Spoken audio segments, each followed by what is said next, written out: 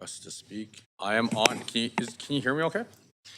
All right, good morning, everyone, and welcome to the Vancouver City Council Special Council Meeting of Tuesday, February the 28th, 2023. This special council meeting was called by myself, Mayor Sim, Ken, under sections 2.5A and 14.5 of the procedure bylaw for the purpose of hearing from speakers to the 2023 draft operating budget. Video of council members speaking and the presentation will be projected on the live stream when available.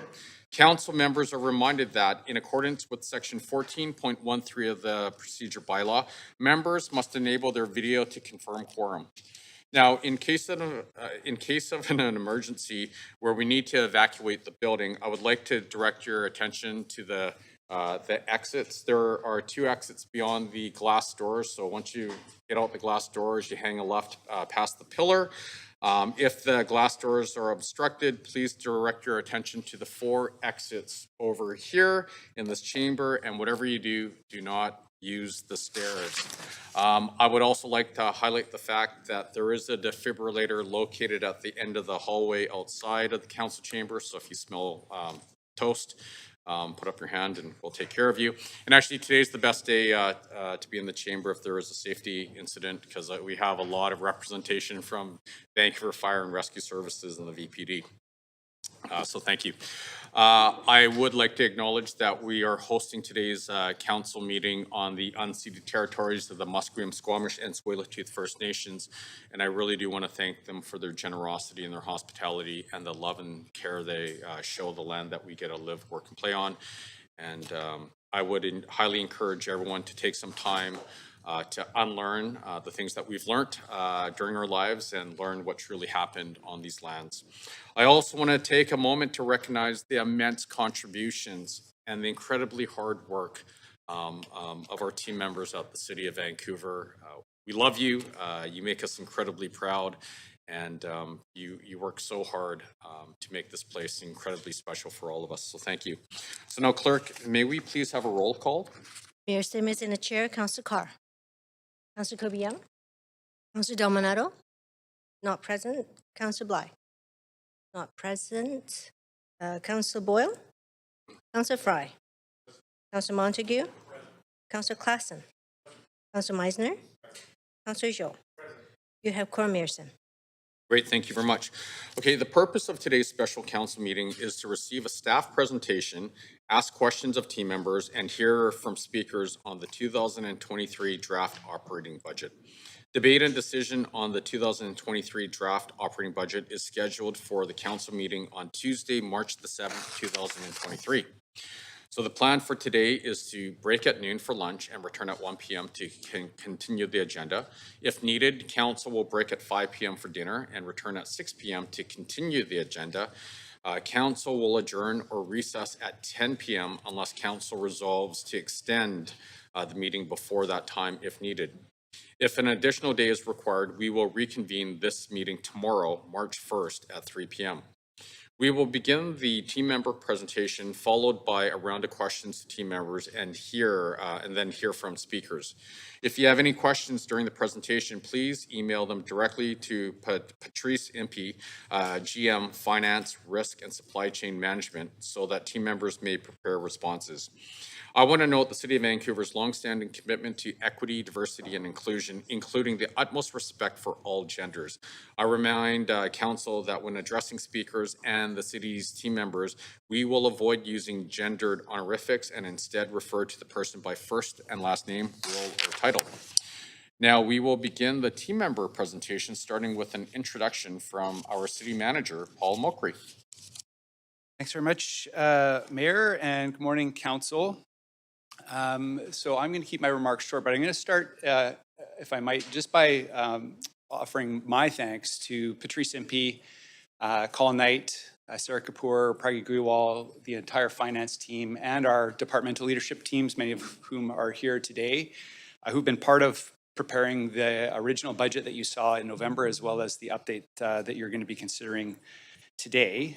As you know, given the election cycle this year and the evolving conditions that impact our budget, this process has been more iterative and dynamic than I would say is typical. So thanks again to the team.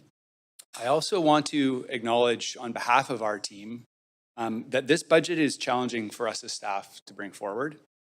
Post-pandemic, as we now exit that kind of really trying period of time, we continue to be affected by an extraordinary combination of circumstances that hit the operating budget.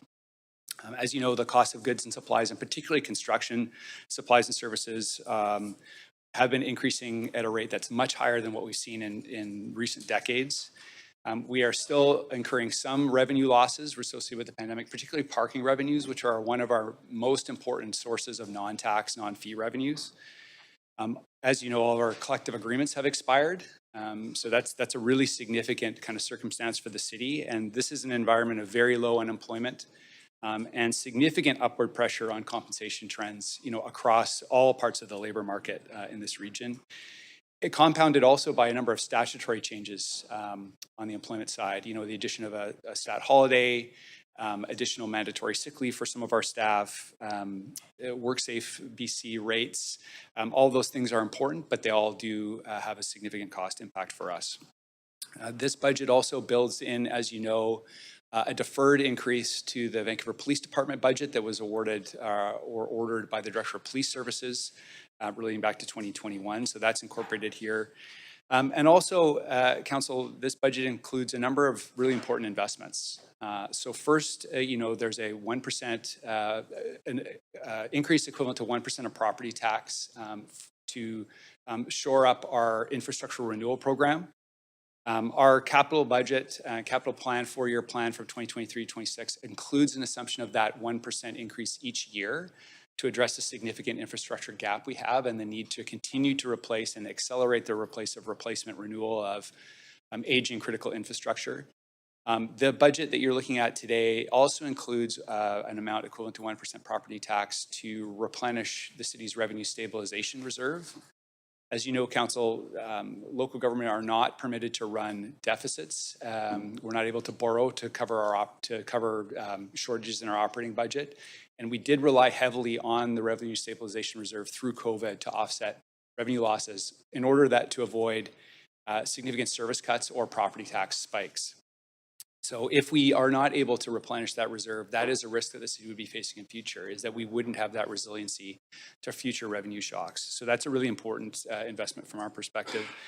And then, Council, you've also directed us to include a number of investments that are priorities for this council around specific service enhancements, so those are built in as well.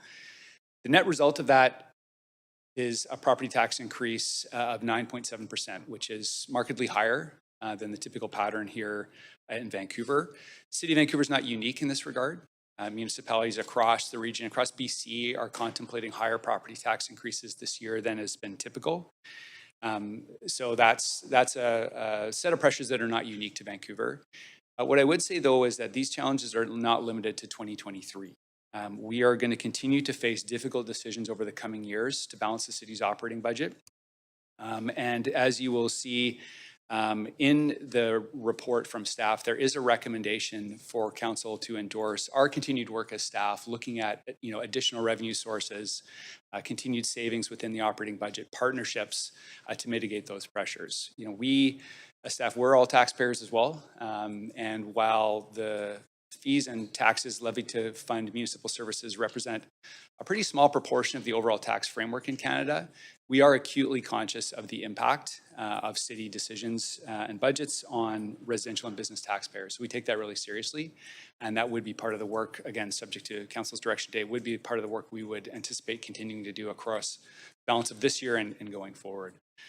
Thanks, Mayor. So with that, I'll turn it over to Patrice and her team to walk you through the presentation. Thank you, Paul. Mayor and Council, Patrice Impey, General Manager, Finance, Risk and Supply Chain Management and CFO. And as Paul mentioned, we are here to present to you the 2023 draft operating budget. And I'm joined by our finance staff as well as our city leadership team, and they're all here to answer any questions at the end of the presentation. So, as Paul mentioned, it's a bit of a different process this year with the election in the fall of last year. So we'll walk through the budget process and our approach, and then just a summary of some of the areas that have already been approved by council. So again, the full budget, so our capital and utility, and then the operating budget, which is in draft still for today's review. And that'll be presented by Colin Knight, our Director of Citywide FP&A. Then I will pass it over to Maria Ponticus, our Chief Communication Officer, to share our public engagement results. And then finally, we have Police Chief Adam Palmer here, who is going to do a short presentation to outline the plans for hiring and deployment of the new officers, and that's part of the council's motion in approving those dollars. So Adam will come and share that information. So quickly to walk through the budget approach. Staff started this exercise back in the fall where we built what we called the current state budget, and that looked at maintaining our service levels, maintaining our staffing, no changes, no new investments, but just incorporating the known changes, cost drivers, et cetera, that Paul had talked about. And that was our current state operating budget. Council then convened our new council, went through an orientation where we were able to share some of the background on our financial structure and capacity. And then in December, we presented that budget. And at that presentation, at that meeting, council received for information the current state operating budget, and that really provided us the direction to continue into the new year with the existing staff and programs and service levels. Council approved the capital budget and they approved the utility rates and other fees. And so those have been approved. We then took on the public engagement through the rest of January and February. And then we are here to present the draft operating budget. And it really reflects the current state budget with a number of adjustments, and that's sort of how we will share that information with you. Timing-wise, it does need to be approved. Well, we had a delay because of the election. We do need approval by early March, and in order for us to do all the tax calculations in order to meet the Vancouver Charter requirement for our taxes at the end of April. The council report recommendations, just as the structure, it includes recommendations for the approval of the draft operating budget, and it covers our board, the police board, the library, Parks and Recreation. It includes our funds, the Property Endowment Fund, Vancouver Affordable Housing Fund, and then that will conclude the operating budget. And as we noted, the property tax increase in this draft budget is at 9.7%, and we will discuss the items and the drivers for that. And as Paul mentioned, there is also a recommendation for council to endorse, staff working over and really trying to build out our multi-year financial plan and looking at different revenue sources, new revenue opportunities, process improvements that will improve our cost structures, build more capacity for us to take on more without additional funding, and really working with senior government partnership for funding, with senior governments for funding and to build more partnerships. And then we will come back to council with that multi-year plan. So just a quick walkthrough and a recap of the 2023 budget and the areas that have been approved by council. If you recall, our capital budget is built off of our 4-year capital plan that was approved in June of 2022 at $3.5 billion, focused on renewing our existing aging infrastructure and amenities, also building new and expanding our infrastructure and amenities to accommodate our population and employment growth. And through that, we also really focus on evolving how we use our infrastructure and amenities to deliver our services and different service delivery models. And that was built into the capital plan. What you approved in December was the 2023 portion of that plan, and it includes $0.6 billion in budgets for multi-year budgets for new projects. So those are projects that haven't been initiated yet. Those are the budgets that will allow them to move forward. And beginning in 2023, they could carry on through multiple years. And then $0.7 billion for an annual capital expenditure budget. So that's the amount of money that will actually get spent within the year.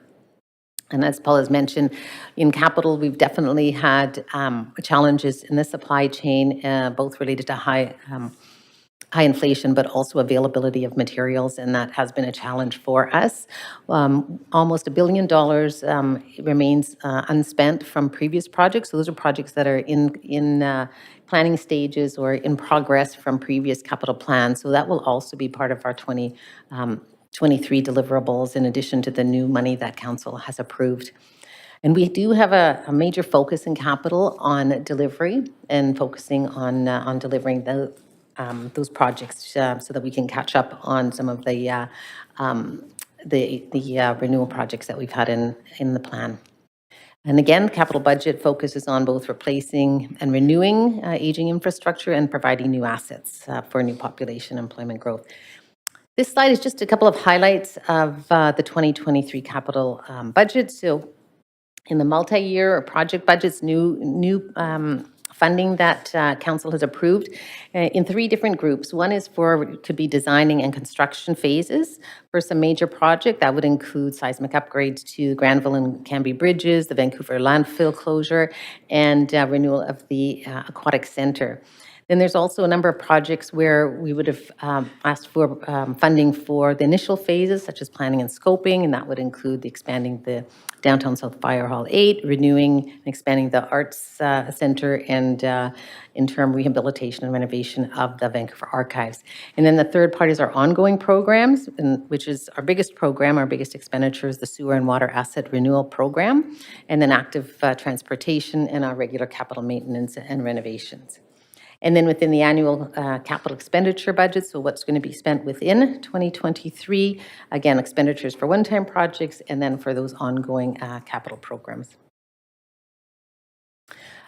So council also approved utility fees, and that funds much of our infrastructure work, of course, on utilities as well as operations. So included in our utilities is the water utility, which provides obviously water to residents and businesses. A big portion of that is Metro charges, because we purchase the water from Metro, and it is 100% funded through the water utility rate. Drainage and sewer is sanitary and storm sewer drainage. A portion of it is funded through the rate, but there is a smaller portion that's funded from tax. So the increased work in our sewer renewal does impact our property tax rate. And then thirdly is the solid waste utility, which is garbage, and organic pickup, and that's 100% funded by the utility rate. We did highlight to council some of the drivers of utility rates and some of the pressures that we see this year and will continue to see. The main one is the sewer utility. It's the rate is combined of 3 things: the Metro levy, the city capital, and then operating costs. And you can see in the chart, the Metro levy, which is the blue section, has been growing significantly and will continue to grow, and so that will put pressure on our sewer rates. And then from the city's portion, that is also growing as we increase the renewal rate of our aging assets. So previously we were at a 0.8% renewal rate. We have a long-term target of about 1.2, so we'll continue to focus on that as we build out our future capital plans. And then you can see the 5-year outlook for rates and the approval in 2023, a 3% increase to the water utility, 15% for sewer, aligned with what I just discussed, and 5.9% for solid waste. So now we'll move on to the area that has not yet been approved and that we're bringing to you today, which is the draft operating budget. And I'll just start out and then I'll pass it over to Colin. But as Paul had mentioned, that this budget will maintain our current services, but it will also, it also includes the areas that council has provided direction to us as far as increased investment. So that includes policing, mental health services, revitalizing Chinatown, maintaining our infrastructure, updates to our cost estimates, including Indigenous relation UNDRIP planning, and also sustaining our financial sustainability through our reserves. It is the first year that we've had significant investments since the pandemic. Many of our investments were deferred. And then as noted, we've also had growing inflationary pressures. That's not unique to the city. It is part of our environment. And just to note, many costs that the city have increased even more than the CPI, which has been high. Areas like some of our WorkSafe e-com levies that have grown at much higher rate. And as I noted, we will continue to focus on our multi-year financial planning, which will be key to us building a more sustainable financial structure for the city. So I'm going to pass it on now to Colin Knight, and he'll go through some of the details.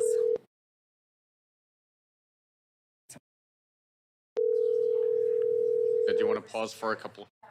Yeah, let's pause for a sec. I know they're working on it right now.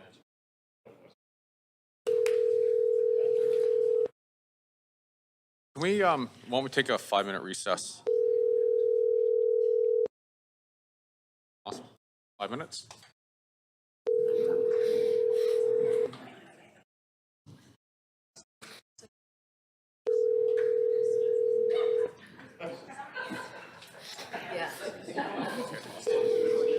They're in a black binder. I get lost.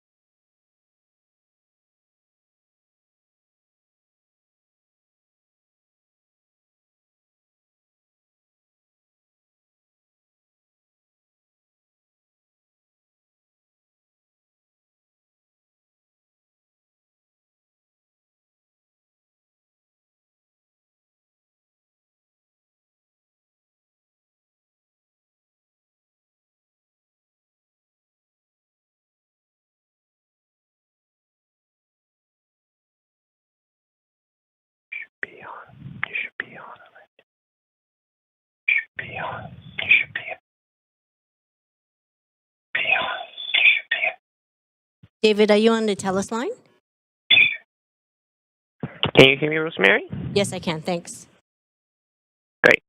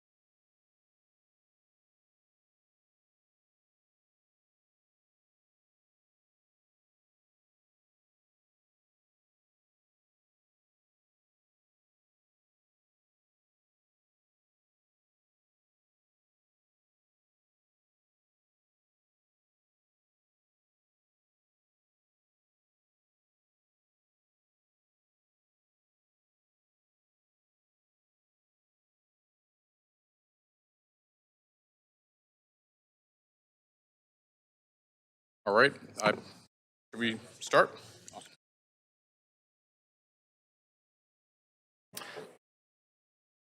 Thank you. Colin Knight, Director of Financial Planning and Analysis. I'm going to continue the next section of the presentation. So this portion of the presentation is focused on looking at the operating budget and where it stands based on the adjustments to the budget that have been made based on the factors that Patrice noted. So I'll explain what the budget looks like, what some of the changes are, and some of the information that we presented when we initially presented the budget, but updated, incorporating these new adjustments. So just some highlights to start off. The overall operating budget as it stands would be $1.96 billion. And you can see some of the highlights of what is included in that amount, but it includes the combination of the fixed costs and costs from other parties, some of the additional costs that were noted earlier, such as the infrastructure renewal and the funding for the VPD's budget appeal, as well as funding for new initiatives directed by council. And it does incorporate increases in property tax of 9.7%, as well as the utility fee increases and permit fee increases that were approved previously. So you can see those impacts summarized. This slide focuses on the year-over-year change from the 2022 budget. And so one of the key things to note is that we made a budgeting change around the empty homes tax this year. When it was first introduced, we didn't have a track record to be able to predict and anticipate the amount that would be collected. And now with several years of experience, we now have confidence in an estimate and have begun including it in our budget, which is best practice. It does result in a one-time increase in the budget because we didn't previously budget for it. But if you adjust for that, the year-over-year increase is $169 million or 9.7%. Although just including the EHT budgeting change, it then becomes $213 million increase or a 12% increase. And then beneath the table, you can look at the portion of the budget excluding the EHT adjustment and what some of the factors are driving that increase.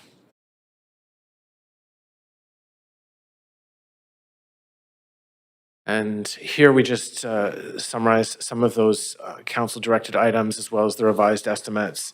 So you can see here the items that have been included based on council direction as well as park board approved fee and volume increases on the revenue side and funded additional initiatives, including park rangers, park activation and accessibility strategy from that revenue. And then in terms of the estimate revisions, as was noted, we have included the approximately 1% property tax equivalent to replenish the general revenue stabilization reserve. We have also revised our fixed cost estimates and contingencies based on the information that we have to date. And so that amount has increased from the initial December budget presentation based on information we have around inflationary risks and pressures and the impact that those pressures will have on the city's budget. As well, we've incorporated information on revenues based on the experience that we saw over the full year now that we have that information. And so that has been revised also in this budget update. Just to note, there are some other changes that you will see, and these are summarized in the budget table that is included in the appendix to the report, but we did include an internal reorganization as well as a new provincial recovery that wasn't known at the time that the original budget was presented, but has now been announced and has been included in the numbers. Both of these have no overall budgetary impact. Just to note as well is that as was presented in December, there are a number of initiatives to support important priorities that are included in the budget, and those are summarized in the departmental service plans, which are available on the city's website. And there's over 300 priority initiatives that are being advanced within this funding. Given the large number of pressures and deferred investments related to COVID-19, there are also items that are not funded in the current budget budget. And those are summarized, again, on information that's been shared on the city website. And for those items, specific council direction is needed for those to be included in the budget. We have included them in the budget where council has provided that direction over the past several months. And council will have the opportunity as part of the budget deliberations to make further adjustments. And just to note as well that there are a number of factors besides funding that that are factored in when considering the initiatives that could proceed, and that would include staff capacity and other external factors and dependence on partners, et cetera. And so those have all been considered in terms of the budget development process to date. The next several slides provide a summary, again, of what is in the operating budget. This first slide around revenues, and as you'll note, property tax continues to be the major source of funding for the operating budget, followed by utility fees and others, as you see below. And then on the expenditure side, just looking at where the operating budget funding goes, you can see the various departments, just noting that the largest departments are in the public safety area, as well as the engineering and utilities areas. This slide here shows how the department budgets are composed of different sources of funding. And again, because certain types of funding, such as fees, are restricted to be used for specific purposes. And so this table illustrates the portion of the budget that is funded through those fees and would be restricted in terms of reallocation, and which portion of the budget is funded from property tax, which is, you see reflected as the green color on this table. So you can see that within the green area, those areas are funded by property tax, and those are areas where council could reallocate within the property tax funding envelope. But as noted, there are areas where that such reallocation isn't possible based on different funding sources. The next several slides look at what this impact translates into on a variety of different home types, including median single-family homes, median business properties, as well as stratas. And so I'll just go through those just to note that this is based on just the city portion of the tax bill and doesn't include other portions levied by the province or regional authorities.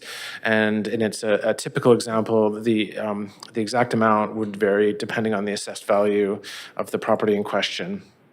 So you can see what the estimated bill would be for that type of home and how that amount compares to the prior year. So for a typical median family home, this increase reflected in this budget would be $296 per year in additional for a median single family home. And this table just breaks down the increases. And again, you can see the impacts on a variety of different properties. So focusing on in this table, a strata unit, you can see that the total increase is $113, and how that breaks down, an extra $12 for supporting aging infrastructure renewal and critical infrastructure assets as per the capital plan, $12 a year related to financial sustainability and replenishing our reserves, which were drawn down during COVID and are critical for the city to maintain financial health should a future event occur. And then you can see the funding, increased funding for the VPD and new police officers at $31 per year for a median strata. And then the remaining $58 would relate to the increased funding for other key initiatives, as well as the cost increases for city services and risks. And you can see the other types of properties as well reflected on this table for an example impact. The next slides just summarize some information around the VPD budget. And as Patrice noted, Chief of Police Adam Palmer will be presenting later in this presentation to provide some additional detail, but just a few summary items. So The current draft operating budget that has been recommended to council includes additional funding for police as shown. However, there are some items that were approved by the VPD board which are not reflected in the current budget. We have included the items based on council direction, which is the increase of $8 million for the additional police officers, as well as 0.2 based on ecom dispatch levies, which were finalized after the original budget was presented.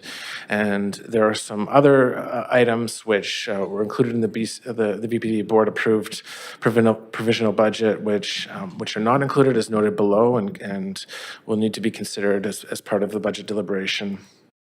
And the equivalent impact of those would be 2.7% in terms of the VPD increase over the 2022 budget.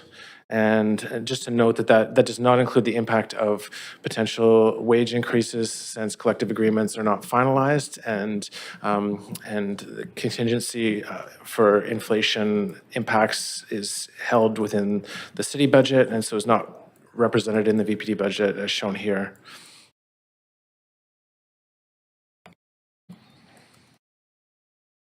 So this slide just provides a bit of additional detail on the impact for the items which are not included in the operating budget, but were included in the board proposed budget. And so you can see the items that were there. And just to note that for the police officers, given that it will take into 2024 to complete the hiring of those officers, we've included the funding for 2023, but the total impact of 15.7 relates to the full funding on a full year basis for the 100 officers. And just to note the items below, which again, all the city departments have been struggling with different cost increases and amounts downloaded from senior governments. And so those items across the city, we have taken steps to manage those within existing budgets. And so consistent with that approach, those have not been added. However, council can consider as part of the discussions and provide direction as needed around those items. And you can see the remaining list below.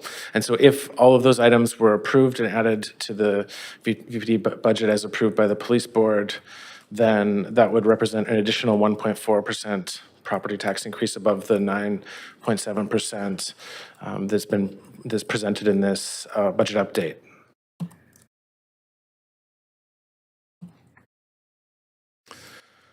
Just want to build on the 5-year plan projections, because as Patrice noted, it's important to consider the challenges around costs are expected to continue in the years ahead. And that includes risks around the inflationary environment continuing, and as well as our collective agreements, which are not yet known and will need to be finalized. And we continue to see some revenue risks around areas such as parking and recreation revenue.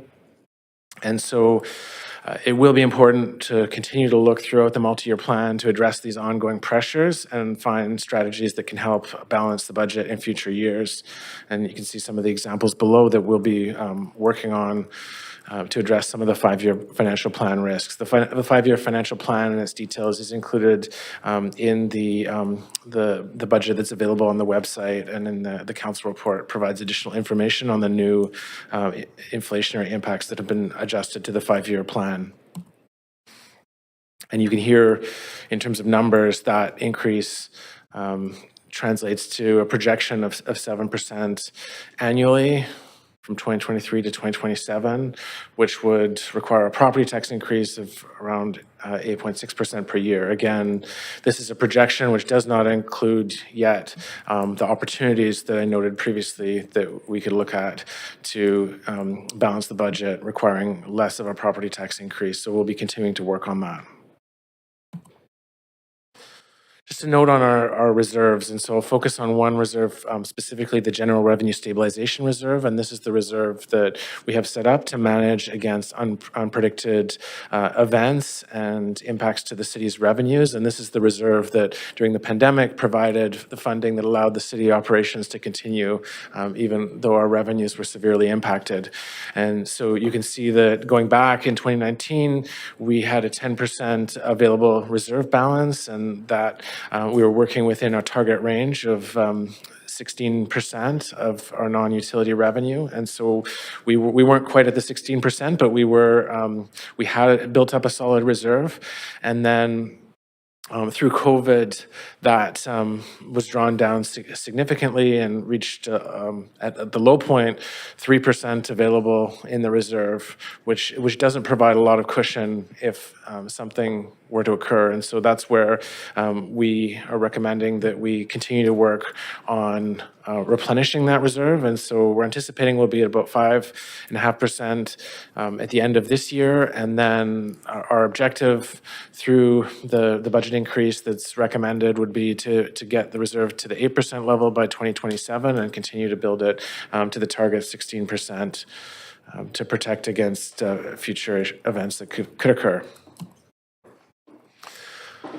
I'll quickly go through a few of the benchmarking comparisons that we look at as part of the budget. And again, these have been updated to reflect current information.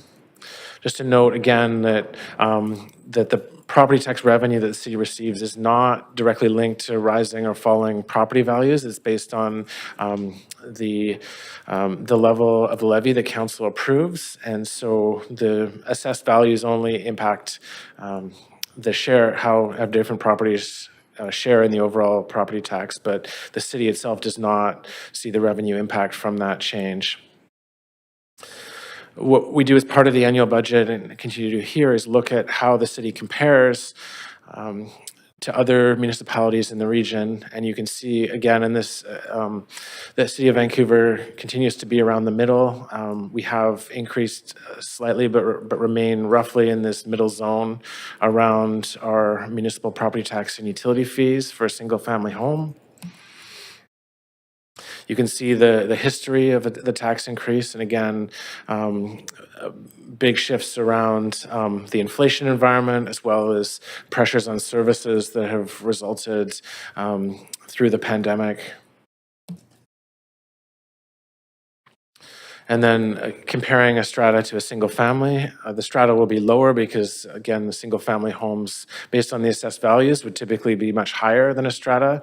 And so we do compare against both a single family home and a strata, but you can see that how the amounts compare on this chart, and they do diverge based on how the values of those properties change over time. Then this slide, again, summarized the point I made earlier around that the tax bill that a home or business receives is a combination of the city taxes as well as those taxes that are levied by the province or other regional authorities. And so you can see here how that breaks down, with the city portion being roughly half of that tax bill.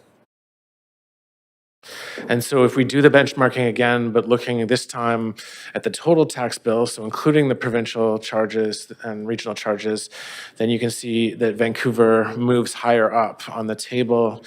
Still not at the top, but again, that's driven by the fact that Vancouver tends to have high property values compared to other municipalities. And so those provincial taxes, which are divided based on property values, end up having a large impact on a typical city of Vancouver home or business. And then we benchmark our fees as well as part of the process to compare how we compare to other regions. Again, with utilities, Vancouver being an older city has increased challenges around aging infrastructure, and those do result in Vancouver's fees being burdened more than other municipalities in the region that may have less have newer assets and less of an aging infrastructure burden.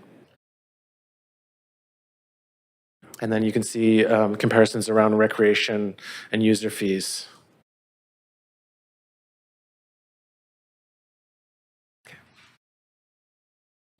Thank you, Colin. And I'll invite Maria Ponticus to come up. She's our Chief Communications Officer, and she will walk through the results of the public engagement that took place in the last couple of months.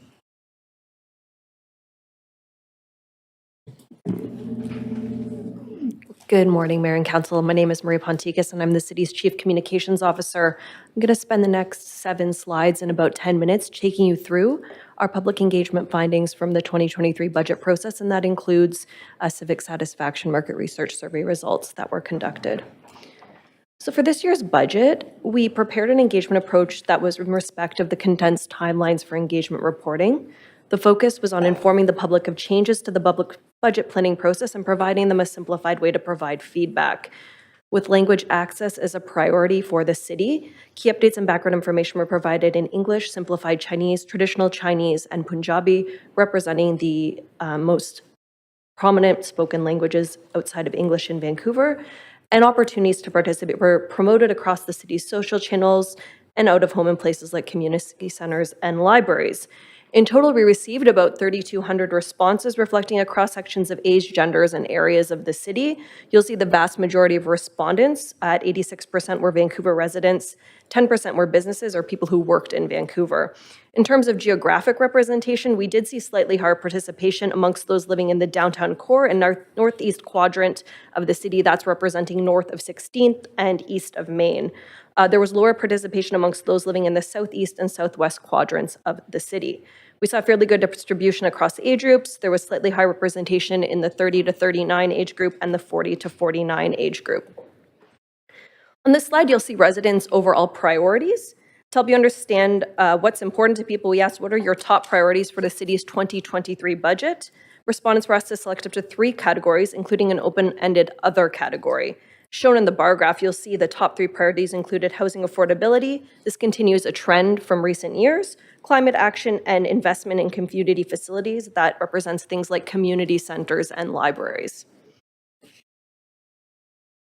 Interestingly, in the other category this year, we did see many mentions of topics such as food security and access to affordable food, which will relate to broader challenges across cost of living that we are seeing.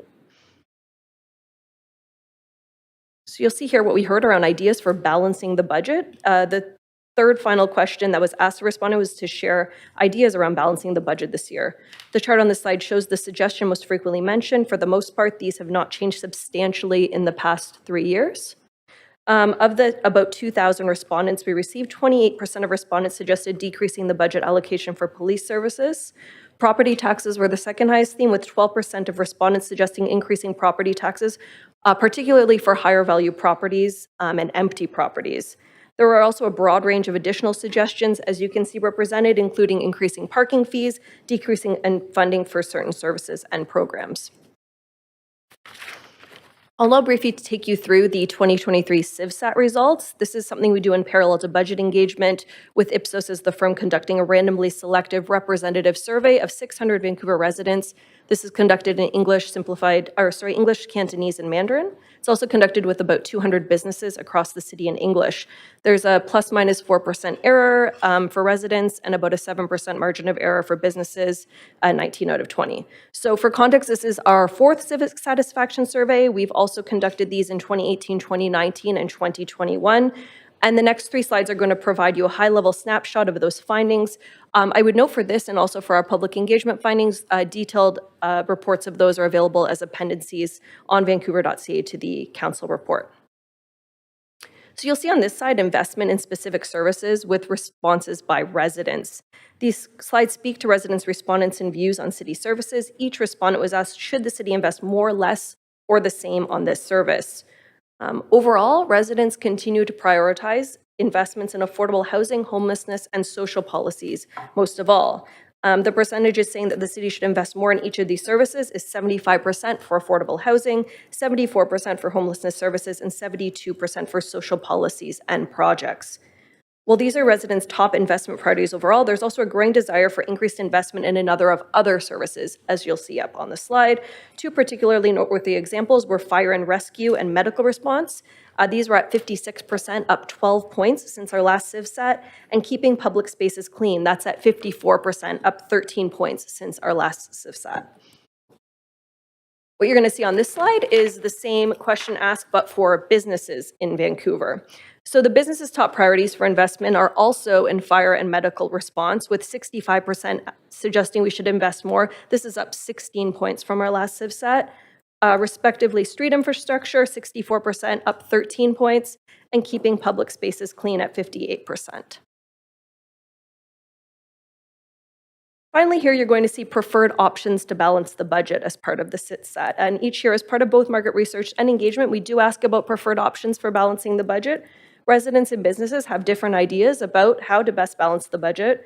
Where residents prefer continuing to offer the same services but not to the same level, this could be represented by a reduction in hours, while businesses opt to introduce new user fees for some city services that currently have no fees. Not shown on our slides, but new for this year, we also asked a question around willingness to pay additional taxes, sometimes called tax tolerance. So just over half of residential owners say they would be willing to pay an additional 5% on next year's property taxes. This represents about a $99 absolute tax increase on the average median residential property in Vancouver. Willingness to pay among business owners was at 54%, at a 55% tax rate. This concludes the high-level overview of CivStat and engagement findings. Again, more details are available in the appendices to the council report, and I'd be glad to take questions. Thank you. Great. Thank you, Maria. And our last presentation is Chief Palmer, who, as I mentioned, is going to just outline the VPD plan for hiring, deploying the new officers as part of their budget. And that's a request that came with the council's original motion that they respond back to council with that. So I'll just pass it over to the chief. You're just kidding.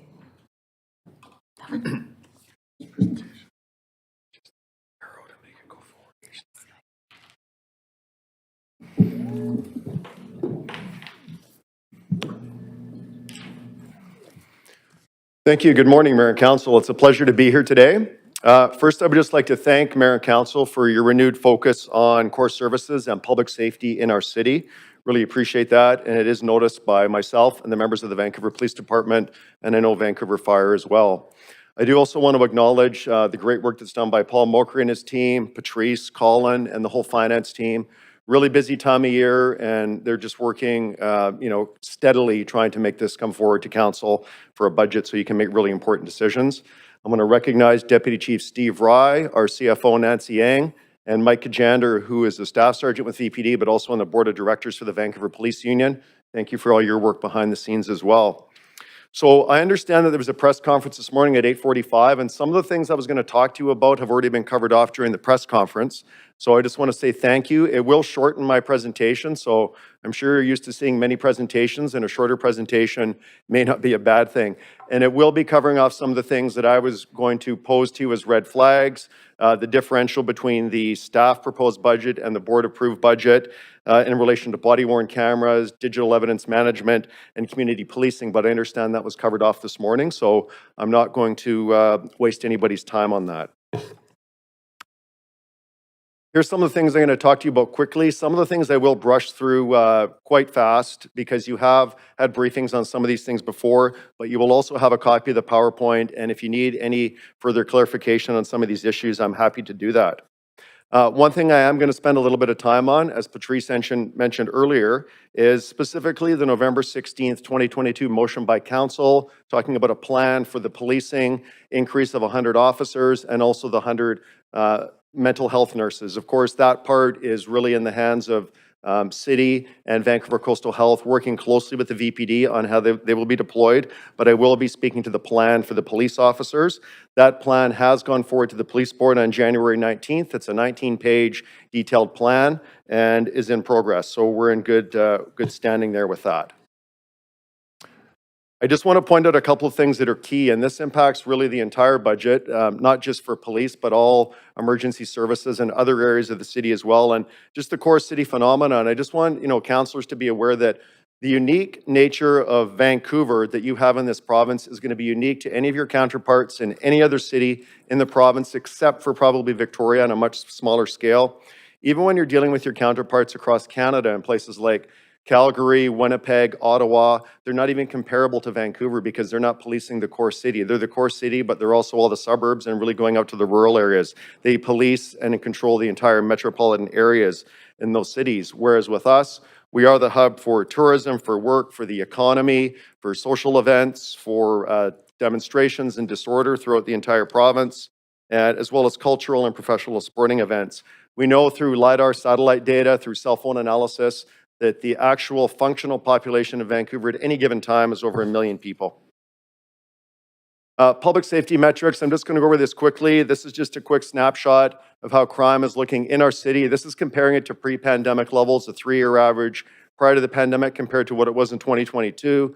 We know violent crime is up. In particular, I'll focus your attention on serious assault. So that would be assault with a weapon, assault causing bodily harm, aggravated assault is up 30% over pre-pandemic levels.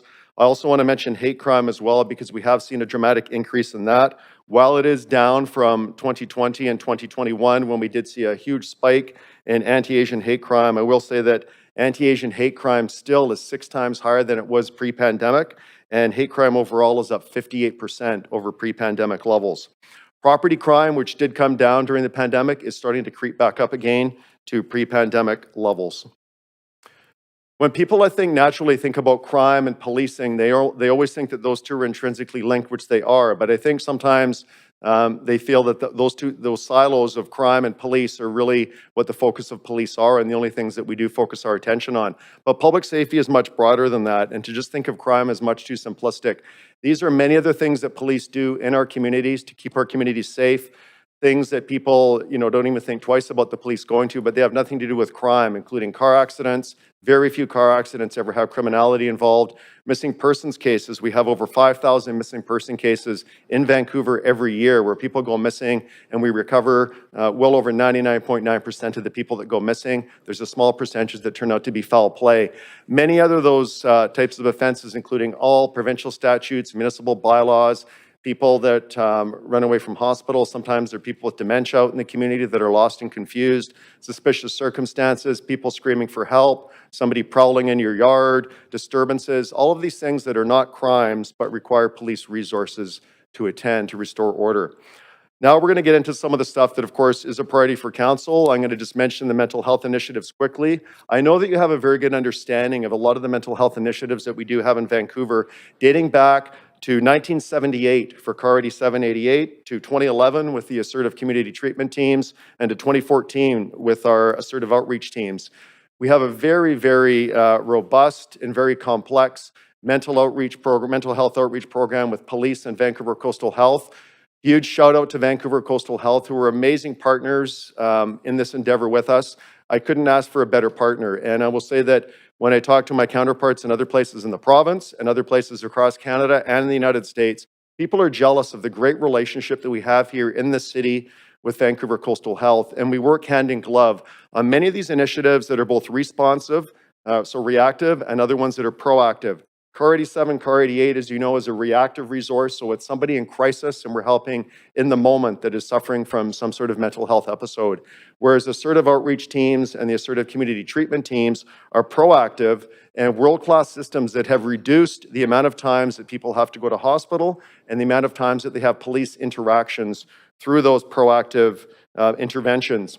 And through a very complex early warning system that we developed with Coastal Health, we are able to deal with these upstream drivers of crime and help people in crisis before they get into crisis and keep them on a positive track in life. Here's just some of the stats that you see from ACT and AOT and some of the dramatic reductions that we've seen. And these programs are in place helping hundreds and hundreds and hundreds of people in our city so they don't have to have more interactions with police and they don't have to have more visits to the emergency rooms. And those numbers are just staggeringly impressive. I just have to say, we're going to give ourselves a pat on the back collectively as a city, as a police department, and Coastal Health. I had some police visiting from out of town recently, and we worked through some of these programs, and numbers like this would just be unheard of in their communities.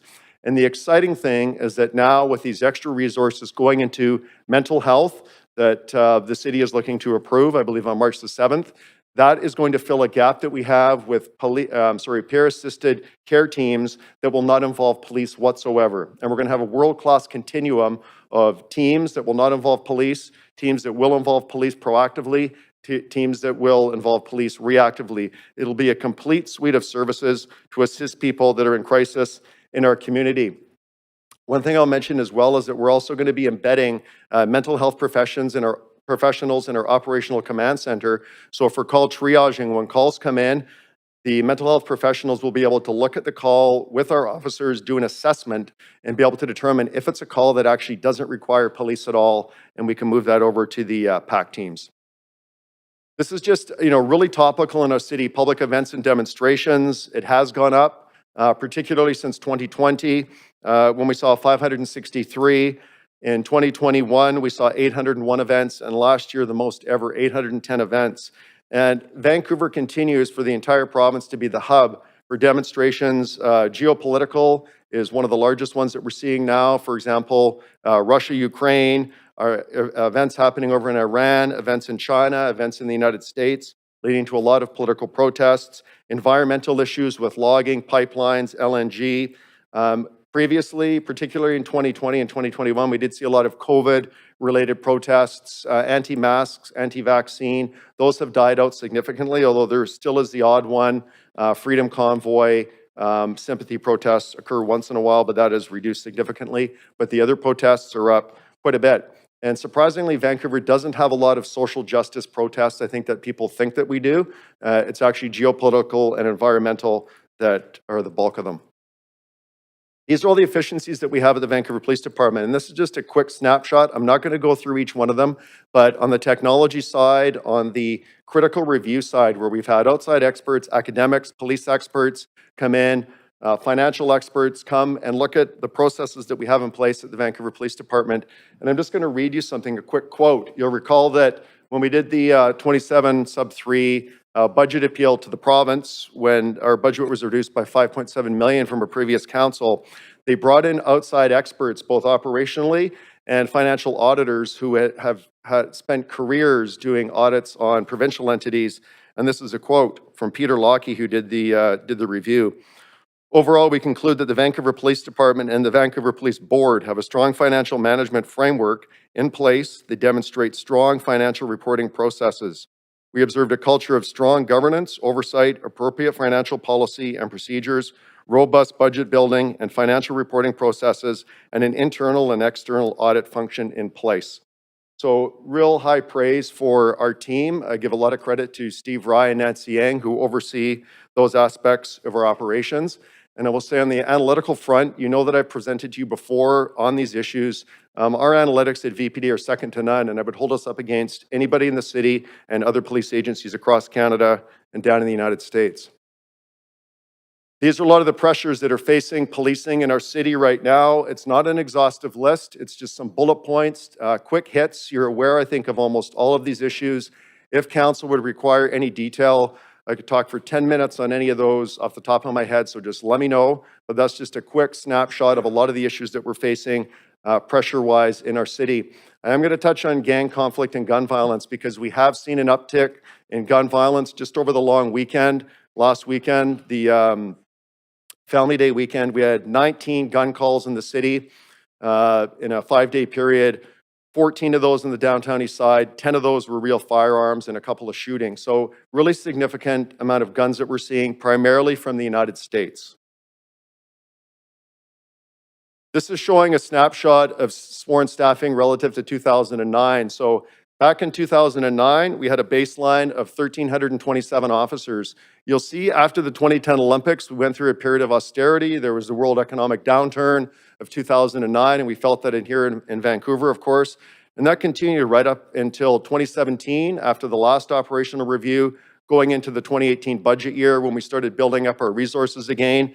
And we peaked in 2020 at 1,348 officers. In 2021, we had a setback due to the council decision, which was then appealed, and the money was restored into our budget for 2022. So we now sit at 1,348 officers. With this 100 new officers, our authorized strength will go from 1,348 to 1,448 officers. This slide I like to put up because there's a lot of misperceptions over the years and false narratives that go out about the police budget and how our share of the city's budget goes up year after year, and that's not true. Dollar amount, yes, like every department, our budget does go up, but when you look at it for the past 33 years, dating back to 1990, it's an average of about 20% of the city's budget consistently over the past 33 years. When you see that split in 2015 from the blue line to the orange line, that's a change in accounting procedures where we started to include ECOM and PrimeCore, our records management system and dispatch services, into the police budget, but it was only a negligible change, and we're still hovering just around 20% of the city's budget. Just a quick reminder, when you look at all the metrics and you look at all the ways to determine police deployment, population is always one of the key metrics. And we've seen over that time, the increase in population in Vancouver has gone up 14.2%, and in the region, almost 21%. And the regional population increase in the census metropolitan area is key to not only policing and public safety, but really to many Vancouver services, because we are a draw for the entire region of people coming into the city, enjoying our services. Now, this is kind of the nuts and bolts of the council motion on November 16th, when we talked about, and the letter that was sent from the mayor to the police board and also to Penny Ballum as in her role as chair of the Vancouver Coastal Health Board. Page 4 of that letter, item B, referred to in that resolution about having a VPD plan for deployment of the officers. So this speaks to 100 new officers and 20 new civilian professionals, and I'm going to give you an update where we are with that. So on January 19th at our Vancouver Police Board meeting, we did present a detailed 19-page plan to our board talking about our recruiting plan going forward in 2023 and into the future. It's important to note that in addition to the 100 officers that will be added to our authorized strength, we're actually in a period of extreme hiring where we're looking to hire about 175 police officers. And the reason for that is because we'd be hiring about 75 anyways due to normal attrition. Because of retirements, changes in the pension plan, we have seen a lot of officers retire in the last couple of years, so we need 75 just to keep up with attrition, plus the 100 new officers. So when you hear sometimes in the news or you hear me talking and it's actually 175 we're looking to recruit. So we do have a robust plan in place. We have gone through periods like this before. In 2003, we had mass retirements due to pension changes, the operational review in 2007 and 2017, and also the lead up to the Olympics were extreme periods of hiring, and we're well equipped to do that. It's a combination of both recruits, so brand new police officers that have to go through the academy and learn to be new officers right from scratch. It's about a 9-month, 10-month process till they graduate from the academy. Now that is set through the provincial government because the provincial government has a central police academy in New Westminster, the Justice Institute of BC, and we're beholden to the classes that they put through, which are prescribed in January, May, and September of every year. So the 4 intakes that we're looking at were January 2023, May of this year, September of this year, and January of 2024. Those will be the intakes for new recruits. The difference will be made up by experienced officers and lateral transfers. You may have noticed we have a very aggressive recruiting campaign underway right now. All over Metro Vancouver, as well as the 4 Western provinces, our officers are traveling throughout British Columbia to the major cities in Western Canada. You've probably noticed that bus shelters, signs if you happen to go over the Pattullo or the Port Mann Bridge, other places. It did get a lot of media attention on Global, and other outlets have picked it up, and a lot of presence on social media on our recruiting processes.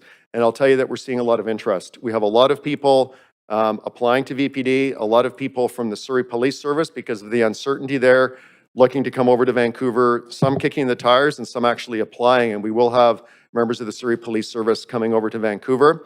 I'll note that because that situation is still not determined how that's going to play out definitively, whether it will retain the RCMP or go to the Surrey Police Service. However that decision goes will have a significant impact on our recruiting efforts, as it will for all police in British Columbia who are looking to fill ranks. So that is a decision that we're watching very, very closely. And if it does go back to the RCMP, our recruiting will be accelerated very rapidly. As far as the deployment of the officers, I'm just going to talk about high level, some of the details here. So about 70% will go to patrol, frontline, mental health response. So these will be officers bolstering our commitment to our mental health resources of ACT, AOT, and 8788. We will go up to, what is it now, 38, I believe, officers in total, plus 1 full-time civilian analyst that will be working full-time on mental health initiatives. On frontline patrol, one of the biggest changes you're going to see there is the Metro teams. So we have tried this to pilot it. What the Metro team is, when you think of patrol operations in the city, I know many of you know that we have 4 districts throughout the city, and we have officers assigned to each of those districts. And it is based on science, it's based on analytics, it's based on the coefficient of correlation between supply and demand. So we know every hour of the day, and we work a 168-hour work week. We don't work a 40-hour work week like most people. We work a 168-hour work week. And we know for every hour out of that 168 hours what the demand for police is on average in every part of the city. And we know how to deploy officers with what numbers we need to deploy minimally to have the right number of officers working days of the week, hours of the day. We have overlapping shifts times 5 that start at different times of the day. Many other police services only have 2 shifts. They have a day shift and a night shift. We've got 5 because we've got 3 overlaps during the busiest times to ensure we have the right deployment. And our coefficient of correlation on matching supply and demand is very high in the city. But what I will tell you, and many of you have been out on ride-alongs, is that you will have certain times when, generally speaking, Friday and Saturday night will be super busy. Sunday day shift will be quiet, but you can have days where a nighttime is quiet and the day shift is crazy. There's lots of stuff going on. So with these metro teams, they're a mobile collection of police officers, frontline, in uniform, able to respond to community issues and emerging issues in the community. So for example, that's the reason that you've seen more officers walking the beat down in Chinatown. That's the reason why you've seen officers walking a beat on Commercial Drive, officers walking a beat in Gastown. That is our metro team that are out there. They're not beholden to a particular district. They're able to go to different places in the city that require more resources on the front lines. When we had the electrical explosion down in front of the Marine Building that our brothers and sisters from Vancouver Fire and Rescue Services handled so professionally, and our officers were heavily involved in that, both on the crowd control side, traffic direction, but also on the investigative side as we do investigations for casualty reports, or if there's any criminality, which there wasn't in that case. But when we have incidents like that, you can move the metro team down to assist like that. When we have a shooting in certain parts of the city, we can move the metro teams down to augment the officers working in those particular areas. So that has been just an incredible resource of more visible officers out on the street.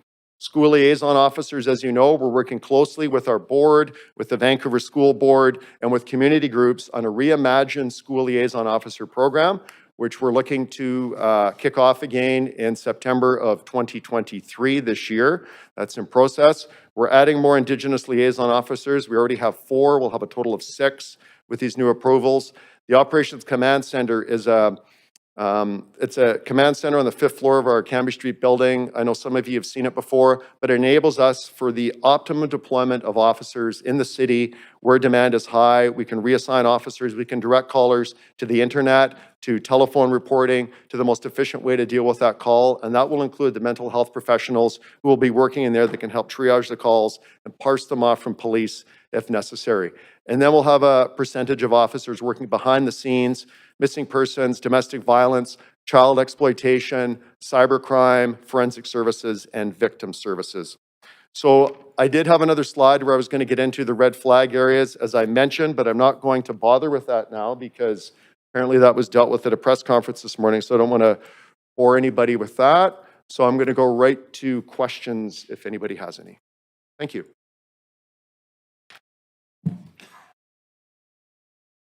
Thank you very much. I'm glad we cleared some of those things off the docket there at shorten the presentation. So, it's awesome. Great presentation.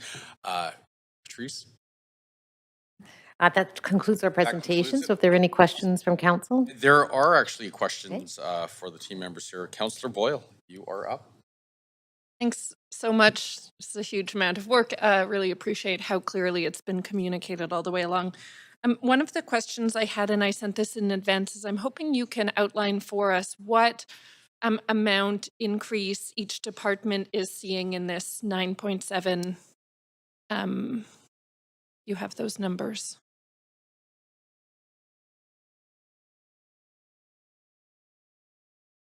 And actually, Mayor, can I move for a second round of questions while I Seconded. time? All in favor? Aye. All opposed? Great. Second. Thanks. Thank you. Pass that over to Colin, who'll answer. Thanks, Patrice. Thank you, Colin Knight, Director of Financial Planning and Analysis. So I'll highlight just a few of the key ones. And again, we have a table in the financial summary of the report that also contains more detailed information, but just some of the key year-over-year changes. On the expenditure side, so for engineering, 5.7% increase year over year. For police services, 7.6%. Fire and rescue services, 4.1%. Those are some of the key departmental areas. I don't know if there are any others that you were interested in, but Interested in VPL and ACCS, and also wondering if, and doesn't have to be on the spot, but if you have dollar amounts, sometimes more relatable or understandable for the public than the percentages. yeah, so I can respond to both of those. So in terms of dollar amounts for engineering, that would be roughly $6 million. For police services, $28 million. For fire and rescue services, $6 million. For parks and recreation, $11 million. For Vancouver Public Library, $1 million. For arts, culture, and community services, that would be $1.3 million. And for grants, a $9 million increase, which includes the grant around the Vancouver Coastal Health, which is why it's such a large increase. And planning, urban design, and sustainability at $3 million. Development, building, and licensing at $1.6 million. Okay. The Vancouver Coastal Grant is 3.8, and you said granting overall is up 9 million. Is that equally spread across our arts and culture grants and childcare and social policy? Yeah, I think we can get get back to you with a breakdown of what's included in that amount in addition to the Vancouver Coastal Health Grant. Okay, that would be great. Yeah, it's my understanding we do a 2% increase. We do include that increase as part of the fixed costs, yes. Okay, great. Yeah, understanding that would be great. And I just made very messy notes. Are you able to just email that to us? Yes. Okay, thanks. Yeah, we can do that. Thank you for that. And just to note that in the appendix to the report, there is a table which provides this information as well as other details. Okay. And we can email it as well. Okay. Thank you. Great. Thank you. I have a couple questions for Chief Palmer, too. Just trying to understand the many numbers and gaps. So maybe you can help me. The 9.7 included funding for those 100 police officers. The police board request was 38.4 million. So I'm just trying to understand the gap, I guess. Can you help me? Yes, absolutely. Okay, great. Yeah, no problem at all. So it seems like the acoustics have changed. There is a gap, and the gap has been closed because of timing issues. So for example, on the hiring of the new police officers, when we did the initial calculations, we front-end loaded a lot of those officers, particularly the experienced officers we would bring in from outside agencies. But now we're going to delay some of the hiring of those to later in the year. So probably the best way to think about it is if somebody's making, I'm just going to use a round number, like $120,000 a year, if you hire them in January versus hiring them in December, huge difference in the amount that will impact your budget. So that's one area where we have some play, and we're able to do that on the hiring of both experienced officers and civilian members. The recruits will be set due to the academy dates coming out of the academy, but those experienced officers actually come in at a higher rate of pay than a recruit because they'll be getting first-class constable wages. Right. I see I'm just about out of time, so maybe I'll ask my second half of that question when I come around, so I'm not putting you on the spot to rush it. Sounds good. Okay, thanks. We're at time, but we have a second round. So, Councillor Kirby-Young. Yeah, thanks, Mayor, and thanks to all the staff for the presentation. I've got a few questions I'll roll through. In terms of the 1% replenishment to the reserve budget, and you mentioned how important that is that we have that. We saw how we had to rely on that during COVID. If we're ever in a terrible situation like that, I didn't see in the slide, I don't think it stated, what is the current reserve balance right now?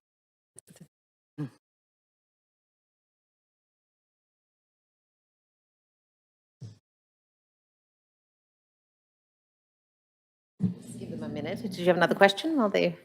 Yeah, I'll move on to my other one, which is a bit more substantive, and it's with respects to, obviously, we're in extremely difficult and unusual situation this year, and as it was mentioned, inflationary pressures, labor pressures, other municipalities facing that. I'm particularly interested in recommendation G and laying out the trajectory, and that council direct staff to develop strategies to address cost pressures in the multi-year financial plan through new revenue opportunities, process improvements, senior government funding, partnerships, et cetera. And I think that's really important that residents and businesses can see a line of sight that we're going to be looking to mitigate these future property tax increases. So I wonder if you can give us some examples of, for example, you referenced in the presentation, what would an example strategic operational investment or a new revenue stream or a process improvement be?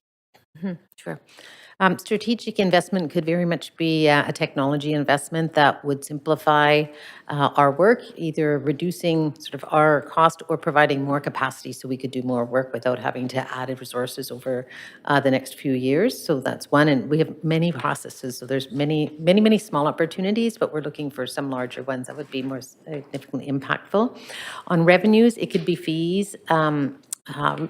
Looking at where we can charge more than cost recovery, those opportunities, making sure that we're charging cost recovery for those where we are limited to that, but also new fees around sponsorships and things like that, or opportunities. I think one of the big ones is very much working with our senior levels of government around some of the costs that we're incurring that through partnerships would be better served through the senior government. And then on intergovernmental relations, we do have some of the information on cities like Toronto that have additional revenues from the province of Ontario, and continuing to look at those opportunities for us as the central city, and knowing that we have those additional pressures to look at opportunities for revenues that from provincial government.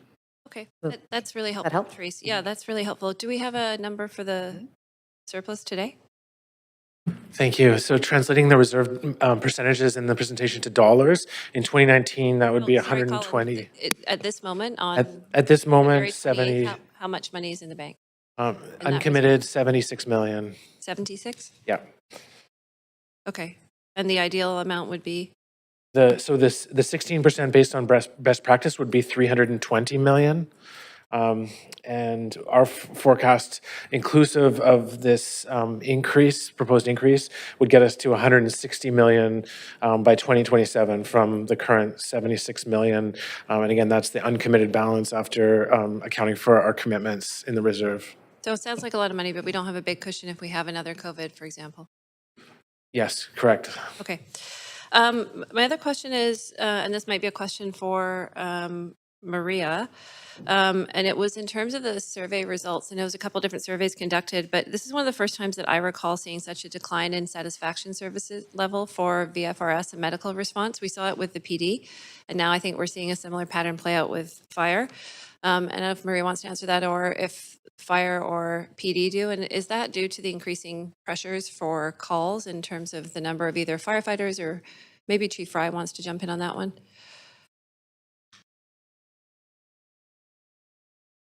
Quickly, please. Hi, thank you, Karen Fry, Fire Chief. Make it lower. I think one of the decline in satisfaction really is about response times, ability to make it. I think specifically as well, we know there's been a lot of pressure around BC Ambulance, and I think there may be some confusion around that. Our staff are extremely burnt out when we are waiting for ambulances to respond. I'm going to say that might be in fact part of it. We're also seeing huge increase in calls for service for fires, and potentially around the encampments in the downtown east side. Okay, and I don't recall, I don't know if other staff do, this might predate your time, Chief Fry, seeing a decline in satisfaction level like that in past years in surveys. Is that correct? That might be more for Maria. Sorry, Councillor Kirby-Young, you're at time, but. Okay, you I'll have come another back. round. I don't believe so. Thank you. Councillor Carr.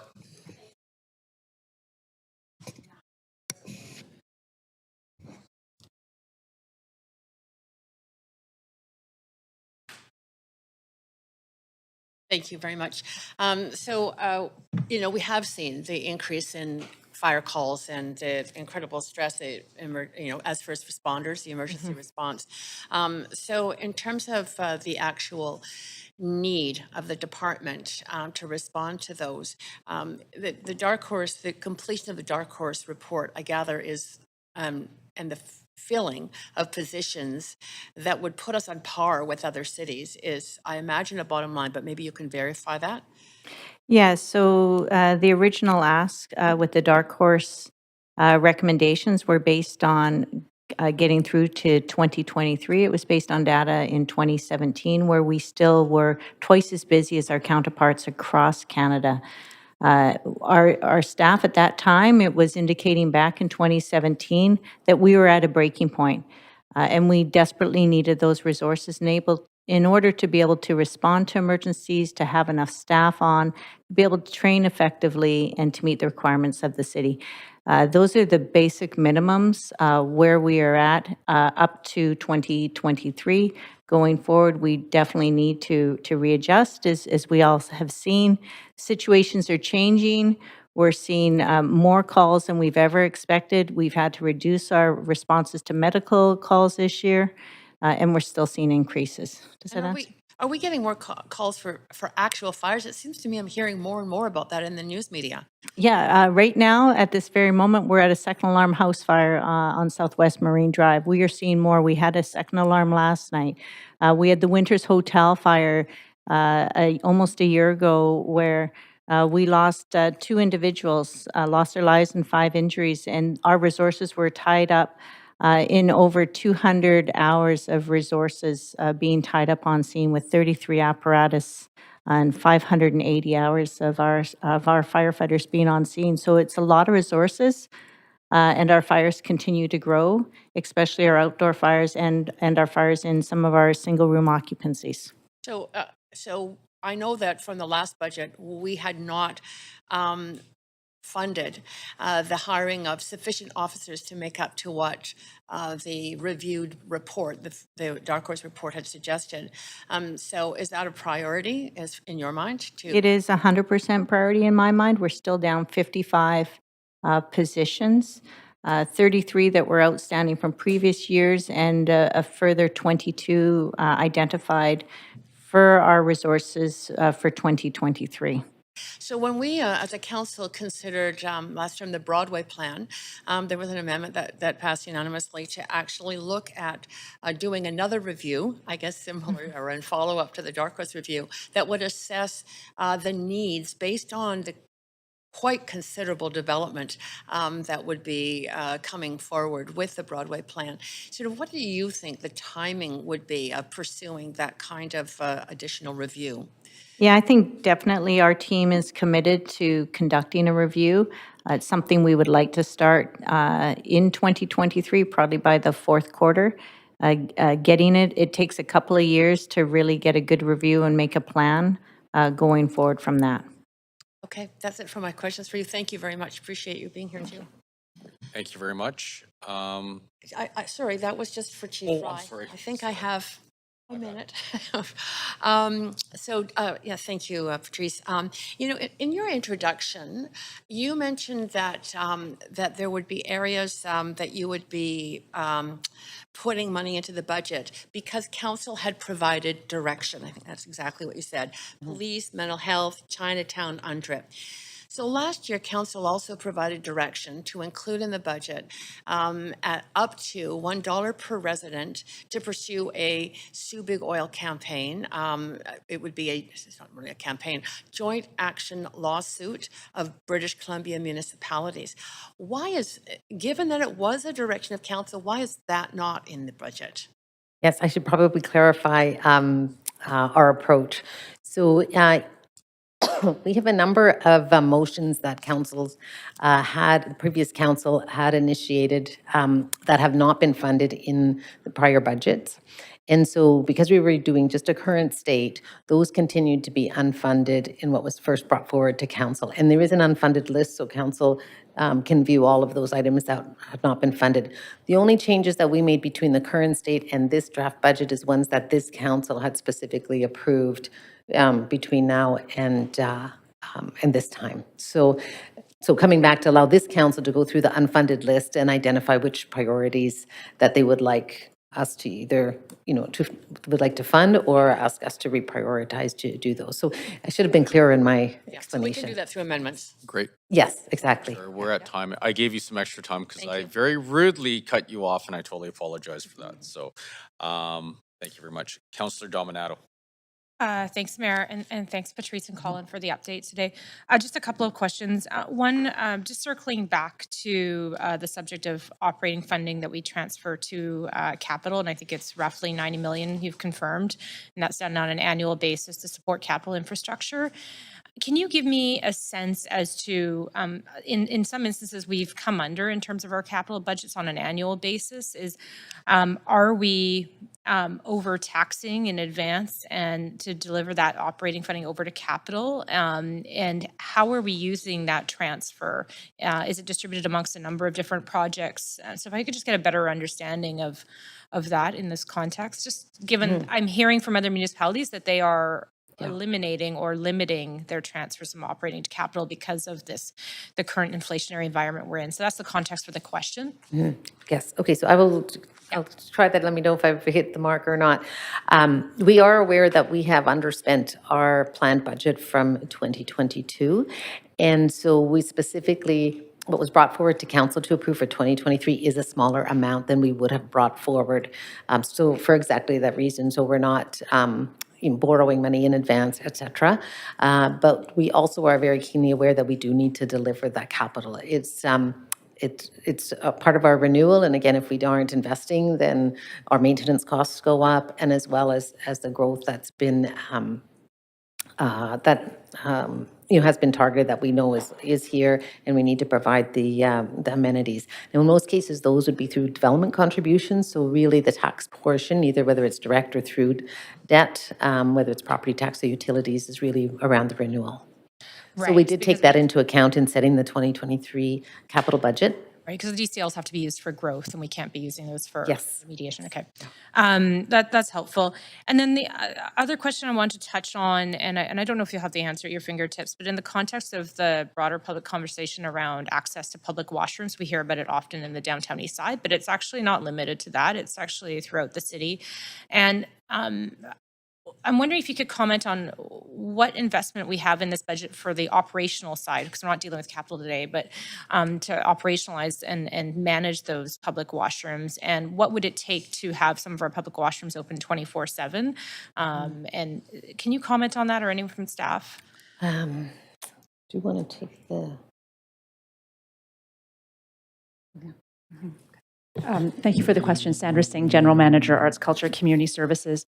In terms of opening washrooms 24/7, in some areas of the city where it's required, we do have costing on that, and it can range anywhere from a couple of $100,000 a year to $500,000 a year, depending on the site we're trying to extend and where it is in the city. In certain neighborhoods, we do need to have washrooms staffed for safety, and in other neighborhoods, it might a later staffing might need. So it's really depends on kind of when, where, and the original operating hours of the washroom. We are bringing to council later this year a washroom framework or a washroom strategy that we will flag the current infrastructure across the city, both private and public and nonprofit partner, and where there are gaps for council consideration. Okay, thank you. Thanks, Sandra. Thanks, Mayor. Thank you. Councillor Fry. Yeah, so just I'm looking through some of the stuff that's not funded in our big list of unfunded, and there's a couple that really jump out, like the $1.2 million in equity related stuff that's not funded, and then $1.6 million in culture shift that's not funded. And then there's some stuff in here about Vancouver Plan and Broadway Plan implementation for housing staffing to the tune of $340K. So maybe I'll start with the Broadway Plan unfunded piece. Now, it talks about housing planners to help with, I guess, speeding the process to ensure that we're meeting some of these Broadway Plan objectives, but also protecting renters along the corridor and speeding up. What does this look like, the absence of this funding?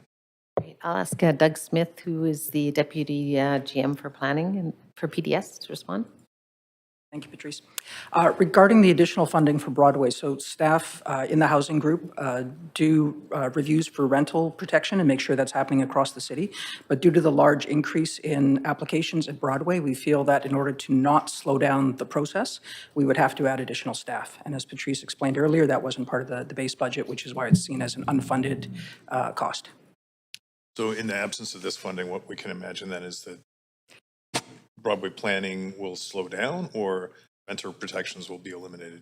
Renter protection will stay in place and we will continue with the city's policies there, but the overall process has a risk of slowing down, yes. Okay. And what would this make a difference as far as speeding up the process? It wouldn't necessarily speed up the process. It would ensure it doesn't go the other direction. It doesn't get slower. Gotcha. Okay. No, that makes sense. Now, I'm also curious around some of the equity funding and specifically the culture shift funding. So this is maybe more an ACCS question. So a lot of unfunded equity stuff, and then obviously $1.6 million for culture shift, including the music strategy. What does these unfunded elements look like as far as delivery on? Yeah, thank you, Councillor. So the 1.6 million in Culture Shift is based on the original approved implementation plan for Culture Shift and the multi-year budget that was presented to Council at the time of its approval. So that 1.6 million includes the unfunded elements from the previous years as well as this year, and it's primarily grants to organizations to implement the Culture Shift priorities. That's the bulk of it. And then in terms of the equity-related initiatives, the work on historic discrimination with South Asian community, with the Black community, and on gender safety and MMIWG, these were all projects that were initiated in ACCS with one-time funding. But in order for the work to continue, we do need ongoing funds, and that is what is identified here. And so without that funding, and say we skip a year, what does that look like for these various programs? So in terms of the three kind of programs I just mentioned, it would depend on what direction we receive from Council. So if funding is not added to ACCS, but Council would like that work to continue, then you can direct us to reprioritize within existing city resources or ACCS resources to advance that work. And we could use our judgment or to reallocate, or you could direct us specifically what to reallocate from.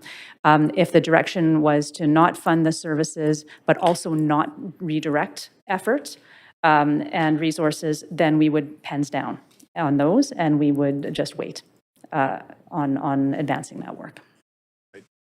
Okay. And on the additional, and this is also on the additional funding for mental health workers, and that's expected to scale up to about $8 million next year. Yeah. So so as per the Council presentation in January, VCH is phasing in that work, and the first phase is just under $3 million to get the responsive services started.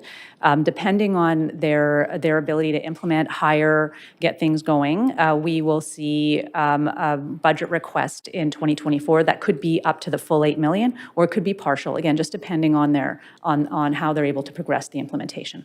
Sure. Okay. I'm out of time, so thank you. Thank you very much.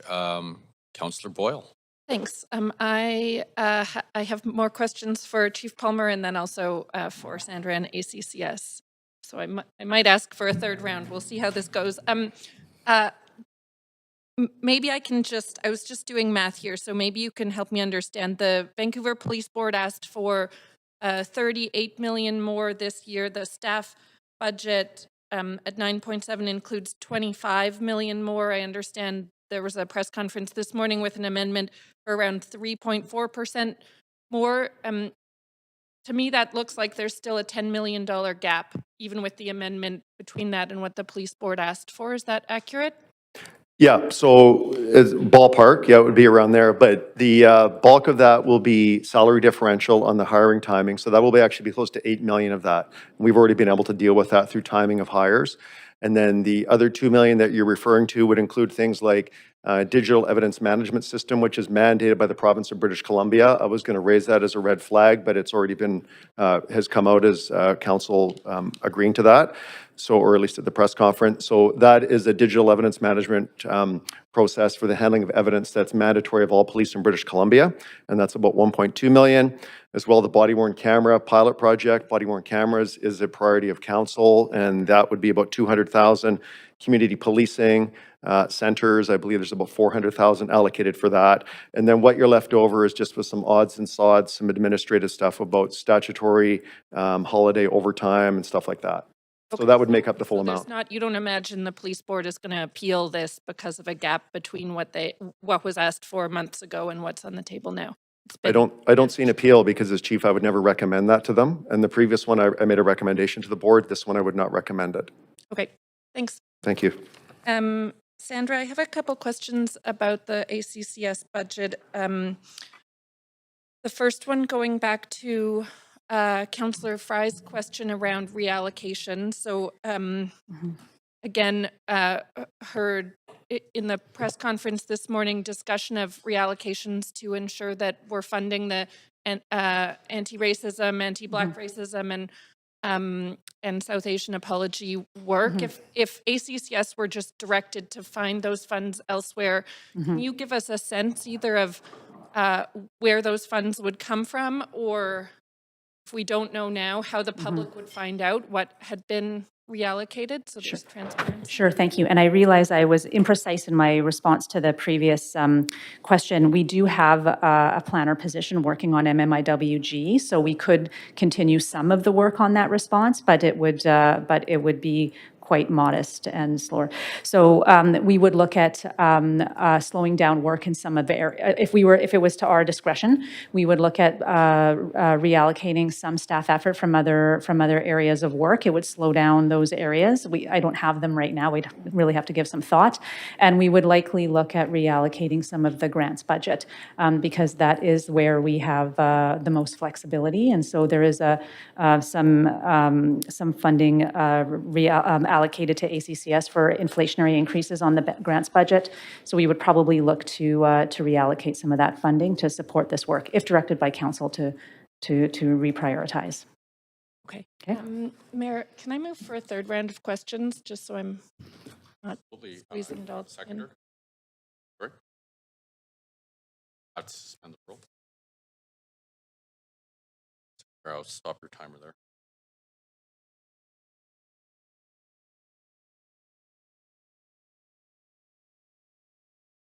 So evidently I need to suspend the rules, and then if all of council agrees, then third round. So all in favor say aye. Opposed say nay. All right. Thank you. Third round. Thanks. Thank you. Sorry to make you keep getting up, Sandra. Just my last part of, I appreciate that answer. My last part of the question is if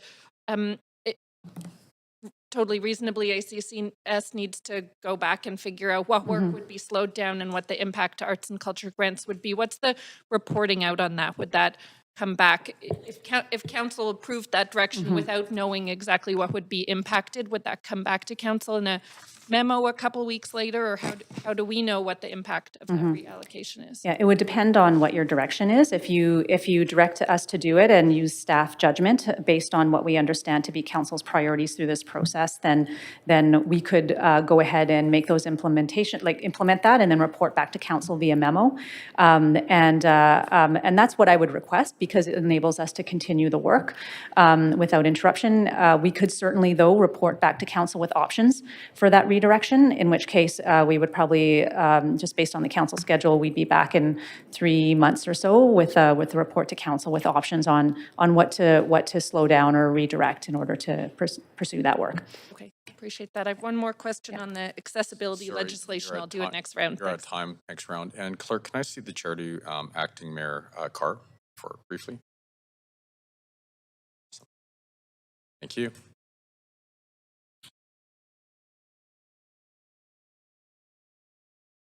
Okay. Yeah, thank you.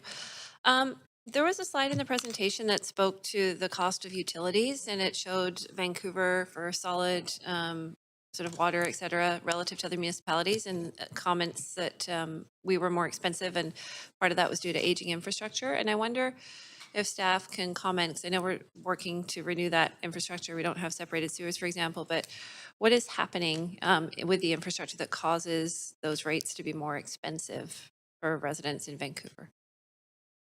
Looks like you're up, Lon. Good morning, Mayor and Council. Lon Leclerc, General Manager of Engineering Services. Vancouver, along with New Westminster, are really the only two municipalities with a combined sewer system. Half of it is separated, and so we're in the process of completing that separation. And so that's many decades ahead of us. But we're doing that while we're doing renewal. So we're kind of doing the dual activity of renewal, completion of the system as it should be, which is the full separation, and responding to growth. Okay, and so physically, the combined infrastructure will be more efficient? Trying to sort of get at the mechanics of what is better? Is it higher performance? Like, what is it that makes it would make Well, a lot of the cities that are newer as well don't have the same amount of infrastructure coming due for replacement. So the older cities like Vancouver and New Westminster, where you have 100-year-old pipes, those come due for renewal. And a lot of our city was built about 100 years ago. And so in the newer cities, Coquitlam or Surrey, a lot of their network is new. So they're really not on to renewal yet. Another big factor for the city of Vancouver is the Vancouver sewage area, which is serviced by the Iona treatment plant, which is due for renewal. And there's a big cost related to that, estimated about $10 billion. So both the region and the city are ramping up the fees for sewers in anticipation of those big expenditures. Okay, and then a follow-up on that, and it might, Lon, it might be you that answers, it might be Patrice, but with, staff had previously quantified it in response to inquiry that I made, that we have a $500 million infrastructure deficit. Part of that obviously is what you're speaking about with sewer pipes. So would you consider that the 1% that we're allocating towards infrastructure renewal now as part of the property tax base to be modest relative to the magnitude of the effort and the infrastructure we have to renew? Yes, I think how I would describe it is we have a very long-term plan to address the infrastructure gap. We're not alone. Most cities have an infrastructure gap. We are funding it through the 1% property tax increase, and we have also increased utility rates each year by 5% to support things like infrastructure, sewer separation, et cetera. So it is a significant commitment. In our modeling, it does, the 1% compounds. So over time, and this is a long-term, we will be here for a long time doing infrastructure, it does compound in order to fill the gap. We do assume, though, that senior levels of government will come in to help us fund that. So we're not, our assumption is that we will do it all ourselves, and we do get funding for some of our sewer work and other infrastructure from different programs. Appreciate that. And what would be the benefit if, for example, if we had the enough ability to double that, say, to 2% in future years, recognizing this is a tough tax year now, but if longer term we wanted to look at doubling the 1% set to infrastructure renewal from 1% to 2%? I think one of the challenges is our capacity to ramp up. So each year we are ramping up above our current level by that extra investment. So it does, at this point, we are challenged to spend all of our funding. And so I think as we grow, maybe there's more opportunity to do that as we build our capacity. Okay, so. But it would, obviously, are you saying that mathematically reduce it? Simple terms, are you saying that we can't go faster? Because presumably it would cost us less if we could renew it earlier. Do you want to comment on it? You can comment. Yes, thank you for the question. We're still working on a rather significant expansion from the last capital plan in response to increased investment that we're putting into infrastructure renewal, specifically sewers, but also water. And we struggle with that level of increase. So it will be a challenge for us to ramp up. And it's really just hiring the crews, training them up, having our staff be able to process these. I apologize, we're at time, but we do have a third round, Councillor Kirby-Young. So that thought, Councillor Dominato. Right, Councillor Dominato, there we go. Thanks, Mayor. I just want to do a follow-up question, just following on the items that were prioritized but not included in the status quo budget. And it's a question for planning with respect to the Vancouver plan. And I don't know if Teresa's here or it's Doug, I see. I'm actually just looking for clarification. It's, now I can't find it on my page. It's the reference to the Vancouver plan and implementation, and specifically the direction around doing a heritage values map of city neighborhoods as part of that work. I see here sort of earmarked $216,000 to sort of accomplish that. And that was not my understanding when and I'll say I moved that amendment during the Vancouver plan. So I'm trying to get some clarification. Does this mean that none of that work will be undertaken? And because my understanding is there was some pilot underway with the Rupert Renfrew work right now and some of the public engagement around doing some of that heritage mapping. So does this mean absolutely won't happen, or it just won't happen at maybe a slower pace? Like, it just came as a bit of a surprise. It's the only item around the Vancouver plan implementation that was singled out. So I'm just trying to understand, what does that mean? Will some of that work still happen or not at all? So I guess I'm trying to get the scope. Great. I hope that's clear, sorry. I understand the question, yes. Doug Smith, Deputy General Manager, Planning, Urban Design and Sustainability. That cultural heritage mapping is something that was identified as part of Vancouver Plan. It was additional to the base budget, which is why it's included as this piece. To do a full comprehensive program across the whole city, that's the additional unfunded piece. As far as some incremental work that's underway right now, especially with Rupert Renfrew, yes, that is happening. And we will continue to try to build that into our work plans, because we do agree that it's valuable and important work, but we don't have the capacity at this point to do it as a full-blown program across the whole city at this point without additional resources.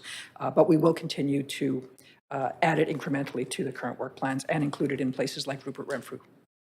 Would, in that vein, would it be possible to leverage some of our partners, like the Heritage Foundation and others who have some expertise in this area, to support the work? And having done some work like that in the past, where I've had other agencies and nonprofits support us, but not necessarily on contract, but to complement the work of staff.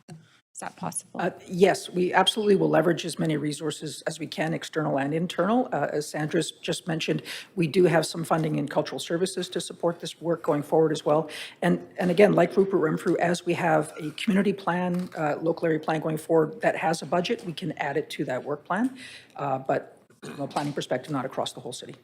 Okay, I appreciate that. And actually, I think you're, to Sandra's point, that actually does align. There's some overlap in the context of some of this work that she's undertaking in that department. And so it naturally does fit with the Vancouver plan work, as well as some of the work that's happening with Punjabi Market and redress. So appreciate that. Thank you.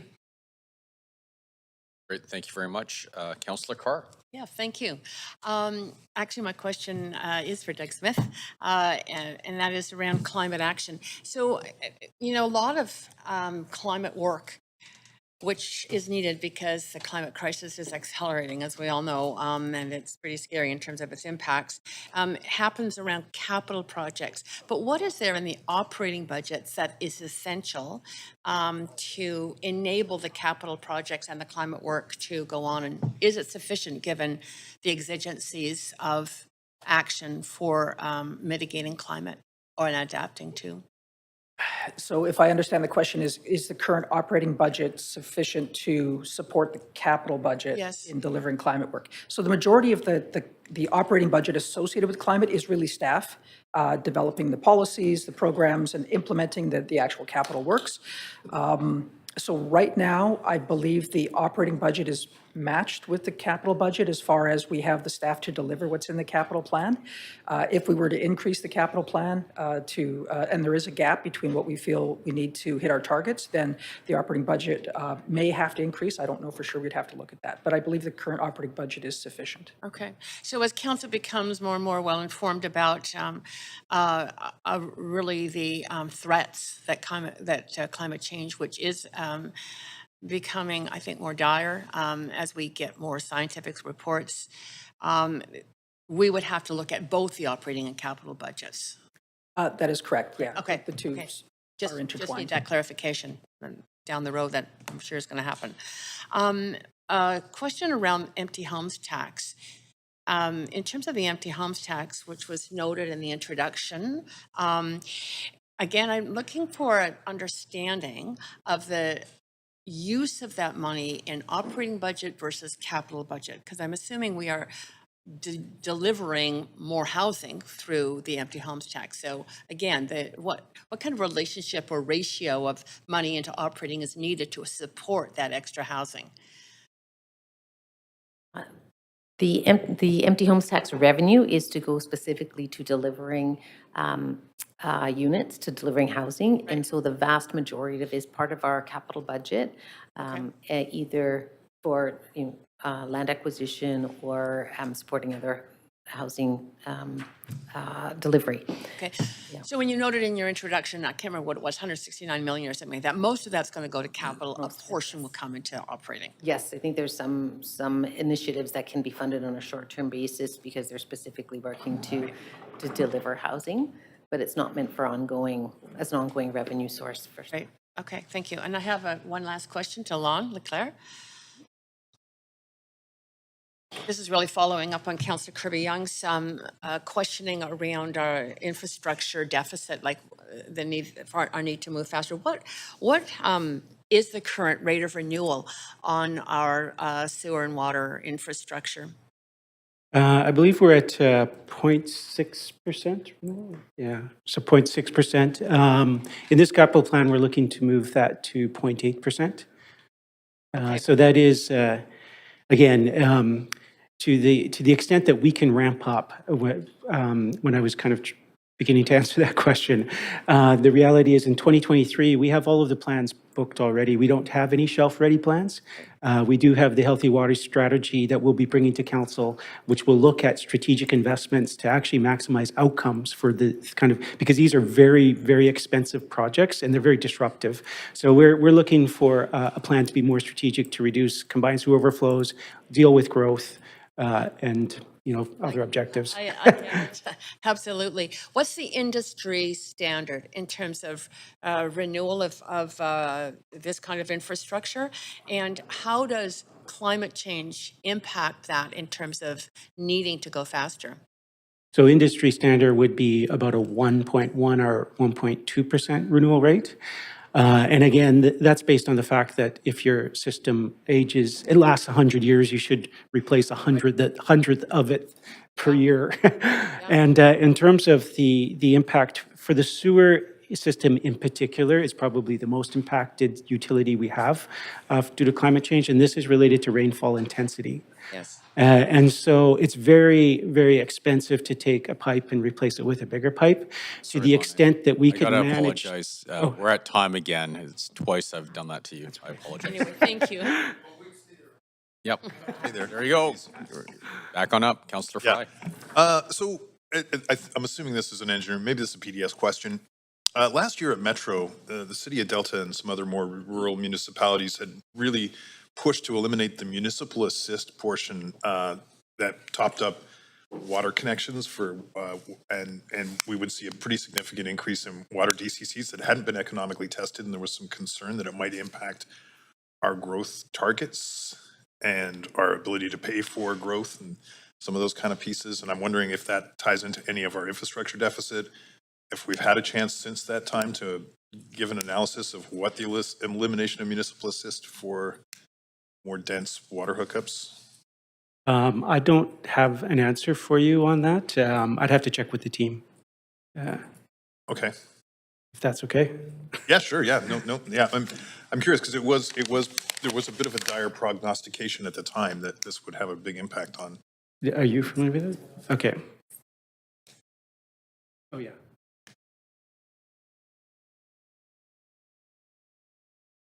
You can answer that. I'll just give you a bit of the background, but as Metro Vancouver moves to implement water DCCs and improve that, there's obviously sort of a certain limit within the pro forma of a development, and as Metro increases their level of DCCs to support growth, it could impact the level that the city would be able to achieve in DCCs for the work that we have to fund. So I think there is a need for us to work with Metro to coordinate that work so that we're not working against each other, but working together on the right level of DCCs to fund growth across the region, whether it's Metro or the cities. And I think that's a piece of work that we'll be working with Metro on to balance that. Because as I recall, it was going to The jump. risk if we work independently. Yeah, so as I recall, though, it was passed, and it was going to make the cost of a hookup for an apartment jump from $100 to $400 and something per apartment. Yes, yeah, which then impacts the cost of the development, or it impacts the ability for the city to So that analysis, though, isn't incorporated in it's this. not, like our DCC forecasts, DCL forecasts have been built into the capital plan. Obviously, that gets impacted by decisions made through other levels of government around development contributions that can impact the level of revenue that the city gets, or it could impact the amount of the way So development unfolds in the city. Those are bigger long-term discussions, but for the current capital plan and capital budget, we've forecasted based on known amounts. It's really the longer-term impact that we want to make sure we have a more coordinated approach across the region. I have a feeling Yeah. this happened after the capital plan was formed, so. Yes, exactly. Okay, well, I guess It maybe is still that's, a risk for us, and we need to kind of work through what that could mean. okay, thank you. So I guess that's maybe something for a further updated, okay. Back to ACCS on the culture shift unfunded. I'm a little concerned around what's not being funded, because I see here that the Making Spaces program's not funded, and this, the one thing I hear about all the time is rehearsal space, performance space, studio space is in short supply, and we're really struggling with that. Does that work fall off the radar if we don't? So I'll provide a little bit of information, and then I'll ask Bronislav Henselman, our Managing Director of Cultural Services, to jump in. So yeah, the balance of that 1.6 million are grants, and there's kind of three types of grants that are included in there: operating and music grants, reconciliation grants, and equity grants, all flowing from Culture Shift. In terms of making space for art and culture, Bronislav, could you step in here? Absolutely, yes, thank you. Thanks, Sandra. Bronislav Henselman, Managing Director, Cultural Services. So just to clarify, Sandra was saying the $1.6 million in Culture Shift funding contemplates operating budget only. It does not contemplate any monies coming out of the capital budget. Having said it, we do actually have programs that provide grants to organizations for capital planning from the operating budget, so not from the capital budget. I hope that answers the question.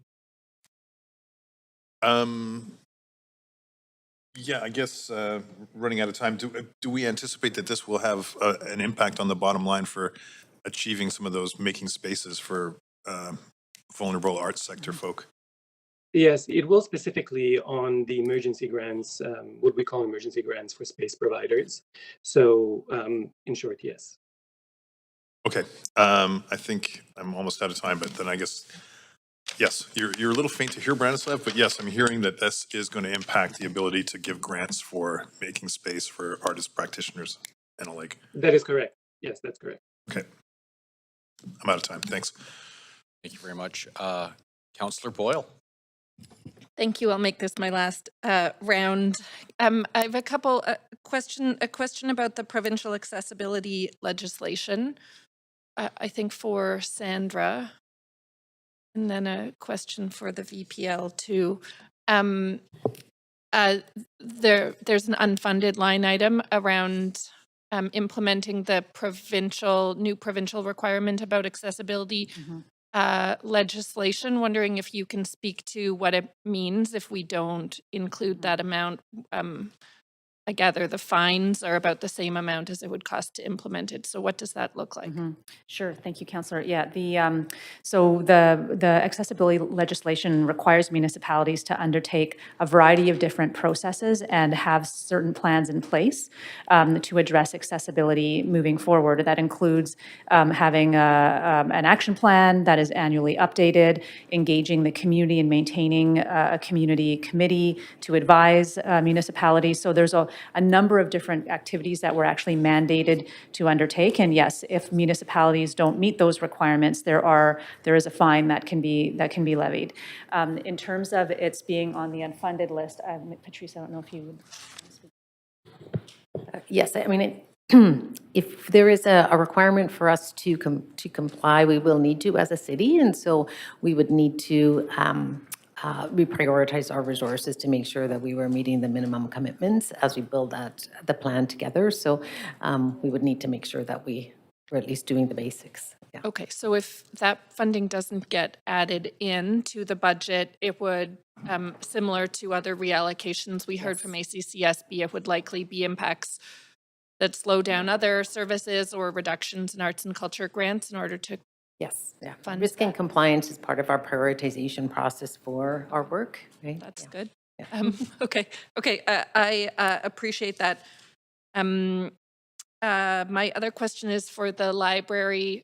Thank you. Thank you. I'm wondering, we certainly are hearing about inflationary costs everywhere, what that's looking like for the library, and if the VPL budget is functionally pretty similar from 2022 to 2023, how you're going to meet those inflationary increases without increased funding.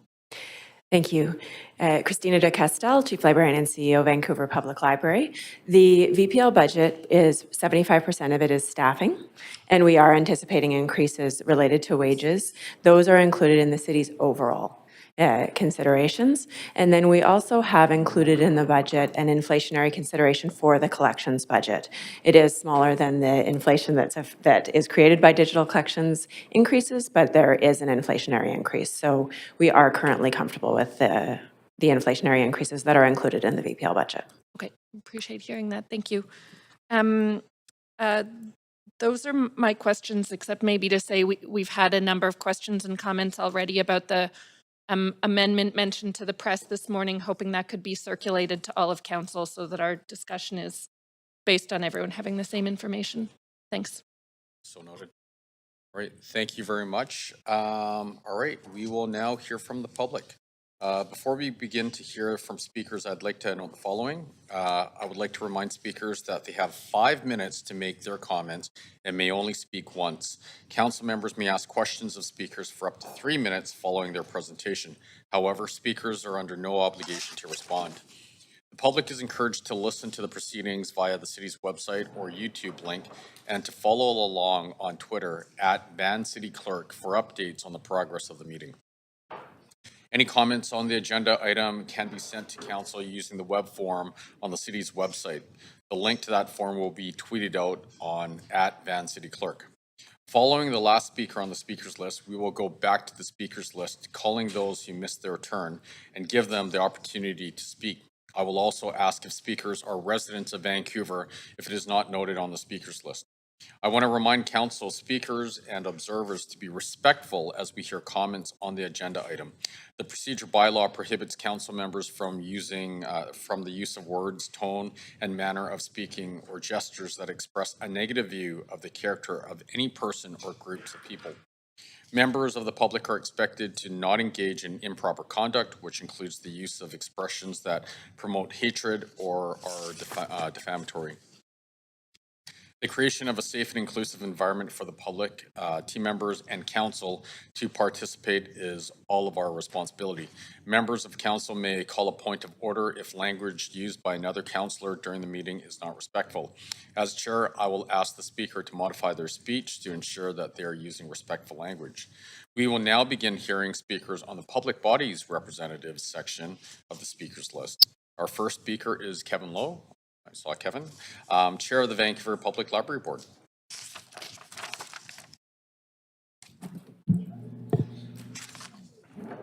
Thank you. Good morning, Mayor and Council. Again, my name is Kevin Lowe, Chair of the Vancouver Public Library Board. Happy to be here with Christina de Castel, Chief Librarian and CEO. I'd like to acknowledge that VPL operates on the unceded ancestral and present homelands of the Musqueam and the Squamish and Tsleil-Waututh Nations. And we're proud to be the first public library in Canada to approve an Indigenous rights and reconciliation strategy that outlines actions that the library is taking and intends to take to advance Indigenous rights and truth and reconciliation in our community. First off, Mayor and Council, VPL would like to thank you for all the questions and expressions of support for VPL and your continued recognition of our important role in addressing the city's most pressing issues. As you heard this morning, the survey that was presented, library service remains the highest rated city service in this city, with a remarkable 92% satisfaction among residents and 87% among businesses. Digging a bit deeper, approximately 95% of residents say that the city should invest the same amount or more in library services. Notably, those requesting greater investments are more likely to be renters and to live in the Northeast, where VPL branches face the greatest challenges. The survey also indicated that social issues and public safety are even more important than in prior years, and I'm here to reaffirm that VPL is a partner with you in addressing these challenges. At VPL, everyone is welcome to spend the day, regardless of their socioeconomic circumstances. Research shows that libraries reduce crime in neighborhoods. Public libraries that are open and staffed with folks who have the resources and tools to work with people in different circumstances and situations results in people who are off the street and in a welcoming place where they can read, learn, and be entertained. This in turn prevents crime. So the message is simple. An investment in VPL is an investment in the safety of our city. However, for VPL to keep delivering this impact, it is important to invest in the library budget so that we can maintain our presence in the community, maintain our opening hours, and support our staff. As VPL noted before, any reduction in the budget means fewer open hours and more people back on the street. I'd also like to highlight one often invisible but important role of public libraries: access to free public washrooms. As you know, it costs the city over $500,000 to open one standalone public washroom. What can $500,000 do at VPL? Well, that amount can operate one library branch for a year, providing free indoor space, washrooms, and hours of access to materials and services. It is, however, not only about increasing hours, materials, or even access to washrooms. Libraries at their core depend on dedicated staff in all our spaces to work with the public. Unfortunately, staff are struggling. They're on the front line with the public in every neighborhood, and they need additional support. Since 2019, physical verbal assaults have increased by 60%. In the past year, incidents requiring VPD assistance increased by 46%. While there are programs and procedures in place to support our staff, during and after events, these increased incidents result in trauma, and this leads to declining mental health and increased leave.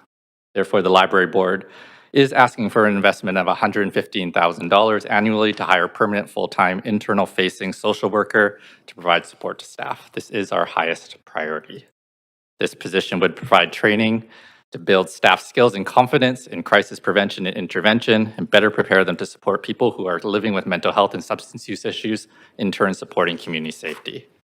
In addition, the library board has prioritized the need for $100,000 to convert 22 non-public facing positions to public facing positions with training on de-escalating difficult situations. Expanding the job scope will enable greater patron assistance and help staff better support each other. This is a cost-effective solution to address community safety within our existing current staff complement. In conclusion, as we shared in the fall, VPL has increased library services and hours with the same number of staff we've had for 10 years. As VPL has done for more than 100 years, we will continue to innovate and evolve while delivering the exceptional services that our residents deserve. And we're only able to do this because of our partnership with councils like you who invest in public libraries. We very much value our partnership with council and look forward to continuing this in the months and years to come. Well, thank you for your time and welcome any questions that you may have. All right, and you do have questions. Councillor Fry. Thanks, Mayor. Thanks, Kevin. So I'm just going through the list of unfunded library priorities. You mentioned the $445,000 for social worker hires.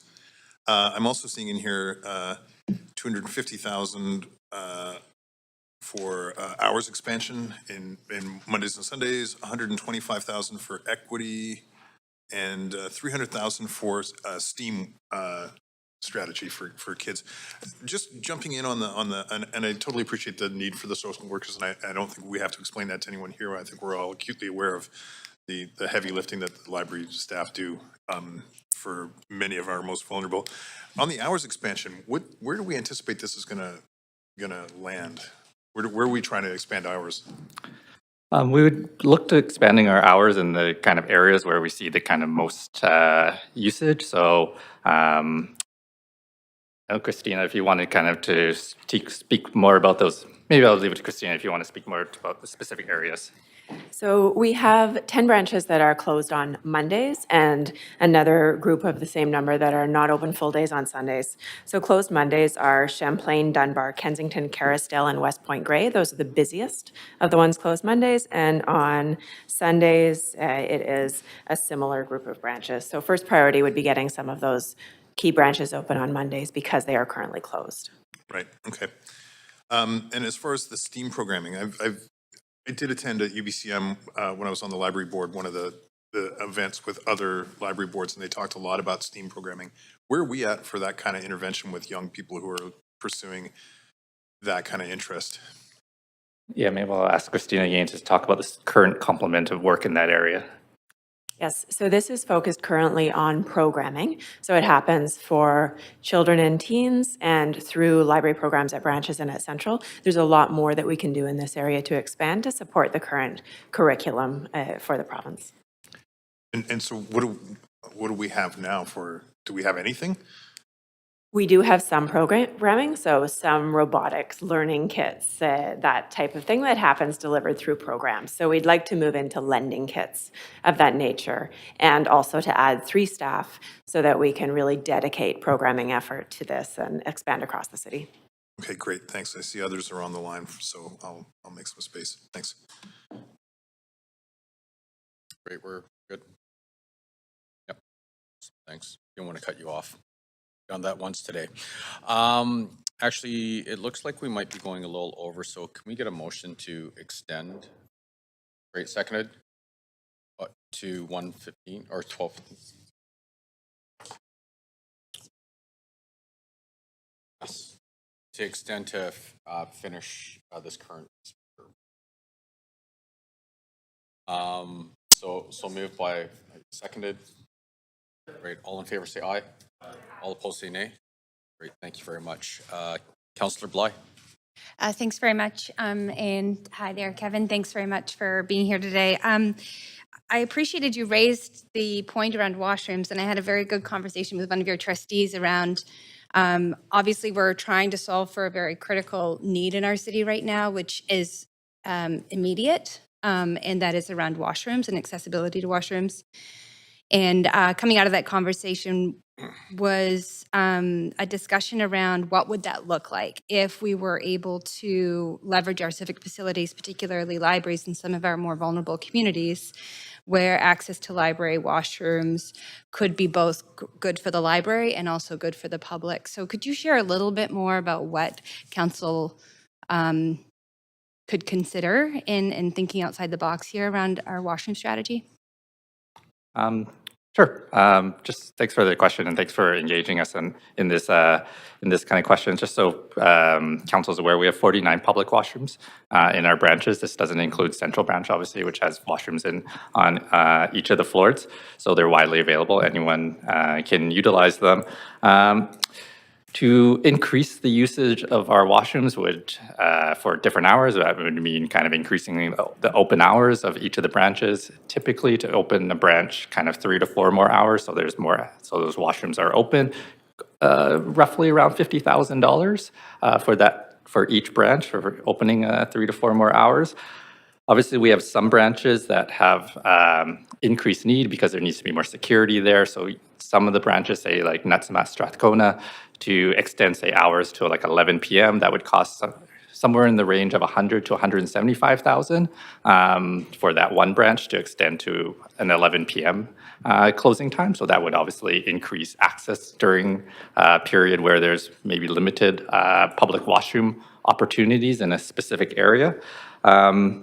So those are kind of some of the different ranges that council could consider. There's also the atrium that exists in the Central Branch. That is something that could be considered. The city could consider opening for longer periods of hours. Opening the atrium for longer periods of hours doesn't necessarily mean having to open the full library during that time. So that's also something council could consider. I don't have a cost on what opening the atrium would look like, but there'd be security costs and such that would be related to that. So as you're discussing the use of the public washrooms, and I think the library is absolutely part of that kind of conversation. Okay, that's helpful. And I think it's very beginning stages of considering this. And obviously the ideal is that people have better housing and more sort of stable options themselves, and not to sort of take our attention off of the actual solution here, which is housing. Second question is around the social worker. And sorry, I apologize, Councillor Bly, your time. 3 minutes. 3 minutes, yeah. I forgot. Sorry. Yes. Actually, Okay. you Well, might not hopefully have to someone else extend. might ask about it. Councillor Boyle. I'm happy to ask about the social worker position. It's not currently funded in the budget, but maybe you can speak to why it's so important. And then I have another question as well.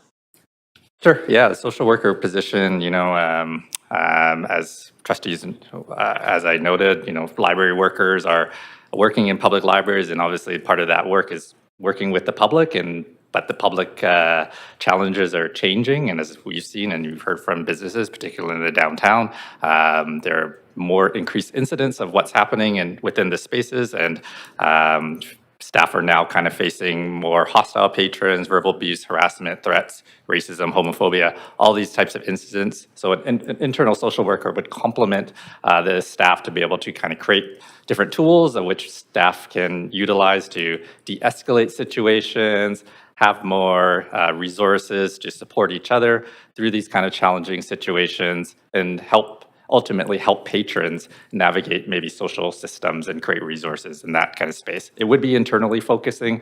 As Councillor Fry noted, we did have an ask around kind of community facing, but this time I think we really need to prioritize the staff. That's what we're seeing kind of as the biggest pressure in our system right now.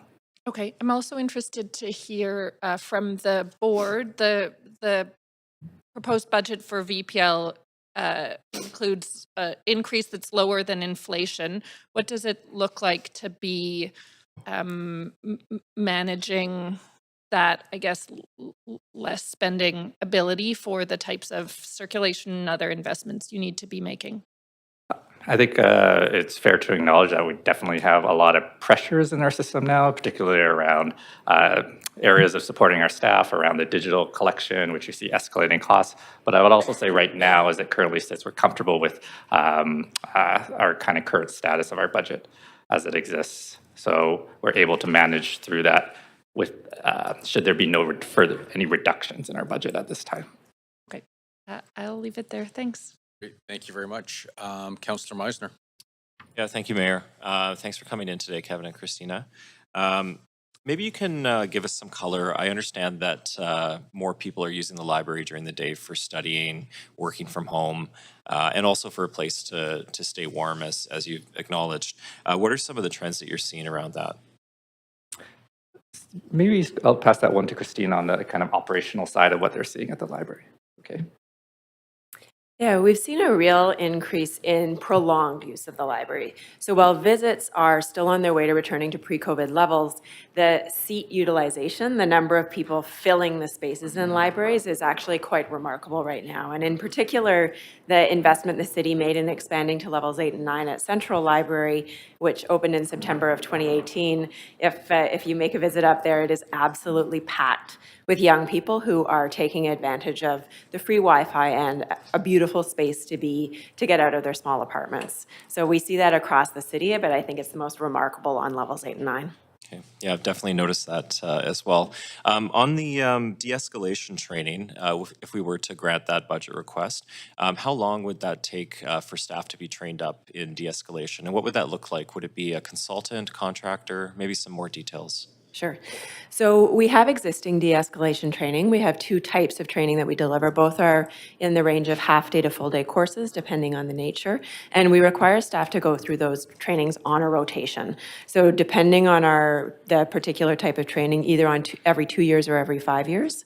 So we have workplace violence prevention training underway this year. It'll take all year to get all the existing staff through that. For certain locations, it requires increased types of training, particularly on trauma-informed practice and addressing mental health and addiction issues and supporting people in those situations. So to get the number of people that we tend to have to go through, it's several hundred people delivering public service. So it is a 1 to 2 year process. And then, of course, it starts back over at the beginning. Okay, but what you're saying is it'll be tailored to the specific branch, is that correct? It tailors the role of the staff The role and of the the staff. branches, Okay. yes. Okay, great. Thank you. Great. Well, seeing no more questions for Kevin or Christina, I would suggest that we break for lunch and we return here at 1 o'clock. Awesome. Thank you.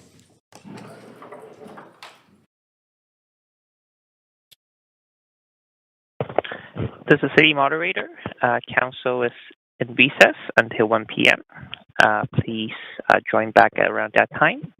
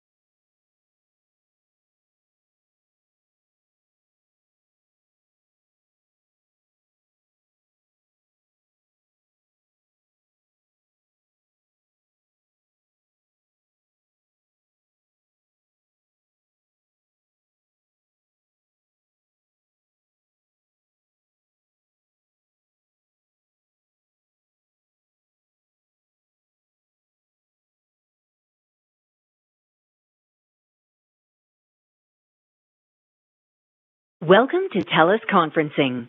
To join the conference, enter your access code followed by the number sign.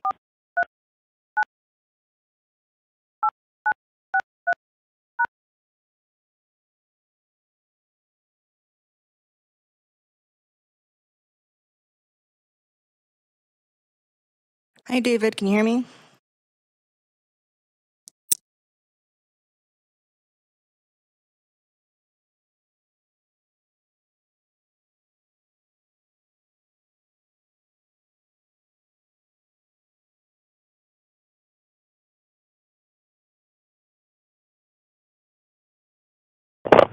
Checking sound check.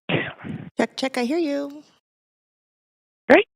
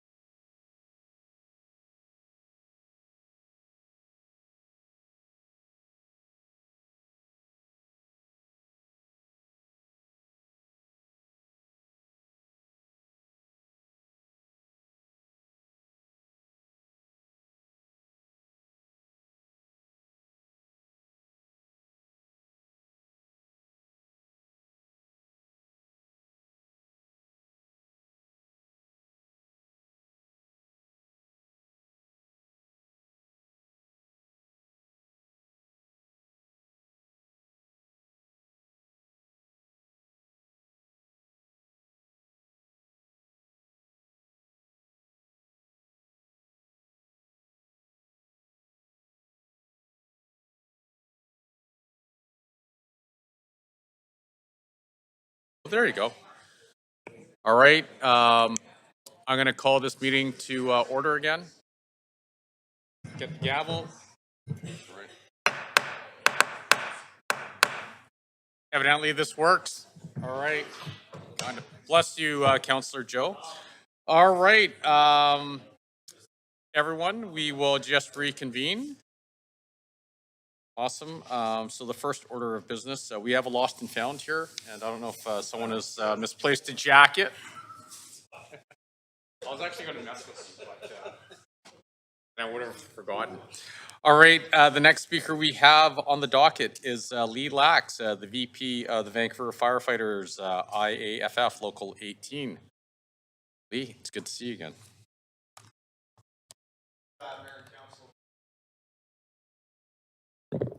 Thank you, Mayor and Council, for providing us this important opportunity to speak to you today. I'm joined here today by IAFF Local 18 President Rob Weeks, and we're here to speak on behalf of our 860 members. Like some of the presenters before, there's a bit of a change to some of the words I'm going to provide you today. I also learned at a press conference this morning that there looks to be an amendment coming forward from this City Council to provide some significant funding for the fire rescue service. On behalf of our members, thank you for taking investment in core services and public safety seriously. It's a great honor to be able to look around and see these 11 faces and know that you support your firefighters in the work we do. A few weeks ago, I was able to catch up with a firefighter that I got on the job with back in 2009. And he asked me an interesting question. He said, "Do you remember what our fire department used to advertise quite strongly about many years ago?" And he goes, and I thought about it for a second, I couldn't recollect. And he goes, "You know, Vancouver's claim to fame years and years ago was that year after year, we almost successfully had 0 fire deaths every year." Jump ahead to last year, 2022. Unfortunately, we lost 10 lives by fire. Now, I'd like to acknowledge the work that our past fire chief and our current fire chief has done alongside ourselves. You know, we've seen some growth in the fire service in the last 4 years, and part of the makeup of this council was included in many of those decisions in the last 4 years. But I want to roll back even further.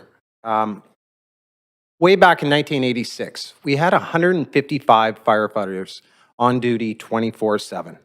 And this is a time when Vancouver prided itself with having one of the most effective and efficient metro fire departments in Canada, where the insurance industry used to throw accolades at Vancouver saying there's no other city in Canada that protects its citizens like Vancouver does. Jump a little further closer to our present date. You know, in the late 1980s, Vancouver Fire went through a significant round of cuts.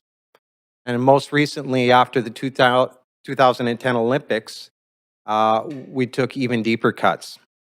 Today, we have 144 firefighters on duty.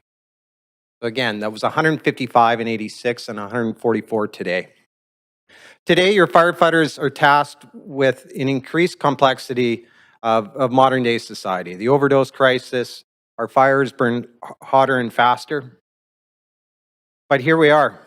In 1986, our members were responding to 23,000 calls with 155 on duty. And now we're doing nearly 3 times that with 144. This isn't sustainable. Your firefighters are burning out, and this investment in our fire service couldn't come any sooner. I want to just quickly wrap up and again, thank you very much for your attention to your fire department, and look forward to answering any questions you may have. Great, thank you very much. And you do have questions, Councillor Carr. Thanks, Mayor. Thanks, Lee. Thank you to you and all your fellow firefighters for the work that you do to keep our city and people safe. My question is really rising out of the statement you made around how much more you are responding to with fewer staff. So in some of the earlier questions, I did ask Fire Chief Fry about the implementation of the Dark Horse report. And you might want to comment on that and the need for that. But also, as you probably remember, during our debate, council's debate on the Broadway plan, there was a concern raised around what the increased growth in numbers of people and businesses moving into that Broadway plan area would mean in terms of the burden or the stress on our fire service and the need for an additional review. I wonder if you could comment on that and the timeliness of that review. Thank you for your question. I'd say regarding timing, the Broadway plan, even over a 40-year scope, it's still looking to add what many would consider a sizable city to a city. My understanding of that plan was to increase housing for up to 50,000 people. You can't get there without a plan for public safety, infrastructure. And in our opinion, it's important to get out front of that. And one of our asks to council is we come to speak to you today, is to let's get ahead of this. Let's get our next service review going and take a hard look at where we are today and where we need to be tomorrow. We took a pretty extensive look at our staffing model back in 2019. And I referenced that we have 144 firefighters on duty 24/7. That report, using geographical information systems, the density of our city, the hazards that we're faced with, recommends that we have 183 on staff 24/7. So we're a long way away from where we need to be to meet today's hazards, let alone the hazards of tomorrow. Okay, those are clear statistics, and actually probably don't have time. I'm pretty well out of time to ask enough question, but thank you again for being here and for the work you do. Thank you very much, Councillor Carr. Councillor Kirby-Young. Yeah, thanks, Mayor. Hi, Lee. And thank you for all that you do. I know that 1 life is too many. So I know that takes a toll on the firefighters. 2 questions for you. Following up on that, so just clarifying, if council were to advance additional funding, fulfill the Dark Horse report, say for example, 33 firefighters that was notionally discussed, that would take you from 144 plus 33, by my calculation, puts us at 177. So close to what the review recommended of the 183 you just mentioned. I'm just trying to square those numbers. Yeah, that's a lot of how you you look at those numbers. So to complete the Dark Horse plan, the final 2 years of the hiring would get us to 150 firefighters on 24/7. The difference is to fill a seat in a fire truck, it takes upwards of 5 firefighters or 5 total staff to fill 1 seat in a fire truck.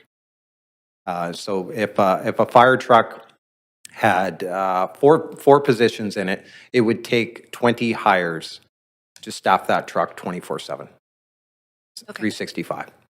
Okay, that's helpful clarification. And then my other question is, you're talking about the number of firefighters, but I wonder if you can sort of give it to us in terms of response level.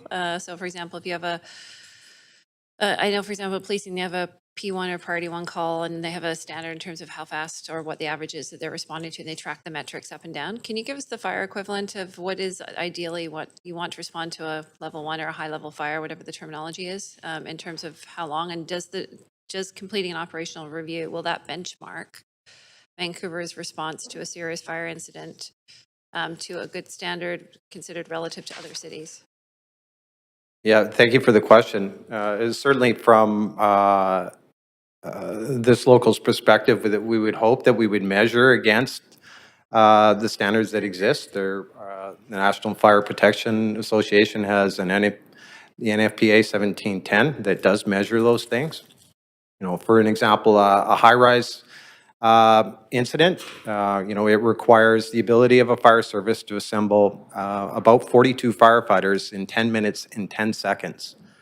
anywhere within its jurisdiction where it has these high hazards, right? And we're hopeful that we'll be able to use some of the information, from a GIS study that looks at the complexity of providing the service in the city and measuring it against these standards, so that we can honestly look at ourselves and go, we are providing the best level of service measured against an applicable standard.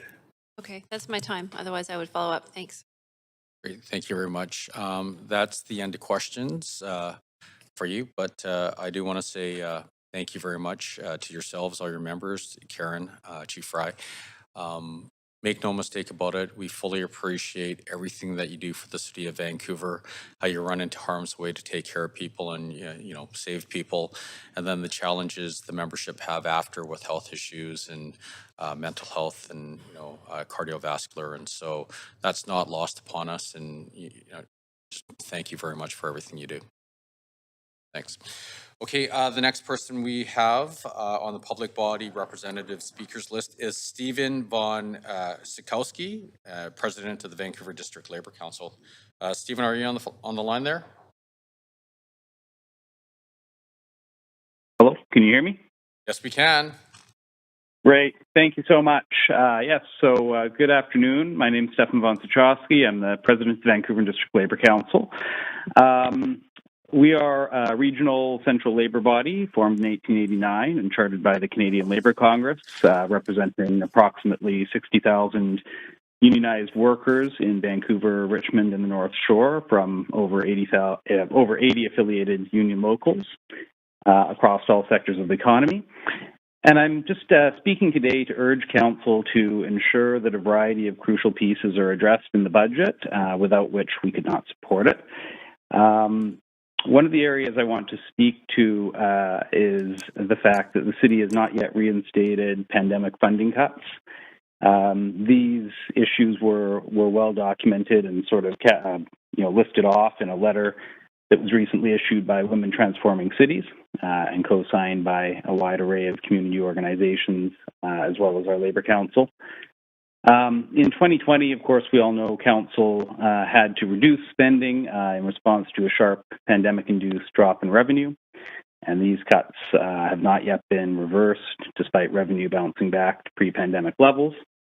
Some of the items just offhand that are listed in the letter, and I know you should have a copy to see the full list, but some of those items are the implementation of UNDRIP and alignment with policies in the city's reconciliation framework, the accessibility improvements in city's language access policy, extension of library branch hours, and support for library workers, which we heard the importance of earlier from the library chair. Premenstrual products in civic facilities, which is an issue that we have strongly supported through the Period Promise campaign. And also, of course, the fire service. And, as we just heard about, I'm not going to attempt to speak too much to that issue because we've just heard from Lee Lax about that. And obviously, I don't have the direct experience or expertise that he does to speak on that issue. But I just do want to say that it's clear that we're falling behind as a city. And, this is putting people's lives at risk, unfortunately.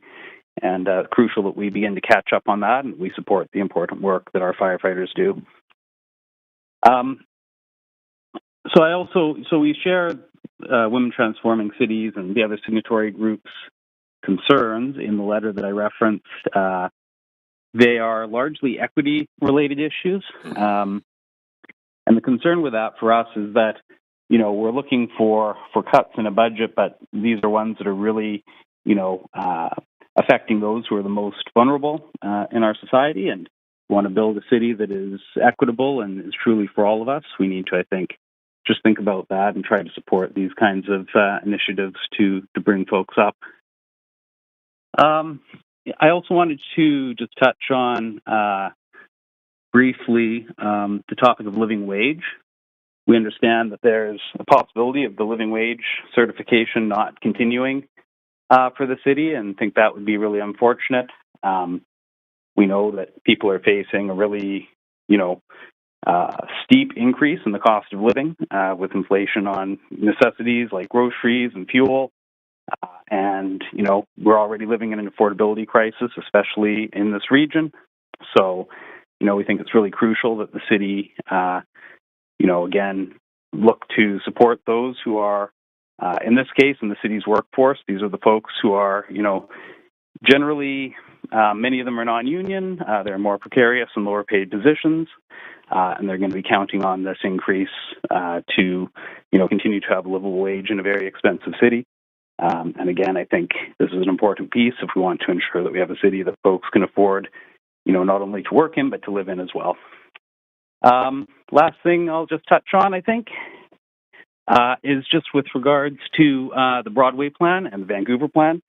I think the renter protections in those were excellent. We supported those very strongly when they were adopted by the previous council.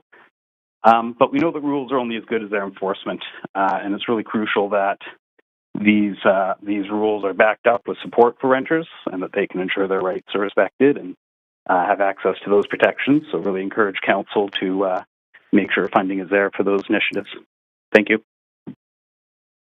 Great. Thank you very much, Stefan, and sorry for mispronouncing your name. Seeing no questions for you, we will now proceed to the public speakers list. The first person has withdrawn. The second person is Nathan Davidowitz. Nathan, are you here in person or are you on the phone? Hey, I'm on the phone, Mr. Mayor. Thank you very much. I have a few comments. We haven't heard about the $80 to $100 million that the city of Vancouver will receive from the $1 billion infrastructure allocation by the BC government, and what are we going to use that money for? Mr. Mayor, you as an accountant can help the city recover from the mismanagement that happened since 2008 by previous council. I support your views as written in the articles in the Business in Vancouver and the Daily Hive, as well as Councillor Kirby Young's statement that we are underfunded infrastructure to the tune of $500 million. And Mr. Mayor, you were not here in the previous council, but I always spoke about spending on infrastructure, and that's what we need to do. I mean, look at our sidewalks. We have 20% of them are missing. Proper street lighting. I took my suggestion to some of the BIAs and even worked with them and opened their eyes to show the deficits in their areas. Many infrastructure items can be installed at no cost to the city. 25% of the bus stops in Vancouver do not have a bench or a shelter. 50% of the commercial blocks do not have a bench either. At no cost to the city, we can have these needed benches by placing advertising on the back of the benches at no cost to the city. We have to renegotiate all the transit agreement prior to 1999 when TransLink started. Residents of the city of Vancouver are being taxed twice for transit-related items, both by the city of Vancouver because of bad contracts and TransLink. There is a duplication of staff and no clear path to increase the mode share of transit. One example is like the city of Vancouver contributing 50% of the cost of new trolley poles. This should be changed to a much lower percentage, and the city could save millions. So thank you, Mr. Mayor, for your help and your understanding that we do need better infrastructure. Thank you. Great. Thank you very much, Nathan. Seeing no questions for you, I will move on to the next person. Ashton Garay, are you on the phone? Speaker 3 is not on the line. Hi, Ashton, is that you? Speaker 3 is not on the line. Oh, not on the line, sorry. Okay, we'll circle back. Speaker 4 is withdrawn. Speaker number 5 is Dan Rothwell. Dan, are you there? Yes, hello, I'm on the phone. Hi. Please go ahead. Yeah, I just wanted to point out, I was concerned to read about relating to police budgets in this province. It's a little opaque how they function, and it's worrying to me from a democratic procedural point of view that it's kind of this goes back and forth between the police board, but then it's the city who actually has to approve the budget. But if you try to, our elected members say, hey, maybe not this much, that doesn't end up happening. So it's just, I find it a bit ridiculous.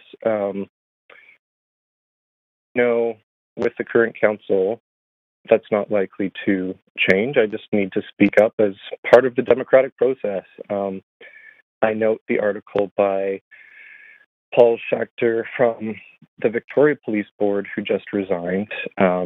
He wrote an article why he resigned from that police board, and I think it's very pertinent to Vancouver's situation because it affects how we're thinking about budgeting as well as what we want to achieve with our society. He says, and I quote, rapidly expanding police budgets are a major concern. Under the Police Act, the board cannot shape operations even at the highest level. Imagine the board of BC Hydro approving millions for a new generating plant, but not being able to direct whether the plant uses coal, LNG, diesel, nuclear, or hydro.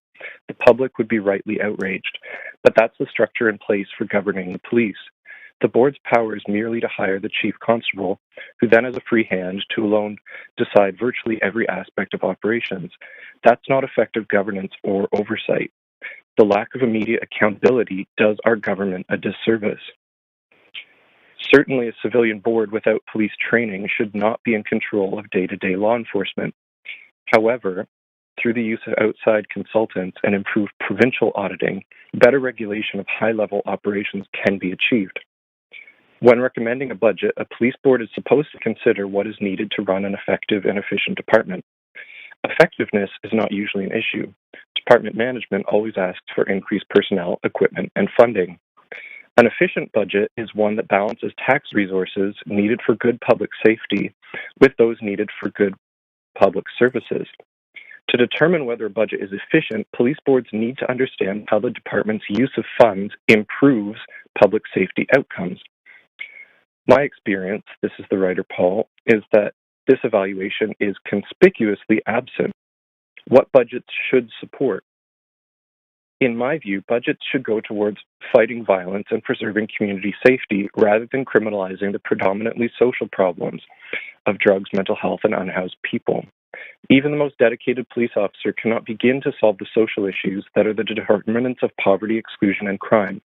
Detaining people suspected of crime or mental instability is at best a stopgap measure that adds almost nothing to fixing the root causes. Although very few people experience crime from strangers, the constant drumbeat that the streets are rife with danger makes people feel victimized and unsafe. Much of the buildup about pervasive crime comes from police media releases, while the constructive work that police officers do every day is under-recognized. This contributes to making people feel in peril and urges them to believe that they need more police to protect them, but there is little evidence that this is true. And there are others whose experience is that additional police presence increases the risk of discriminatory over-policing. That was the heartfelt message from the many parents in the Indigenous, Black, and immigrant communities during the recent debates in Vancouver over school liaison officers. So he says, after a couple of years of looking at police budgets and a ton of the information about crime, I had little faith that the police board or I possessed the necessary elements to make informed decisions. Complicating the budget process is a sobering reality. Police have been assigned many duties for which they are not the best responders. Mental health is the most obvious, but there are others that the province has downloaded. detasking the police has obvious financial and safety benefits. There's evidence that civilian mental health intervention programs reduce crime. The same evidence does not exist for increasing the number of officers. The call to defund the police has brought attention to the need to allocate our tax money to address social needs, but to some, the meaning of defund is confusing. There is a better way. Police boards need full information, open discussion, and careful balancing of the consequence of proposed solutions to make evidence-based judgments. One of the main jobs of a police board member is to assure the public that each year's proposed budget will improve public safety. Since I could not do that under the current system, I felt I was not giving the community what they had a right to expect. So, based on this first-person account of someone who was on a police board, Sorry, it's very Dan, discouraging I to me. apologize. We're at time. Seeing no questions for you. Thank you very much. The next speaker we have is Norm Leach. Norm, are you on the phone? I'm here. Great. Norm, please go Can ahead. you hear me? Yep, we can hear you. Thank you, Mr. Mayor and Council. So, I am the Executive Director of the Vancouver Aboriginal Community Policing Center and the next Executive Sorry, Director Norm, of the I Province Holiday. apologize. We're having a hard time hearing you. Would you be able to get a little closer to the mic? Okay, I'm using a Bluetooth headset. Maybe that's the problem. Is that a problem? Can anyone hear him, or is it just me? It's, yeah, Norm, the audio is a little muffled there. Can you try again, please? All right, how's that? Is that any better? Yeah, that's a lot better. Thank you very much. Okay, so I'm the Executive Director of the Vancouver Aboriginal Community Policing Center. And in that role, I've seen a lot of stuff in the city. And so the city benefits from many community-based and citizen-focused initiatives over the years, and those things have made Vancouver one of the most livable and desirable cities to live in the world, as many people agree and many surveys attest to. And I presume that Mayor and Council would like to maintain that position. And part of that is because of the past investment in community-based and citizen-focused initiatives, specifically things like the community policing centers, the neighborhood houses, and the many other community-based initiatives like community centers and similar. And those all rely on basically a set of values that values nonprofits, volunteers, and community and citizen engagement. And so that investment in communities and citizens in the past is really one of the major factors that makes Vancouver one of the presumably top cities in the world to live in. Now, so Vancouver has led in many of those areas over many decades around the world, but there's one specific area where Vancouver has fallen very far behind, and that is in restorative justice practices. So the Restorative Collective really has the potential to continue that process and pay off those investments by introducing restorative practices to those many existing community-based agencies and initiatives. So an investment in restorative practice provides benefits to Vancouver's reconciliation work, to crime prevention work, to community-based initiatives, to immigrant and settler integration programs. It basically prevents escalations to police calls. So it brings community justice and community conflict and community resolutions of those conflicts back down to the community level so that citizens and people and nonprofit agencies have the skills, the tools, the methods to address conflicts before they get to the level of having to call the police or any other first responder.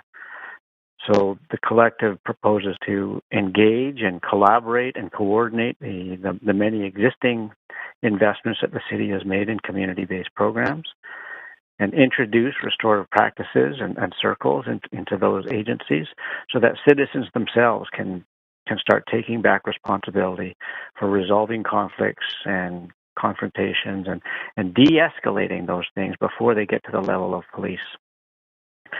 So it's all the data, all the research around the world supports restorative practice for justice. VPD and RCMP are both on record of supporting restorative practices as effective means of reducing and preventing calls to police. So a minor investment, relatively minor investment by the city budget standards in restorative practices and developing them and creating the framework to introduce those to the neighborhoods and communities will pay off big time in the long term to reduce budgets and conflicts throughout the city and continue to make Vancouver one of the most livable cities in the world. Thank you for listening. Great. Thank you very much, Norm. Now I take that back. You may not have a question after all. So thank you very much. So we'll move on to the next speaker, Dr. Evelyn Zellerer. Yes. Good seeing you again. Thank you so much. I'm incredibly grateful for this opportunity to speak about the journey of us becoming a restorative city. I'm honored to be collaborating with Norm Leach, who you've just heard from, and an incredible restorative collective of over 25 organizations and growing. We're all aware of the crises we're facing, increasing hate crime and all kinds of harms. I won't speak of that. I want to focus on the solutions. So you as a council have so far invested in policing and mental health. I want to say that there's one vital piece missing in achieving community safety, and that's restorative approaches. While we must work with the offenders, of course, the city does not yet offer victims, loved ones, and the community options and true resolutions to the harm. In fact, Vancouver is the only municipality in the entire Lower Mainland that does not have a community-based restorative justice program. You'll be hearing from my colleague, Gillian Lindquist. She's the Executive Director of Victoria Restorative Justice. A phenomenal program, gives us an example of what might be possible here. And in working to bring restorative services to Vancouver, over the last 2 years, I formed an unprecedented, impressive, diverse team. We're called the Restorative Collective Vancouver. It includes the VPD. I want to thank Chief Adam Palmer for his full support. It includes Parks and Recreation under the phenomenal leadership of Donnie Rosa. Also the Vancouver School Board, thanking Deputy Superintendent David Nelson. I could spend my entire time and hours raving about each and every one on the collective. I refer to them affectionately as the dream team, and it really is. And this collective is a huge gift to you as mayor and council to be able to help achieve our shared priority and goal of safety and more. You'll be hearing from 6 of our speakers today.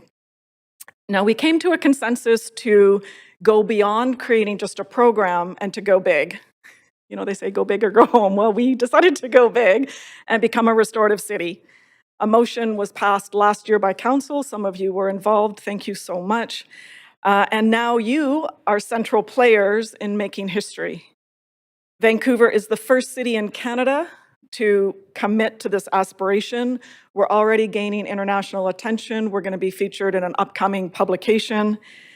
Now we got to create it. Instead of just sending the motion to city staff to fulfill, the Restorative Collective offered to do all the necessary work. We have the capacity, skills, commitment, and we're partnering with the city. I want to say thank you to your amazing staff. We all know how hard they work and how much they do. And now we're here to ask to partner with you as our new mayor and council.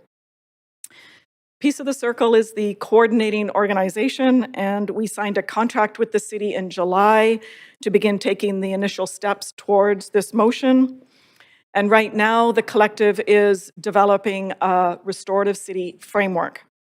This includes an exciting innovation. We came to a consensus to also create the first restorative neighborhood. We've identified so far 8 key areas of implementation. One of them is leadership and governance. and you're all invited. And I'd like to offer to facilitate a circle with you, Mayor and Council, for you to have an experience of a restorative process and for us to have a dialogue together going forward in this new partnership. There's so much for us to applaud and celebrate. There's only one teensy little, okay, huge issue. We're not yet in your budget 2023. We appreciate this is a really tough budget year, and we are here to respectfully request that you add us as a line item in your budget and allocate something to keep us going for this year. We offer you so very much. We're not just here asking for a handout. We absolutely want the collaboration. We've got this committed team. We've got everything. The restorative approaches we're offering are cost effective, as Norm just mentioned. My stress and fear is that we're creating this framework and we won't have the funding to implement it. So to be blunt, we can't become a restorative city without funding. I may be a dreamer, and thank God I'm not the only one. Will you join us? And we can live as one. Thank you. Thank you very much. Now, you do have questions. Councillor Fry. Yeah, so just to cut right to the quick, what kind of funding shortfall are we talking about? There's nothing in our unfunded priority list. Yeah, and we've been talking as a collective, what do we ask for? We don't have a magic number. We will receive really anything. To be honest, I think, minimally 200,000.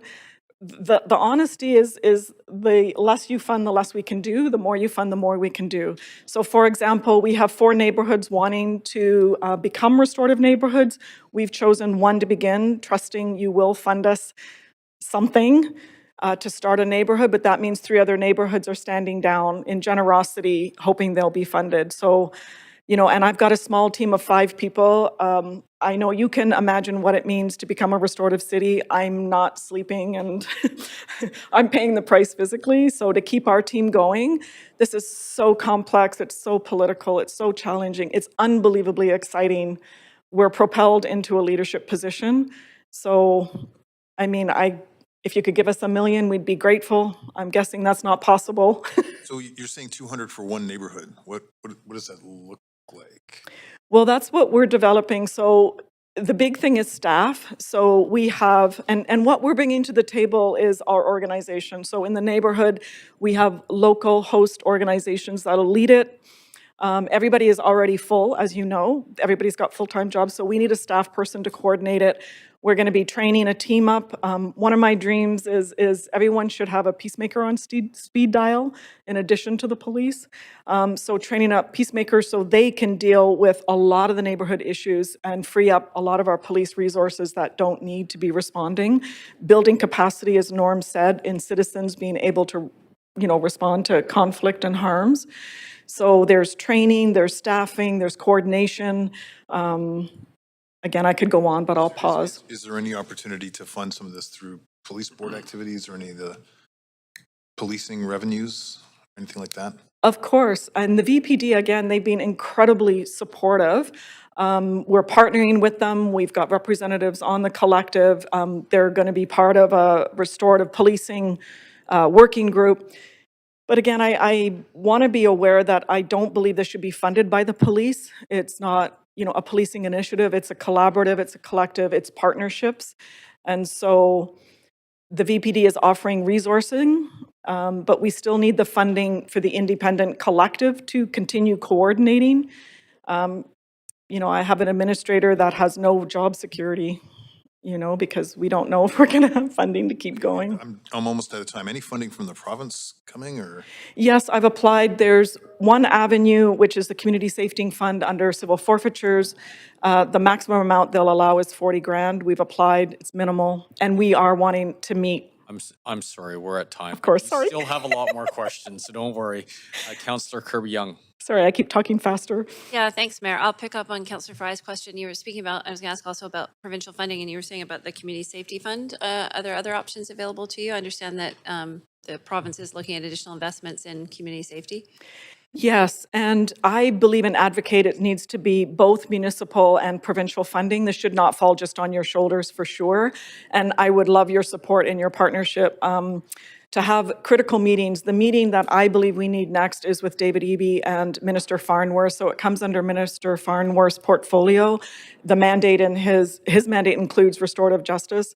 So Would it be helpful for council to lend their voices and help advocate for you? Yes. Happy dance, kisses, hugs.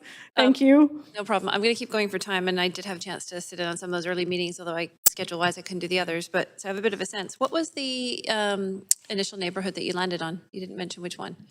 Yeah, I wasn't sure if I can announce it because, okay, I'm looking, he's speaking next, Dan, a colleague. So we've chosen Hastings Sunrise. Okay. And it's a partnership with Norm Leach, who's going to be the executive director of Frog Hollow. We've got the CPC with Claire McGugan, BIA, the police, the parks. There's phenomenal things going on in that area why I hesitated is the organizations have to go to their boards. And again, it's pending funding because... So building off kind of the strong established CPC network? Yes. Okay, that's great to know because I think we have an opportunity as well to strengthen up CPCs as a city, which might help you in your quest as well. The other thing I was going to ask, and you said it wasn't appropriate necessarily for it to be funded by police. I'm wondering if you had considered or applied for funding from the Vancouver Police Foundation. I know that their deadline may have closed, but I know they have regular openings for applications. Is that something you'd looked at? Not yet, but we will. Thank you. What we're trying to do is stay out of granting competition because a lot of NGOs are on our collective, and what we're very adamant about is not competing for scarce funds and taking funds away from others who need grants. So the neighborhood would include grants for sure for special projects, but what we're looking for is sustainability over time to be able to do this, properly. And with some security. So yes, and it's a yes and. Okay, same pickle the city has because we usually do things through grants and those can fluctuate as well. Okay, thank you. And thank you for all your work. I really enjoyed the sessions. Thank you, Sarah, so much. Oh my gosh. Great. Thank you very much. Councillor Dominato. Thanks, Mayor. Thanks, Evelyn, for being here. Hope your shoulder's okay. I wanted to just touch on your work and what the context looks like nationally. We've had some discussions recently around justice reform, and I'm curious what that looks like for you and what involvement there is from the federal government in supporting restorative justice practice across the country. Yeah, the feds are the third one we could consider. We're focusing right now on municipal and provincial. It's a bit tricky. Everybody wants us to do it, but they're not funding it, which is the challenge. So I had, for example, federal prosecutors approach me to take cases, and they sheepishly said, we want you to do the cases, but we're not offering you funding to do them. So it's disheartening. But there's some phenomenal things going on nationally. And again, we were so far behind by decades as Vancouver, like embarrassing that we don't have a restorative justice program, like mind-blowing. Yet now, becoming a restorative city, we've propelled ourselves to be a leader. So there's no one else doing this, as far as I'm aware, across the nation. So I think we play at the table to bring forward a more expansive, holistic, decolonizing approach to reform and creation.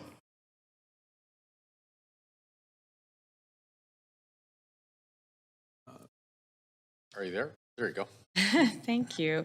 No, it sounds like what I'm hearing from you is that there is a lot of appetite for this work. And as we see with many sort of initiatives, it takes time to build that momentum to get to the point where governments are prepared to sort of, especially when you think about the provincial federal governments who have actually totally within their lane is the role and responsibilities for justice. And there's some conversations happening there that I think are promising, but what I'm hearing is that there's a tipping point and you're not quite there yet, but you're looking for that sustainability to continue the work.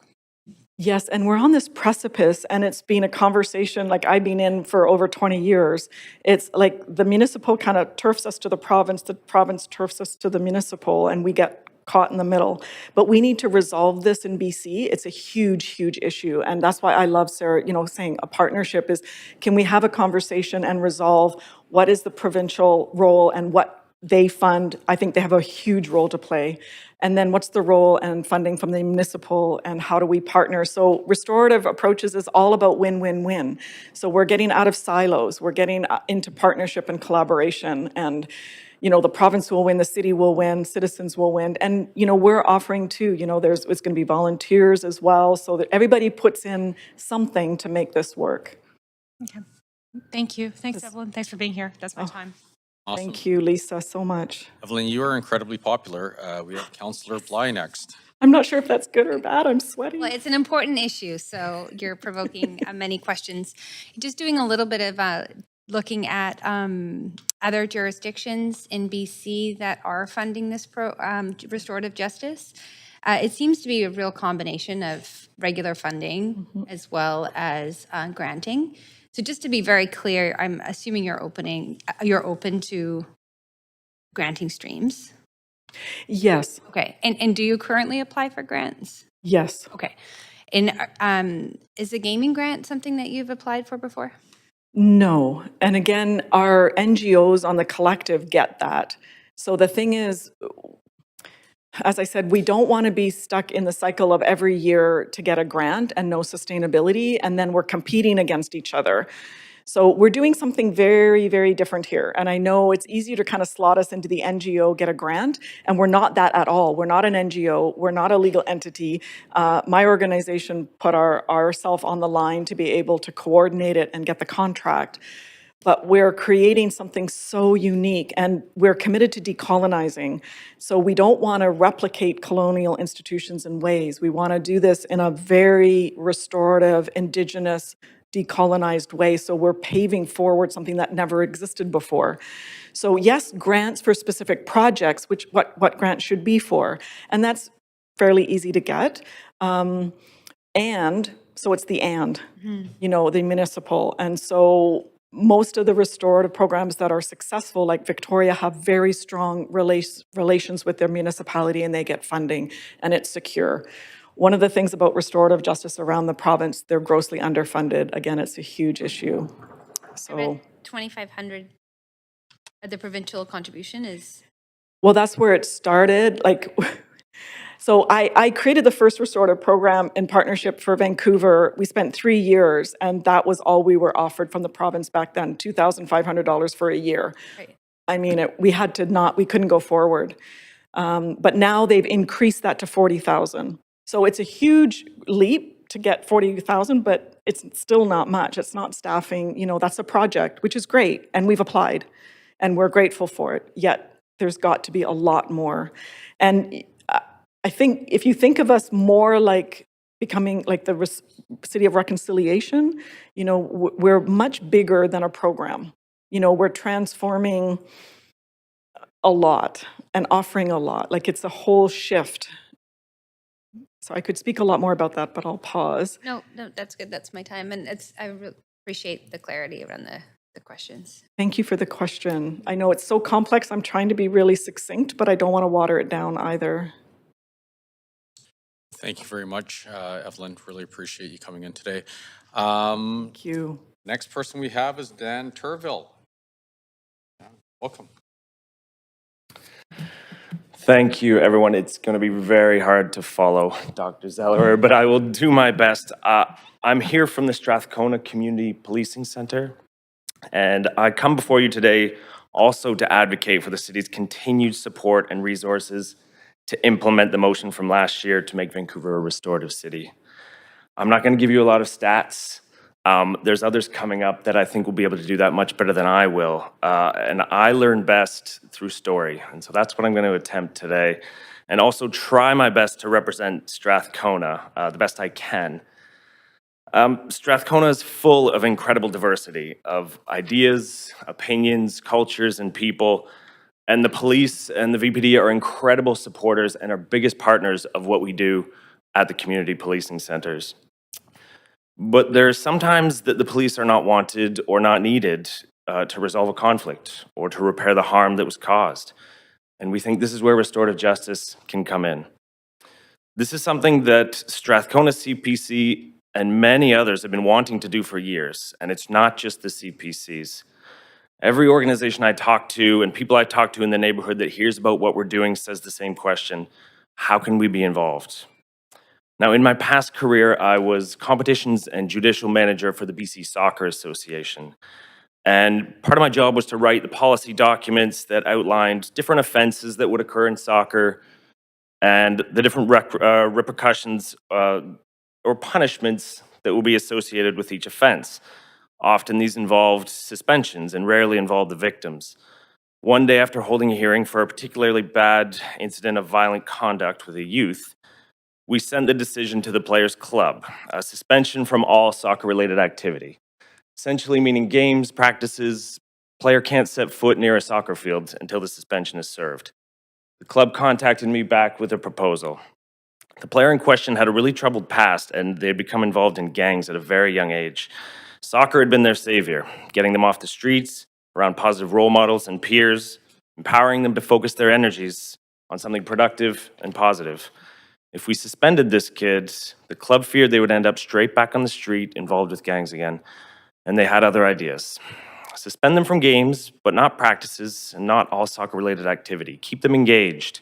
Mandate instead a number of creative steps. Meet and formally apologize with the victim and their family. Take a youth coaching course and a youth referee course. Complete X number of hours volunteering with the club. Instead of feeling rejected, cast out by the soccer world, they might feel embraced. Help them understand the impact of their actions on not only the victim, but also the wider club community and soccer community. Focus their energies on giving back. And even though it wasn't consistent with the policies of BC Soccer or Canada Soccer, we held a special meeting and agreed, and I later learned that these types of solutions to conflict could be synergistic with restorative justice and relational practices. Now, I don't know the rest of this young man's detailed story from there, but I do know that he continues to coach with the club today and be a mentor for kids. And in the remainder of my career with BC Soccer that continues today, I never saw his name pop up on discipline reports ever again. And from what I understand, this type of approach is still being explored and sometimes utilized by BC Soccer and other amateur sports. Will a change be hard? Yes. Will it take a lot of people doing a lot of work to change the way we've typically done things? Yes. But are there communities filled with people across Vancouver ready and willing to do the work? Yes. I propose the city use this energy and the existing resources of the community policing centers and other organizations that are involved. We and the other CPCs desperately want to do this work and working in partnership with countless other organizations across the city in the collective that have all pledged their support. But we can't continue to do it and get where we need to go without tangible support from our leadership at the city, and we're asking for your continued support, help, guidance as we look to do something no other city in Canada and maybe North America has done. Thank you. Great. Dan, thank you very much. Seeing no questions for you, I'm going to move on to the next speaker. It was Jillian Lindquist who's on the phone. Jillian, are you there? Yes, I am. Can you hear me? We can hear you great. Wonderful. Thank you. Hello, everyone. My name is Jillian Lindquist. I'm the Executive Director of Restorative Justice Victoria. I'm joining you today from my home, which is located on the unceded homelands of the Wasanich people. I've worked as the Executive Director of Restorative Justice Victoria for the past 12 years, and I am here today to briefly share our experience of operating a citywide restorative justice program and some of the individual, community, and social impact we have observed. I want to start, though, by telling you a brief story. Recently, we were referred a file by the Victoria Police Department in which a young woman had written "Kill Jews" and other horrific anti-Semitic statements on the welcome sign of the Chabad Center, a center for Jewish life here in Victoria. The words were first seen by families as they dropped their children off at the daycare facility, one of the many programs and services that's run out of the center. The first person to see the statement said after, "When you see 'Kill Jews,' it's clearly a Nazi reference and it's terrifying. We felt like our daughter was in harm's way."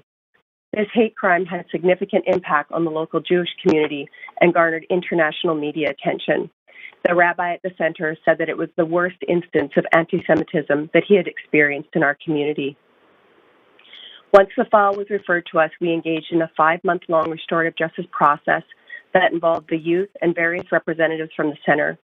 The process involved intake and preparation work, a dialogue about the offense at the center with the youth and representatives from the center, and an agreement that the youth completed to work towards repairing the harm she had caused and addressing the causes of the offense. This case and the outcomes were ultimately reported on the front page of the Globe and Mail National Edition, which was done at the request of the victims who participated in the process, as they were incredibly moved by the opportunity restorative justice provided to deal with the harm in a healing manner, and one that reflected their spiritual and cultural values. When interviewed for the article, the rabbi said, "She acknowledged what she did, she realized the damage it caused, and she took responsibility for the action. And I think that now she's trying to repair that damage. I'm hopeful that for her, this was a learning experience that eventually will lead to a life of more understanding and respect and tolerance." What we noticed in the youth was that the process was one that demanded a profound degree of accountability, but also provided her with counseling and support and allowed her to come out stronger. As this case demonstrates, restorative justice is being used within communities to meaningfully address events that cause significant individual and collective harms, and having some incredible outcomes. At Restorative Justice Victoria, we accept a wide range of referrals, including theft, vandalism, various forms of assault, including sexualized violence, robbery, hate crimes, and more. Many of our referrals come from the criminal legal system, including 3 municipal police departments that we have referral agreements with. We also get referrals directly from the community, such as victims who can self-refer to our program. We currently receive between 75 to 125 referrals per year, and having started accepting referrals in 2005, we've processed over 1,200 cases. We monitor and track our outcomes in a variety of ways. In terms of completion rates of the referrals that we accept into our program, every year 95 to 96% of them complete the process.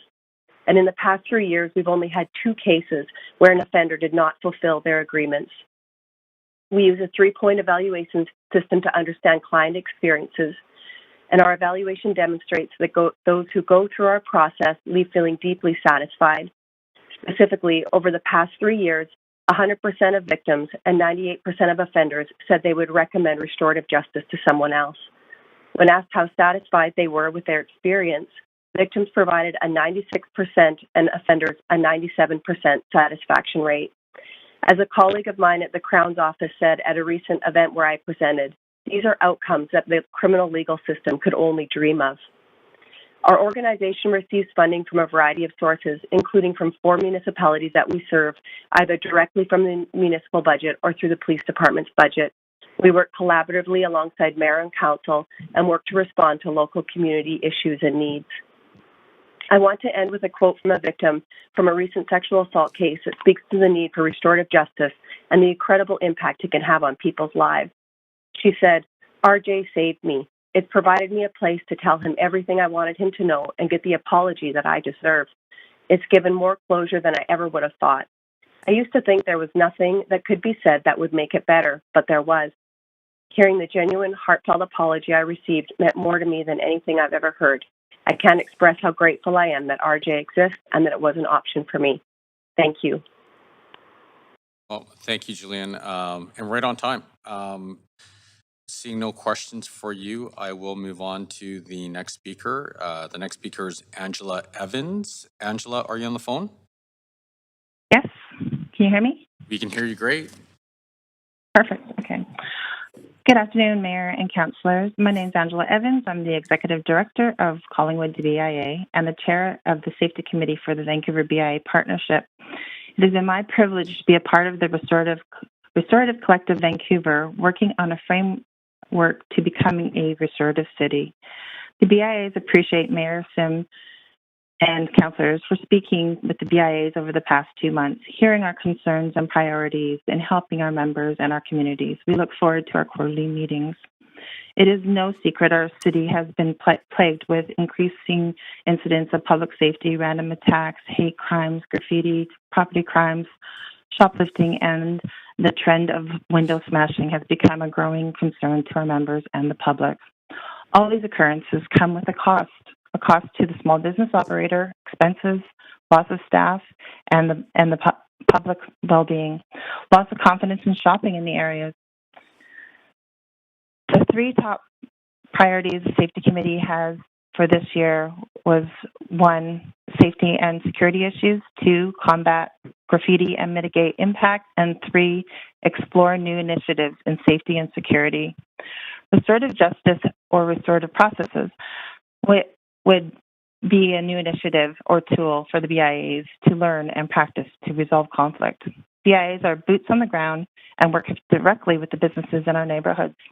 Relationship building is our backbone, and without forming relationships and with other organizations and stakeholders, we would not be able to leverage our resources. We have learned that the restorative practices are all about building relationships, listening, being compassionate, seeking alternative solutions to be a restorative as a whole. There's proof from surrounding RJ programs that they are successful, as we just heard from Julian. The Vancouver BI Partnership is supportive of the initiative and want to learn more and begin working towards a restorative city. Our relationships with everyone who comes into our neighborhoods are impactful. We want an alternative to help to heal, and along the way, learn what our community's needs are. Building capacity to make a better future. I'd like to thank Dr. Evelyn Zeller and Peace of the Circle and the Restorative Collective for the energy, positivity, and the will to make change. Thank you to our city councillors and mayor for taking the first step into making Vancouver a restorative city. Thank you very much.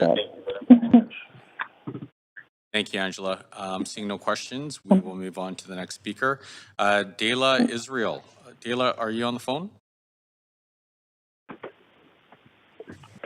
Dayla? Can you hear me?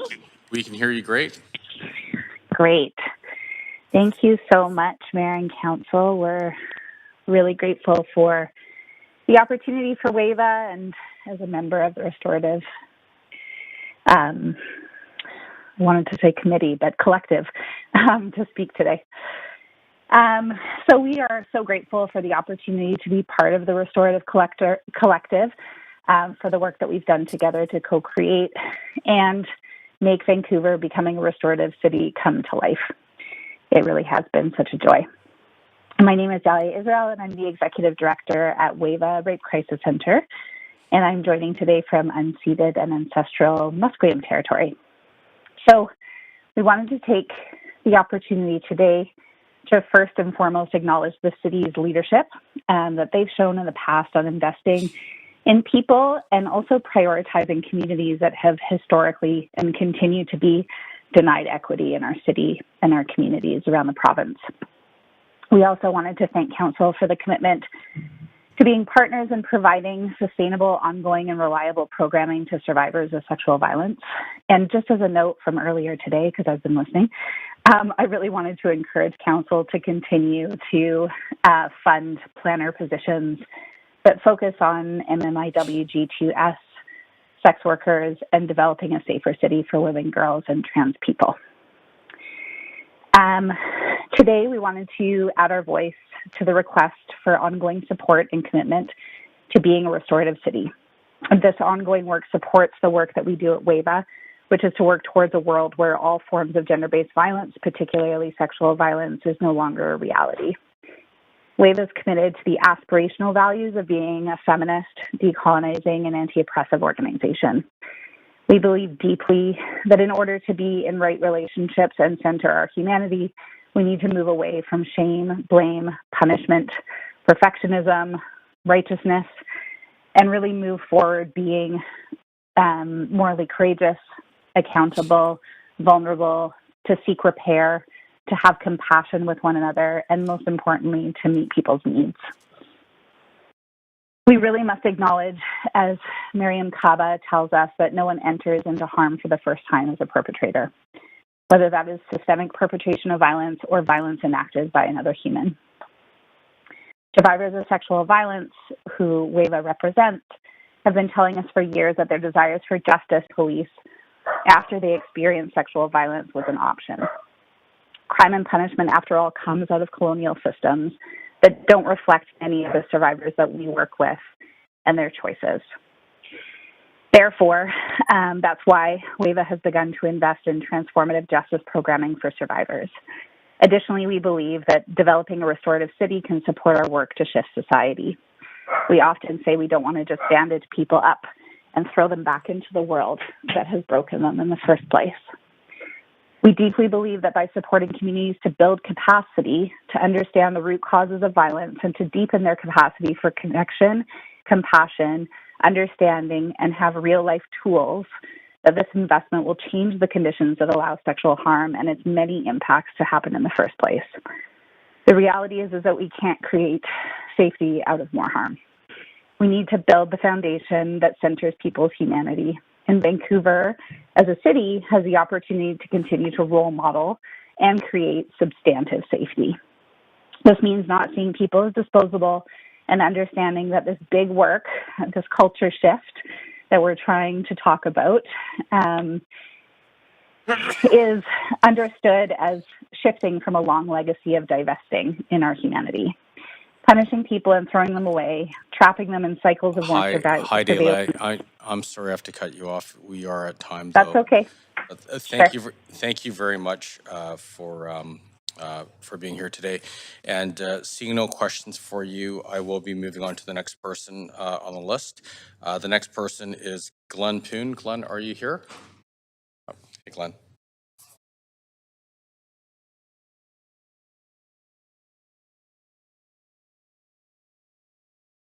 Okay, and yep, we have it.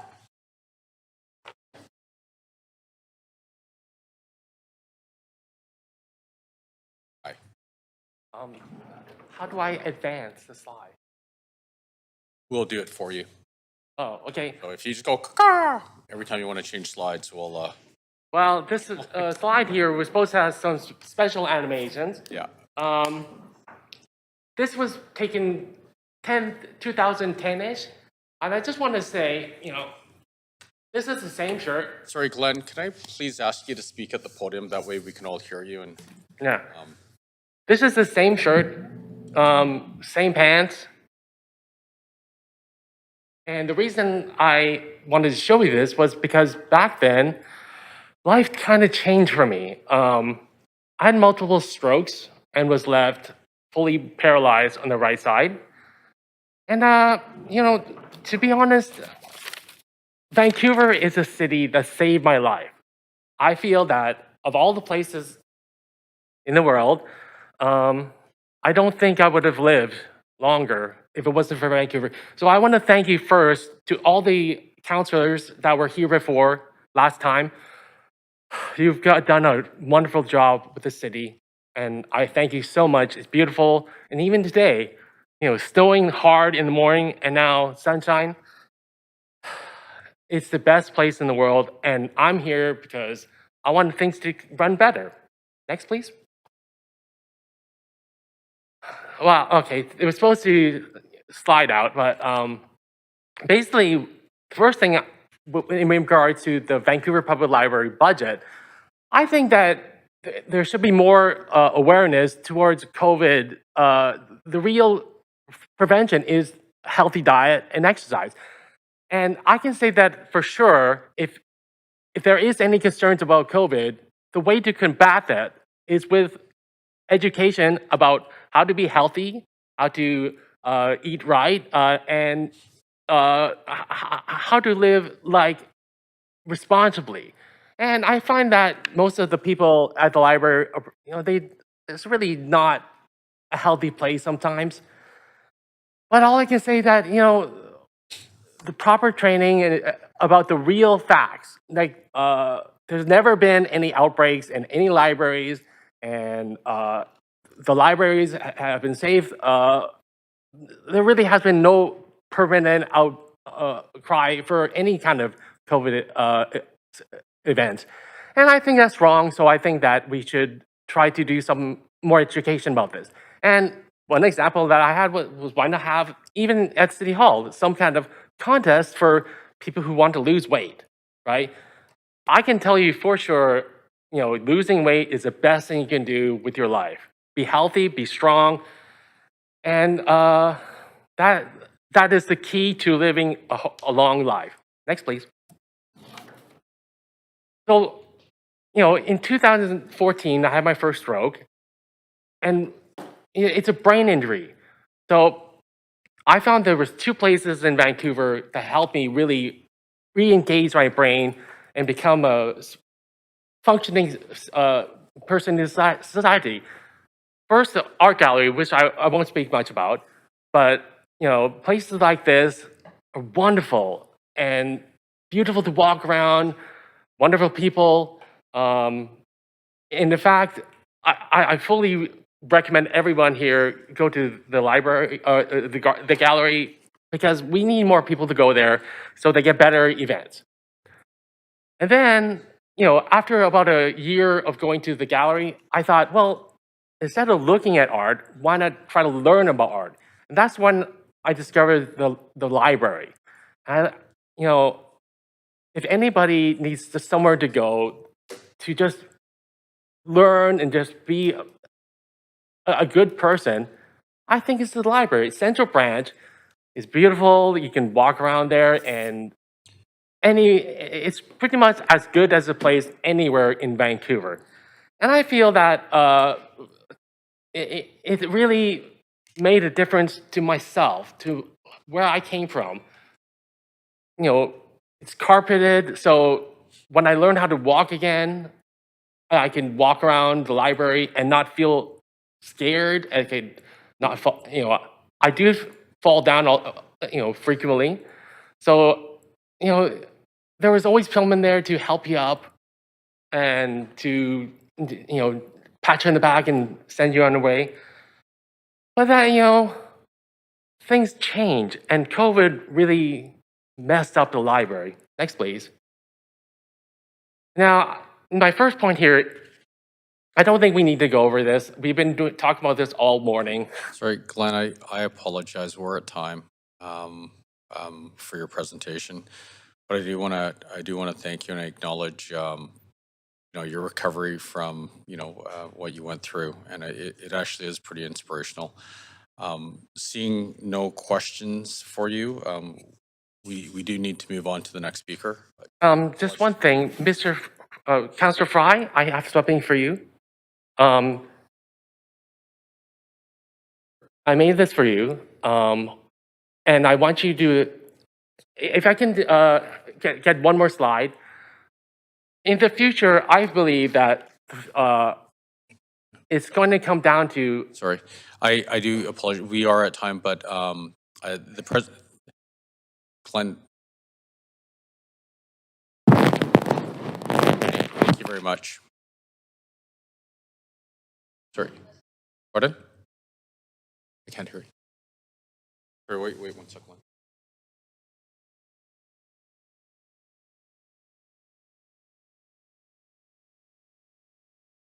Okay. Actually, Glenn, why don't you actually take a couple more moments if you'd like? I'll be quick. Right now, there seems to be a shift of people moving away from going to Central Branch back to the local branches.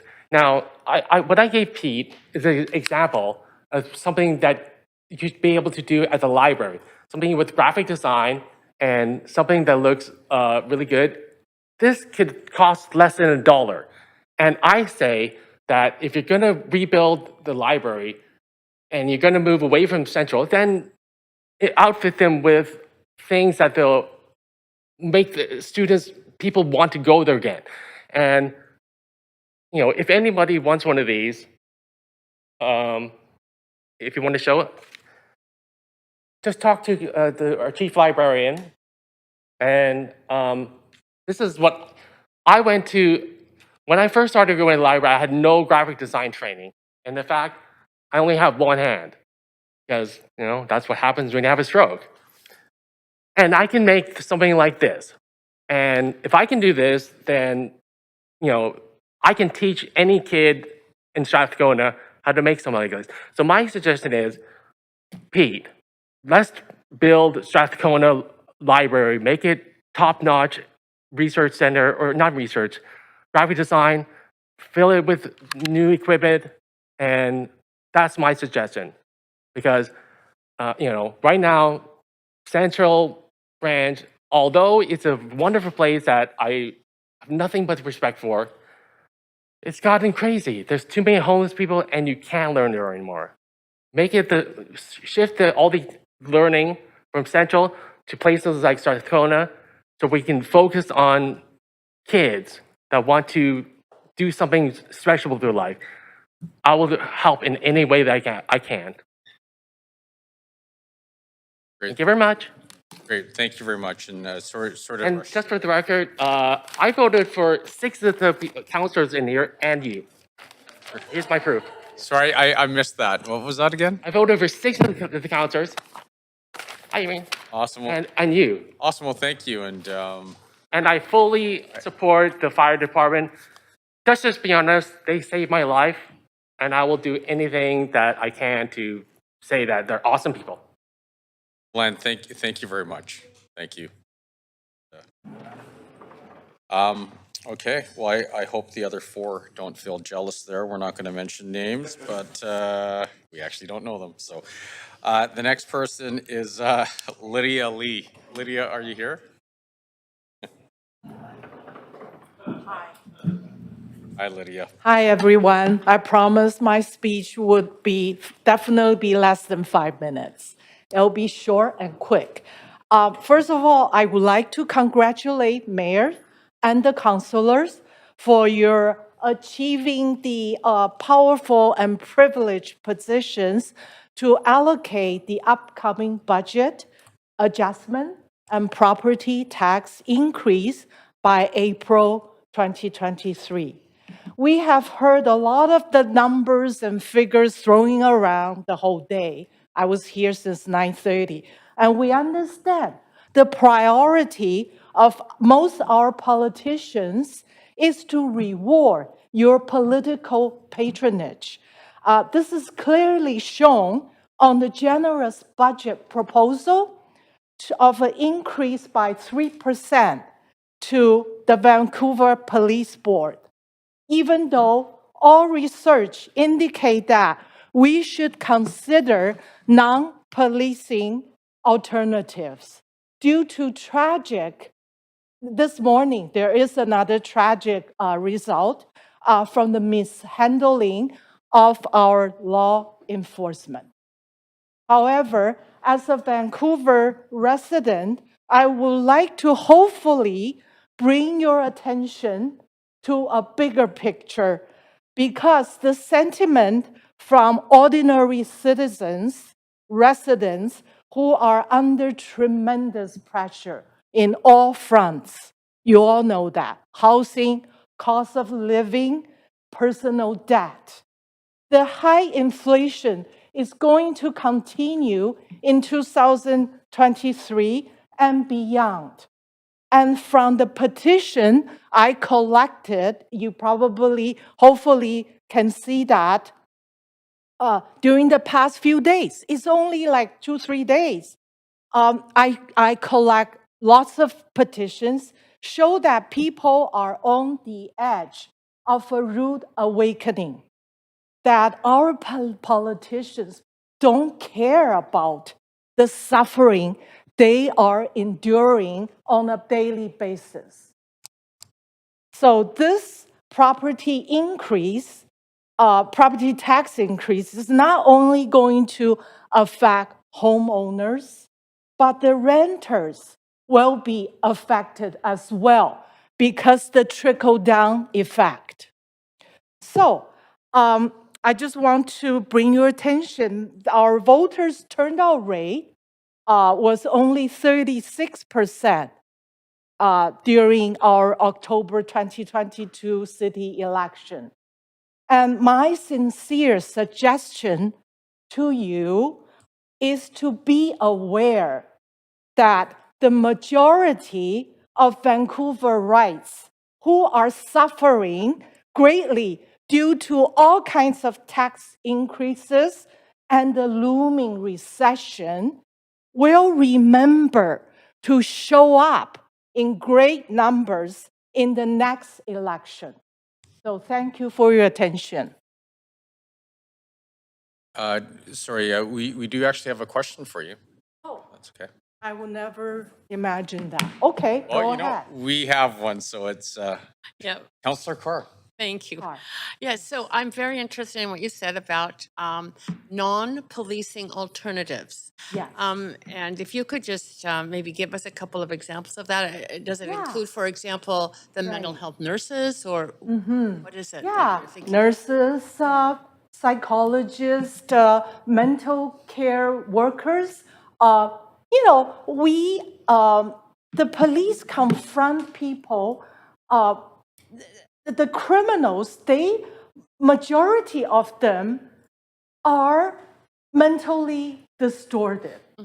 I work in a hospital, so I know, all sorts of situations like that. Mostly people will not cause a public disturbance or crime if they have the mental capacity to deal with their issues. They when the police is involved, police doesn't have the tools to sort of escalate down, not up, the situation. They don't have the facility to help people with mental issues and emotional issues. We've seen examples, from the, news reports on and on again. These people are suffering. They don't need police to put them behind the bar. They need support. They need somebody with a listening ear to say, oh, how can we help you? Can you calm down? Can we provide you with a little bit of emotional support? A place where you can sit down, have a cup of coffee, and rest for a few hours. So this is, you see that every day on the papers. You understand. It's not, people want to create crimes. It's they don't have the capacity to help themselves and help the society as a whole. They need help. And the police doesn't solve any problems. Majority of the situations are mental problems, not a policing problems. It's not, you all have the intelligence. I'm sure you will agree with me. Thank you. Okay, thanks. Lydia, so thank you for coming in. I do have one comment though, and I won't speak for myself, but what I can assure you is, the individuals in this chamber come from different political stripes, and I've Yes. had the opportunity and the honor to work with them for 113 days. And while we may look at things differently and we may come up with different answers, I am so proud of this group because they're caring and they're completely empathetic and they're doing right by the city. And so if I can Right. just leave you with that, Yeah. we have amazing people in this chamber. Right. I notice a lot of counselors that I recognized before, and they do great job. Hopefully, they will become your support system. They will become the ears to help you make good decisions, not just a political decision to help your buddies. Thank you. Okay? Thank you. Thank you for coming in. The next person we have is on the line, Jen Peterson. Jen, are you there? Speaker 14 is not on the line. Not on the line, okay. The next speaker is Taylor Scott. Are you there? I am here. Hello? Hi, Taylor. Please go ahead. Hello. Yep, yeah, we can hear you. Okay.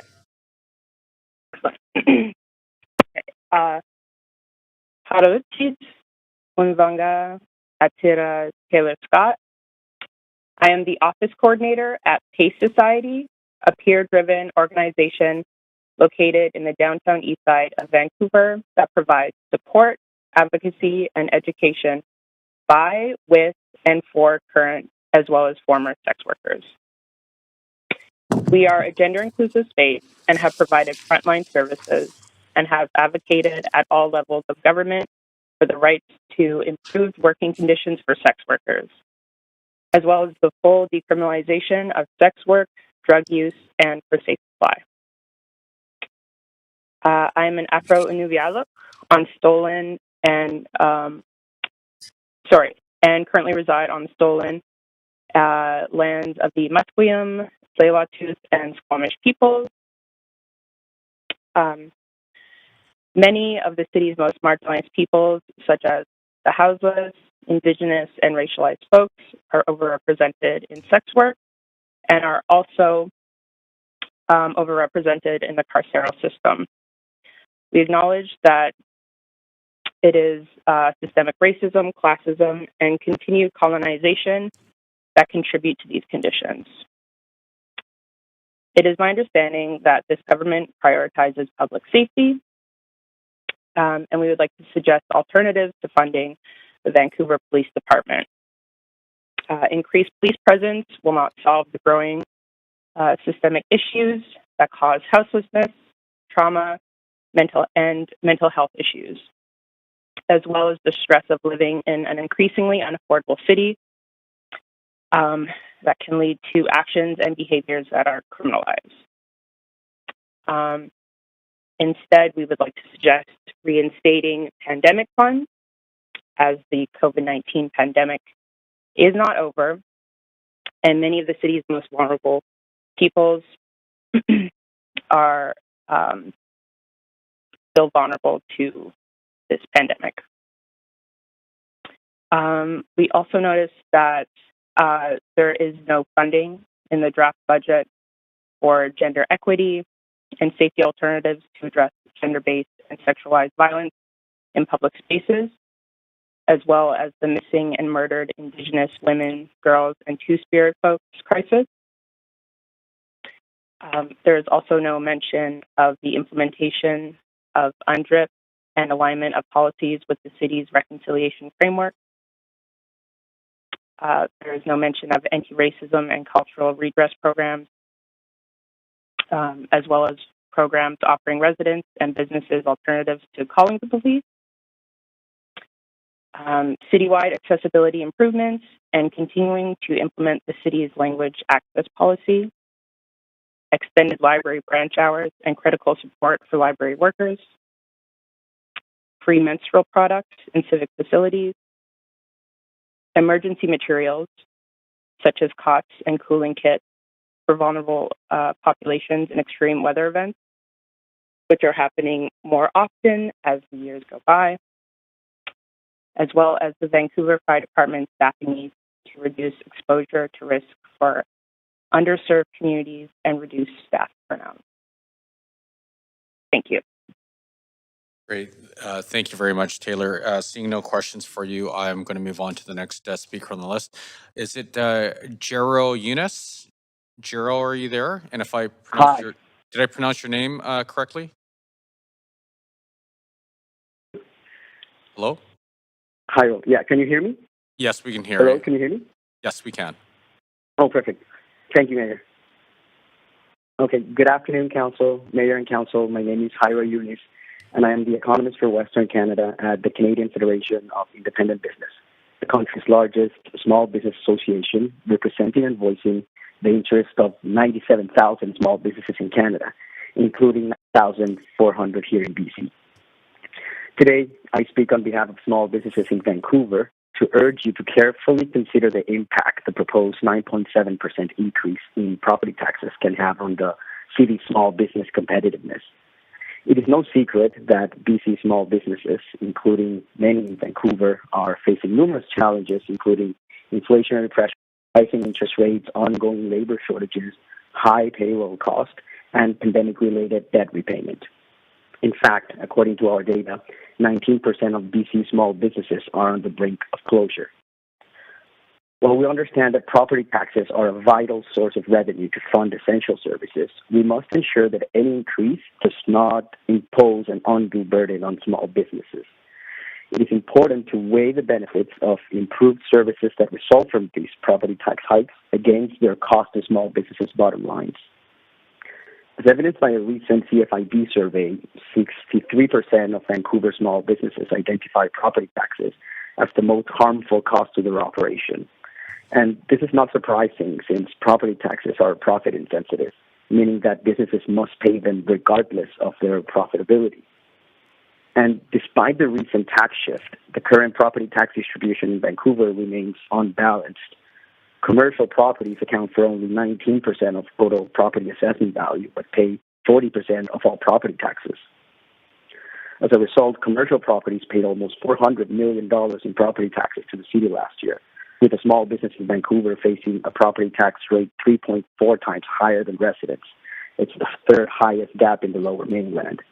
But having said that, we acknowledge that the proposed 9.7% increase in property taxes includes a 2.7% hike to provide additional funding to the Vancouver Police Department, aimed at improving public safety and reducing criminal activity in the city. And this is welcome news for small businesses in the downtown area, which have been victims of targeted attacks and have had to use their own resources to cover for the damages done to their properties. It is also encouraging to see calls to direct staff to develop strategies to find new revenue opportunities outside of property taxes, to improve and streamline internal processes to reduce costs, and to engage in senior government funding and partnerships. And I want to touch on this last point. A recent CFIB survey showed that more than 80% of BC small businesses think the province should support municipalities with more administrative assistance and additional funding to deal with mounting municipal issues.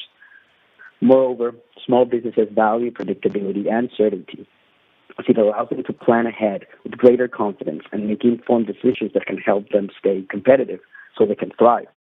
By having a clear understanding of what to expect in terms of property tax increases over the medium term, small businesses can allocate resources more effectively, they can manage their finances more efficiently, and they can focus on delivering high-quality products and services that Vancouver consumers demand. And we know this council and this administration intends to improve Vancouver's business friendliness and investment attractiveness. So we urge you to clearly communicate the city's vision for property taxes' medium-term trajectory and the direct and tangible benefits that small businesses will receive from these property tax increases. So, for example, if a median business property is going to have to pay $500 more in property taxes, small business owners would like to see how much of that increase will they get back in services and other benefits. And although we acknowledge the city continues to provide property tax relief through its land damaging assessment program, and we also understand that there is a pilot project for development potential relief in the works, we urge you to consider other cost offsetting measures. We've been asking for the implementation of construction mitigation policies, for example, that will reduce the impact of these property tax increases on small businesses that are being negatively affected by development projects, in particular those along the Broadway corridor.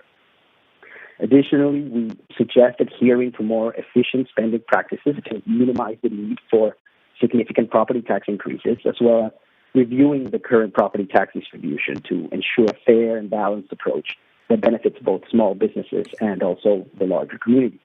We believe that by taking these steps, council can alleviate the burden on small businesses. I apologize. Yeah. We're at time here. Sorry. And so I want to thank you for being an advocate for independent and small businesses. They're the backbone of our economy. So thank you. Seeing no questions for you, I will move on to the next speaker. The next speaker is Clara Prager. Prager. Awesome. Hi. Good afternoon, Mayor and Council. I think I've had the opportunity to meet most of you by now, but if not, my name is Clara Prager, the campaign lead with Women Transforming Cities. So over the past few months, various frontline organizations have approached us expressing concerns about a persistent lack of funding, and risks of further funding cuts to critical programs, grants, and strategies that their communities rely on in the budget.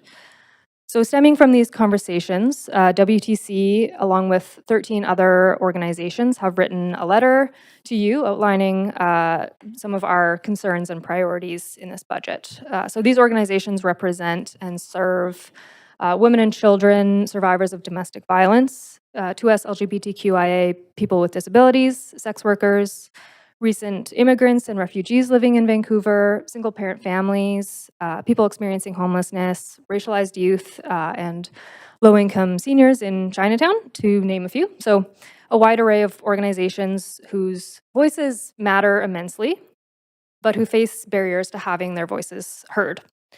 And the message that we've expressed in our letter is pretty straightforward. The 2023 operating budget must reinvest in equity. So in 2020, every department was asked to find savings and leave vacancies open because of the pandemic. And the result is that communities facing the most significant barriers to having their voices heard are often the first to be left behind when it comes to the budget. And our letter mentions examples of several programs, all of which would really help people who are struggling the most in this city that are currently unfunded in this budget. I think we've talked about a few of those already with your staff. And some examples, this is not an exhaustive list, but some examples include gender equity and safety initiatives to address gender-based violence in public spaces, addressing the crisis of MMIWG 2S+, like the urgent humanitarian issue that it is, anti-racism and cultural redress programs, fully implementing UNDRIP as soon as possible, citywide accessibility improvements, language access policies, extended library branch hours, and critical support for library workers. So quite a number of things, and they're all really urgent priorities, right? I think we can agree that those things, if we fund them, they can be initiatives that this council and this city can be really proud of. But that's the type of initiative that is currently at stake in this budget. Those are all currently unfunded, and you can find a further list in the letter that's in your inbox. But as a city as wealthy as Vancouver, we can afford to fund all of these initiatives if they are a priority for this council. We don't need to do that on the backs of workers. We don't need to do it by cutting funding to social service grants or by asking staff to make really painful decisions about which critical initiatives to fund and which ones to drop. I think what this amended draft budget shows is that if something is a priority, you can find the money to get it done.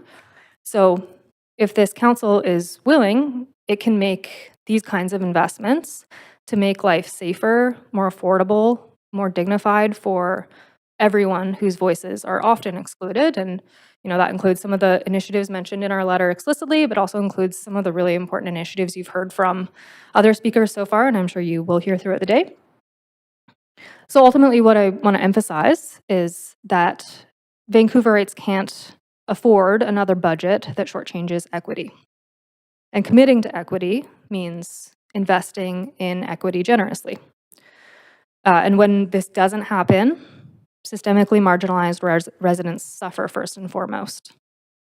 So in the 2023 operating budget, we find an opportunity to course correct fiscal attrition that hinders our ability to address the multiple overlapping crises that communities face on a daily basis. And in this budget, we urge you to reinvest in the services and long-term strategies that equity-deserving residents depend on to live in safety and dignity. And I hope that we can agree that the community voices represented in our open letter deserve your support in this budget. So I hope you'll take that into consideration. Thank you. Great. Thank you very much, Clara. Now you do have a question or questions potentially from Councillor Boyle. Thanks. I know we've heard a lot today and of course over the last year about community safety, and I'm wondering if you can speak specifically to how some of the equity investments that you mentioned washrooms and the investment around implementing the recommendations of the inquiry into missing and murdered Indigenous women and girls relate to that larger conversation about making sure people are safe? Yeah, I think when we think about safety, it's not just how our streets look, it's what happens, in public spaces. Are they safe for people who face gender-based violence? And I think there's some important work to be done to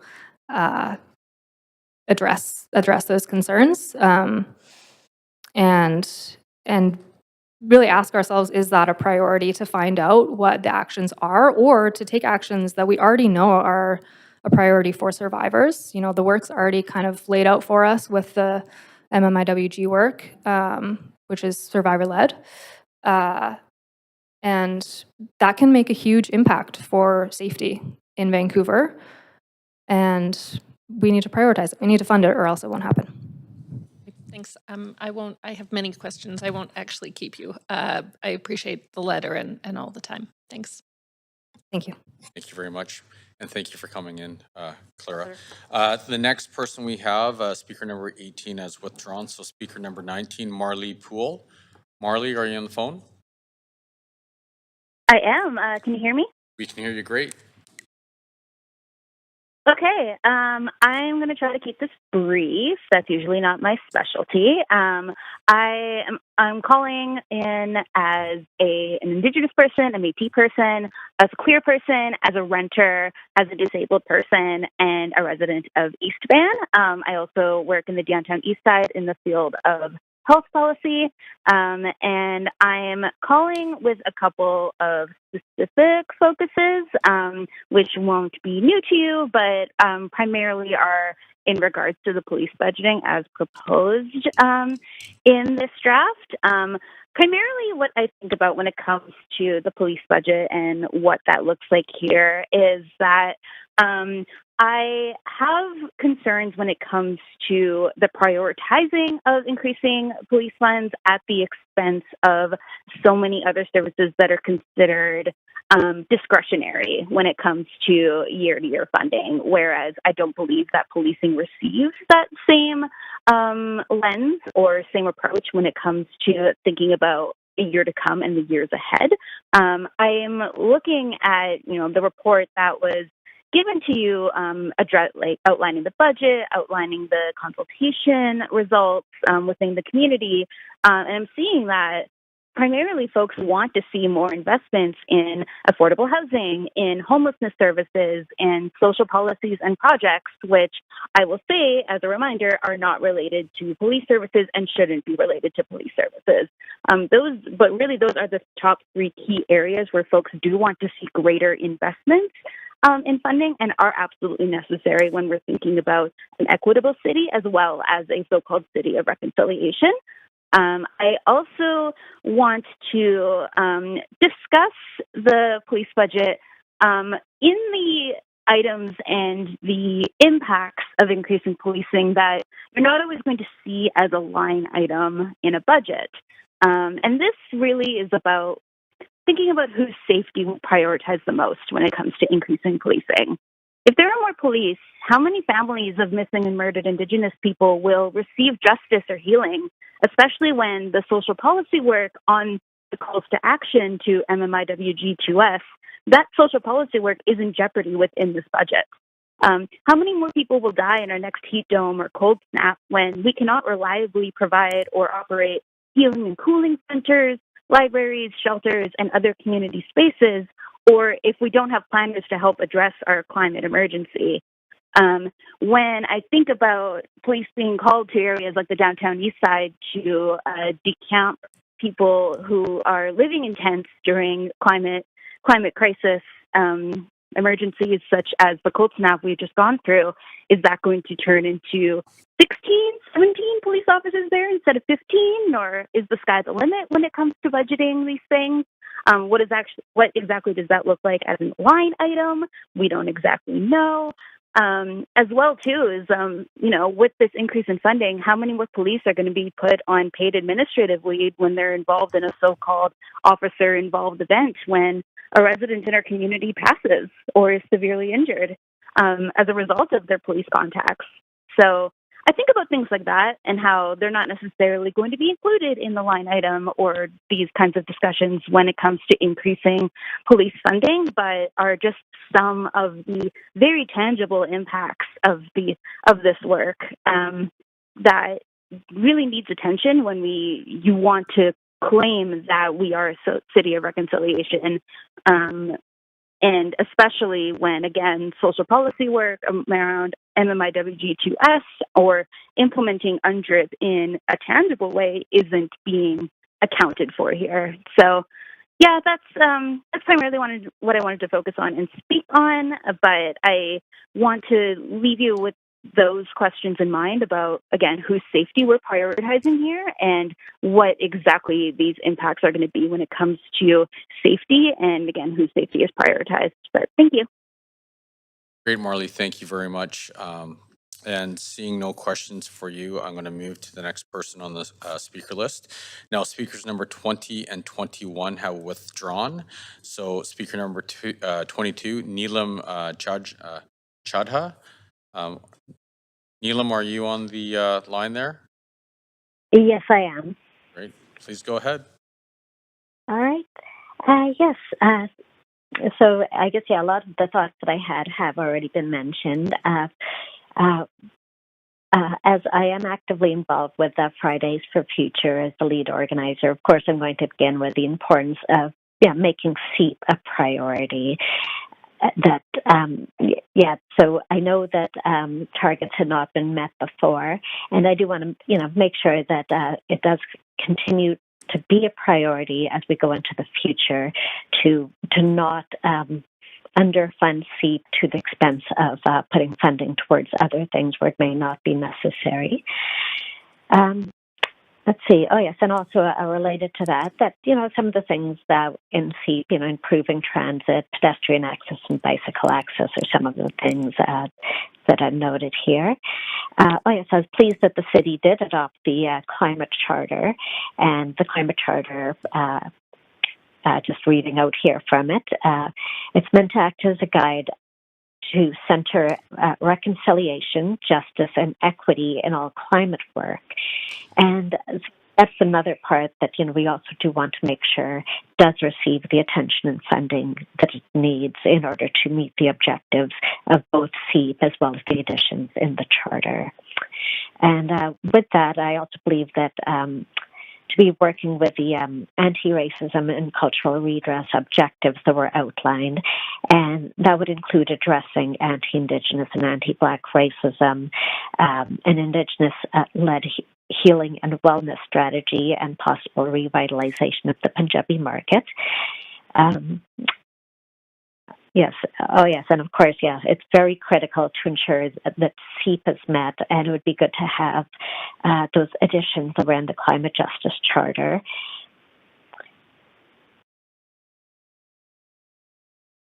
Sorry, Neelam? Can you hear us? Yes. Sorry. So we lost you for about 10 seconds there. Oh, okay. No problem. Yes, so it's important to ensure that these targets are met, and it's also apparent that there seems to be overfunding to the police department to the expense of other services, including other services that would do more to reduce crime than having more officers. I like the addition of the mental health nurses and other mental health support staff to the BPD, but instead of adding officers, it may be better to provide perhaps further training to the officers that are already there. And I guess if they do want to add some more officers, maybe start with a smaller number and see if that actually has any impact on crime. And if it's not decreasing crime, maybe not go with the full 100. I do not anticipate that adding 100 more officers would be the best use of the limited funds available, and it seems to be at the expense of more necessary and useful services. It also would not be the best use of funds from a safety perspective.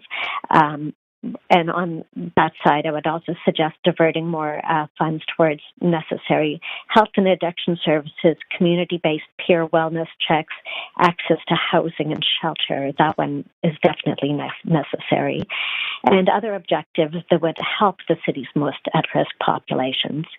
A few speakers had previously mentioned restorative justice, which would be a really great option as well. And of course, all of these other initiatives help with public safety overall, including the safety of at-risk persons. Reports have found that police activity involves people with mental health problems most often, and that includes Indigenous people, Black, Arab, or West Asian people with mental health problems. And oh yes, and that was in from the BC Office of the Human Rights Commissioner's reports. So yeah, instead of policing people with mental health problems, we need better access to services for them. Police officers are not trained to address homeless people with mental health problems or addictions, yet they are usually the ones who are called to respond to them. And many of these people need access to treatment services and often shelter, not a visit by a police officer. In addition to divesting from the amount of money that are put towards the police, it'd be best to, instead of investing in the police, to instead invest in improved services like mental health and addictions treatments and housing, and to invest towards UNDRIP and improving relations in the Indigenous community, who often fall in the disadvantaged group. Hi, Neelam. I'm sorry I have to cut you off. We are at time, but thank you very much. You're welcome. Great, thank you. And what I'd like to do is actually recommend a 6-minute and 30-second recess so people can stretch their legs, if that's okay. Exactly 6 minutes and 30 seconds. So if you're a second late, then you're gonna have to tell a joke up here. All right, thank you.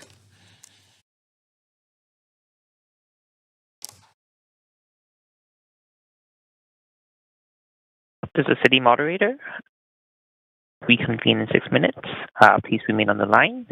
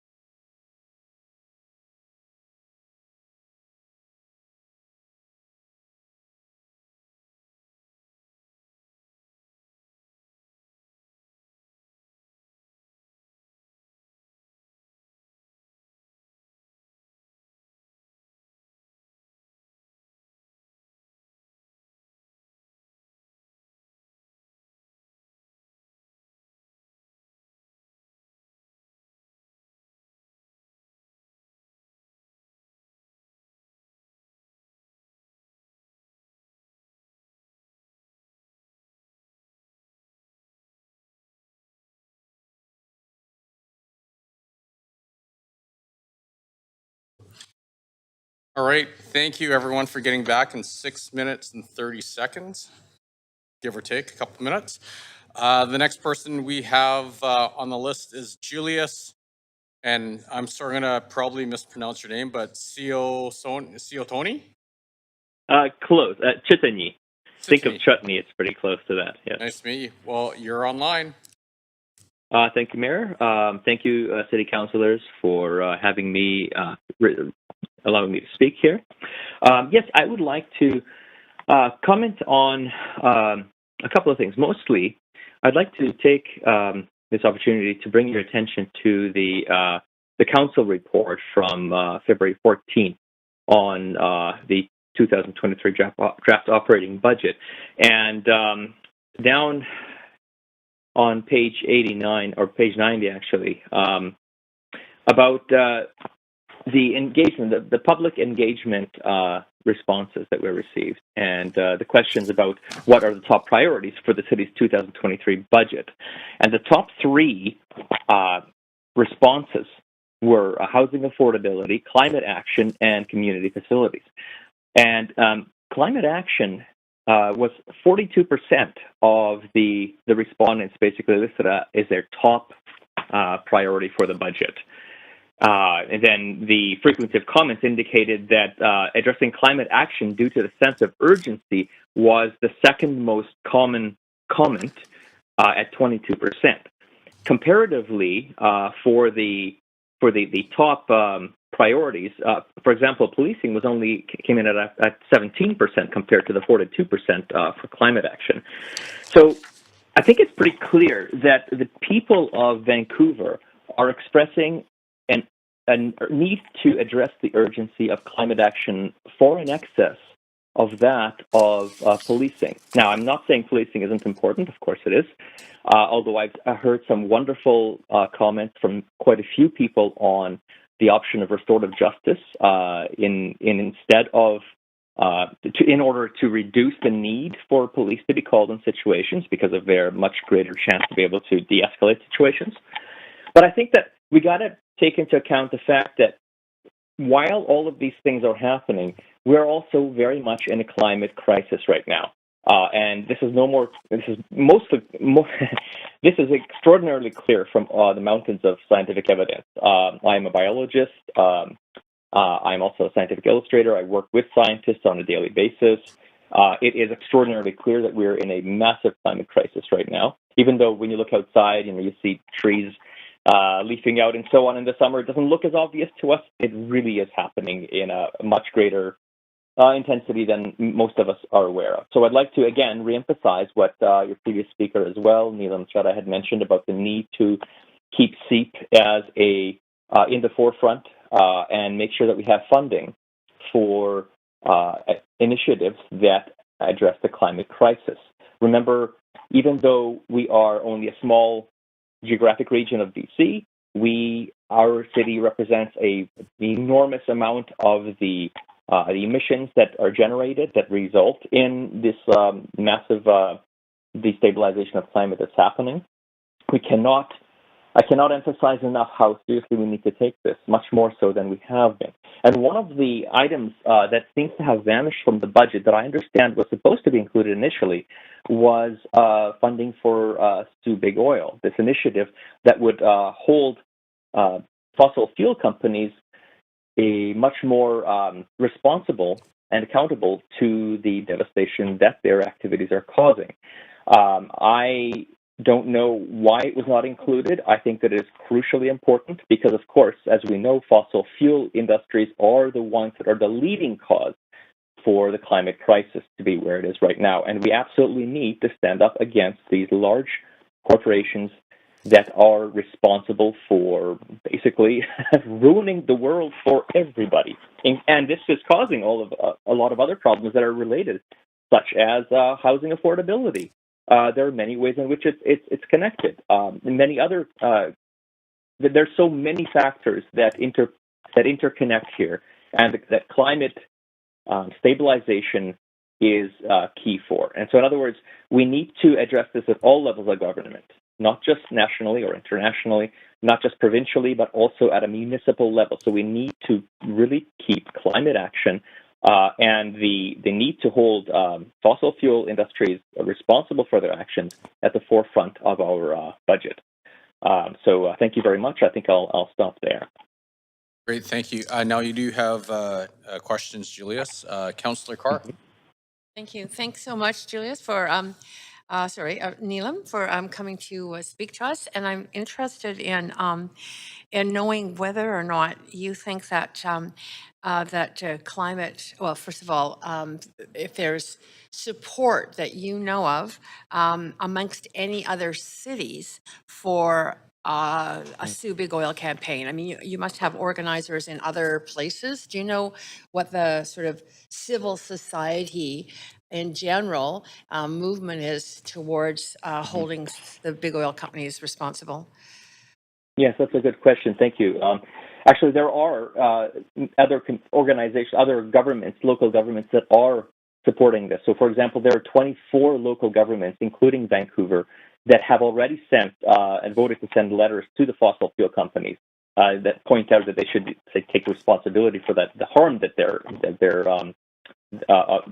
they're causing to local governments due to these emissions and so on. So it is something that there's a lot of support for. And so, for example, in addition to Vancouver, Burnaby, Greater Victoria, Nanaimo, Sunshine Coast, Powell River, Whistler, and others, are citizen groups from these are asking for action to be taken. Right. I wonder if you could, if you wouldn't mind, in follow up to speaking to us, send mayor and council a list of those 24 local governments that have sent letters. People might appreciate that. Absolutely, happily. Yes, indeed. Okay, that's great. Thanks very much. Thank you. Great, thank you. Councillor Montague.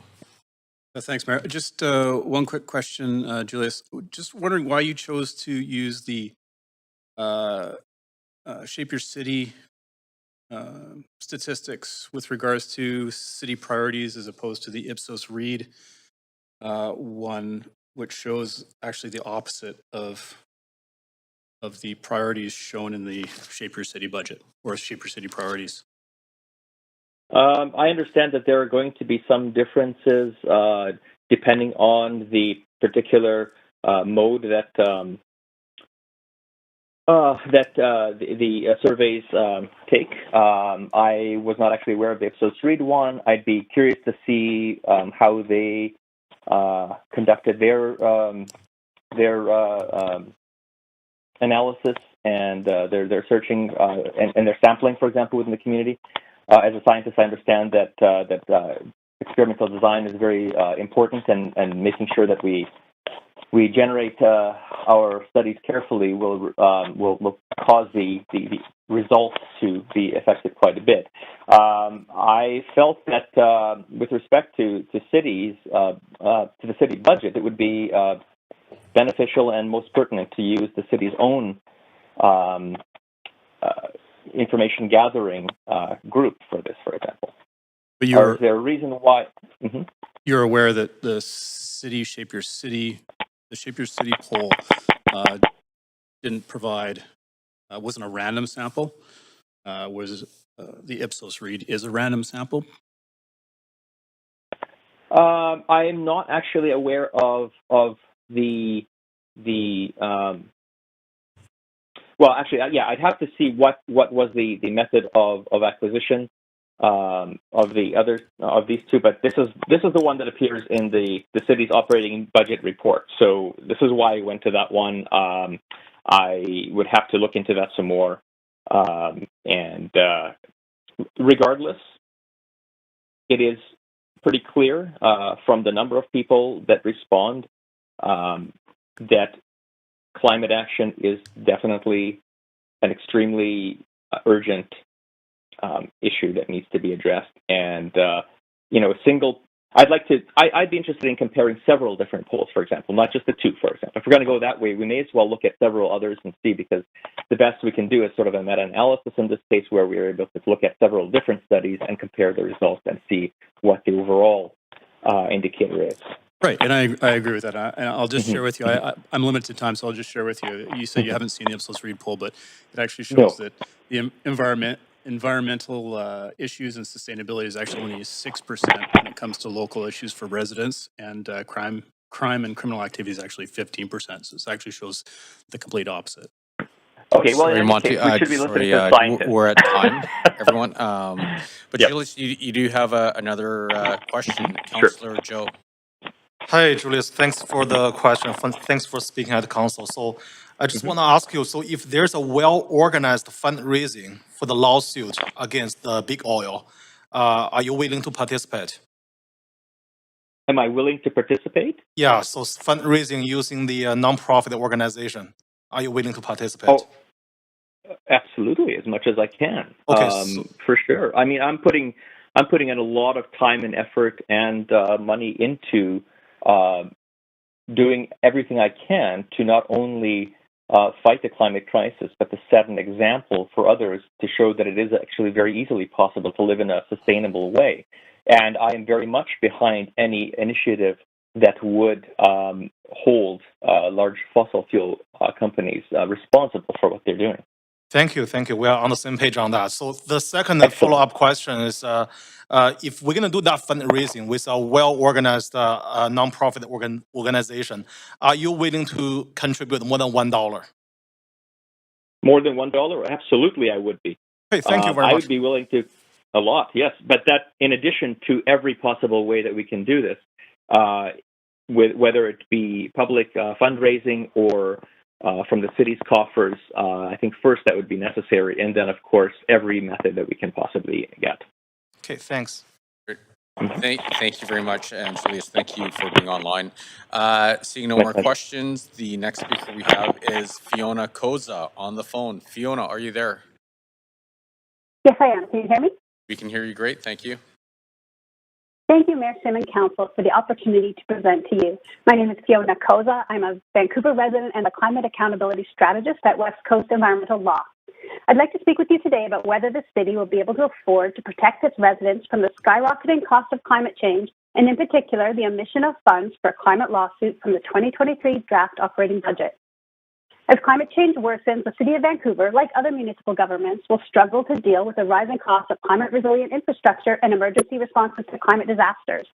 As you know, Vancouver has been hard hit by devastating climate change impacts in the last few years, such as the heat dome that tragically killed over 600 British Columbians, including over 100 in Vancouver, wildfires that have filled our city with smoke, drought that reduced our water supply, and storms and floods that have damaged facilities and infrastructure, destroying nearby highways and disrupted supply chains.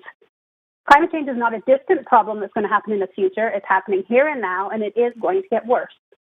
City staff have estimated that the city is already spending approximately $50 million per year on climate costs, and it's expected that Vancouver will need to spend at least $1 billion in the future to keep residents safe from sea level rise. As noted by Mayor Sim in a newspaper article last week, the city faces a $500 million annual capital deficit to repair and replace facilities and infrastructure and utilities that are aging and ill-equipped to deal with the present day and future realities of climate change. Although it may not be obvious, climate impacts are a major cause of the 9.7% increase in taxes proposed in this budget, costs related to road maintenance, sewer and water infrastructure upgrades, etc. What are we going to do when these costs continue to escalate? You know as well as I do that the City of Vancouver, and by extension taxpayers, cannot afford these sky-high costs. And the city shouldn't have to bear the full brunt of those costs. Those most responsible for causing the problem should pay for a share of the damages. You may recall past class action lawsuits that were successfully brought against the tobacco industry, asbestos industry, and big pharma. Those lawsuits held industry accountable for the harms caused by their products and made the companies pay a share of the cost of the damage they knowingly caused. Similarly, the fossil fuel industry is the largest contributor to climate change and should be ordered to pay its fair share for climate change-related costs. Recognizing that the City of Vancouver cannot afford the escalating cost of climate change, Vancouver City Council voted in July 2022 to set aside up to $1 per resident in the 2023 budget to support a class action climate lawsuit. The intent is to collaborate with other local governments across BC to launch a class action lawsuit targeting the world's largest polluters to make them pay a share of the cost of climate change in BC communities. Vancouver, showing great leadership, is the first city in BC to make a commitment to come on board this province-wide class action climate change lawsuit that's being advocated for by West Coast Environmental Law and dozens of other BC organizations. But please note, Mayor and Council, that there are many other towns and cities across BC that are considering joining the City of Vancouver in this lawsuit. And one of the great things about it being a class action lawsuit is that the cost of the lawsuit will be shared by multiple municipalities. I would also like to highlight that 40 U.S. cities and states have already filed similar lawsuits targeting big oil. It's a growing trend, and it's great that the City of Vancouver is going to be at the forefront of this trend in Canada. Or at least we thought that Vancouver was leading the way. However, I'm here today to express my deep concern that the climate lawsuit appears to have vanished from the 2023 budget. I'm not sure how this could have happened because Vancouver City Council voted 7.5 months ago in July 2022 to direct city staff to include the money for the climate lawsuit in the budget. And to the best of my knowledge, there was never an official decision or directive to remove it. I urge you to put the climate lawsuit back in the budget. Indeed, I don't think the city can afford not to. 24 Canadian law professors have co-signed a letter stating that the proposed lawsuit is grounded on solid legal basis. I believe you also have access to a legal opinion by noted lawyer Joseph Arve from the firm Arve Finlay exploring the merits of the strategy. There's also considerable public support for this. A survey of British Columbians last summer demonstrated that 69% of the population either supports or strongly supports their local governments working together to make the fossil fuel industry pay for a share of the climate costs. And this week, I'll send you a petition signed by over 1,000 Vancouverites in support of the City of Vancouver working with other local governments to sue big oil to help the city pay for climate costs. To close, I want to emphasize that rather than looking at this as an additional expense, Council should view the climate lawsuit as a prudent way to recoup tens of millions, if not hundreds of millions of dollars. Are you going to tell Vancouver residents that in order to save $660,000, you're going to make them pay hundreds of millions of dollars in climate costs while letting global fossil fuel companies entirely off the hook? That's false economy. The city cannot afford all the climate-related costs that are looming, and suing the fossil fuel industry is a fiscally responsible way to pass on a portion of those costs so that the full price tag doesn't fall to the city and its residents. Thank you. Great, thank you very much. Now you do have some questions, Councillor Carr. Yes, thanks so much for taking the time to come and for the work you do in civil society. It's great. So I'm just wondering, first of all, if you can tell me what the expected timeline might be to pursue the actual law case. So if Vancouver, I believe we're the first, but if other municipalities join in, how long do you think it's going to take before the money to front the law case is actually needed? Okay, so the lawsuit can start as soon as there are several municipalities, including hopefully a few larger municipalities, that express their intention to participate and that allocate their money in the budget to do so. And because of the budget periods of other municipalities, I'm not sure whether it would be realistic for the lawsuit to be filed this year or whether it would happen next year. And it really depends on when a critical mass of BC municipalities are ready to do so. Right. Is it possible for individuals in civil society to actually participate by providing money also to this lawsuit? Well, we have been planning to launch something like some crowdfunding at some point.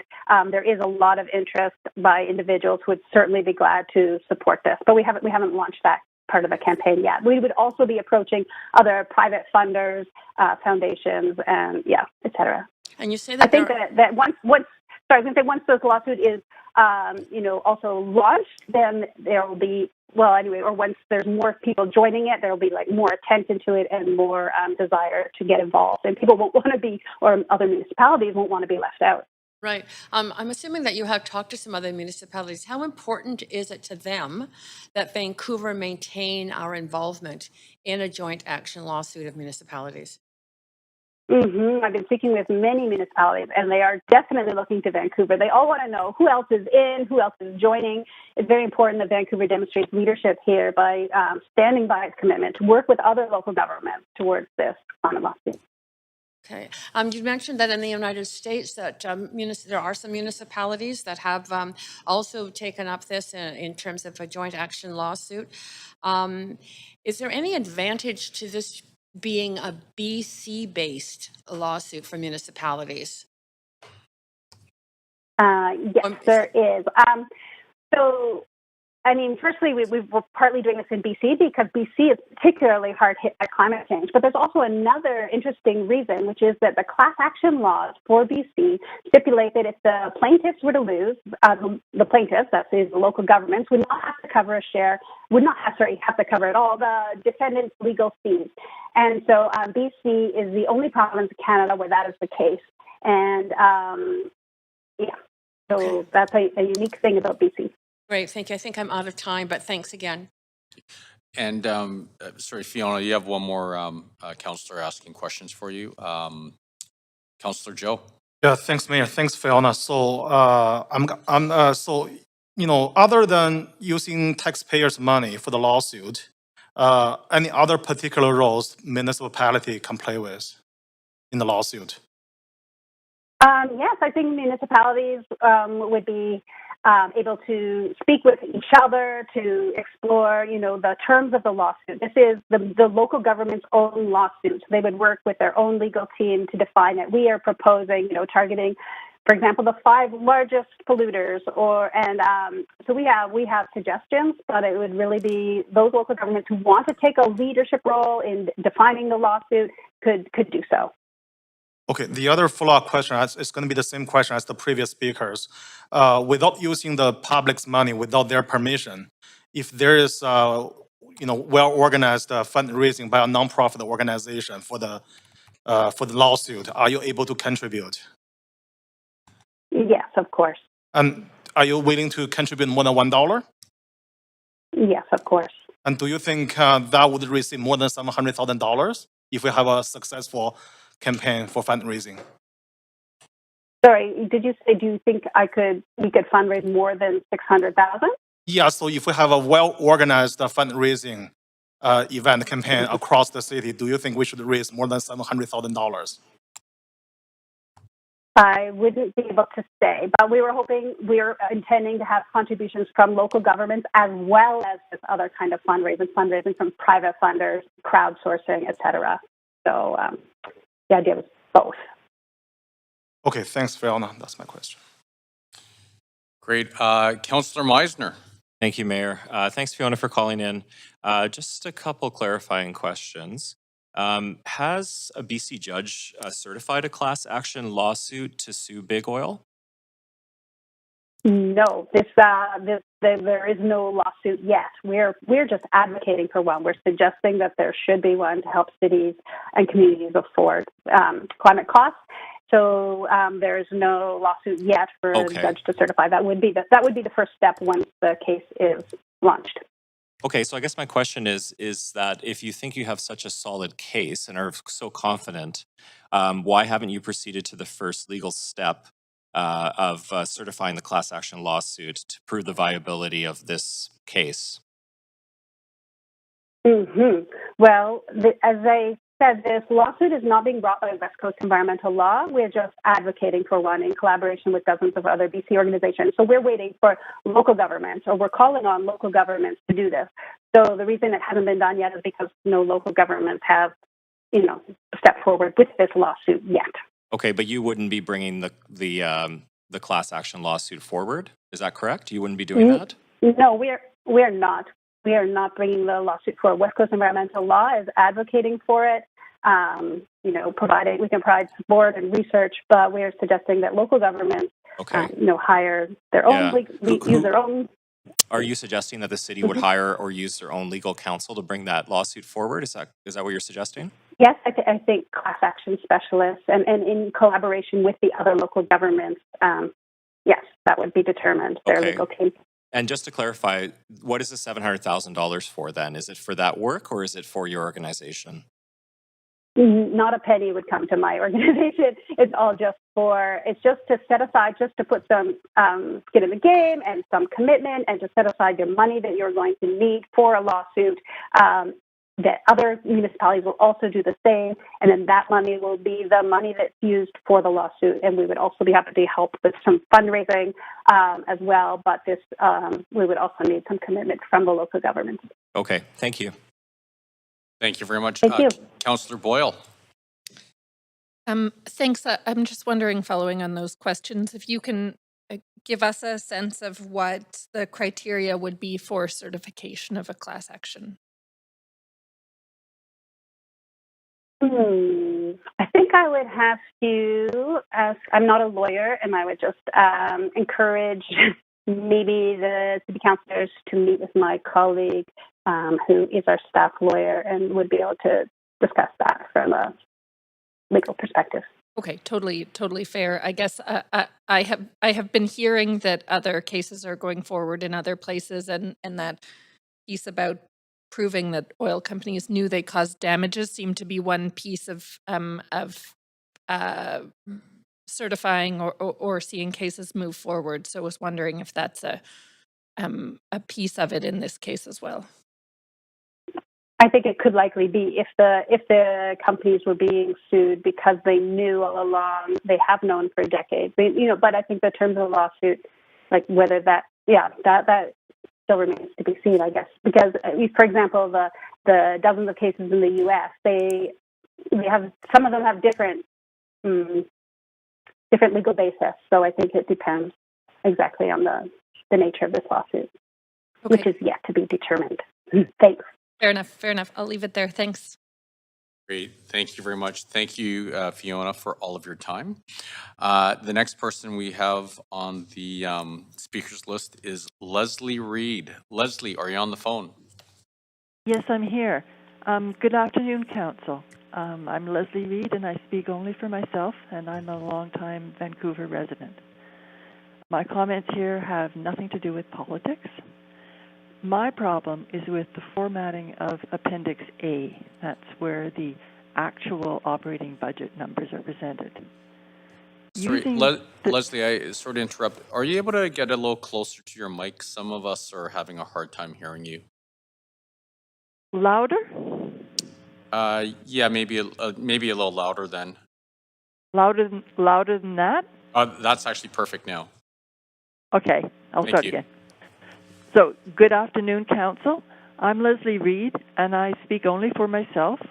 I'm a Vancouver longtime resident, and none of my comments here have anything to do with politics.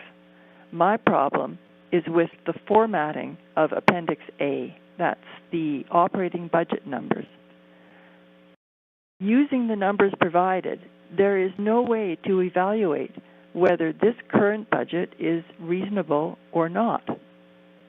The starting point for any financial projection into the future is the factual past, the actual financial results from last year.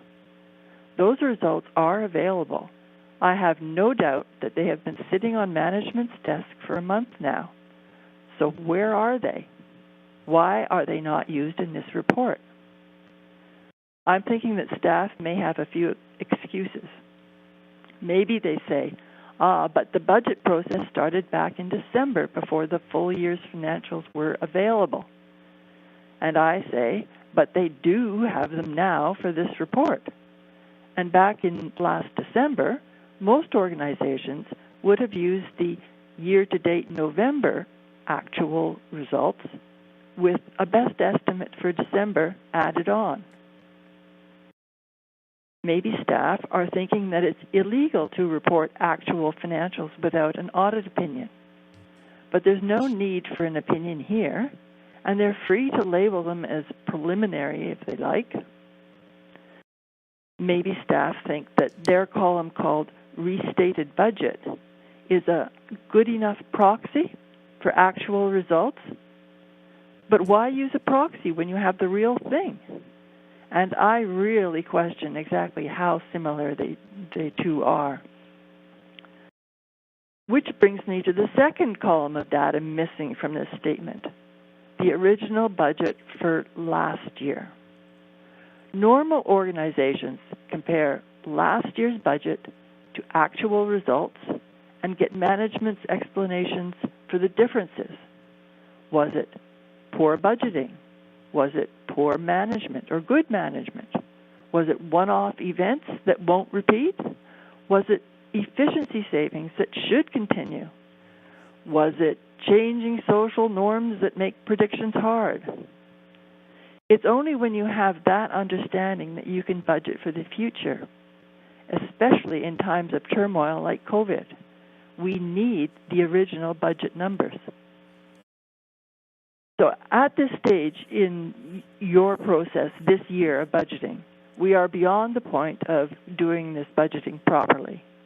However, you can document the facts now as a template for the future.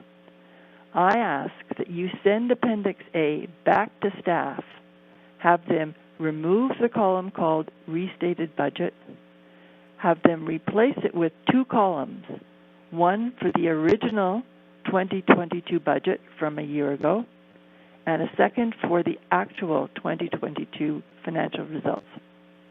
Thanks for your attention. Thank you very much, Leslie. Seeing no questions for you, I will be moving on to the next speaker. The next speaker is Beverly Ho. Beverly, are you on the line? Is Beverly on the line? Speaker 26 is not on the line. Okay. The next speaker is number 27, John Clarides. John, are you on the line?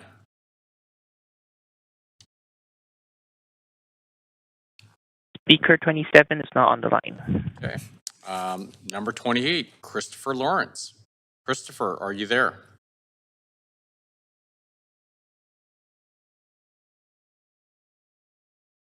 Christopher? Speaker 28 just dropped the line. Okay, we will circle back. Caller number 29, Javni Moore. Is Javni in the foyer there?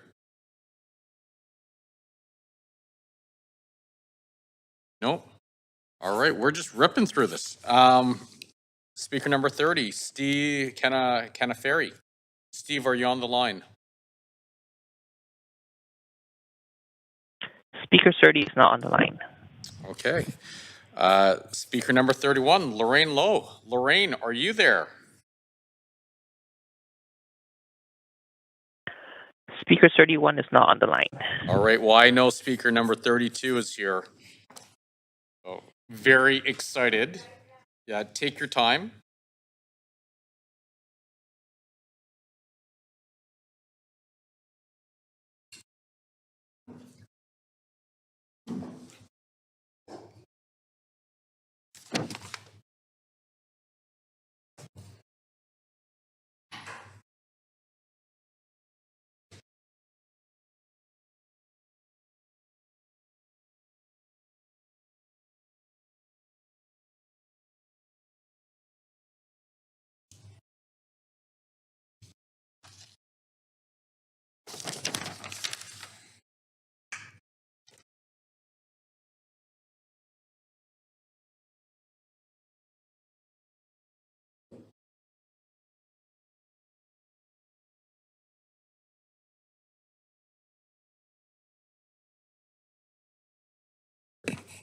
May I say something before you get started?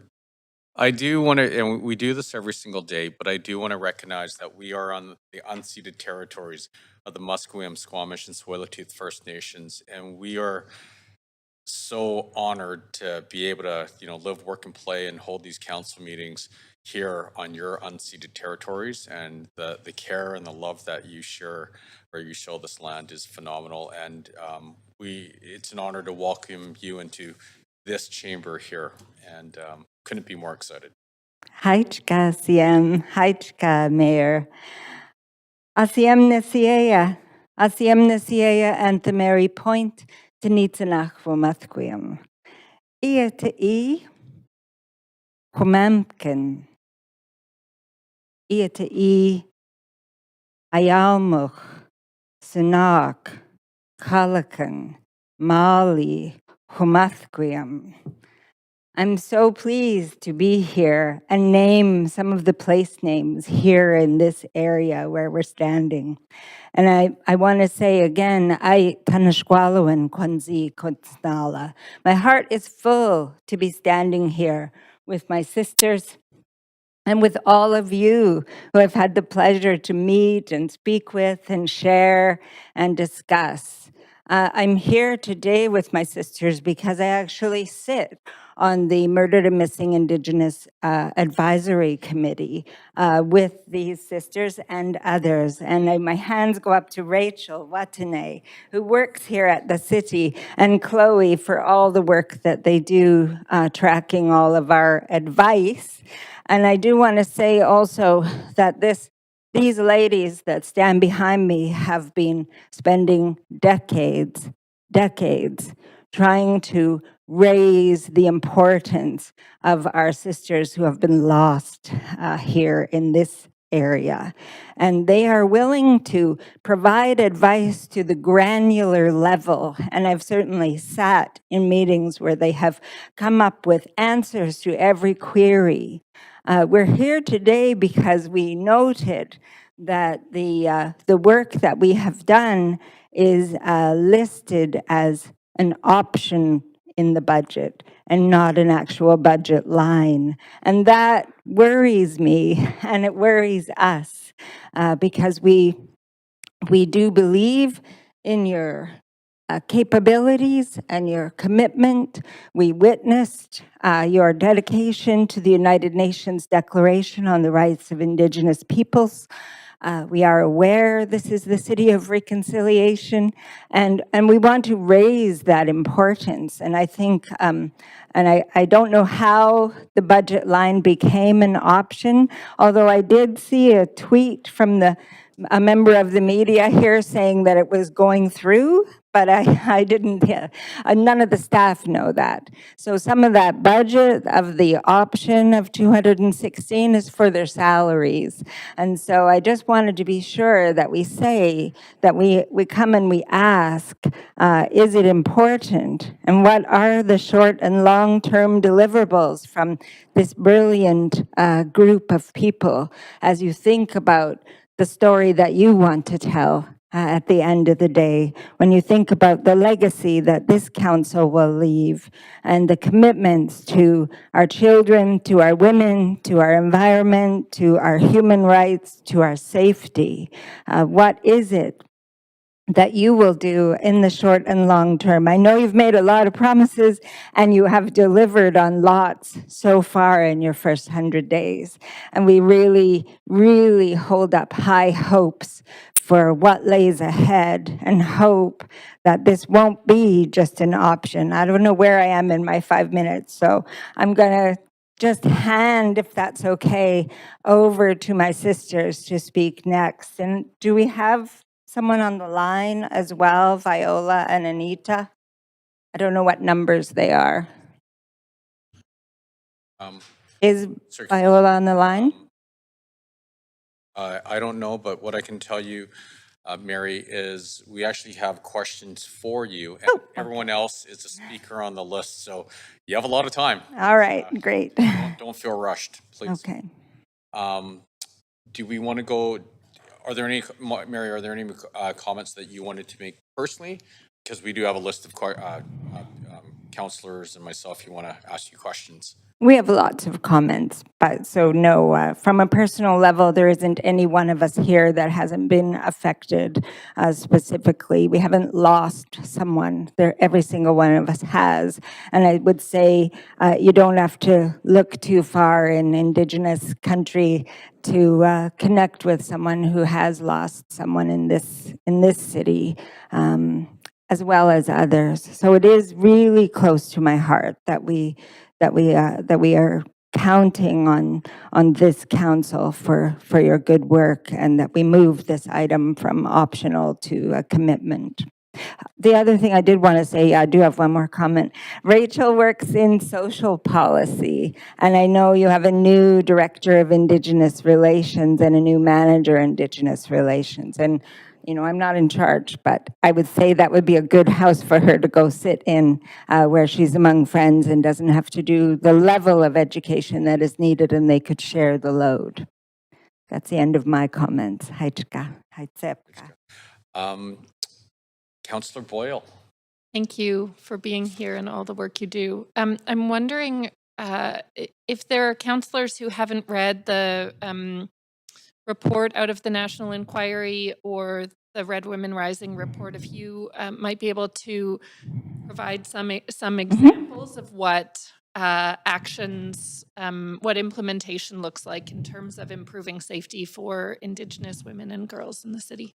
Sure. Well, I would say, first of all, I'm going to make it really broad and say on the 231 calls for justice, or the 94 calls for action from Truth and Reconciliation, or the 48 articles of the United Nations Rights of Indigenous People, all of those things boil down to some really basic things. Update your policies, keep us safe, equal rights. These are easy things that can be implemented in small increments. It is about acknowledging that people have been displaced and traumatized, and it isn't that long ago for us on residential school impacts. My father went to residential school as early as 3. I saw the impact that it had on my grandmother. She kept a diary about how she tried to get a job at the school just so she could see her children, but her children came out of there angry and damaged. And my aunt, who was in there, his sister, he actually had 17 brothers and sisters, but I'm thinking of the first one that went in, my Auntie Helen. She had a terrible life, just a life of abuse and sorrow, but also resilience. And so I just think when it comes to what you can do, there's lots of direction and lots of ideas in those documents, but it has to be, what can you actually do? What can you do? In Rachel's team, there was actually an audit of the departments here, whether it be finance, legal, engineering, planning, just to see where we're at, not just like moving beyond diversity policies, moving beyond inclusion, but actually making space to allow the engagement with the local people, make space to build capacity, make space to allow some way of providing safe, brave spaces for each of our women and children and our community here. Thank you. Thanks for that. All right, Councillor Fry. Thanks, Mayor. And thank you for coming and joining us today. And thank you for the work that you do. I know it's incredibly difficult work and it takes a lot of perseverance and dedication. And I know it's not easy. So thank you. I want to just quickly, so the line item that you're referencing, the through ACCS, the gender equity and safety, murdered and missing women, Indigenous women and girls in unsafe spaces for 216. Can you tell us about unsafe spaces and what that means and why it's important? Well, I think you don't have to look too far to find unsafe spaces, especially today. And I think you would all acknowledge that safety for our citizens in general is a priority. But what safe spaces mean is if I'm fleeing violence, if I'm fleeing poverty, if I have my children with me, if I need a place where I need to recover, if I have an addiction, if I need to learn new work skills, can I do all of that? I think about our local Native Education College, for example, where students whose parents never went to university or college are trying to make their own way, but they're also on the streets, some of them. And so they're homeless by night and still showing up for school during the day. So what can this council do to ensure there are safe spaces? And safety also means safety to say that. Safety to say, maybe I'm disconnected from my culture. Maybe I want to know more. Maybe I'm not safe. Maybe my family didn't want me. Maybe I don't have the skills for this job, but I want to learn. Like, safety encompasses a lot of definitions. I'm hearing that, and without putting your words in your mouth, you're talking really about an intersectional approach as well. It's not a one-size-fits-all. Safety is safety is safety. It's yes. Yeah. Okay. Well, again, thank you so much for the work that you've been doing, and I think we all really value it immensely. And thank you so much. Okay. Thank you very much, Councillor Fry. Seeing no other questions for you, Mary, I'm just And I apologize. I forget your names in the back. Are you on the list as well? Yes. Marlene and Brenda. So Marlene and Scundle? Yeah. Great. So like a bit of latitude. We'll get back to the other callers after Scundle and Marlene. Is that okay? So Scundle. Oh, sorry. I have to go to the Viola. Is Viola on the phone?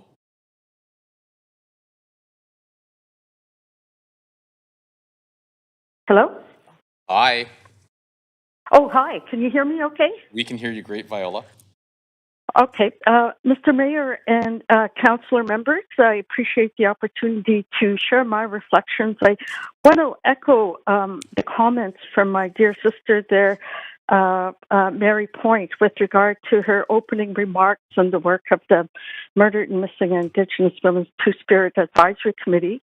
I've been engaged on the committee for the past 2 years, since the latter part of 2019. And since then, myself and the other sisters who are there, who are also going to be speaking, have been really working diligently, re-examining the gaps that the City of Vancouver has with regard to Indigenous women's full equality rights.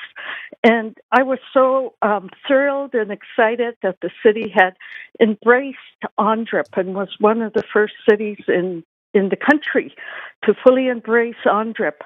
And UNDRIP, Article 22, it speaks to the full participation and full participation of women, elders, and youth with regard to the implementation of UNDRIP.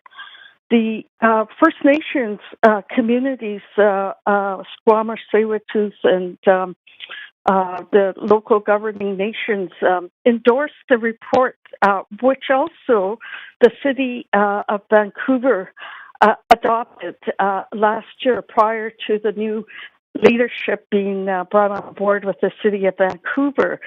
So for the benefit of the new members on council, I just want to say that with the support of the 3 First Nations and endorsing the work of the committee, part of their intern report sought to recommend highly to the mayor and council that there has to be full participation of the urban diverse voices, including women, regarding the implementation of UNDRIP, as well as regarding the implementation of the calls to justice for murdered and missing women. And I just want to say, you know, having us reflected as an optional item in your budget is not only undervaluing our voice and the hard work we've done, predominantly on volunteer time, because we don't get the same degree of compensation that your high-paying consultants get in the work that they do on various committees. So the way in which the systemic harms have been implemented within the city that continue to marginalize Indigenous women's full participation in ways to address the systemic harms and enhance services, equity of access to services. There is not one safe shelter, standalone safe shelter for Indigenous women and girls fleeing violence that is dedicated with wraparound services within the City of Vancouver. My sister, my cousin, was brutally murdered in downtown Eastside. She was only 25 years old last summer, along with 2 other Indigenous women, and recently another colleague of mine. Her relative just recently died the same day we had the rally for murdered and missing women in Vancouver. So I really plead with the mayor and council to revisit your budget and to ensure that we have the adequate resources necessary to fully complement the work of your management to implement the calls to justice for Indigenous women and girls and two-spirited persons within Vancouver. Kushem, all my relations. Great. Thank you very much, Viola. Gladys, are you on the line?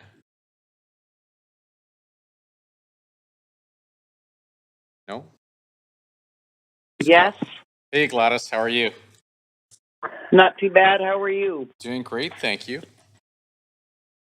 Good, and thank you to the Squamish and Tsleil-Waututh and Tsawwassen Band for allowing me to speak on their territories. And I'm here to also echo the experiences of Mary Point, Rachel Watney, Viola Thomas, and Marlene Jack. I have been, Vancouver has been my off and on home for the past 60 years.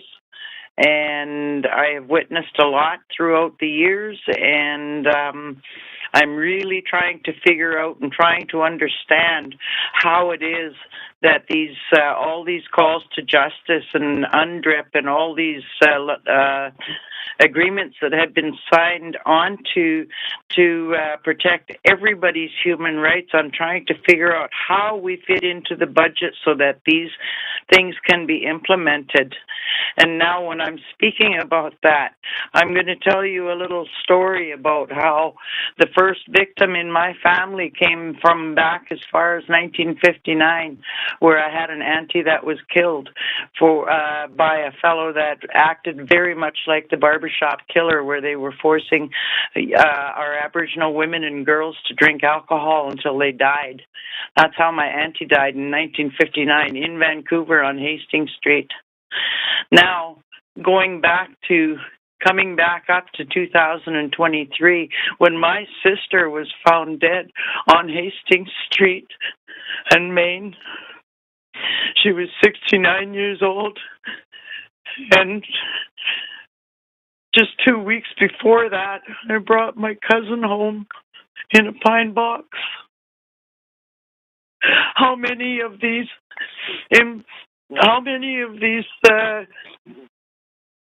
promises that have been made and the calls to justice, how many times do we have to repeat ourselves that we need these safe spaces?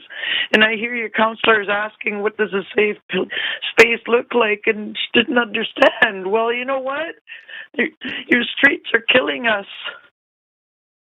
Your streets are killing us, and I go down there and I think about all the work that I did down there in the downtown east side, searching for my niece, searching for victims from the Highway of Tears, searching for our family members from the Highway of Tears that are still missing down there today and coming home in pine boxes. We've had enough. Vancouver is a major hub, and you need to start working with the people to implement all of these recommendations. Do you know why? Because they're all common sense. They're all on how to protect the people. And what's going on in Vancouver right now, I get scared going down there now. I get scared going down there now because there's no protection for us down there anymore. You've let the drugs get out of hand. The SROs are slowly developing into condos for the rich, and the poor are getting more and more every single day. There's nothing there to address the addictions that are going on there and the waiting periods to get into treatment and the detox centers. You should have more of them. There's hundreds of people there that are screaming for help. And they can't afford to sit there and wait, because when a drug addict wants to quit, they're ready to quit now, and they need a detox center now that's going to be able to take them and provide them with the counseling that's needed to further their journey onto the right road. And I'm getting so tired of repeating myself. Are you guys going to be the ones that are going to change this? Are you going to be the council that's going to change the face of Vancouver for good? That's what I wanted. That's what I want to see. Vancouver is a world-class city. They say it's a world-class city. And then you go to the downtown east side where they've got a media blackout on what's really going on. That's got to stop. The truth is coming out everywhere you turn now. about what's going on with our people and how many of them have migrated down to Vancouver to escape the violence up here, only to fall into the cracks of the system and come home in pine boxes. I'm saying enough is enough. Our people matter.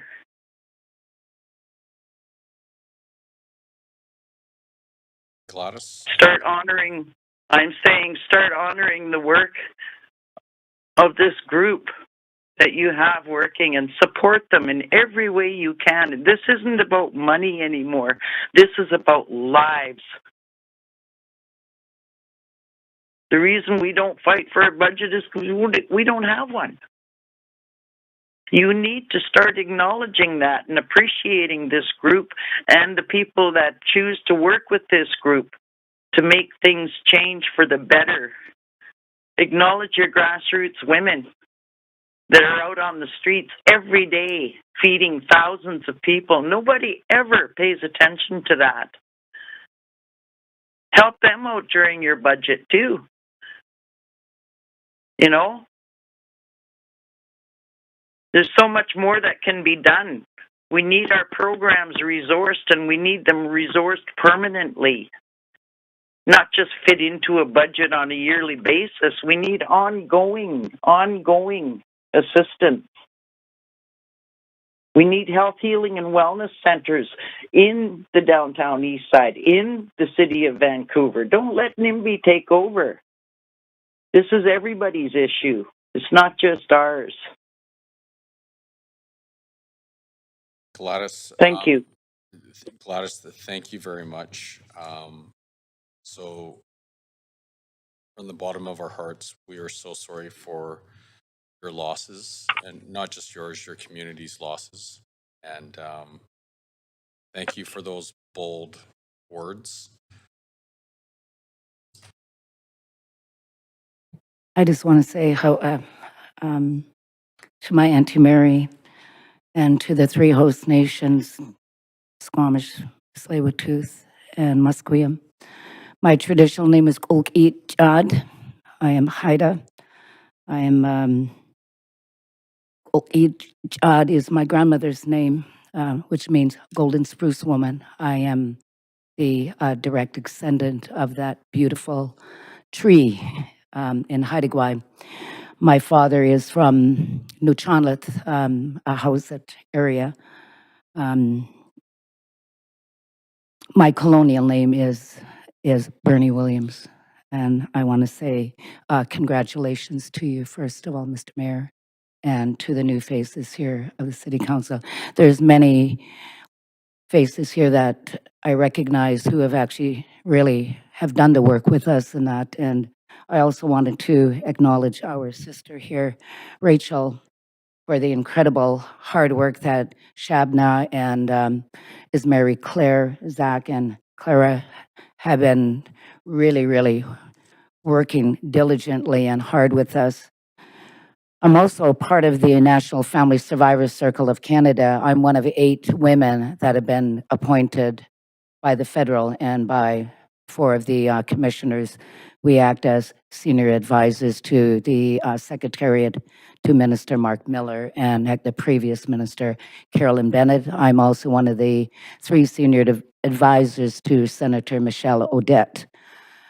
I've been on these front lines since 1986 in that my mother was murdered, 3 of my sisters were murdered. Nothing was ever done. I'm a former residential school survivor, 60 Scoop, and Indian Day school survivor. I was apprenticing with Bill Reed when I was so quickly ousted out of his studio down in Granville Island, and my work began. I never thought that I would ever live to see this because I grew up in care. I ended up in Provo, Utah as a sexually exploited child. I've been on the street since I was 9. I just turned 65, and I never thought I would ever see this day. This movement has saved my life. I wanted to also mention to you, Mr. Mayor and council members, that Gladys' sister was found on February 15th, just a day after our February 14th Memorial March. I'm actually one of the original co-founders of the February 14th, going back to 1992. I want to share a little journey that we've walked across Canada with Walk for Justice and the Walk for Tears 7 times, right from 33 West Cordova, right to Parliament Hill. Took us 93 days every day to walk. We blistered ourselves. Then we walked from Vancouver to the Highway of Tears, from Vancouver to Prince Rupert. This was a groundbreaking where we helped to push for the national inquiry. The reason why I'm saying this to you is this group of women, we are also called the Moccasin Mafia, that feeds 6,000 meals a month on the front lines, also with the work of our aunties and with Rachel. This group of women also helped to exit 17 women and 7 children off the streets in the last 4 years with no money. Everything that we have done ourselves because we just got tired of fighting for the money.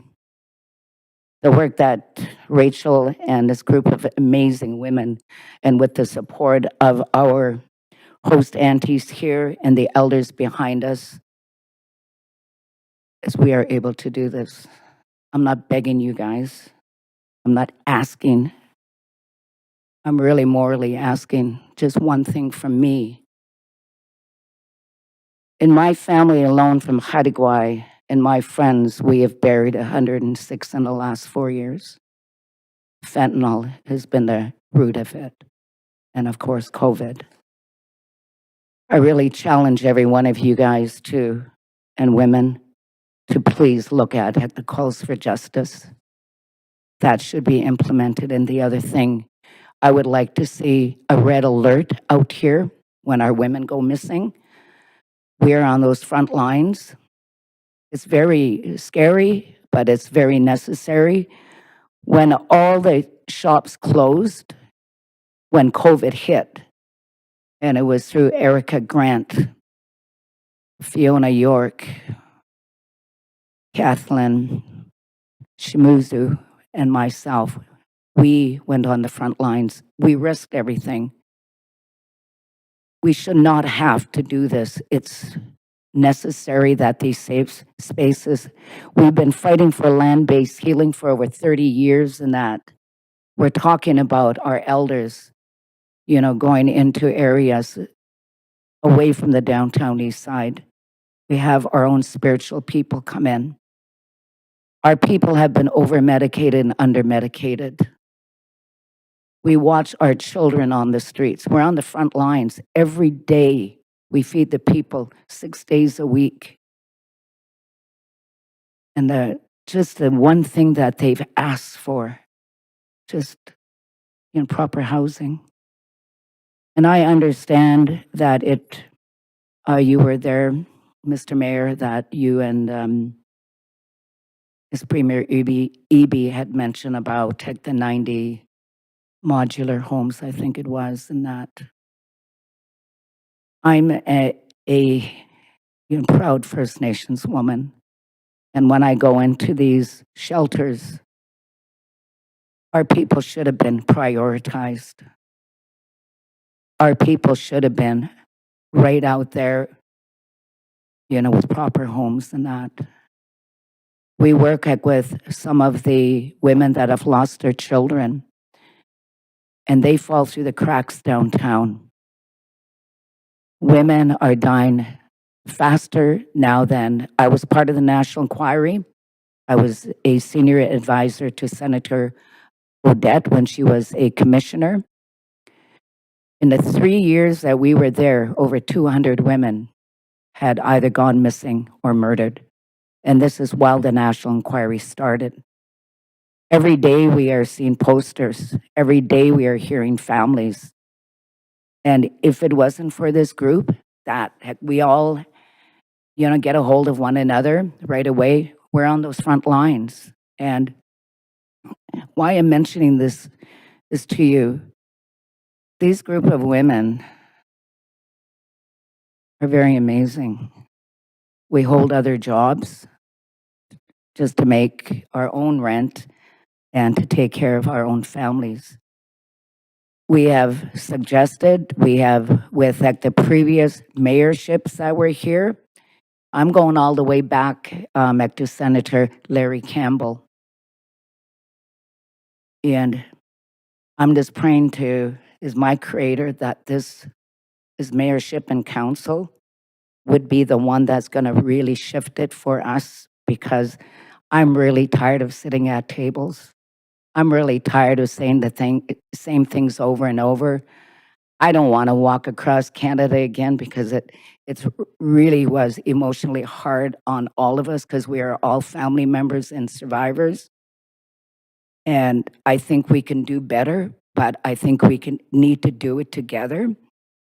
At the round table over a month ago, it was Minister Farnsworth's right arm that was at those tables. I never felt so ashamed that he could not do a proper report.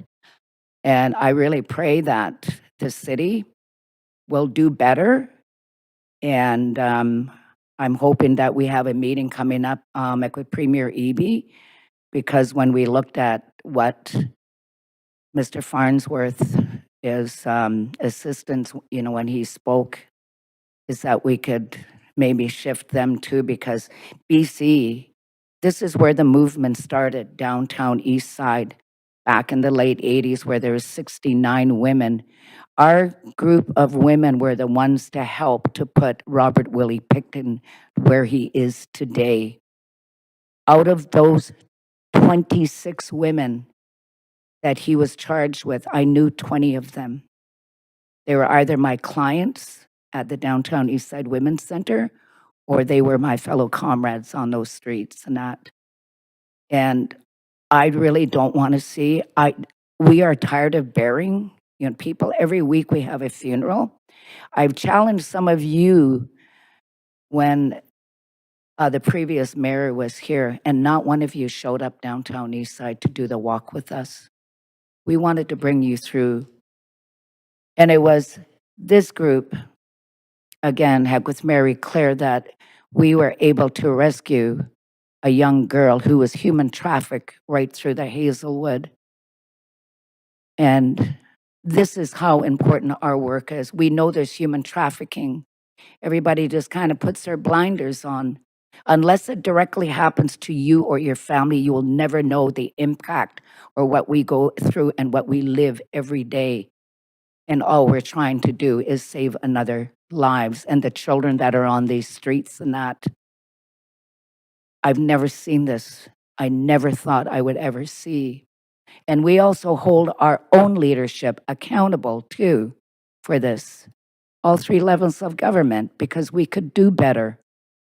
And I just want to say how for just letting me share this. I usually don't speak of my family, but I thought it was very necessary that you know who I am. Some call me a lot of names, and because I stand very firm, because I have family and I have friends that are suffering, and I pray to God that none of you feel what we have been going through for so many decades. I've been doing this work for almost 40 years now, and nothing has changed. Nothing has changed. The numbers have really escalated. And I'm asking the mayor that you guys will please look at the 231 calls for justice. And we are, anytime you want to meet with us, we are more than willing to sit with you and to look at our perspective as to what we see on those front lines and that.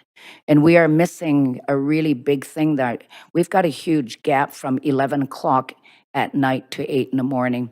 Just something for you to think about. But I just want to say how to you. And again, Mr. Mayor, congratulations. And to some of you new ones that are here, how again. How Skundo, please don't go. We have questions for you. Councillor Kirby Young. You're not off the hook yet. So, Councillor Kirby Young.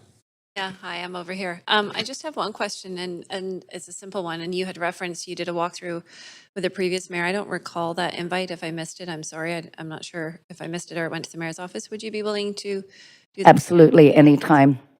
Just get a hold of one of us. We're called the Moccasin Mafia. That name was given to us, I don't know why, over 30 years ago, but we're willing anytime. Okay, thank you. Yep. Appreciate that. Very welcome. Great, thank you very much, Councillor Kirby-Young. Skundal, just a couple of comments. I know this is a little unconventional. We've a little bit of leeway here. I know words don't mean a lot. I'm sure you're tired of hearing words. I do just want to. Sorry for your mother and your 3 sisters and all the people that are going missing. And thank you for your powerful words and being an advocate and helping us collectively, learn the truth about what's going on. And it would be an honor to be able to go on the walk with you. And I'm sure a lot of the councillors, if not all, would feel the same way. And as a personal message, you're absolutely right. Like, if we can't make movement on this, I don't even know how to politely say it, but we have to make movement on this. So more to come on that one. So thank you very much. I'm going to hold you to it. You know that. Absolutely. That's why I said it here. I will be waiting right out Mary there. knows exactly how to get a hold of me, and you know where you live. Yeah, you know where I live. Yeah, but Marlene? Hi, my name is Marlene Jack. I've been a longtime advocate for the missing and murdered Indigenous women. I was with the NFAC, that's the with the National Inquiry. My sister, my older sister's the missing Jack family out of Prince George. So they've been missing since 1989. I first came across Vancouver, I don't remember, a long time ago, but I was homeless in Vancouver, downtown east side here, for 2.5 years. I was 16 years old. Back then, there were no services like this, what you have now, like the drop-in, the women's centers, stuff like that. There was none of that. So I had to survive on my own, sleep in whatever park I thought was safe. Back then was not safe. Today is still the same. There's no safe space for our First Nation women to go. I do volunteer work downtown. I'm downtown east side every day.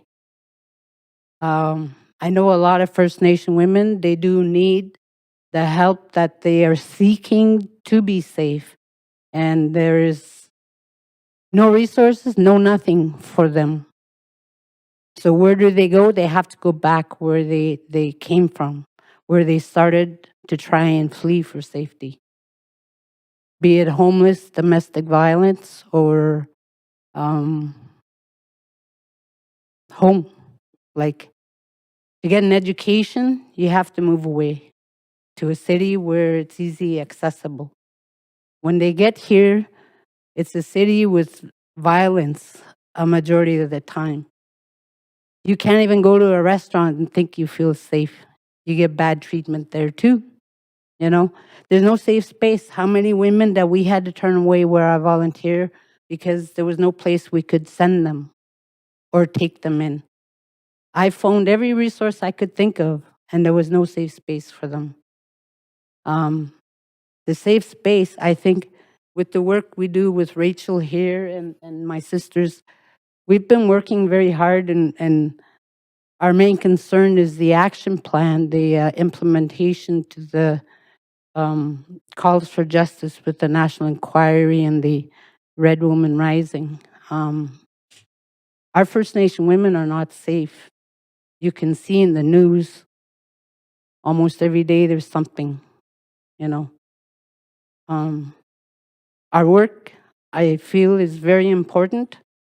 We need to carry on this work, and it's not just like on the city level, there's all other organizations that are willing to help with us as grassroots women to advise them on the action plan with our missing and murdered women are like, I'm a residential school survivor.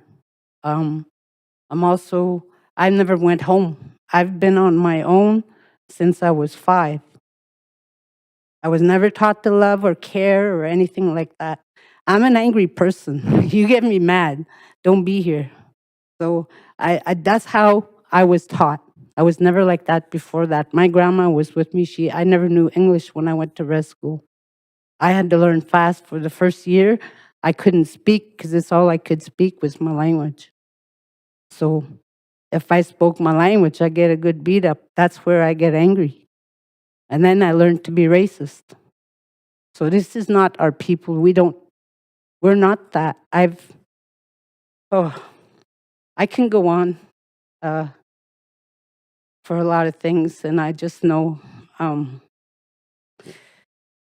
our women don't feel safe here. I've seen it every day.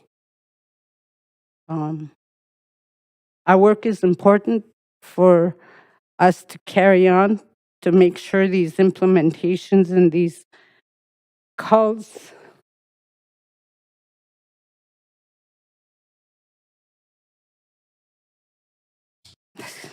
I'm tired to speak. It hurts every time to ask to yeah. Our work is important. Our funding, the work Rachel needs, it can't be short term, it needs to be long term because this is not an easy fix, what we're trying to do.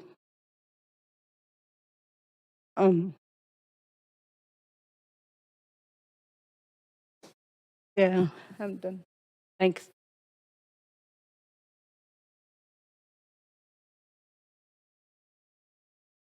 Marlene, thank you very much.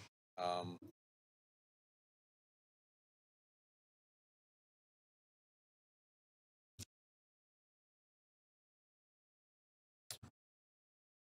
um, can we take a 5-minute recess? Okay.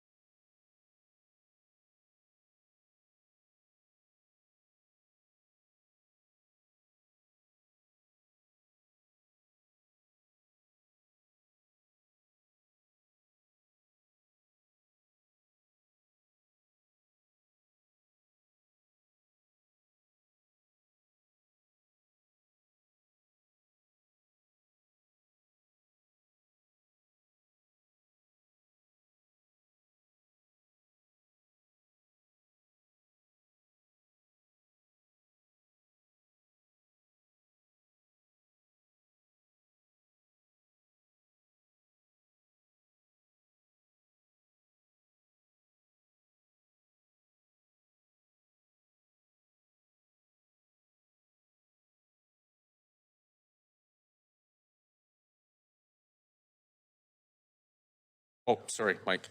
Can everyone hear me now? I thought you were talking about Mike. Anita, are you on the line? Anita McPhee. Yeah. Anita, Yes, I am. Can you hear me? we can hear you great, and I must apologize. Sorry, I didn't recognize that you were part of the group, so we put you on hold, and I totally apologize about that. But please go ahead. That's okay. So my name is Anita McPhee. I'm from the Tahltan and Tlingit Nations from up north, so I'm pretty far from home. My community is in Telegraph Creek.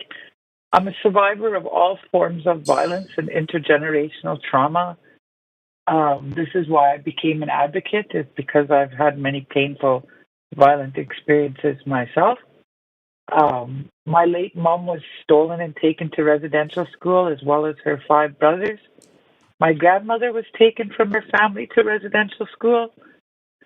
And then I, too, when I was 14, because because they didn't care enough about Indigenous children to build a school, I, too, was taken and I wasn't taken, but didn't exactly have a choice if I wanted to have a future to go to school. And, now I'm part of a court case called the Indian Boarding Home Schools Court Case.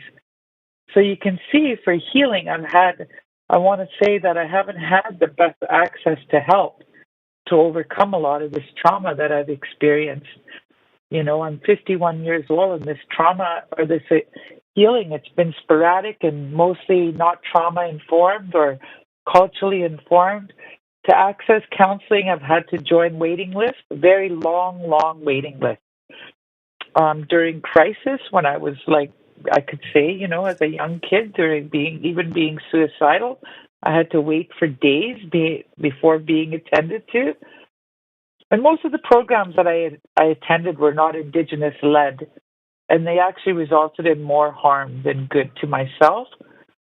And as a mother, most of the healing programs scrutinize Indigenous women with children. And it seems like they look for ways to take our children away rather than keep them with us.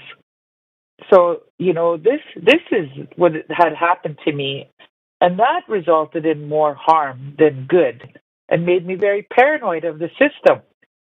I too know what it's like to couch surf and to not have a home. In fact, I was pregnant and I was couch surfing with my daughter. And just up until, before she was born, I got a home for her. 75% of Indigenous people live in the urban setting and we're not on our reserves. But no one wants to take responsibility for our healing. There's always a fight about jurisdiction, whether it's federal, provincial, municipal, on reserve, even with the local First Nations, because we're not from here. And this is no disrespect to the First Nations, who have been so generous and so loving for having us here on our lands or on their lands when we had nowhere else to go. And to that I say Madu. I want to thank the City of Vancouver for wanting to support an Indigenous Healing Lodge, if that's what you're going to continue to do, and support healing for Indigenous women. We really need this healing to happen sooner than later, because we continue to lose our people every single day. We're 7 times higher than national average through opioids. We lose our people, and Indigenous women are going missing every day. Some say every 5 days, but I don't know about that, because almost every day I'm putting up a missing person or missing women sign on my Facebook and sharing it.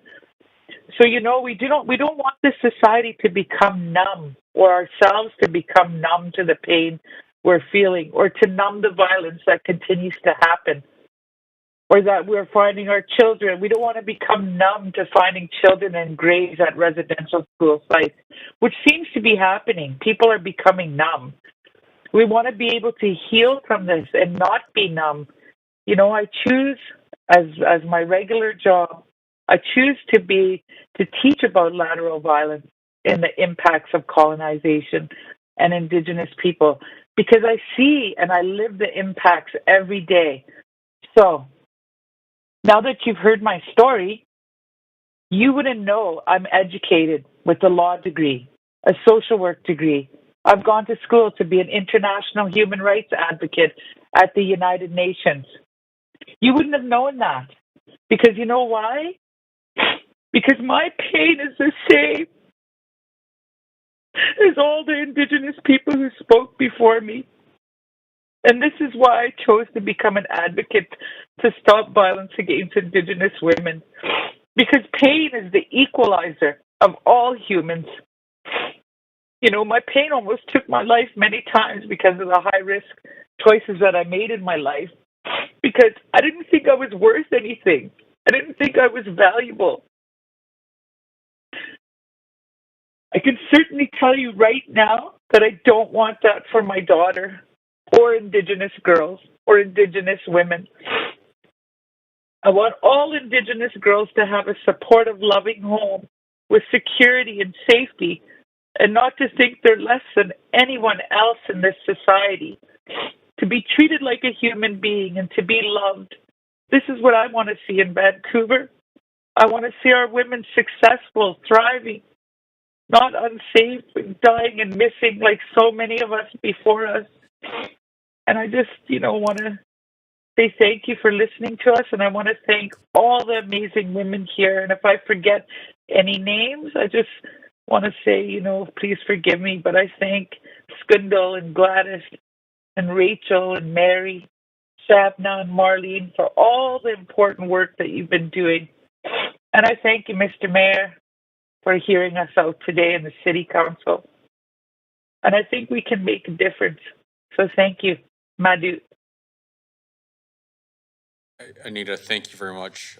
Once again, sorry for all the pain and suffering and loss that you've gone through, and thank you for your incredibly powerful voice. Thank you very much. Thank you, everyone. Thank you so much for all coming in. Okay, now we're going to backtrack a little bit here, and we're going to go to caller number 28, Christopher Lawrence. Is that correct? Yeah. And the reason we're going back, evidently, there were about 3 callers that were on the line that we just couldn't hear, but they were there. So, Christopher, are you there? Christopher? Okay, we're still going to try. We're going to go to caller number 30, same situation. Steve Canaferi. Steve, are you there? Hello. Hi, is this Steve or Christopher? This is Steve. Hey, Steve. Sorry for missing you last time around. We can hear you now. Okay, thank you. Well, good afternoon, Mayor and Council, and I appreciate the opportunity to speak. My name is Steve Canafari, and I'm a lifelong resident of Vancouver.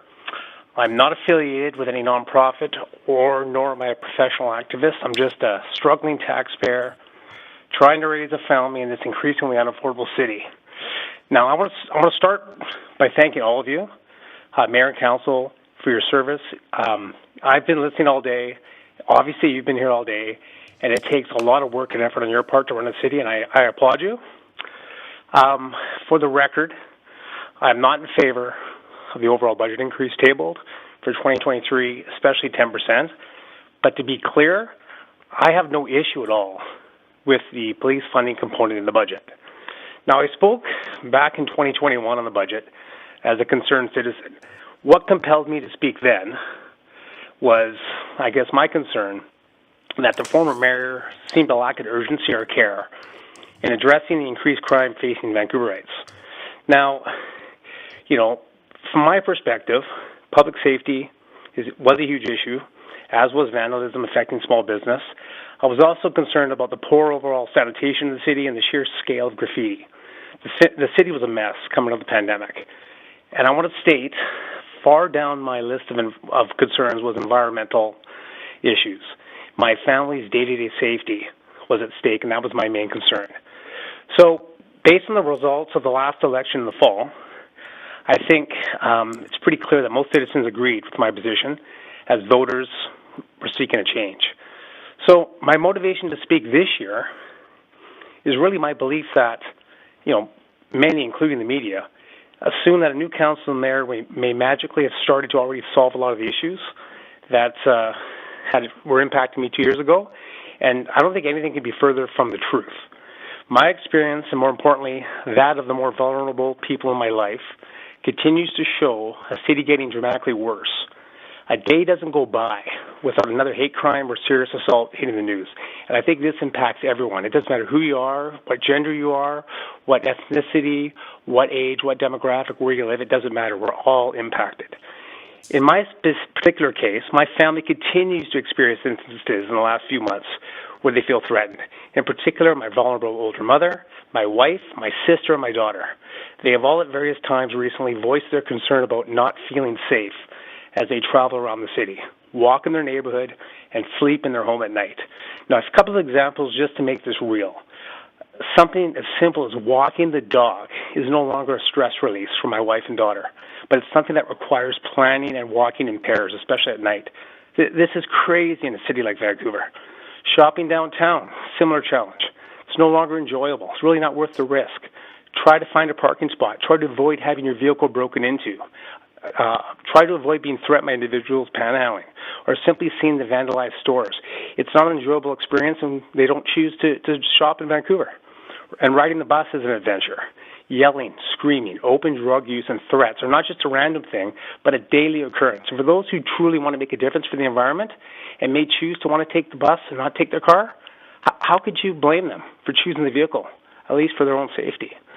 So as a taxpayer, I dislike tax increases. I think it's fair to say, but it's a fact of life, and the city needs to run. Hence, I support measured increases.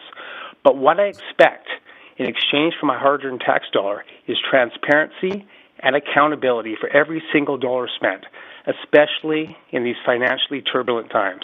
But what amazes me, and maybe this shouldn't, is that over the last 20 years, under successive progressive, and I use air quotes, councils, they've all taken the easy route of raising taxes instead of doing the hard work of looking at efficiencies in existing budgets.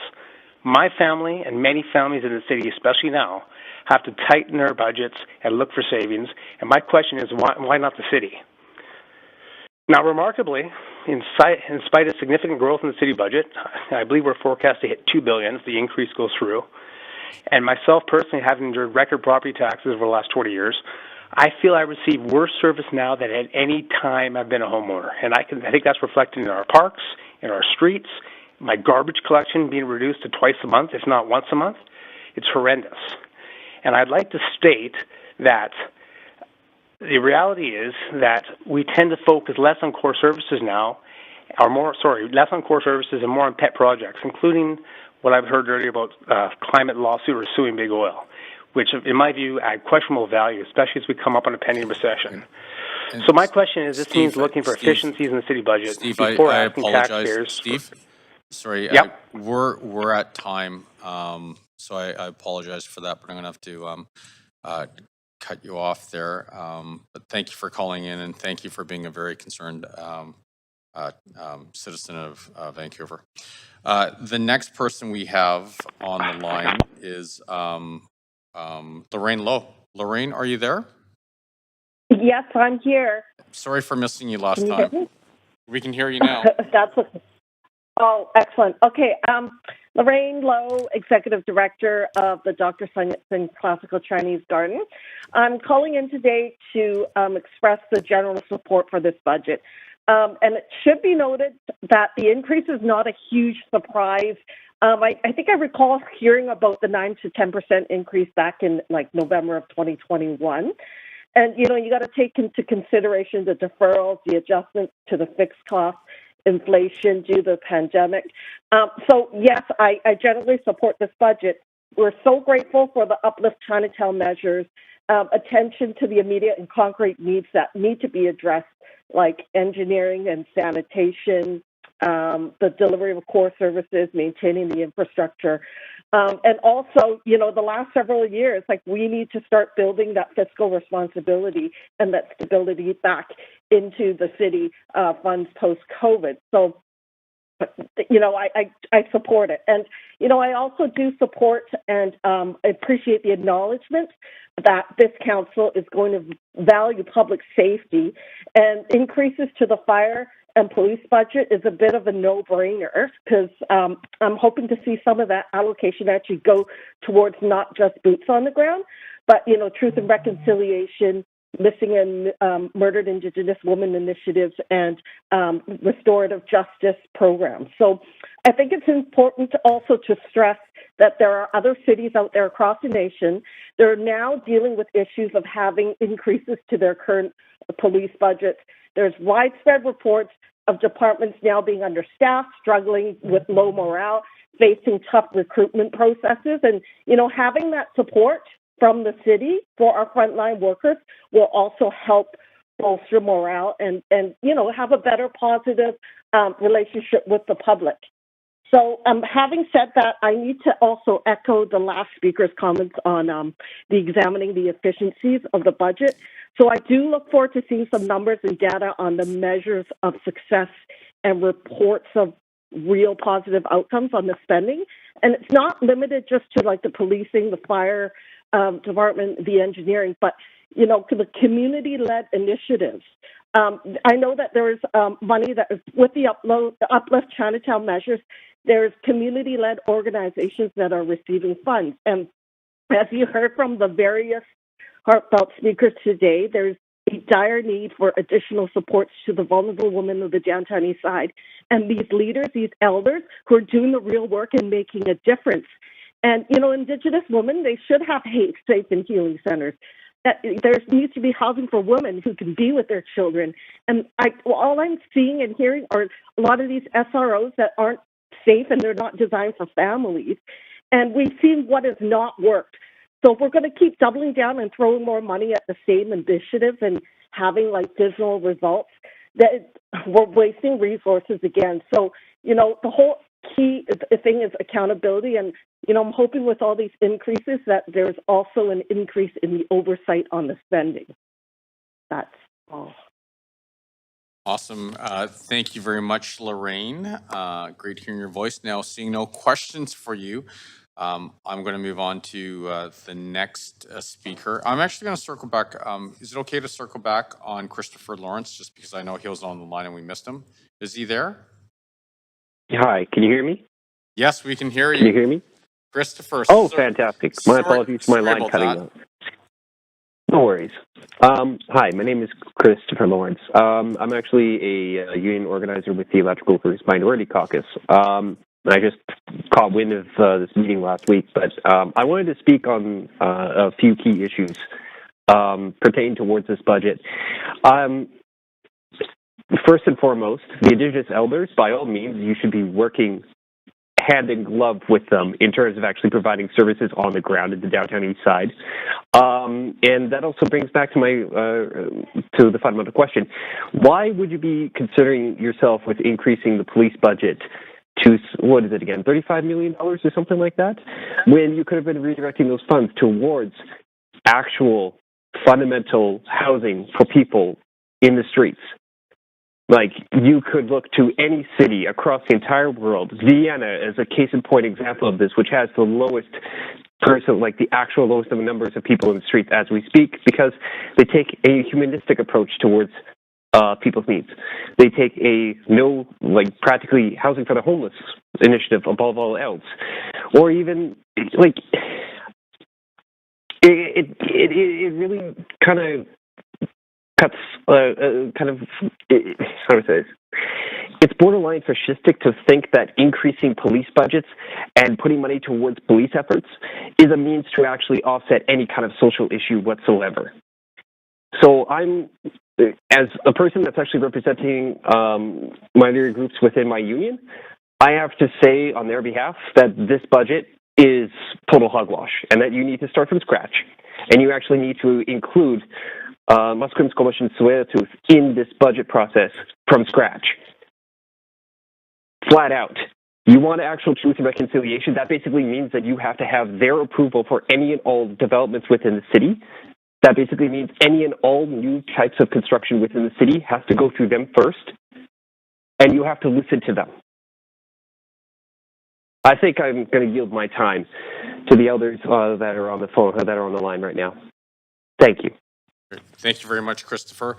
Seeing no questions for you, I'm going to move to now speaker number 38, Paul Biesla.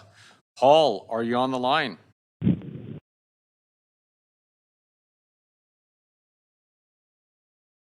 Paul? Hello? Hello? Paul, is that Paul? Hello? I'm here. Can you folks hear me? Paul, we can hear you great. Great to hear your voice. Yeah, thank you. Thank you again for this opportunity. Not keeping time, so please just give me a warning when I'm nearing the end of my time. I just want to, I've been listening for the last hour and a bit, and I just want to say it's been, there was a lot of heartfelt testimony. And, you know, the things I want to talk about don't seem as significant or as important anymore. But I just want to echo the statements and the testimony of those who came before me and the elders who came before me to discuss the challenges they face in the downtown east side. And I'm kind of representing not just myself here, but also speaking on behalf of a nonprofit that I volunteer with called the Punjabi Market Collective. I'll first speak as a resident and citizen of Vancouver and taxpayer in Vancouver. I understand the property tax is quite extensive, or the increase is quite extensive. But listening to the challenges we have in the city, I feel just as responsible as everyone else that we should be not just accountable, but supportive of all of these initiatives that need to be led and met with appropriate financial resources. And I would encourage the city to continue working with other levels of government to provide resources to our Indigenous communities and to make sure that we fulfill as many of those solutions as we can in UNDRIP. So for that reason, I do support the budget. I also support the budget for the reasons that are specific to infrastructure upgrades. It's disheartening to read the various articles to know that previous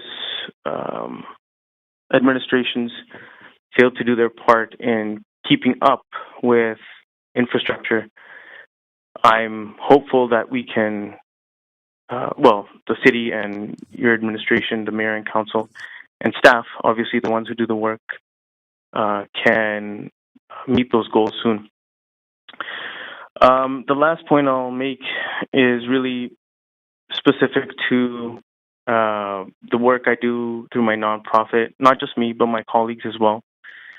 And I want to first of all thank everyone at the city for supporting us. Everything from the motion that was initiated and put forward by Councillor Pete Fry 3-4 years ago, and for every council member that supported that initiative and continue to support us. And I want to give a special shout out to Social Policy for all their initiatives and for supporting all the different initiatives throughout the city. I just wanted to speak to the preservation of the South Asian culture in our city and how we can do that through the many initiatives that organizations like House of the One Society are taking on, South Vancouver Neighborhood House, Sunset Community Center, and of course the one I volunteer directly with, Punjabi Market Collective. We have a lot of ideas, we have a lot of initiatives.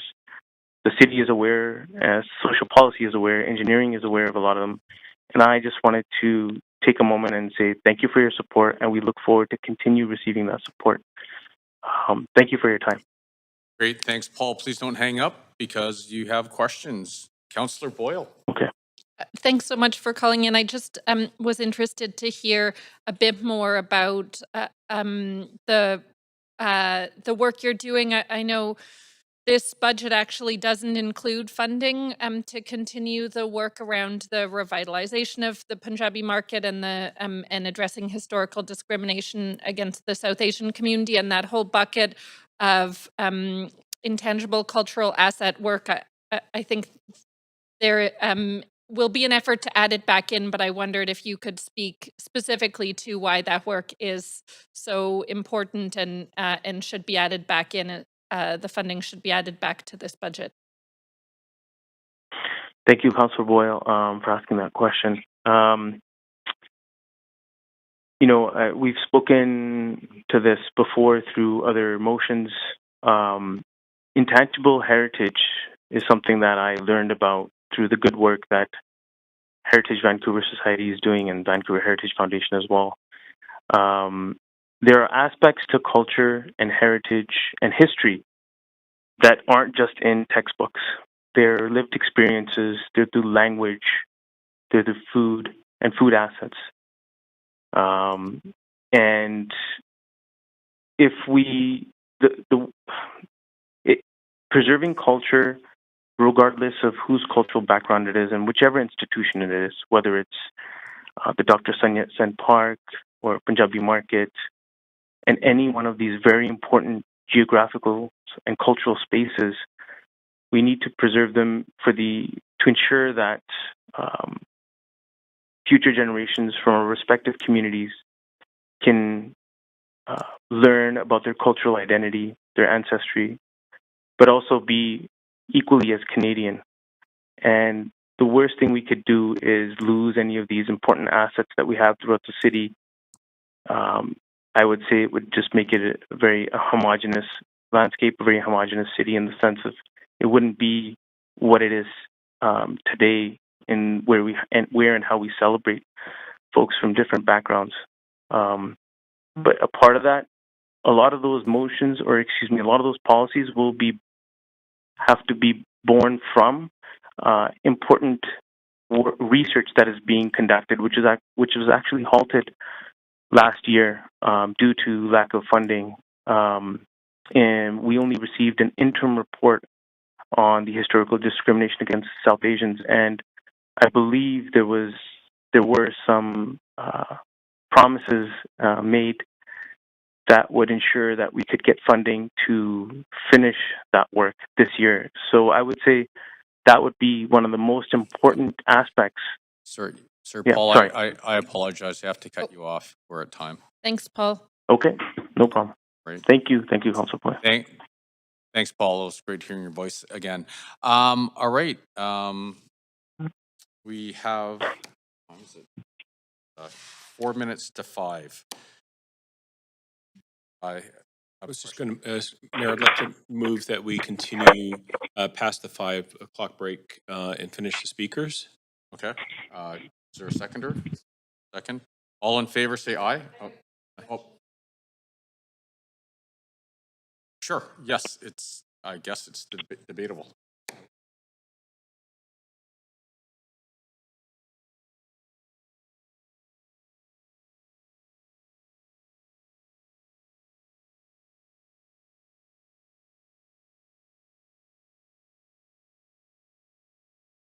I have 7 here.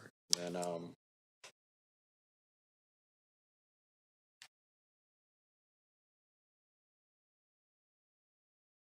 there's then we have potentially another 4. Yeah. Yeah. So that's 11. Yeah. That's a lot more than I thought. I thought it was a shorter list. Okay. Well, we can withdraw the motion. Sure. Mayor Sim, we have 4 callers on the line at this time. 4? Okay. So I don't know if it's my place to suggest this, but should we maybe move a motion to extend by half an hour to see how we end up? Or because if we're at 4, that's about okay.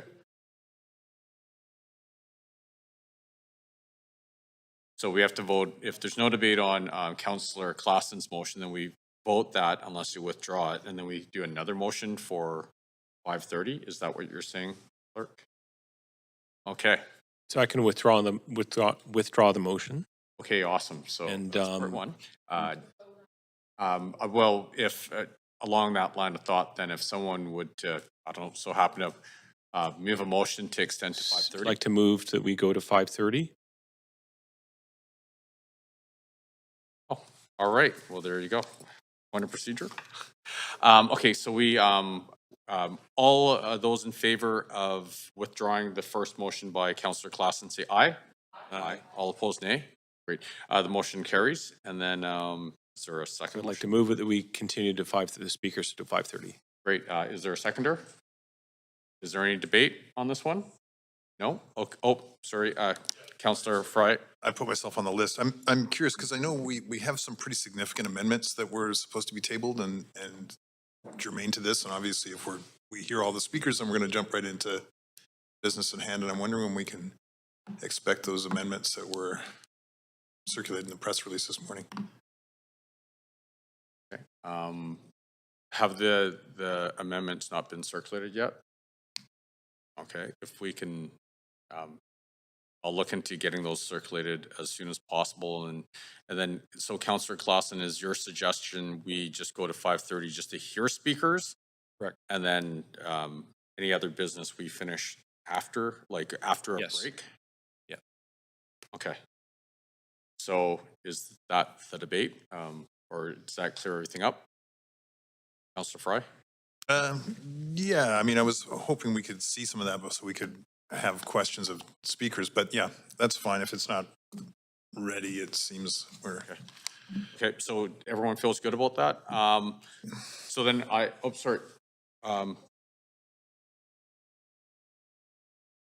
Okay, so can you hold on? Sorry, I apologize. So I'm going to, Councillor Fry, you're good. I'm going to advance to Councillor Cardinal. Yes. I'm sorry, I'm not quite clear. Are we extending to 5:30 to complete the speakers? That's my understanding, yes. All right. That's fine. I just want to make sure we're not entering debate during that time. So it's just here. Okay. Thank you. Okay, so just to be clear, we're extending to 5:30 just to hear the rest of the speakers, and then we're taking a dinner break. Great. Okay, so I don't see any further councillors on the queue, so I'm assuming we're going to put this to a vote to extend to 5:30. All in favor say aye. Aye. All opposed say nay. Great, the motion carries. Thank you for that. Okay, so the next speaker we have on the line is Alina, and I apologize, I'm going to mispronounce your name probably, Georginou? Alina, are you there? Speaker 39 and 40 is not on the line. The next speaker is number 41. Okay, the next speaker is speaker 41, Helen Brown. Helen, are you there? Hello. Hi. Please go ahead. Hi. Okay, thank you. Good evening, I guess. My name is Helen Brown. I'm a resident of Vancouver. I work here, and my kids go to school and daycare in Vancouver. Vancouver is a challenging city to live in. I'm going to touch on my own experience, but I want to really acknowledge that many people have greater needs, and it's important for our city as a whole that we make it a city where everyone can live. So some of the core services that I need to live here are renter supports, childcare, children's programs, public libraries, access to public washrooms, public parks, access to cooling centers due to increasingly extreme heat in the summer, recreational opportunities, the ability to connect with art and education. And we also need hope and to move in the right directions to feel that this is a city that can grow, of course. Vancouver is highly impacted by inequality, by the climate emergency, by unsafe drugs, and by lack of housing and long-standing zoning issues that prioritize single-family homes over denser and more affordable housing. To have hope, we need to know that Vancouver is addressing these issues and making them a priority. This means funding equity initiatives related to missing and murdered Indigenous women, girls, and Two-Spirit people, reconciliation initiatives, implementation of UNDRIP, the Climate Emergency Action Plan, preparations for the Subig oil work to help the city adapt to greater climate impacts to infrastructure, the Vancouver Fire Department, substantial work on housing for the majority of people in the city who rent or are experiencing homelessness, as well as those people who would live here if they could. These services make our lives safer, healthier, and make Vancouver a more vibrant city and a place where a diverse community of people can live. This is about lives. I wanted to note that I don't disapprove of increasing taxes, but they should be used to address this core work that policymakers have a responsibility to do and work that makes people's lives better. I do not support cuts to services and existing City of Vancouver priorities and work. I'm really disturbed by the unfunded items in this budget and how it fails to reinstate funding that was lost or made temporary due to COVID. I also oppose the level of funding that would be committed to the Vancouver Police Department. Next to engineering utilities, the police department is by far the highest funded department, and this budget adds $28 million plus several million more dollars to the associated mental health workers, and possibly substantially more, if I understood correctly the press conference this morning and the additional funding asked from the VPD. This creates a huge commitment to increases in VPD this year, but even more in every future year that would continue to take funding from other services and priorities, services which are extremely important for the city's livability, affordability, and equity.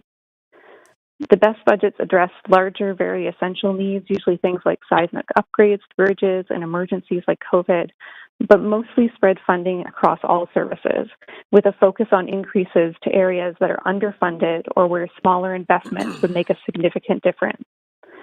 To put so much focus on one service creates gaps everywhere else, and this has significant impacts and goes against the priorities identified by residents across the city in public consultation. Budgets really do show where your priorities are, and as representatives of the whole City of Vancouver, I urge you to fund all city services and priorities rather than focusing on one. Thank you. Great, thank you very much, Helen. Seeing no questions for you, I'm going to move to speaker number 42, Jordan Eng. Jordan, are you on the line? 42 is not on the line. He's not on the line. Okay. 43, Nick Lagua. Hello, yes, I'm here. Hi, Nick. You're on the line. We can hear you. Hi. Hello, Mayor and Council. I live in Vancouver in Crosstown, which is very close to Chinatown. We need to maintain our funding in our libraries, arts and cultural grants, climate action, active transportation infrastructure, childcare grants, and our affordable housing initiatives. I hope you'll consider supporting additional funding for the following: for public washrooms, particularly in the downtown east side, Chinatown and Gastown, citywide accessibility improvements, anti-racism and cultural redress efforts, including works to address racism and support for the revitalization of the Punjabi market, language translation of city materials and services, more firefighters in line with Vancouver Fire and Rescue Growth Plan. Please do not stop Vancouver from being a living wage employer. We need to make sure people can afford to pay rent and live in dignity. The high rate of property tax increases are directly related to not allowing more housing. You can make cuts to operating costs and have lower property taxes if you remove steps related to housing rezonings. Public hearings cost a lot, and if you change your bylaws to say a public hearing is not necessary based on predetermined criteria, then you can reduce your operating costs. You should put in the motion to remove analysis needed for shadowing or view cones. You should allow more greater densities in your missing middle policies that you could use new developments to pay for more sewer upgrades. If you don't change the neighborhood and expect those single-family homes to pay for new sewer upgrades, then yes, they will have to pay significantly higher property tax increases. You need to change that. If you allow more housing and you expand the tax base and thus reduce the cost per property owner, then you can have your cake and eat it too. Please don't let perfection be the enemy of the good. Allow lots more housing with much less micromanagement from the city so we can get benefits from less taxes and more housing. Thank you. Great. Thank you very much, Nick. Seeing no questions for you, I will move to speaker number 44, David Van Hemmen. David, are you there? Speaker 44 is not on the line. Okay. Then I'll move to speaker number 45, Tanya Webking. Tanya, are you there? Hi, yeah, this is Tanya. Can you hear me? We can hear you great, Tanya. Oh, great. Wonderful. I appreciate this opportunity to be able to speak. My name is Tanya Webking, and I'm Dene German from the Chicho Nation. I am also here as the new co-chair for the Coalition of Progressive Electors, and I am an Indigenous case manager, and I work in the downtown east side in health prevention for Vancouver Coastal Health. So I am in the front lines of the community that I am most concerned about. This budget and process has been incredibly disturbing. The lack of ability to really give your opinion in your policies, you're not being clear. The one thing that does come across quite clearly is that the support for the VPD is unending, and you cannot police your way out of social issues, right? You have to actually address the core issues. So that is a fundamental thing, and that I hear speakers talk about all day long. Now, if you want to reduce crime, what you need is safe supply. Safe supply would reduce people's needs for unnecessary crime. If police wanted to reduce crime, they would be the first proponents for safe supply. The police union should be fighting for safe supply. That would make their job easier. But they would rather keep our community sick and distressed so that they continue to request more money, more and more, so that forever our social issues are going to continue to get worse. I can understand that you probably feel obliged to the police since they supported the ABC campaign, and I'm sure that is an expectation from them, of you. Sir, point of. But that is not the expectation Sorry, of Tanya. community. Tanya, can you hold on one sec? I have a point of order, Mayor, and that is just not to cast pursuant to this procedure bylaw, not to cast aspersion on many members of council. There are many members of council in different political parties who received endorsements from all kinds of groups, different unions, Okay, so I'll just different say business ABC, groups. sorry. So if we could just remind the speaker, please. Awesome. Thank you very much, Councillor Kirby Young. And right. Okay, thank you, Tanya. Please go ahead. So what we need is a missing and murdered women's task force. We see time and time again that the colonial policing system is not addressing the racist continued violence against our women. Right here, thank you. And if you were to raise and create a program that is community-led, matriarch involved, perhaps we could actually have some safety for our women, girls, and Two-Spirit. I also noticed that you have decided to not continue the livable wage program, and Mayor Sim refused to comment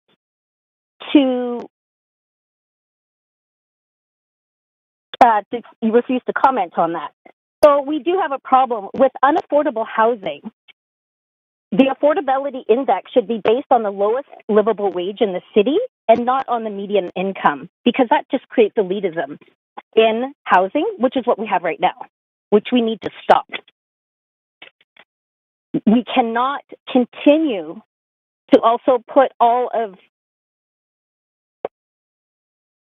the burden for taxes on property owners that are middle income workers when all we need is the political will to tax the rich. The fact that Vancouver does not have a progressive property tax that could bring in over $240 million in perpetuity to address all of these issues is something that I would like to see. The fact that you cannot have reconciliation and colonial police violence, which is what we have. I witness it every day at work. My coworkers are getting assaulted by police doing their jobs as social workers in the city.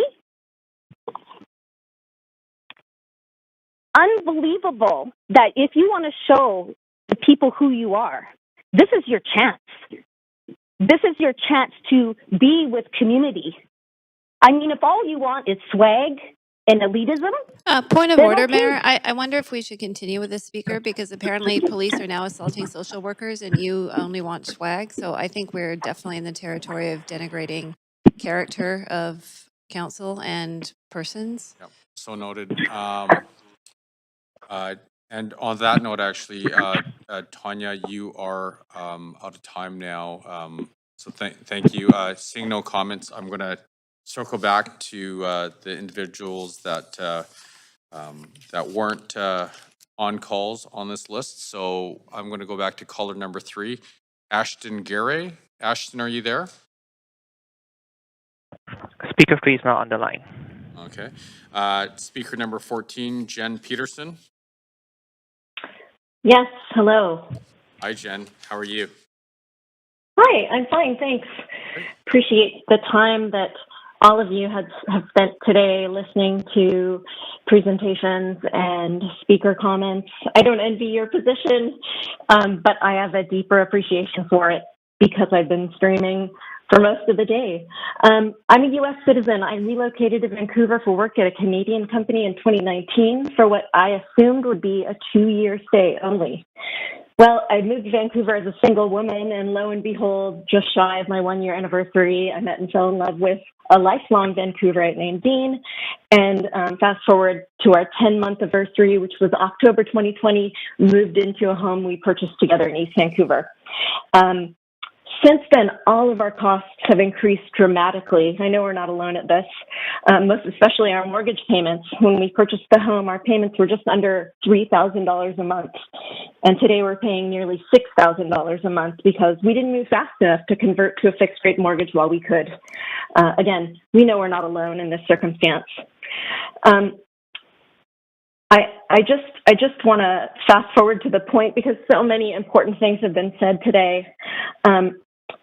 The main thing is that putting a 9.7% budget increase on homeowners solely at this particular time, let alone the projected 8.6% annual increases that are forecast to maintain the levels of spending and service that are in this budget to 2027, seems to me cruel and unusual. I know I don't have to remind anyone that we all have higher household costs along with those interest rates, and it's just too much for many of us. My partner and I, unfortunately, are talking about moving back across the border. This would be a massive change for him. He's sort of a homebody and, as I said, lifelong Vancouverite.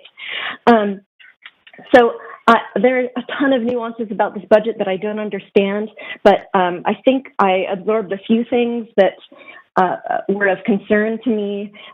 It looks as though there is the city is severing its parking fines collection arm by cutting staffing at engineering and also forecasting holding steady or even reduced revenue from parking.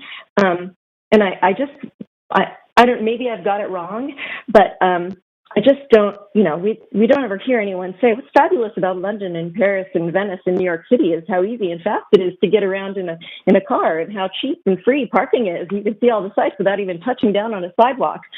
Are we a world-class city? We need to make space for people to do that swagger. I love that image, Mayor Sim. And I think encouraging people to be out of their cars, especially into transit-rich areas like downtown, and to invite cars to pay their fair share of what really amounts to an extractive presence they have on the city. It's really important. Second, I just want to note that it doesn't make any sense to me that paying for police and psychiatric nurses is a priority.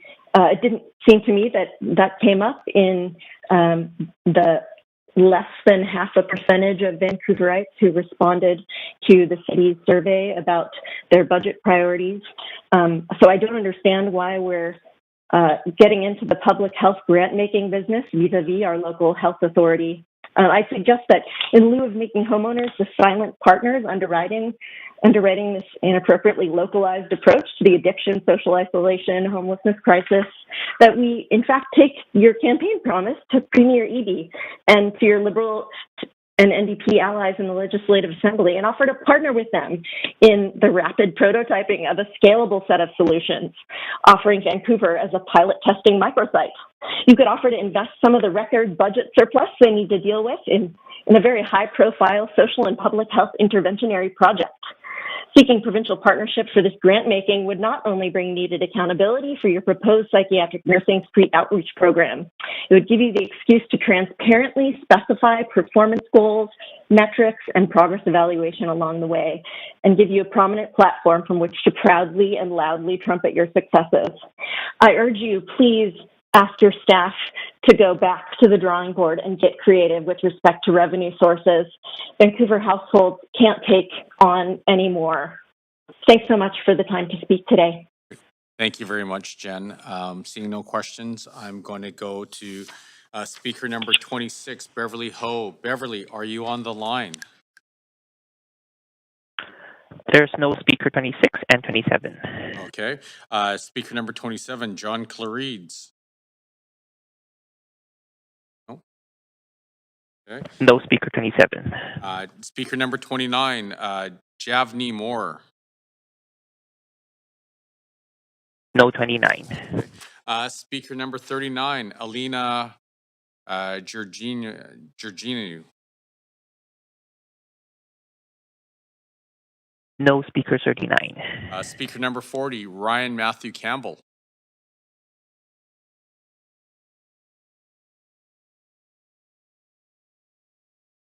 Hello? Hi, speaker number, Ryan? Yep. All right, we can hear you.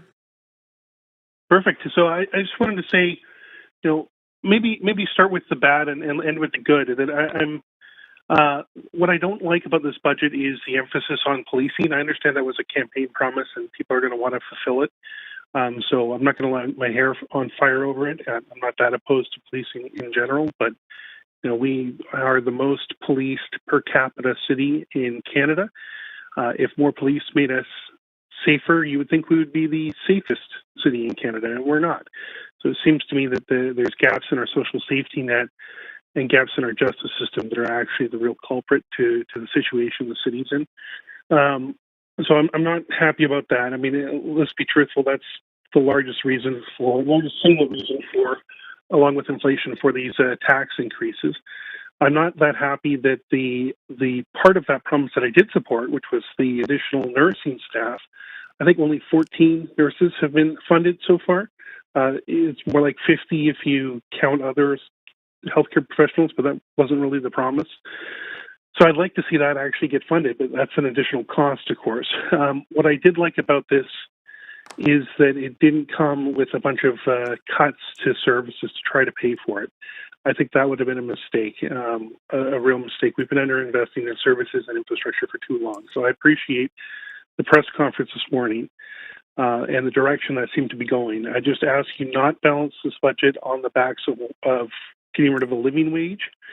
I'd also ask that maybe next time when you have a press conference to announce a major change in the budget, you do so before speakers have been, while people can still register to be a speaker. I think that's a major error on your guys' part, to hold a press conference after the cutoff for speakers on the budget and then announce major changes to the budget.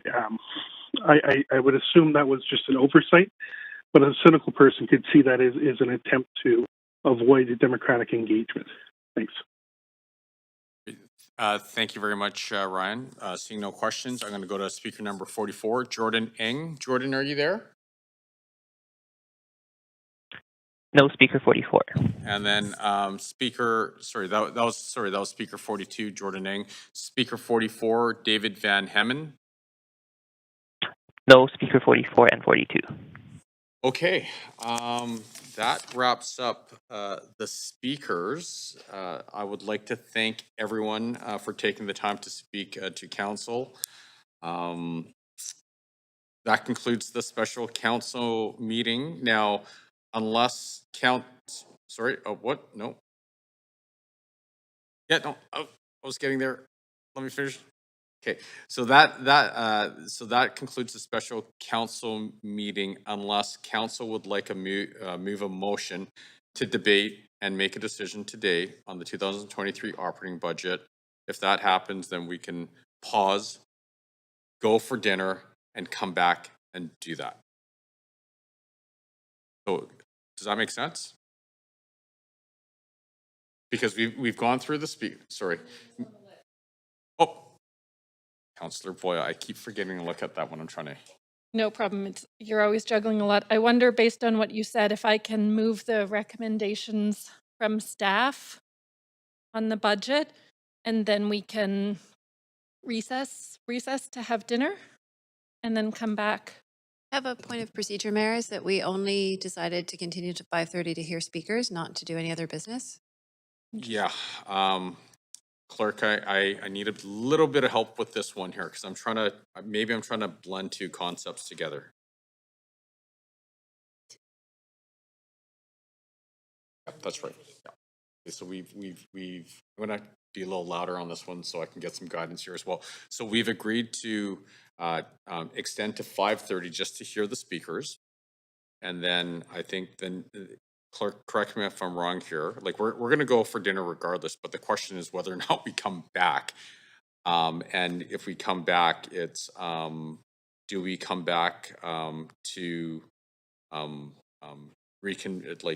file something to reconvene next week to debate, or do we move a motion to debate and then make a decision today? Is that right?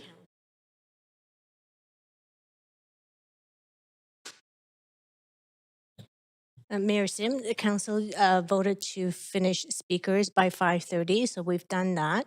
We're now at the point where all the speakers have been heard, and it's up to council to decide what the next step would be. And you could certainly have someone move a motion and then make the decision today.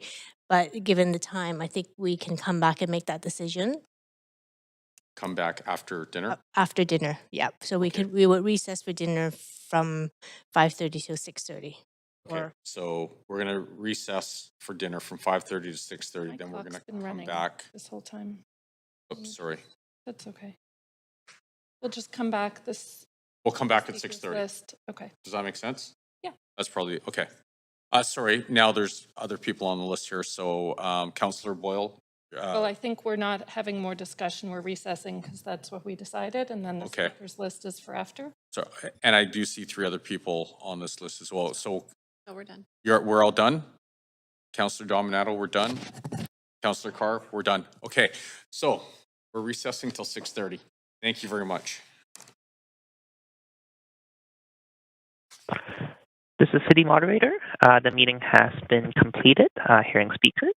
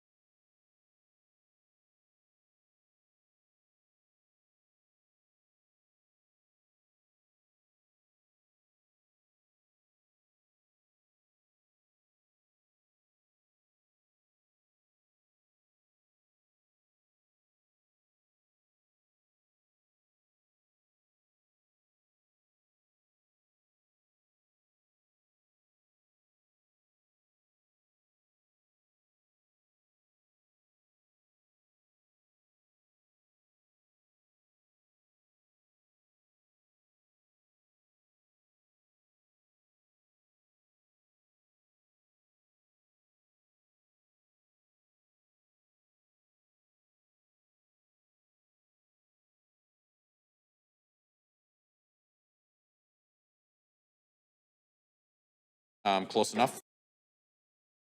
Completed hearing from all speakers that were available. We would be concluding the special council meeting unless council would like to move a motion to debate and make a decision today on the 2023 operating budget. If that is council's wish, we would first need a motion to go into debate and then make a decision before the budget recommendations are moved. Okay, so there, Councillor Boyle moved, seconded by Councillor Claassen. Is there any discussion? And there is, so, is this correct? Like this, or is this a legacy thing? Okay, so, okay. Discussion, Councillor Boyle. Thanks, Mayor. I would like to move the staff recommendations on the 2023 draft operating budget. No, yeah, this is just a mover and a seconder to go into debate and making a decision. It's actually not. Oh, it's already on the floor, this? No, this is, okay, so to give everyone context, as I understand it, this special council meeting was just to hear speakers. It was not intended to go into discussion or debate, or decision. So we are moving a motion to allow us to go into debate and then decision on this budget. That's all we're moving. Is that correct? So this is just a procedural thing so we can actually get into a discussion. Got it, okay. Okay, so moved by, does that all make sense now? Okay. Okay, so this was already moved and seconded. So is there any discussion on whether or not we want to go into discussion or debate and decision? Okay, so seeing, okay, I see people on the list here. So Councillor Boyle, are you good with us going into discussion and debate? Do you have any questions on that? Nope. Okay. Councillor Kirby-Young, do you have any questions on going into discussion or debate? No. Okay, great. All those in favor say yay. Yay. All those opposed say nay. Great, the motion carries. Now, the next motion is for someone to move the recommendations, but please note that there was a typo in recommendation D. The amount should be 57,400,000. It's a difference of $600, by the way. The amount should be $57,471,717 instead of $57,471,117. So happy, Mayor, on the queue, happy to move the staff recommendations with the corrected amount that you have indicated. And Awesome, then I would like to move an amendment. Yes.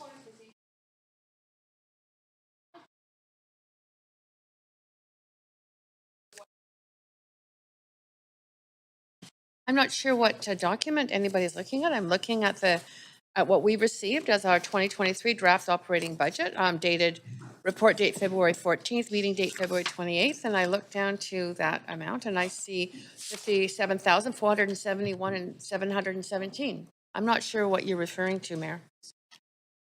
Did we transpose it? Or is it fine now? Okay. Go to finance and clarify what the right number is. Yes, your chair. Oh, this is going to be a fun one today, I can tell you. I have a question for finance, just to confirm the number that should be on recommendation D. Should it be 57,471,717 or 117? 717. Hey, 717. That's what I have in mind as well. Okay. So then I'm assuming we do not need to move that motion then. Is that correct? Does everyone have 717 in recommendation D? All right. So then I don't have to move that motion. Pardon? The correction is not. So Mayor, just clarifying then, since I'm on the queue, that I will move the staff recommendations, and then I would like to make an amendment once we've dealt with that. So moved by Councillor Kirby-Young. Is there a seconder? Great, Councillor Dominato. Council, is there any discussion? And I see this list here, so we have to go to the main queue. No, Mayor, we stay with that queue Sorry. because I had indicated I wanted to move the recommendations and an amendment. Okay, sorry, okay, so I'm going to, sorry. I'm going to advance you, so the clock is ticking. Councillor Kirby-Young. Yeah, thank you. So the recommendations have been moved and seconded, and I would like to move an amendment, which I have distributed in print form to council and it's been emailed. So I don't know if the mayor Okay, would so like to now move I us have to to the go to the amendment queue. amendment queue, right? That's right. Okay, so. Main. Okay, but I have Councillor Carr here. Okay, Councillor Boyle here, so. Okay, everyone's just popping in here. So do I put Councillor Kirby-Young first because she brought up the question first? Okay, so can we please get that reordered? So I guess it'd be Councillor Kirby-Young first, and then Councillor Boyle was second, then Councillor Carr was third. Is that right? Okay, so can I just pause for 1 sec? So.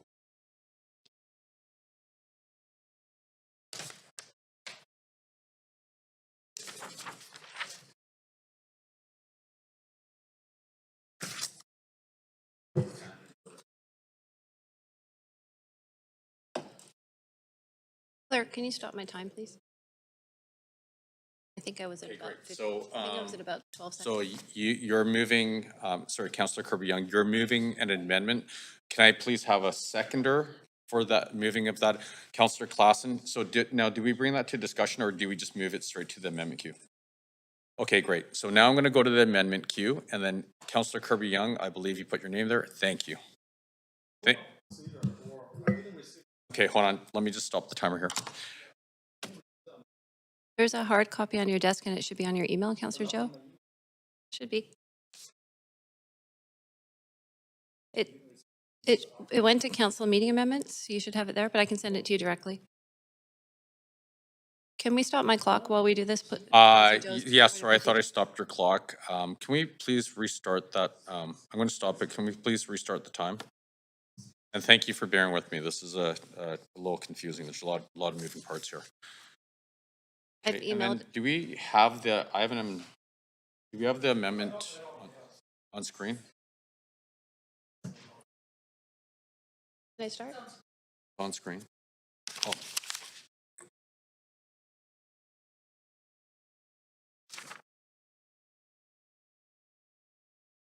Okay, so are we all ready to go now? Okay, thank you. I'm going to start the timer. Councillor Kirby-Young. Yeah, thanks, Mayor, for the procedural clarification. So we have, I'll preface these amendments and I'll try to make the comments brief because I want to hit on them in detail and I realize council might want a little bit of time to read through them. But we are facing, I think, a really historical and difficult financial and budget situation. We have increasing challenges with affordability in the city, and at the same time, we have those same pressures that are being felt by residents and businesses are also being felt by the city, and we see that in terms of unprecedented inflation. We see that in terms of access to materials and construction costs, impacting increasing labor costs, and a number of other factors that are beyond our control. We also see that we've heard clearly that it's not just how much we spend, but it's what we spend it on. And residents and businesses want to see that they're getting value for their dollars and that they can see how they are being spent. And so we have a series of amendments that augments the budget that staff have put together in the midst of those very difficult times. I'm going to go through and hit some of the highlights here, but I do want to preface it again, with a high-level comment that the recommendation, the staff report around working to make this better so that this year is not precedent-setting at 10.7%, and we can look for additional sources of revenue. We can look for additional efficiencies at the city. We can look for partnerships, perhaps non-traditional for senior level of government funding. It's going to be really critical work that we continue to do after we pass this budget today. But I want to sort of preface it by saying we're very sensitive to that. We're also trying to honor and fulfill a number of the commitments that council has made to important constituents in our community, and that we support really critical services like public safety, sanitation, and that's both of our services, police and fire, sanitation, cleanliness of public spaces, fixing potholes, as well as a number of pieces. So I'm just going to go through quickly the time I have and hit on some of these highlights, and then I anticipate council might want a bit of time to read through them. So some of the highlights are $4.19 million for Vancouver Fire and Rescue Services to fund 33 new positions in 2023 to support the Dark Horse review. And we heard earlier from Fire that how desperately needed that is. Additionally, that Council requests VFRS to continue and commence the next external third-party-led operational review to be managed within the existing VFRS budget. It's really important that we have that external benchmarking and that we are looking ahead for years to make sure that our fire service will continue to be right-sized. $0.3 million in ongoing funding for engineering for a new pothole cruise. I think anybody that has driven on Vancouver roads recently will attest to the importance of that. $0.6 million to increase horticulture service levels. We know that was cut over a decade, and people are feeling it in the city. They feel their city doesn't look loved intended. Increasing a dedicated line item for snow readiness, so it's not just part of contingency reserve now, but we're seeing, today we had unprecedented snow, but that's something with extreme weather events we need to budget for on a regular basis. We want a report back on the increased street cleaning, which is some of the work we directed in Chinatown to support needed communities in the downtown east side so that we know what funding we need in order to ensure that street cleanliness in our city. And that's really important. We've heard that from both businesses and residents in terms of enjoying the city and feeling safe. Additional microcreating grants for plazas and parklets, support for our amazing Vancouver Public Library with a position to build skills, because we heard from the chair of the library, Kevin Lowe, today about the increasing amount of harassment their staff are facing, so helping them with training for de-escalation for those kind of incidents. Funding again for the library to convert some of the branch materials handling positions to some public service frontline positions, something they've asked for. That we also look to identify reallocations within the PDS budget for a dedicated seniors planner. I don't need to tell everybody how our resident seniors population is aging dramatically, and we need to continue to support them. Additional $3 million to ACCS to address the forthcoming accessibility legislation and work towards, this is absolutely, I think, unquestionable in my mind, and part of our commitment to becoming one of the world's most accessible cities, and indeed a regulatory requirement. Also funding for a new community policing center in Mount Pleasant, which was something that was committed to by the last council but got missed in the last budget. So enable them to set that up. And I think all of council has committed to the value of that community-led initiative. And indeed, we heard from Restorative Justice how important the CPCs are when we're speaking from speakers today. An additional $3.4 million for the Vancouver Police Department. I won't go through all of the items, but that includes a top-up for CPCs of $250,000 for across the system, as well as COLA adjustments, which is really critically important. Also, and again, this was difficult to hear from speakers today, but underscore the importance of the missing and murdered Indigenous women and girls and UN Safe Spaces work. So funding for that, funding for the anti-Black racism, the South Asian cultural redress, a language access specialist so that we can engage with constituents in different languages, and reduce Chinatown on-street parking. I will let others read the rest of it, but it does include, I know I'm at time, the opportunity to look at raising fees in 2024 so that we can keep taxes a bit lower than we have this time. Councillor Kirby-Young, you're at time. And with that, I actually wanted to give some people time because you couldn't even read through that in 5 minutes. Councillor Boyle, you're next on the docket. In fairness to you and Councillor Klass and everyone else, do you guys want to take 5 minutes to read through this amendment, or would it serve us well to go through a recess, or do you guys just want to keep driving through?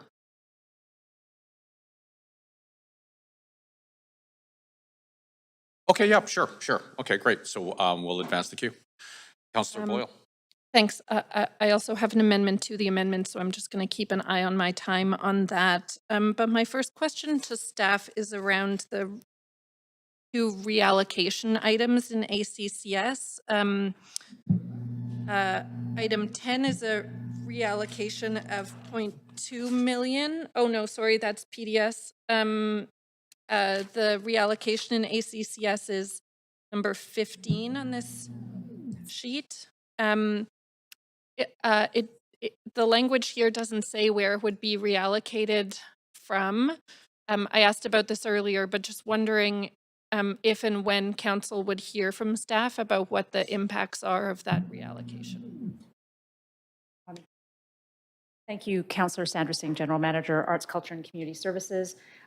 We could report back on that via memo within a number. I would say by the end of March, if not earlier. I think sooner. Yeah. Okay. Yeah, I did the report. It's not requiring us to come back and seek approval. So I'm reading this as we have the direction to go ahead and exercise judgment in doing that. So I think we could do that in fairly quickly. Okay, and your sense is that would likely slow down some other work, but unclear what work, and maybe see a reduction in an impact to arts and culture grants as well. Yeah, I think we would want to go back and just take a look at some of the existing staff workload, and then yes, look at that 2% inflation grants increase, because that's the piece that we could reallocate without impacting other work underway right now. It would impact what we have to allocate to organizations, certainly, but from a staff impact perspective, it's probably the simplest one. Okay, I appreciate that. Mayor, I have a couple of amendments to this amendment that I have emailed around. Maybe you can move us to an. We'll move you to amendment queue. Can I please get you to add yourself to the?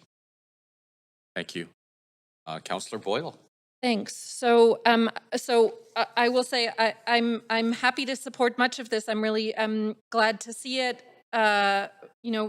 Wish, of course, I'd seen it 8 hours earlier, but happy to support a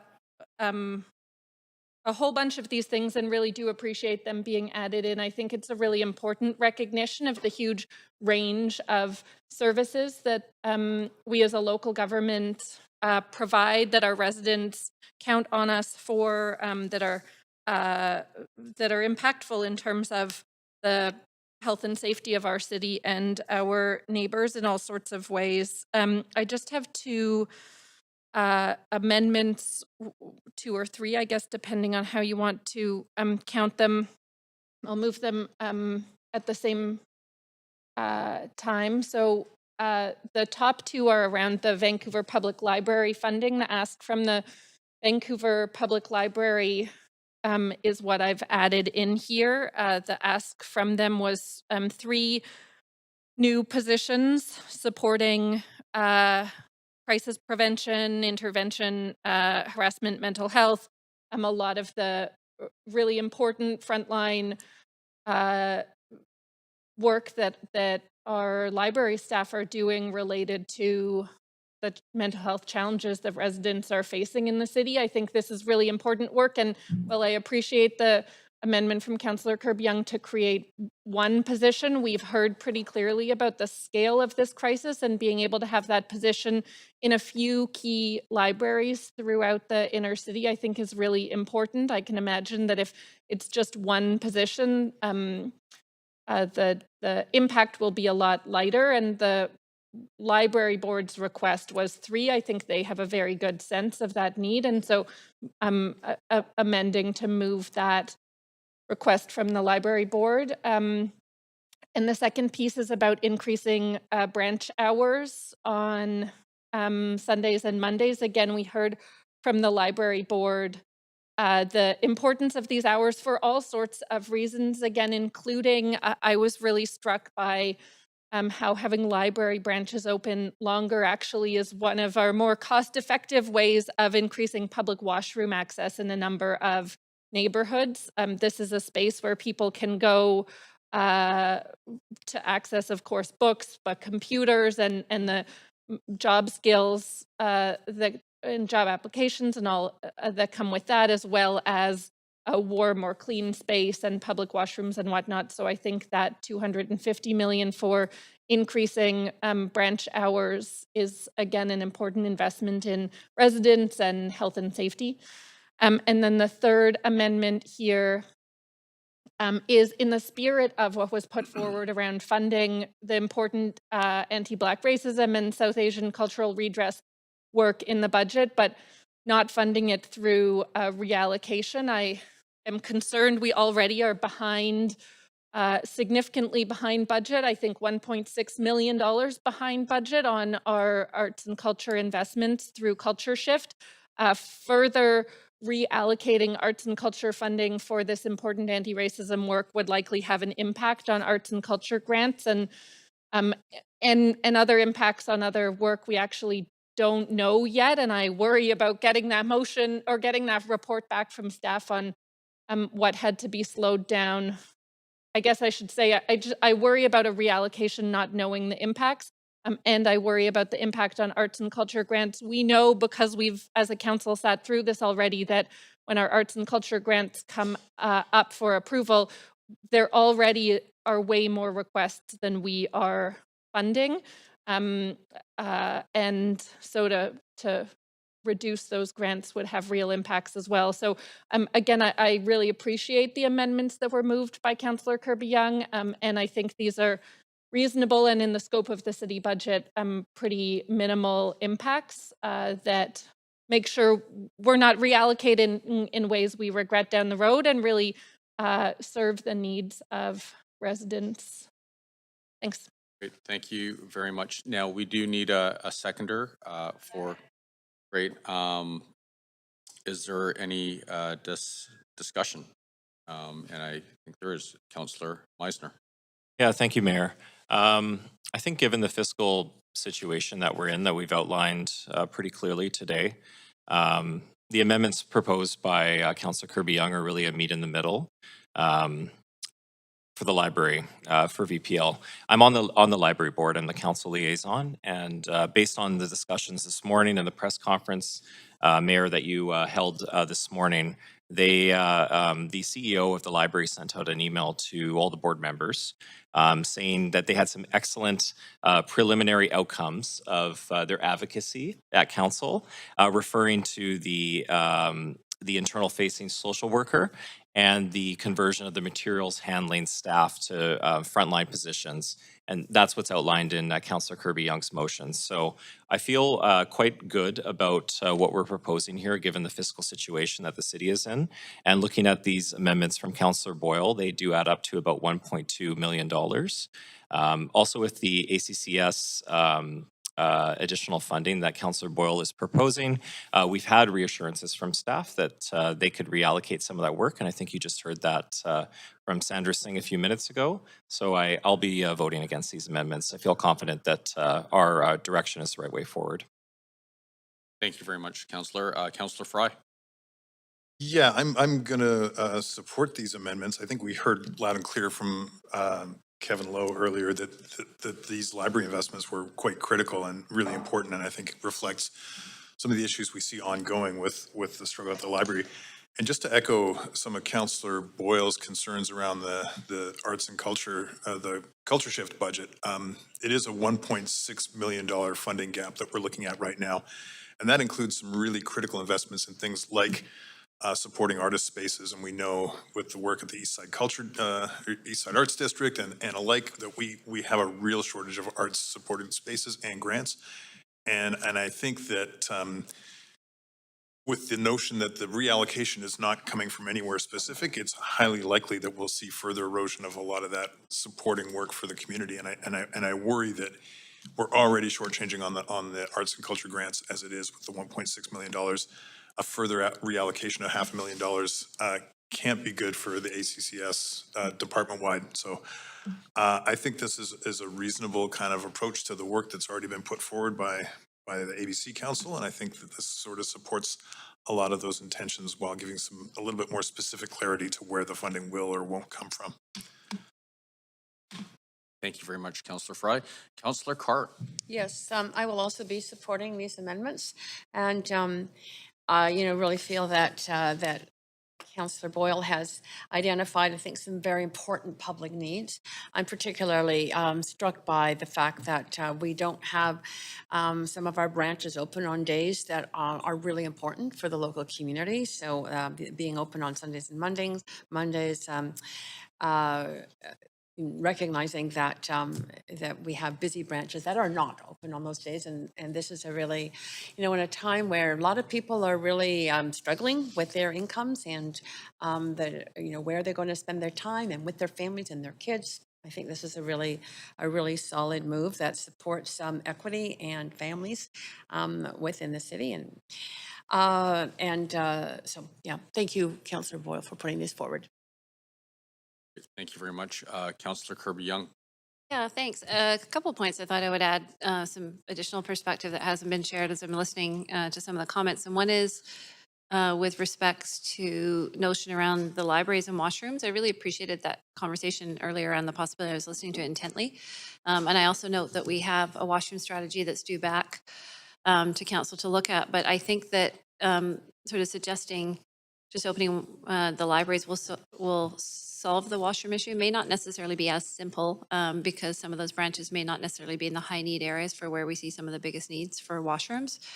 Certainly there's some like Carnegie or Strathcona that might be closer to area needs, but there are also additional services like Evelyn Saller and others that support that. So I think it's really worth looking at, but I think it would be good to have that discussion in the context of getting the washrooms report back. And the other piece that I would point to while we're facing this really challenging budget, and I'm really cognizant that this is going to have an impact from an affordability perspective on residents and businesses, is that one of the things we heard in the survey was in terms of how would you like to balance the budget? And people said, I would rather see services maintained and or hours reduced as one means to balance the budget. They didn't say add to them at this particular moment in time when we're facing really tough times and to open them up. So I aspire to the ability to open libraries for additional hours and additional times, but that's not something that we heard in terms of the public feedback. What we heard was maintain them. That's really important. Don't reduce them, maintain them. And so I'm sort of guided by those two key pieces of information. And I think with that in mind, that sort of, I think, informs how to approach this amendment. Thanks. Great. Thank you very much, Councillor Kirby-Young. Councillor Bly. Yeah, thanks very much. And of similar mind, I won't be supporting the amendments to the amendment.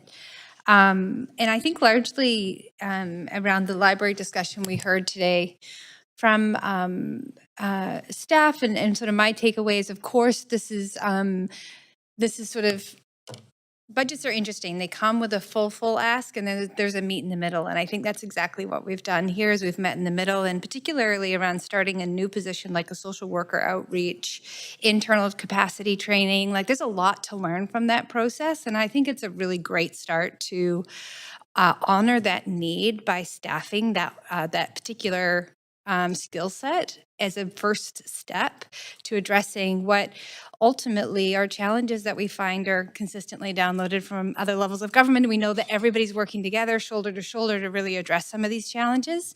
But overstaffing in this capacity, let's learn something this year by having this one particular position in place. My understanding from speaking to the library board is this really is about an internal position that's going to do outreach to their staff and do some training and development within the staff capacity. So I think that we've struck a great balance there, and I'll look forward to continued discussions with the chair of the library board and also our head librarian and others on how that's going, so we know how to approach that in the next year's budget. I think Councillor Kirby-Young made exactly the point that I was going to make, is that the 3 to 4 busiest branches that would be open are not in our high need areas when it comes to washrooms. So although I'm happy to be having those conversations, we all are thinking outside the box in terms of addressing a gap in our washrooms. This doesn't necessarily solve for that. And we want to keep our branches open in as much as we possibly can. But I think that we are, again, striking the right balance here, considering the fiscal situation that we're in. And we heard from staff that we can continue on with much of the critical work that's trying to be addressed in the last clause. So I think we're good. I think we've struck that balance. I won't be supporting the amendments. And I think that we are still advancing the work that's embedded in these amendments in a thoughtful way, considering the fiscal context we're in right now. I'll leave it there. Great. Thank you very much, Councillor Bly. Seeing no other councillors in the queue, Amendment Q2, I am now going to call Councillor Boyle's amendment to the amendment to a vote. Clerk, can you please take us to the voting screen? Council, please register your vote on the voting panel.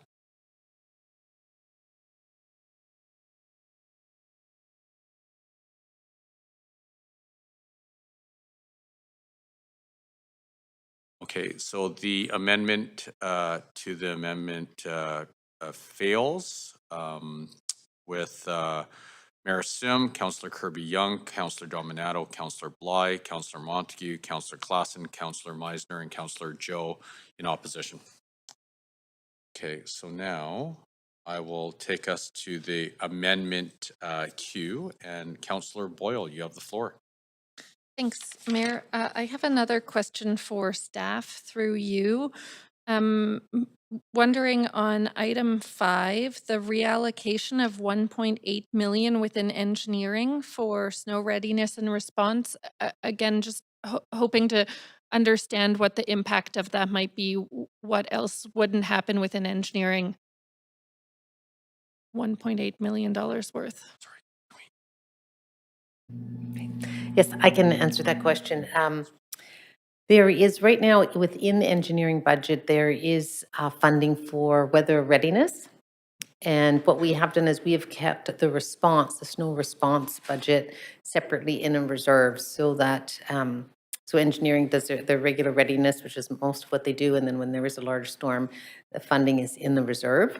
And we do have a budget, a regular budget in the reserve. So what this is doing is it's moving that budget that normally sits in the reserve into the engineering budget. So they now have a dedicated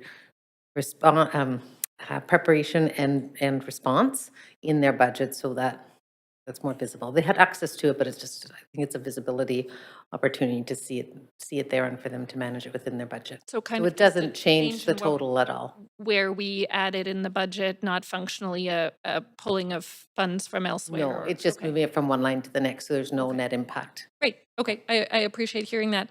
Mayor, the last thing is I'm just going to ask that we sever and vote separately on item 13 on the 3.4 million additional for the Vancouver Police Board. But otherwise, I'm happy to support these amendments. And I think we have some sense from the press conference this morning of what they add up to, but we'll look forward to hearing that as well after we vote. Thanks. Very much, Councillor Boyle. So pointer procedure, clerk. So I still keep going with, okay, great. And then we'll, when we can bring it to a vote, we sever 13. Thank you. Councillor Klassen. Thanks very much, Mayor. So I'm just going to start off by acknowledging this is a really tough budget.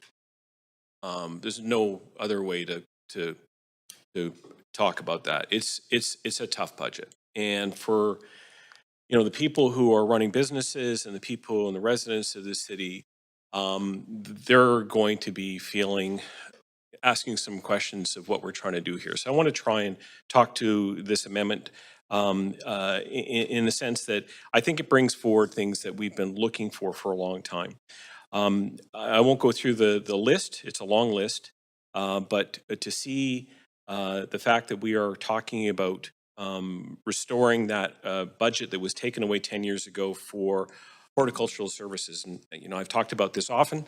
And I know many people talk to me about the long grass and the weeds that go up to your waist. We certainly can do a lot better. We're a very proud city, and civic pride matters a lot. So we need to really make sure that we're putting that kind of work in there. And so our challenge to staff is to deliver on that. We're going to give you the budget. We're going to support you in that effort.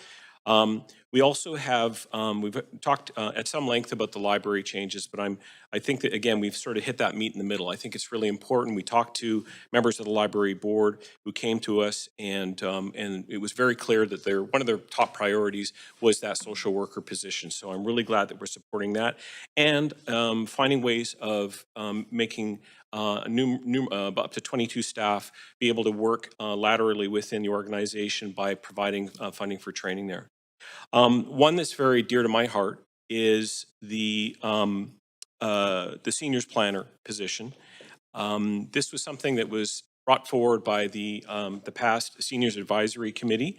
And we see this as an important, I see this as potentially a really important position that will help to guide the work of the city as we go into what has been described as an existential threat for our aging demographic. We have to become a more resilient city for seniors, and this position will help to guide that work across staff. the accessibility piece is extraordinarily important to me as well. We need to have, we have done amazing work in terms of accessibility, but certainly we should aspire to be the most accessible city in the world with accessible housing as well. The community policing centers, I have a number of my own experience of working with the CPCs, and I'm really glad that we're going to be creating a more stable situation for those organizations that do great neighborhood and community work around public safety and training youth and volunteerism. And then finally, I just want to just remark on what we heard today from a delegation led by Mary Point around the issues of missing and murdered Indigenous women and girls, and finding funding for safe spaces. You could not help but be touched by what you heard today. This is overall a relatively small amount of money that we're talking about that will go to it, but it will be incredibly important to the community. And I think it's again another gesture around the work, the really excellent work that we're doing here around reconciliation in our city. So I'm very pleased to support Councillor Kirby-Young's amendment, but knowing full well that we have to spend time in the public eye and go and talk to people, talk to our neighbors, talk to the small businesses at the end of our streets, and really let them know that we are looking. This is not going to continue to be the status quo. We're not going to continue to table really large budgets. We have to get to a place where the work is done well and is affordable, and the city can continue to run without having these really large increases. Obviously, we were coming in as a new council. I'm a new councillor, and we spent a lot of time in the last several weeks meeting and talking with staff in several departments, and really struck by the amount of work that they were doing, in spite of the fact that there have been so many cuts from previous administrations. So I think this is a way for us to level set and get the level of services and really, again, bring that pride in our city back by making sure that our city is well run, looks clean, looks and have services and the potholes and all the things that that people like to talk about all the time. So that is the end of my remarks, but I am once again very pleased to support this amendment. Right at 5 minutes. Thank you very much, Councillor Klassen. Councillor Carr. Thanks, Mayor. I have an amendment to the amendment. All right, let's put you in amendment Q2.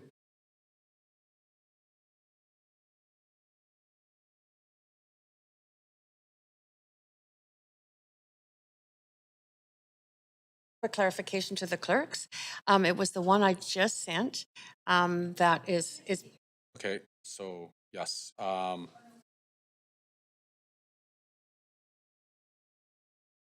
That's right. So now So it was sent at, let me just, just a while ago. Okay, so can I put you 6:54. Can I please get you in the amendment to the amendment queue, please? That's right, right?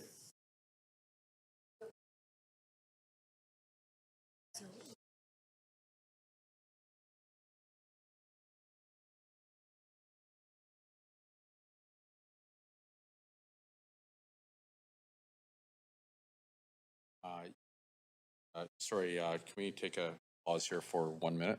So we'll pause.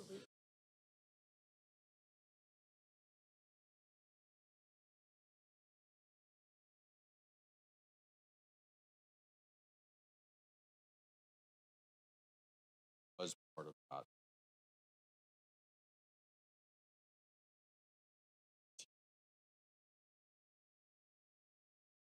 Got it. Okay. Okay. So just to clarify, the amendment to the amendment that you're proposing doesn't relate to the 20 odd. So then, so like once we vote on that, then we'll go back, we'll get your amendment looked up. Okay, so I'm going to take you out of amendment Q2. I'll go back to amendment Q1, and then we'll start your timer. Awesome. Great, Okay. thank you. Thank you. Yes, so Yes, I will be supporting the vast majority of the amendments that are contained in this amendment by Councillor Kirby Young.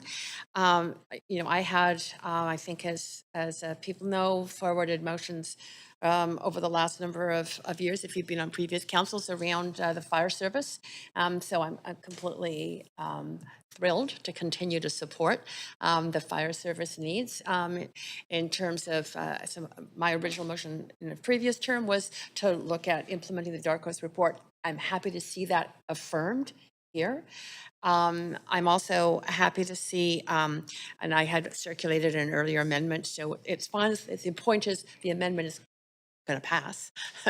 The amendment to also take a look at the impact of development within the city. Specifically, it was an amendment I put forward during the Broadway plan debate last term to actually seek another review of the fire service in light of the 50,000 people that we're estimating will come into the city through that plan. So as far as I'm concerned, the important thing is that this gets done. And so obviously I will be supportive of that. I had earlier circulated an amendment about the murdered and missing Indigenous women and girls and the need for public safety. So again, I don't need, it's in this motion too. Happy to support it. We all know the pain, the suffering, and the trauma that has been felt by Indigenous women in particular, but many others in Vancouver. So I think this is incredibly compassionate amendment. Also around engineering. I mean, who hasn't heard people complain about potholes or snow conditions or street cleaning or park and plaza cleaning? So those are all very logical amendments in my mind too. And in terms of the Vancouver Public Library and crisis prevention and intervention, I am so in awe of our library staff. So many people use libraries who are homeless, who don't have any other place to go for services. And there can be a lot of extremely difficult circumstances faced by our library workers. So I think that the investments there are really good. I could go on. I think I'm pretty well running out of time. But just to say that I am happy to see, though, number 13 severed around the police department. I voted against the digital evidence management system when it came to council before. I want the opportunity to be able to vote against it now. Thank you very much, Councillor Carr. Councillor Bly. Thanks very much. I'm just going to keep my comments directly focused on the amendment, and we'll speak to the budget overall after. So I just want to first, right at the top actually, recognize the incredible work of our Vancouver Fire and Rescue Services, and was very happy to see this come forward and acknowledge even today the work that's happening out in our city. And for one reason or another, the increase in fires, not to mention a raging opioid crisis that is consistently calling out our firefighters to respond as the fastest responders to any crisis that the city is dealing with. Let's face it, the fastest response. We must increase our firefighter personnel, and I do appreciate LELAC's acknowledging the actual numbers relating back to, I think, 1986, and that was a very poignant part of that discussion earlier. So I'm very happy to support that investment and recognizing that this was an ongoing advocacy, as colleagues have just mentioned, through the previous term and continues and will continue as we look ahead in this term.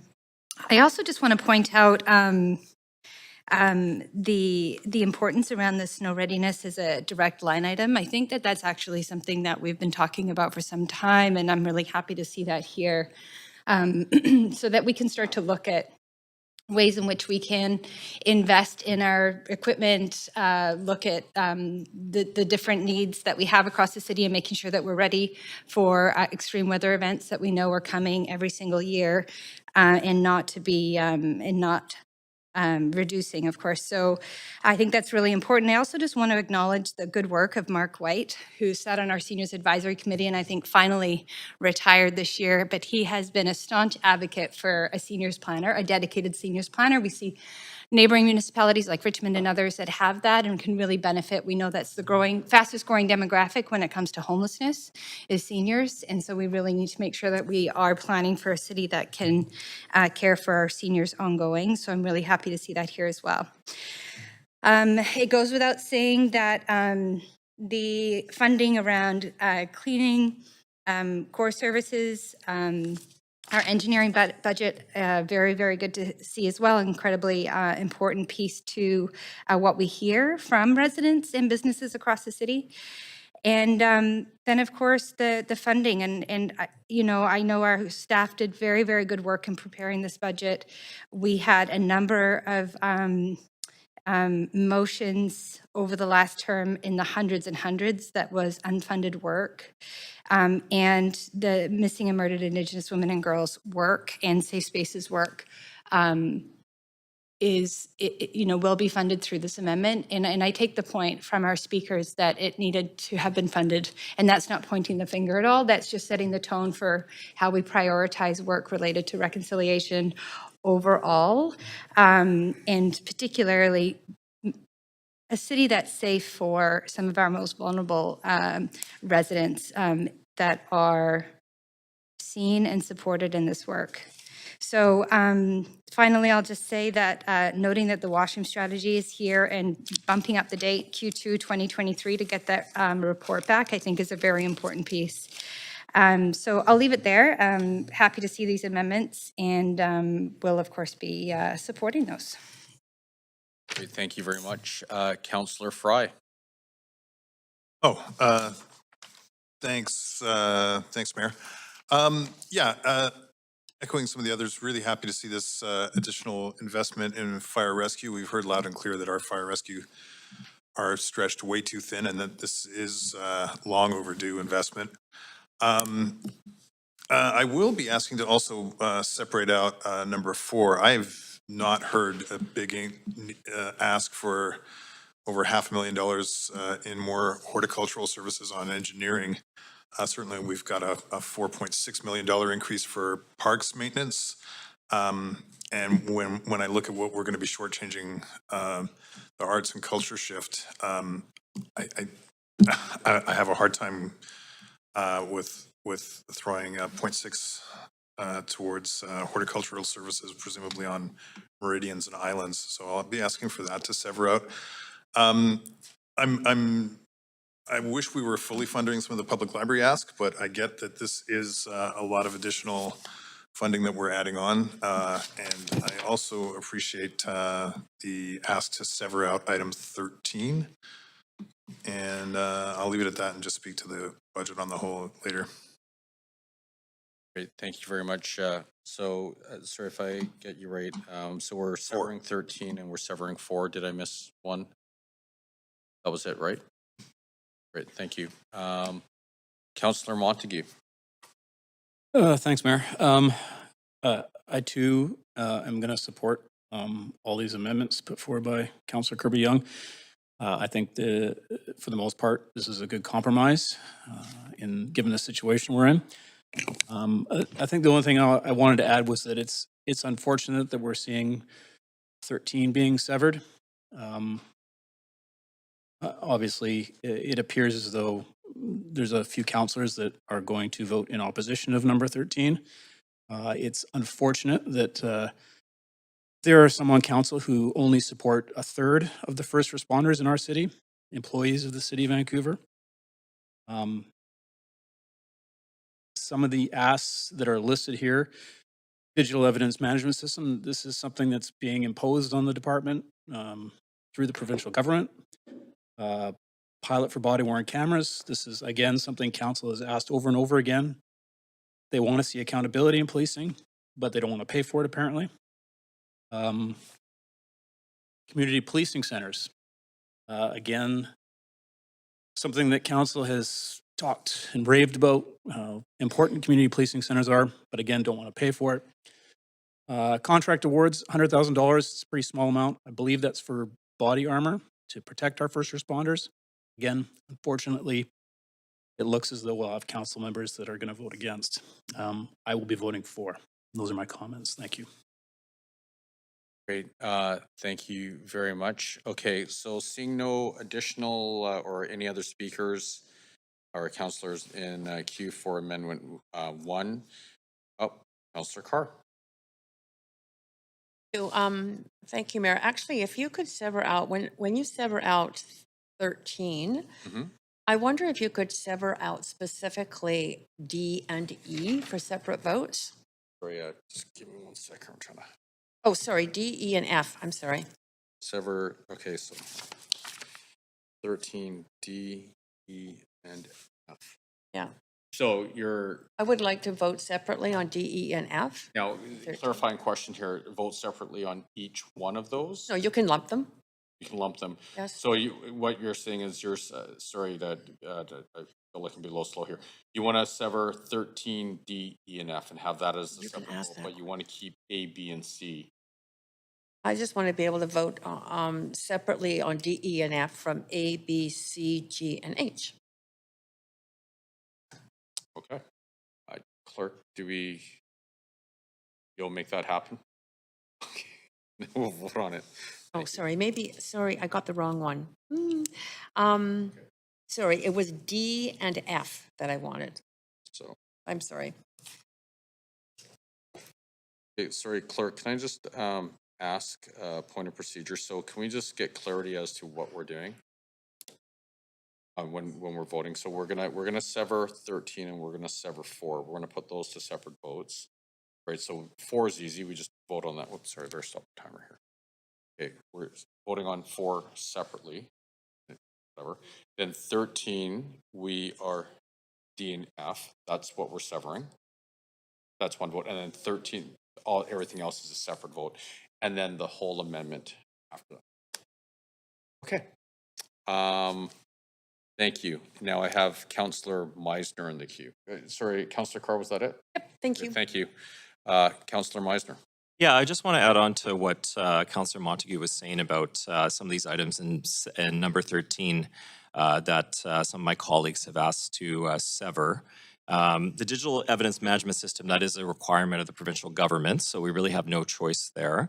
Cell phones, we have members using personal cell phones for police work, and I think that we can all agree that that's not a acceptable situation and that our police officers deserve to have their own cell phones. And body-worn cameras, I don't quite understand the resistance to this, to be perfectly honest with you.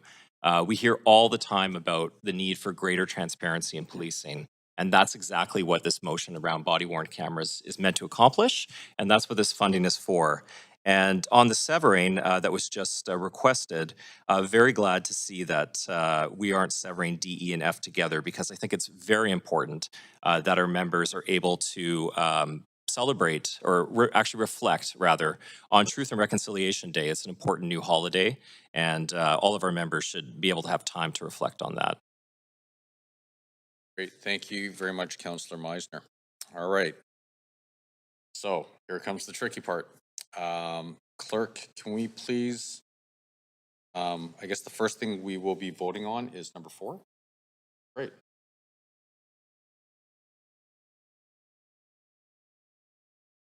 Okay, and so just so I'm understanding this correctly, we are voting either in favor of having 4 or in opposition of 4. Is that correct? Okay. So if you want to vote for 4, you say yes. Just being abundantly clear here. Okay. Can we please go to the voting panel? This is, we're voting on number 4 of the amendment.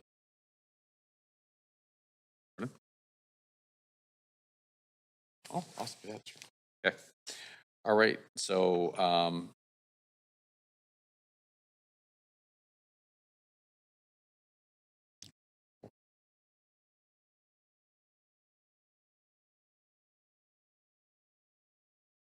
okay. On item 4 of the amendment, whoa, just lost something there. Oh, there we go. All right. It passes with Councillor Fry in opposition. 4 son. So the next vote will be 13.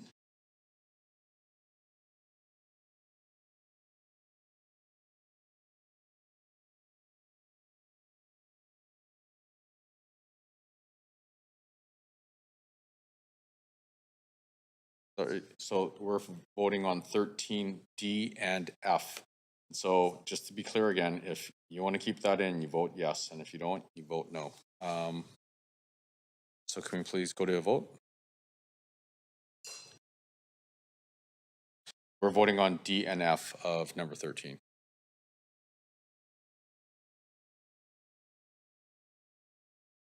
All right, and it passes unanimously. Okay, and so now we are voting on 13.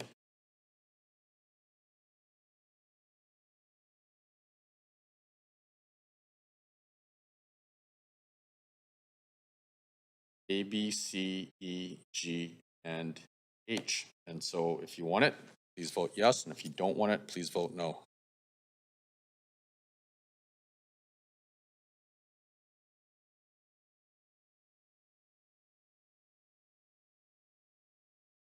Okay, the motion passes with Councillors Carr, Councillor Boyle, and Councillor Fry in opposition. And then if we can please go back to the voting panel once again. And we are voting on everything else except for numbers 4 and 13 that we've already voted on. Is that right? Okay.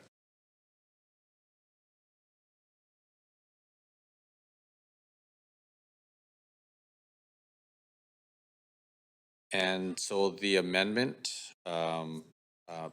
passes unanimously. All right, and I do know now that we do have another, in a second, we'll probably have an amendment queue. Is that correct, Councillor Carr? Oh, we're back on the main, oh, sorry. Okay, I jumped a step there. So Councillor Kirby Young in the main queue. No, I think I'm fine. Sorry? I'm okay right now. You're okay, okay. Councillor Boyle? I'll go back on later too.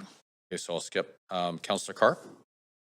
Yes, I have an amendment. Ooh, And I surprise. forward- All right, so you're already there. I'm going to advance you. You have the floor. Great. So my amendment, no surprise because I've talked about it a number of times, is to put back into this budget an amount of money that is based on the vote of last council to put in up to $1 per resident to pursue Vancouver to pursue as part of a joint action municipal BC municipality lawsuit to sue Big Oil. I chose to make the number much smaller than $1 per resident for a reason. So it's just a penny, which is $6,622. And I made it that amount for a very specific reason, which is I wanted to make sure in a very difficult budget for I think most people around this council table in terms of a tax increase, I didn't want to make an extra burden in terms of the amount of money. But I did want an amount of money, this is the minimum it could be, that would actually maintain Vancouver's commitment to pursue a joint action lawsuit. And let me be very clear, it's not going to happen right away. It will be joint action, which means other cities will be involved. It means that also there's an opportunity, and I think Councillor Joe's raised this a number of times, to fundraise, if we're worried about the money, to fundraise in civil society. I told him when he came up with that idea, I'd be happy to work with them on that. And I think given the fact that at least in one of the polls in the lead up to this budget, we found that climate action was the top priority of the people responding to that. This isn't, some people might say, not specifically climate action.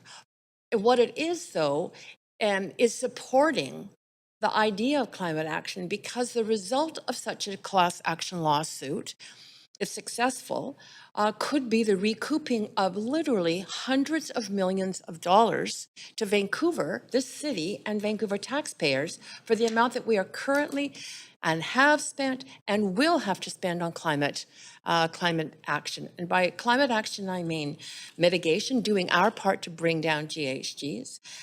Secondly, adaptation, just to make sure our city and its people are safe as climate accelerates in terms of the severity of storms and impacts. And also resilience. So it is I think, a prudent investment. I think it's a financially or fiscally smart investment. And the reason I think so is in part based on the veracity of this kind of a lawsuit.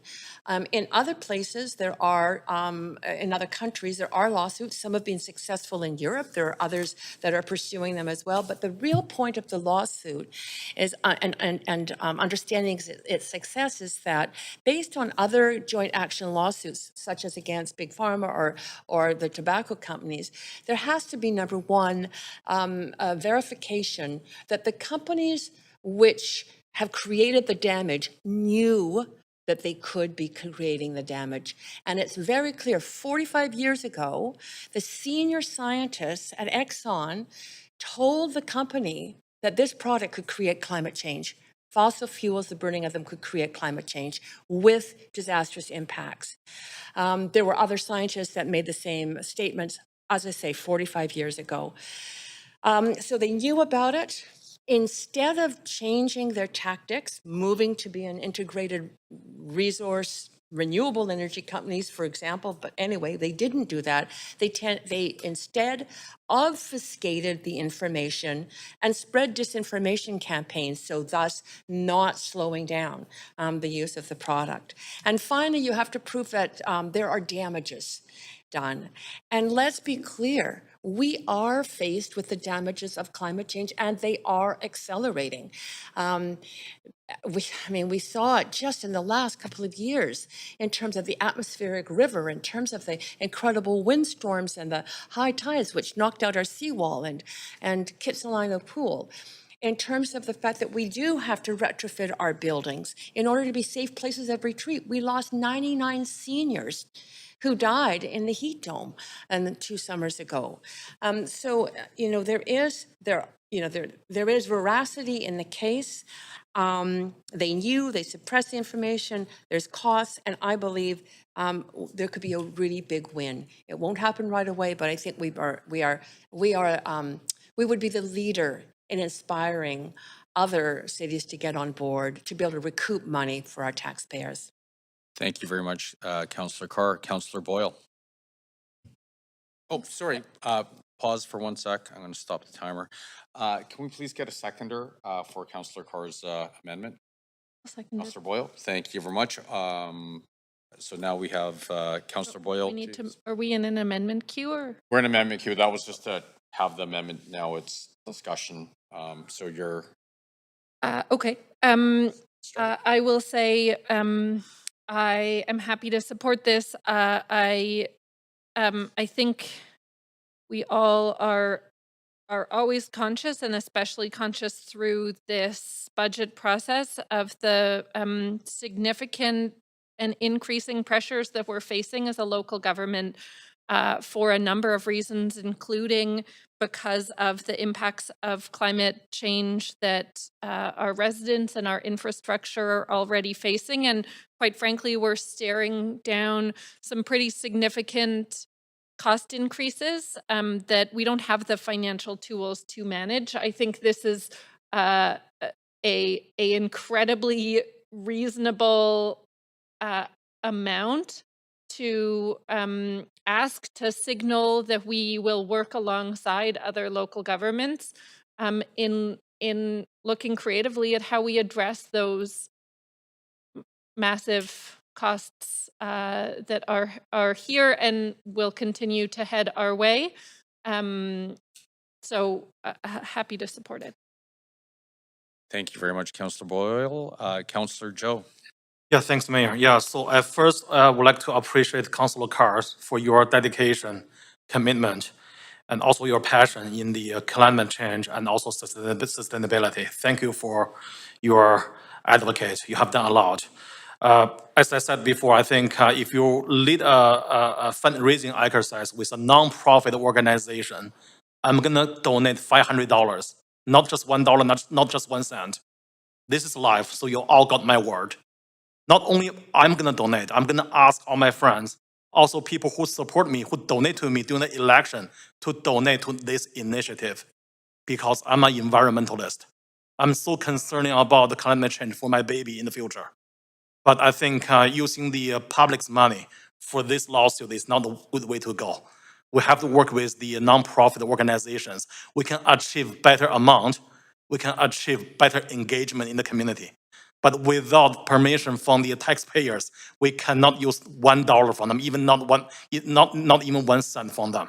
So that's my bottom line. So again, I think $6,600 is not a big money, but that's a big money for the most vulnerable people in the city. So think about this. For those people who live in the shelters, they pay $375 per month. That's $6,000, $600. That's almost 2 years of the rent for the most vulnerable people in our city. We cannot get any money from them.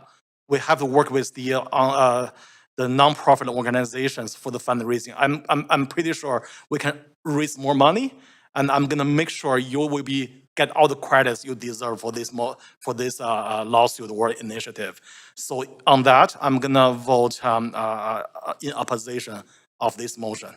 But again, I'm really happy to work with every single member in this council to make sure we have a very sustainable climate change strategy.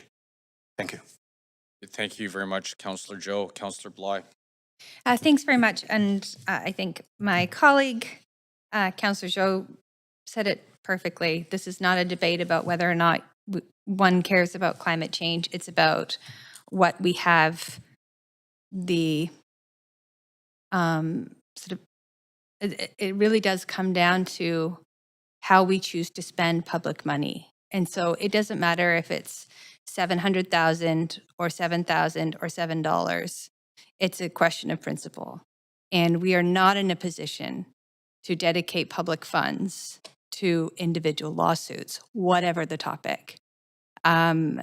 So I have to vote no. It's got nothing to do with energy and effort behind addressing climate change and what we need to be doing in our city to, in terms of that work. This is on the principle of public money going to one specific lawsuit is just not a responsible use, and I would have a very hard time defending that decision to a tax-paying resident, business owner, renter, everyone who pays taxes, that's what we chose to do with their public money. So I'll leave it there. Great. Thank you very much, Councillor Bly. Councillor Dominato. Thanks, Mayor, and thank you, Councillor Carr. Similar to my colleagues, Councillor Bly and Councillor Zhou, a couple of reflections with respect to this proposal. Vancouver is a leader when it comes to dealing with climate, and in fact, many of us sat around this table and supported an extensive climate action strategy. We're investing millions upon multi-millions of dollars right now around adaptation and mitigation. And so I think just to be really clear, there is unity around this table around the importance of addressing climate change. But when it comes to this proposal, to the points that Councillor Bly was raising around the use of taxpayer dollars, there is no class action lawsuit right now. And if this is a conversation, this is something that needs to be entertained, it should be entertained by the federal and provincial governments, not at local government. And so there is no way that I can support this. Even though $6,000 could be used for other engagements such as installing EV chargers, planting trees in the city, all things that go to benefiting the environment. And so like my colleagues, I will not be supporting this motion. Thank you very much. And so can I cede the chair? Now, am I able to cede to you because of your amendment? Okay, great, thank you. So I'm ceding the chair. So thank you very much for the motion, and I do want to qualify my statements. Like pretty much everyone in this room, I'm an environmentalist, and I actually live a carbon neutral lifestyle with myself and my family, and so we buy carbon offset credits and then some. So we make the leave the planet better than we came. I can't support this motion for two reasons. One, it's a matter of principle, and so if we were to,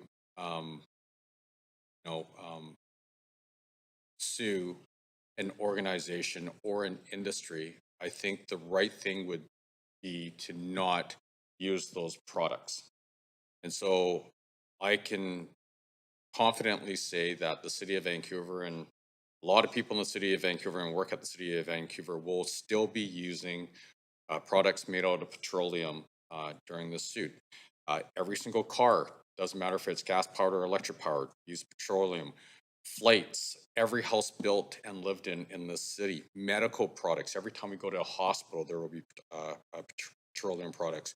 Every single restaurant, all their clothing, dentures, wheels, refrigerators, tires, not just on cars, but bikes, helmets, roofing, water pipes, toilet seats, paint, artificial limbs, the list goes on and on.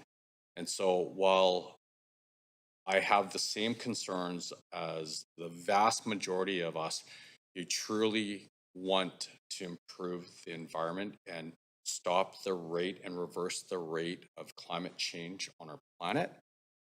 I can't support this motion out of principle because I think it would be hypocritical if we supported a lawsuit, but then we still used all these products.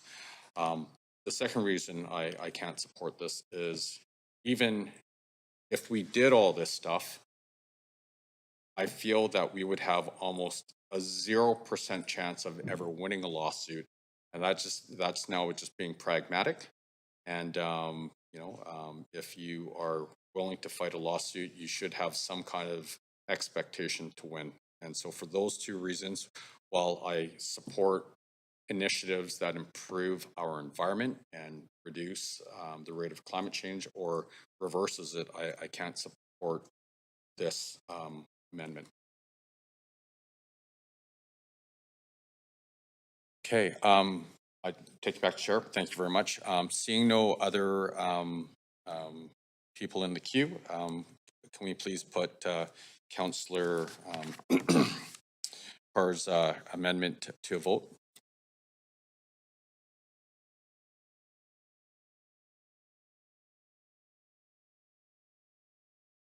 Okay, so Councillor Carr's vote does not pass. In opposition would be Mayor Sim, Councillor Kirby-Yung, Councillor Dominato, Councillor Bly, Councillor Montague, Councillor Klassen, Councillor Meisner, and Councillor Joe. So now back to the main queue. Councillor Carr. I'll go back on. I think we're done. Okay. Councillor Dominato. Thanks, Mayor. I've circulated two amendments. If the clerks could just, if we could deal with them one by one. Okay. Just so for can clarity. I please get you into the amendment queue? And then, so do I get a, clerk, do I get a seconder now? Okay. And do we have the, see that?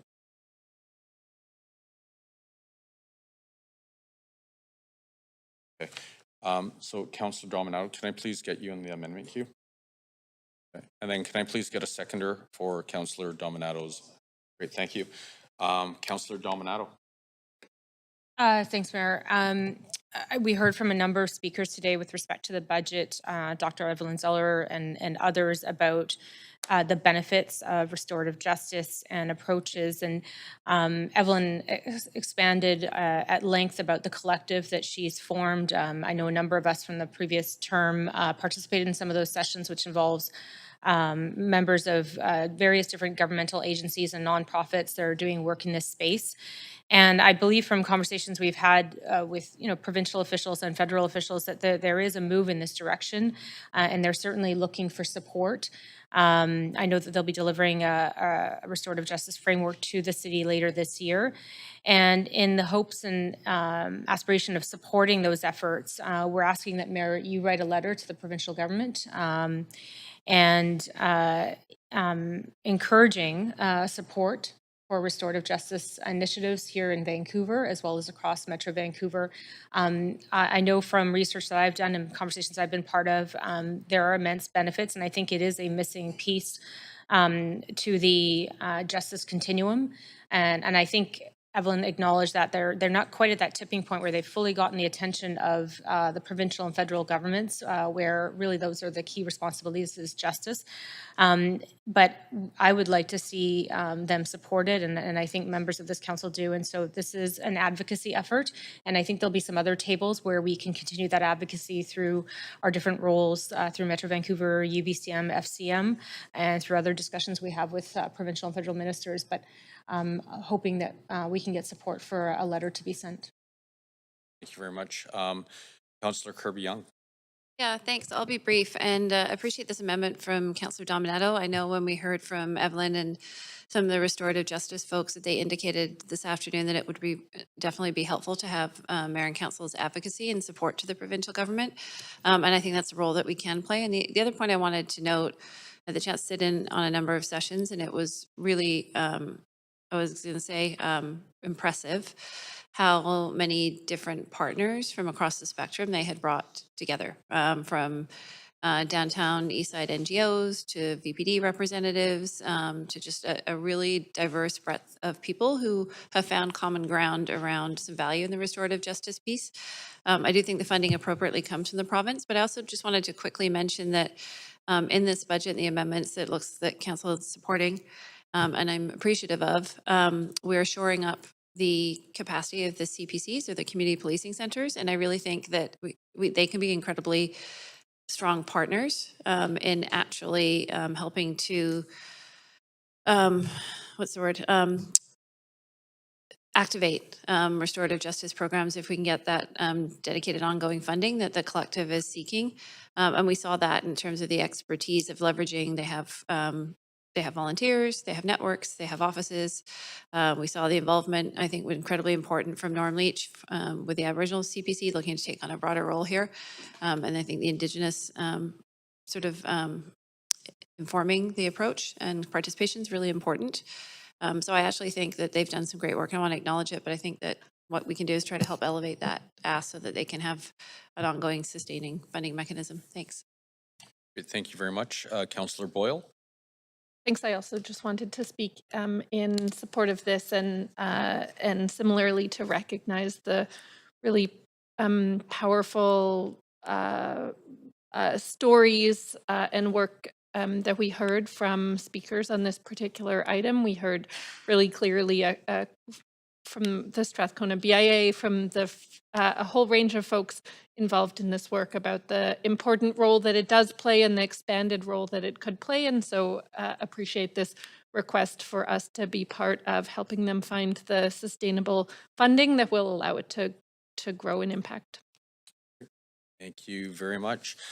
Seeing no other questions in the queue, can we please bring Councillor Dominato's amendment to a vote?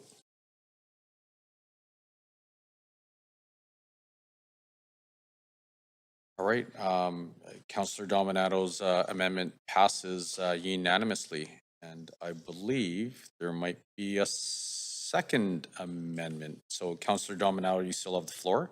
Yes, thank you, Mayor. And I'll just ask the clerks to bring up the second amendment. All right, so can I please get, oh, you're already there.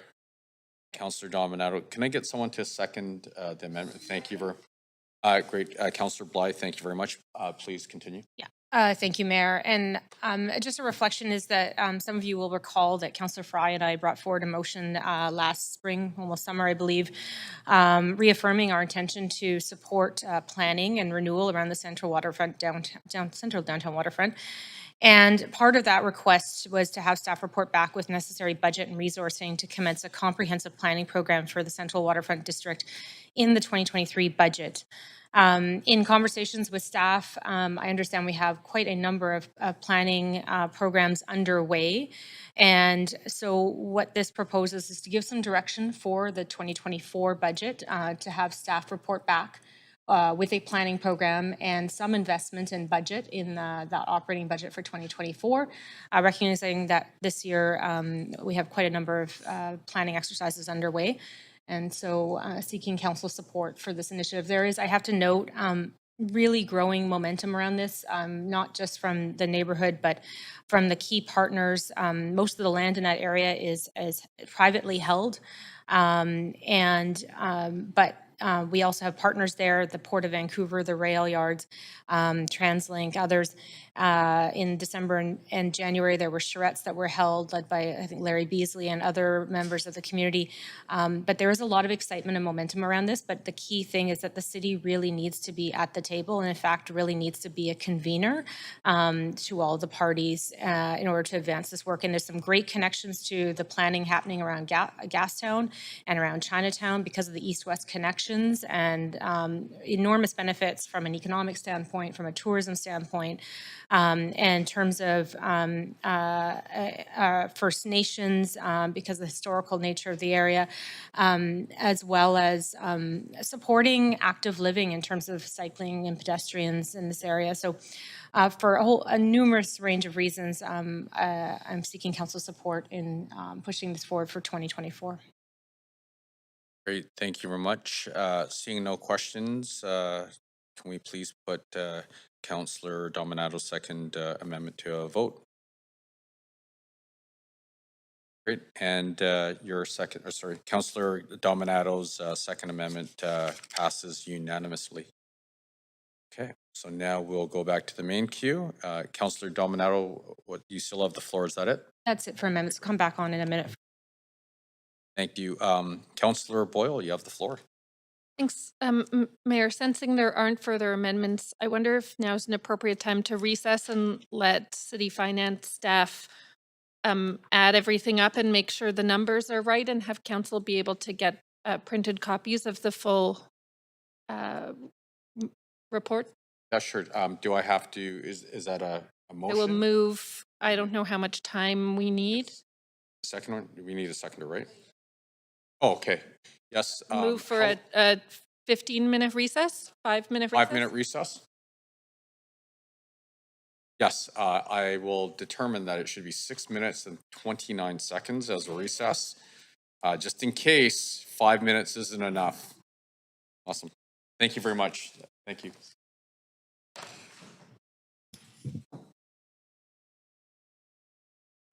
My clock is rolling.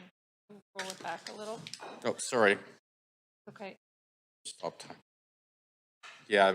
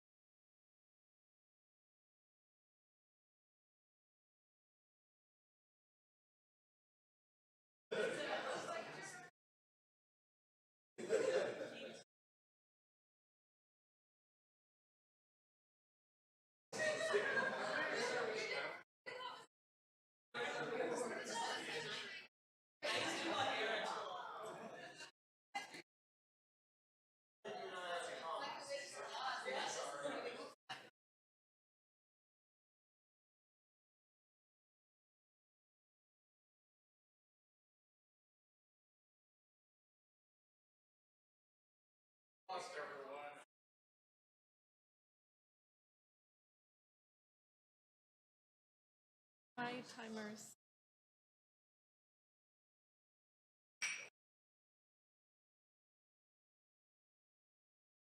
30 seconds.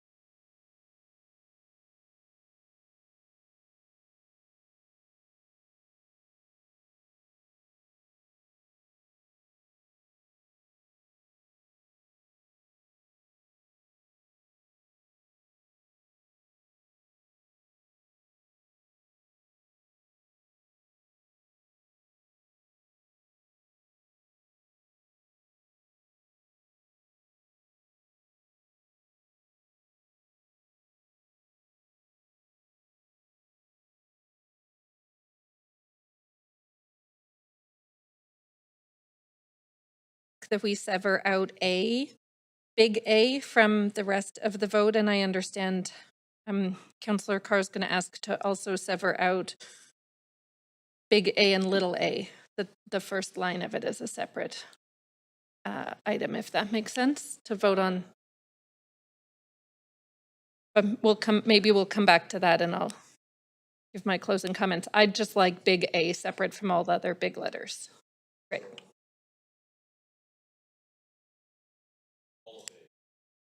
Yeah, I'm trying not to get too nitpicky within it. I'm just going to ask that we vote on A separately. And I'll speak to that to say, overall, on this budget, I am really glad to see a number of things and will be largely supporting the budget. I'm really glad to see increased investments in the fire growth plan and ongoing commitment from the last council that I'm glad to see this council continue the commitment to. I'm glad to see investments in the Vancouver Public Library, even if it's not as much of an investment as I'd like us to be making. It's important that we're not reducing funding there, and important that in fact we're adding a couple of positions, and I hope to see those grow as we learn from the impact that they're having for future years.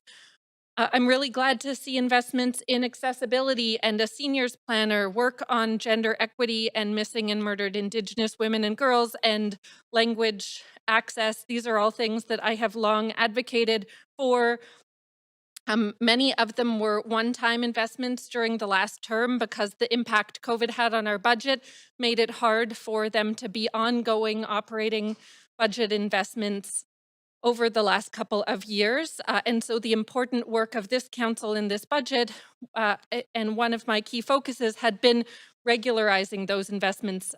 Again, investments that the last council made that I'm glad to see this new council continue to commit to and embed in our ongoing operating budget. It's really important work that makes the city healthier and safer and more welcoming for more residents. And I strongly support it. I will say I'm disappointed that we're funding important anti-racism work by making cuts elsewhere in arts, culture, and community services without knowing the impact of those cuts. But this work on anti-Black racism, on cultural redress, on addressing historic discrimination against the South Asian community and more is incredibly important. Again, much of it started under the last council, and I'm glad to see this council continue that work, and so I will be supporting that as well. I have asked to sever A and will be voting against it. There are a number of pieces within it, particularly the community policing centers that I'd be happy to support, but I didn't want at this late a night to get us into the weeds of pulling apart a whole bunch of pieces. So instead we'll just sever out A. And the point I want to make on that is just that this is a significant increase, far, far beyond increases that we're seeing in any other department. And I feel strongly we need to have a broader conversation about the investments that we're making in community safety and how best we can invest public dollars with the most impact across a whole range of services, not so significantly weighting those investments toward policing and not seeing corresponding increases in other services that we know keep Vancouverites safe. So I'll leave that comment there. And overall, just want to close by saying this isn't the budget I would have expected from this council majority after 4 years of hearing the much smaller budget increases were too much, but I am really glad to see the importance of these investments, many of which started under the last council, continue and be recognized as important in this budget. Thanks. Yeah, thank you. Well, I'm sure you'll all realize I'm disappointed about the vote to not put a very, very modest amount of money into a Sue Big Oil joint action municipal lawsuit. I think hopefully you'll learn more over these 4 years about the importance of that kind of case, its uniqueness in that as a municipal case. And why municipal? Because we are bearing the costs. More than 60% of the infrastructure in Canada is in cities. And it's our responsibility as climate damages that infrastructure and creates the exigency of having to upgrade it to meet the incredible increase in storms, especially rainfalls, but circumstances that make our current infrastructure, unable to meet those demands. So that, I realize lost the battle today, but the battle's not over in my mind in terms of moving forward, because I think it is a smart move, and hopefully over the next 4 years, we'll all get to that same page, wanting to recoup money that taxpayers are having to spend to cope with climate. I am supporting the budget. I am going to ask that we sever A, big A, small a, but you don't have to sever anything else out for me. And I have made the point before that I really believe that the idea of hiring more police officers because of public safety, especially understanding that the real problem around public safety that I think most people feel the most anxious about is related to the opioid crisis and the mental health crisis in the downtown east side. I fully support the investment in mental health nurses and the partnerships there that we need. Many of them are community-based outreach teams, so the need for paired with cops is not the case for all of that kind of work, and that's why I do very much support that, because it's absolutely essential, as well as the partnership with the provincial government and Vancouver Coastal Health in terms of recognizing that we absolutely need more treatment beds, etc. What I support in this budget and what I think is important to realize is that, well, first of all, it's important to realize that this is a hard budget for taxpayers. It is a higher budget than we have seen, certainly in my 4 terms on council, than I've seen.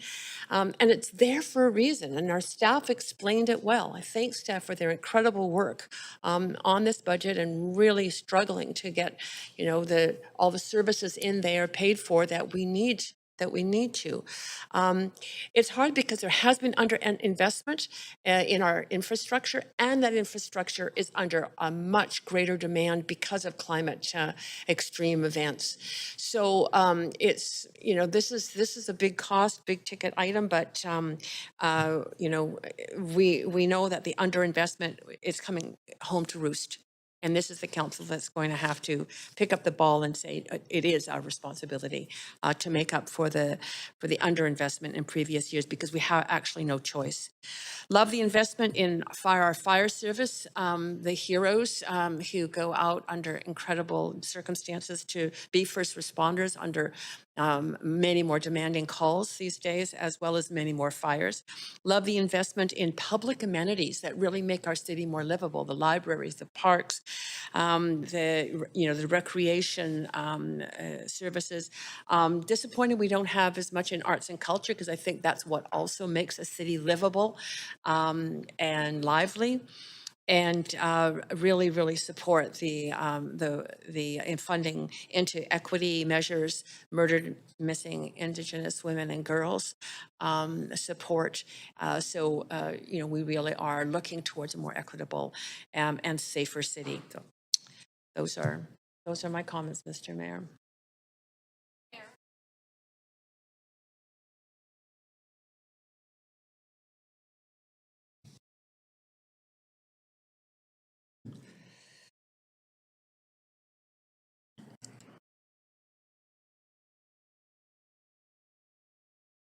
Thank you, Mayor. So if I learned anything from Vancouver residents and businesses that we met while door knocking and during community engagements last summer and fall, is that the status quo was not an option.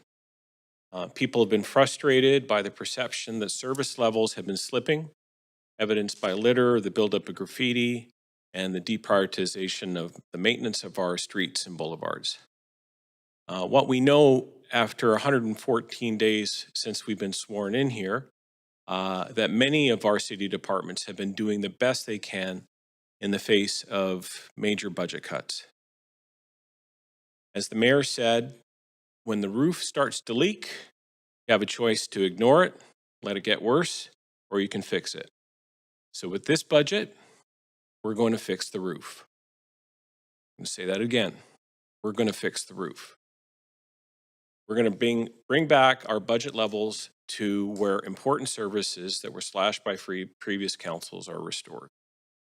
So I'm pleased that we'll restore police and fire rescue service funding levels that have fallen behind over the past decade. Our amazing public libraries will get new funding to enhance services. Our streets, sidewalks, and public spaces will get the maintenance levels they need so the public can better enjoy them. We're faced with historic pressures around the opioid crisis and mental health, public safety and property crime, climate change, and an aging demographic. And we also have a duty to continue the work of becoming a city of reconciliation that works alongside our host nations.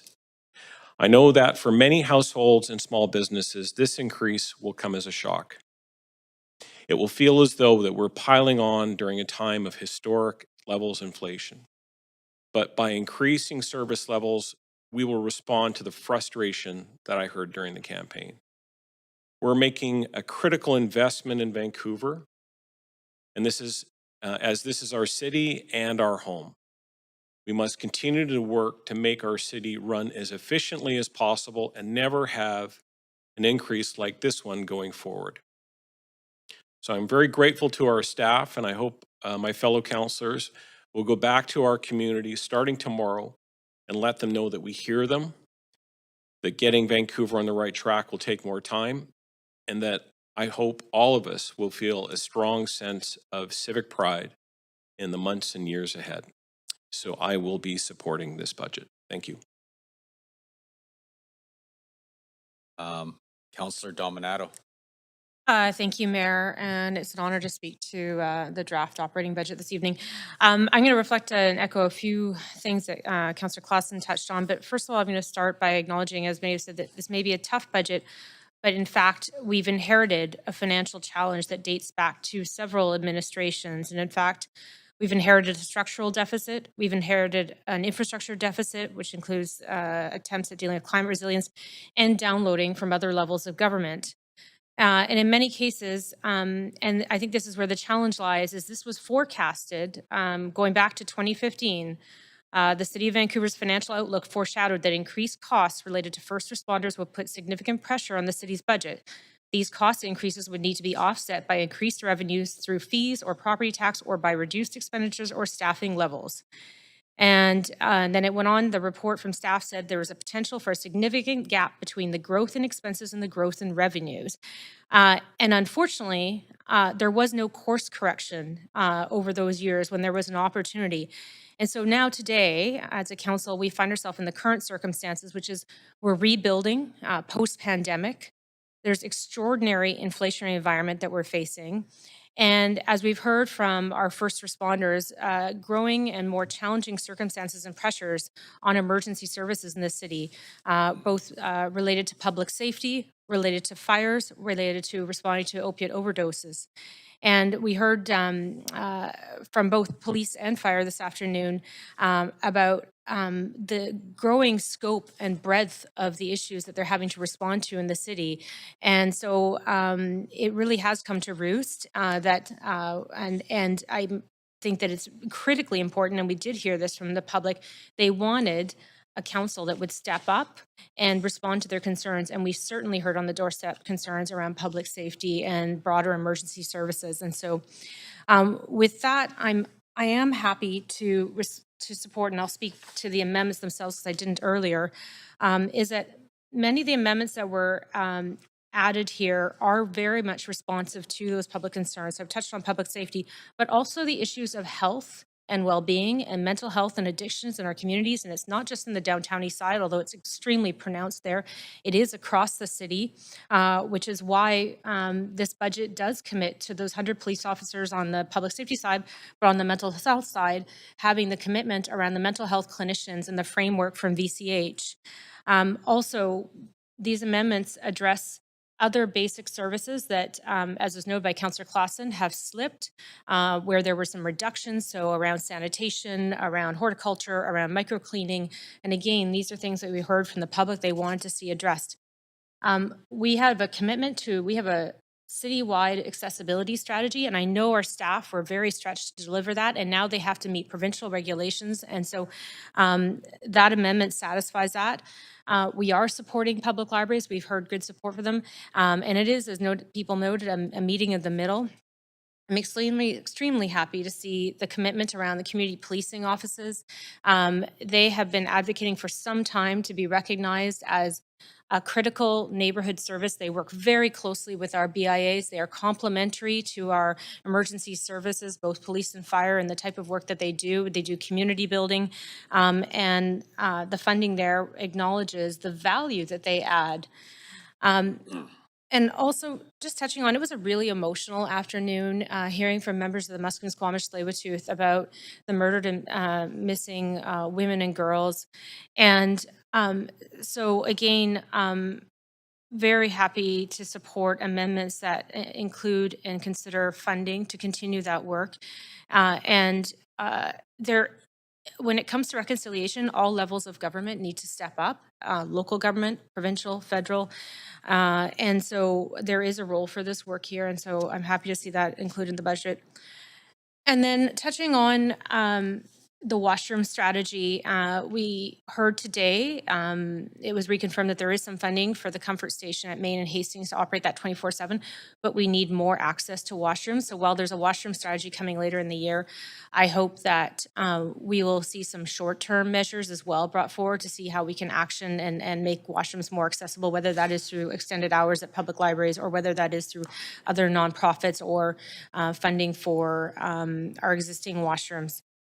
And I think the other part of this conversation is, well, this may be characterized as a difficult budget. The public wants to see value for money, and what you see in this budget is tangibly things that are going to be addressed that haven't been addressed over a number of years, and they will see a tangible difference. And so I'll just close, Mayor, to say is that we are going to continue to look at opportunities for additional revenue streams and efficiencies in the city, and I know that we're committed to do that as a council. Thank you very much. And just so, I can't play favorites. Everyone gets another 20 seconds because of what you just did. So thank you very much. Councillor Joe. Okay, thanks, Mayor. Can I still ask a question to staff through you, Chair? Yes, you can. Okay, yeah, so I just want to clarify with 10.7% increase in property tax, how does that number translate to the dollar amount for individuals or business?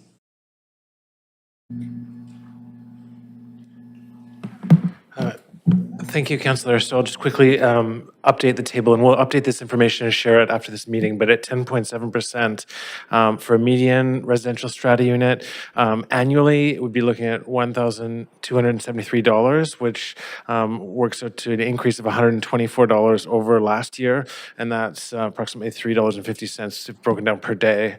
And then for an overall residential unit, that would be $2,181 annually.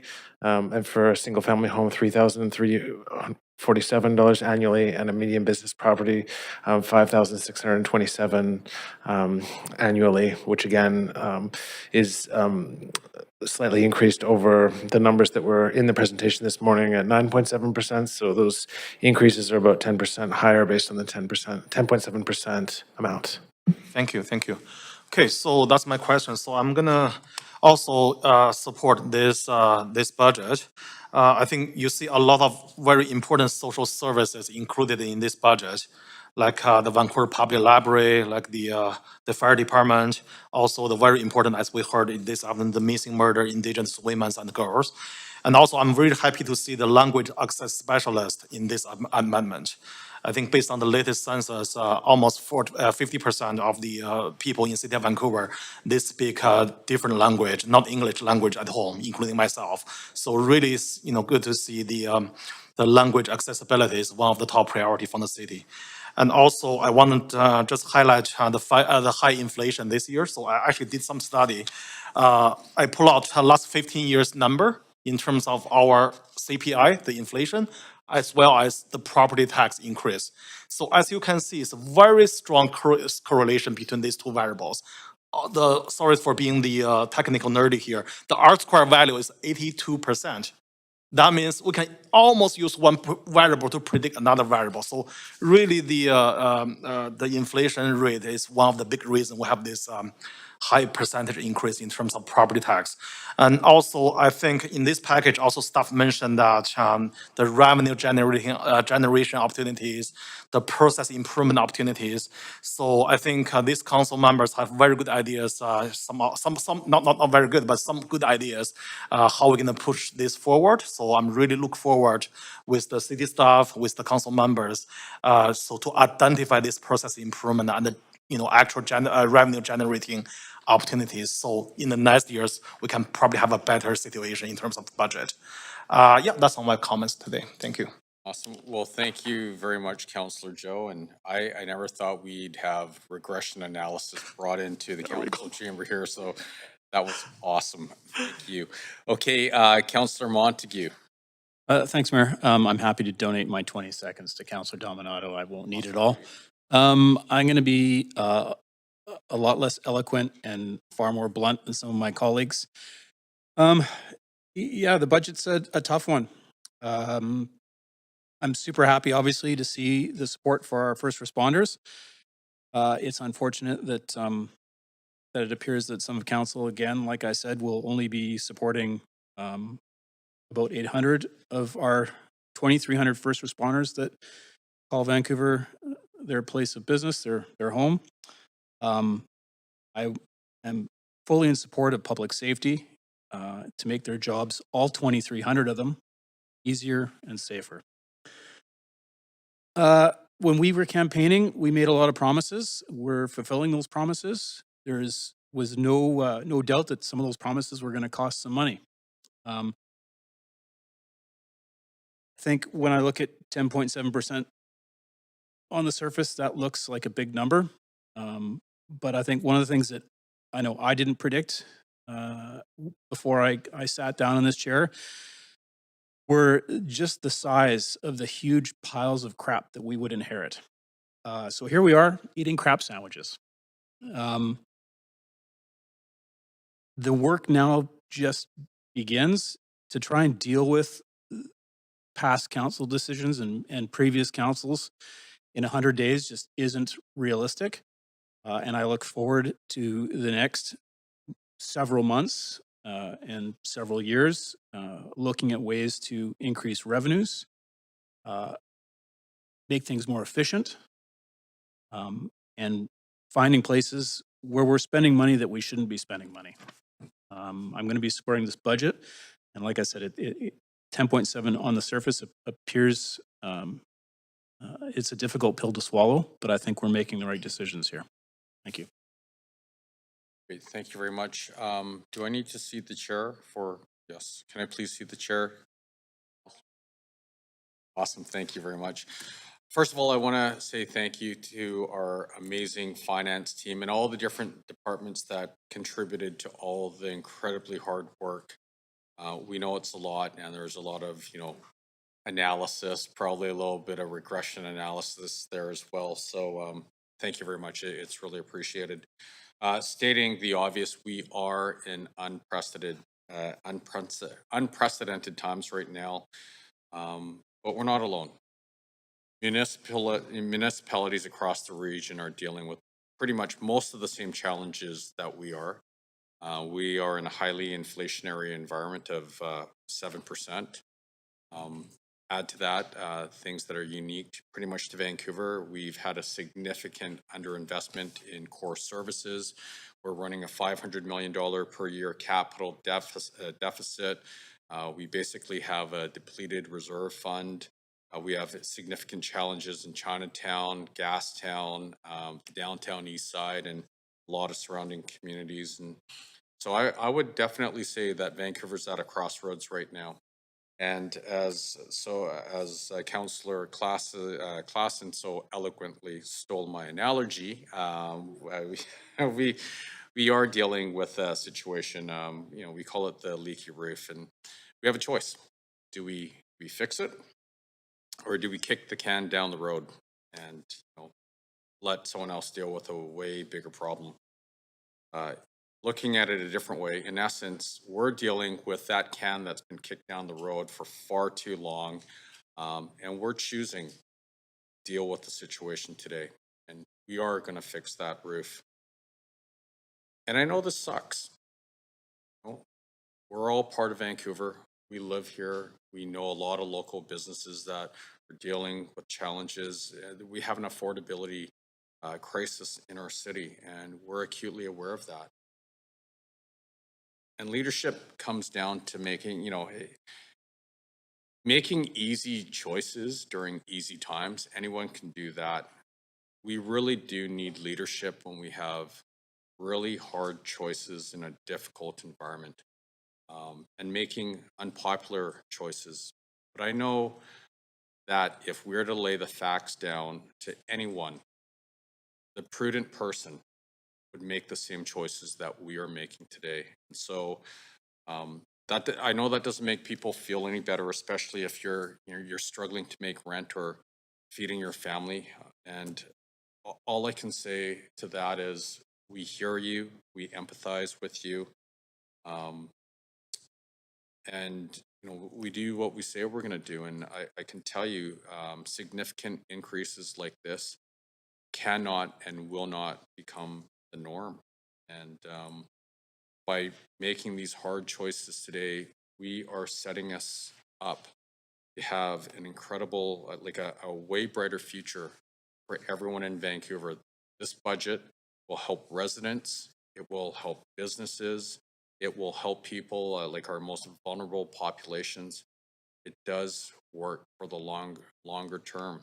And that's what I think, residents want in their elected officials. They don't want their elected officials to make the easy choices that are self-serving in the short term. They want them to be transparent and lay the cards down on the table and show everyone what we're working with, and make those hard choices that will pay dividends for years to come in the future. So all that being said, I will be supporting this budget.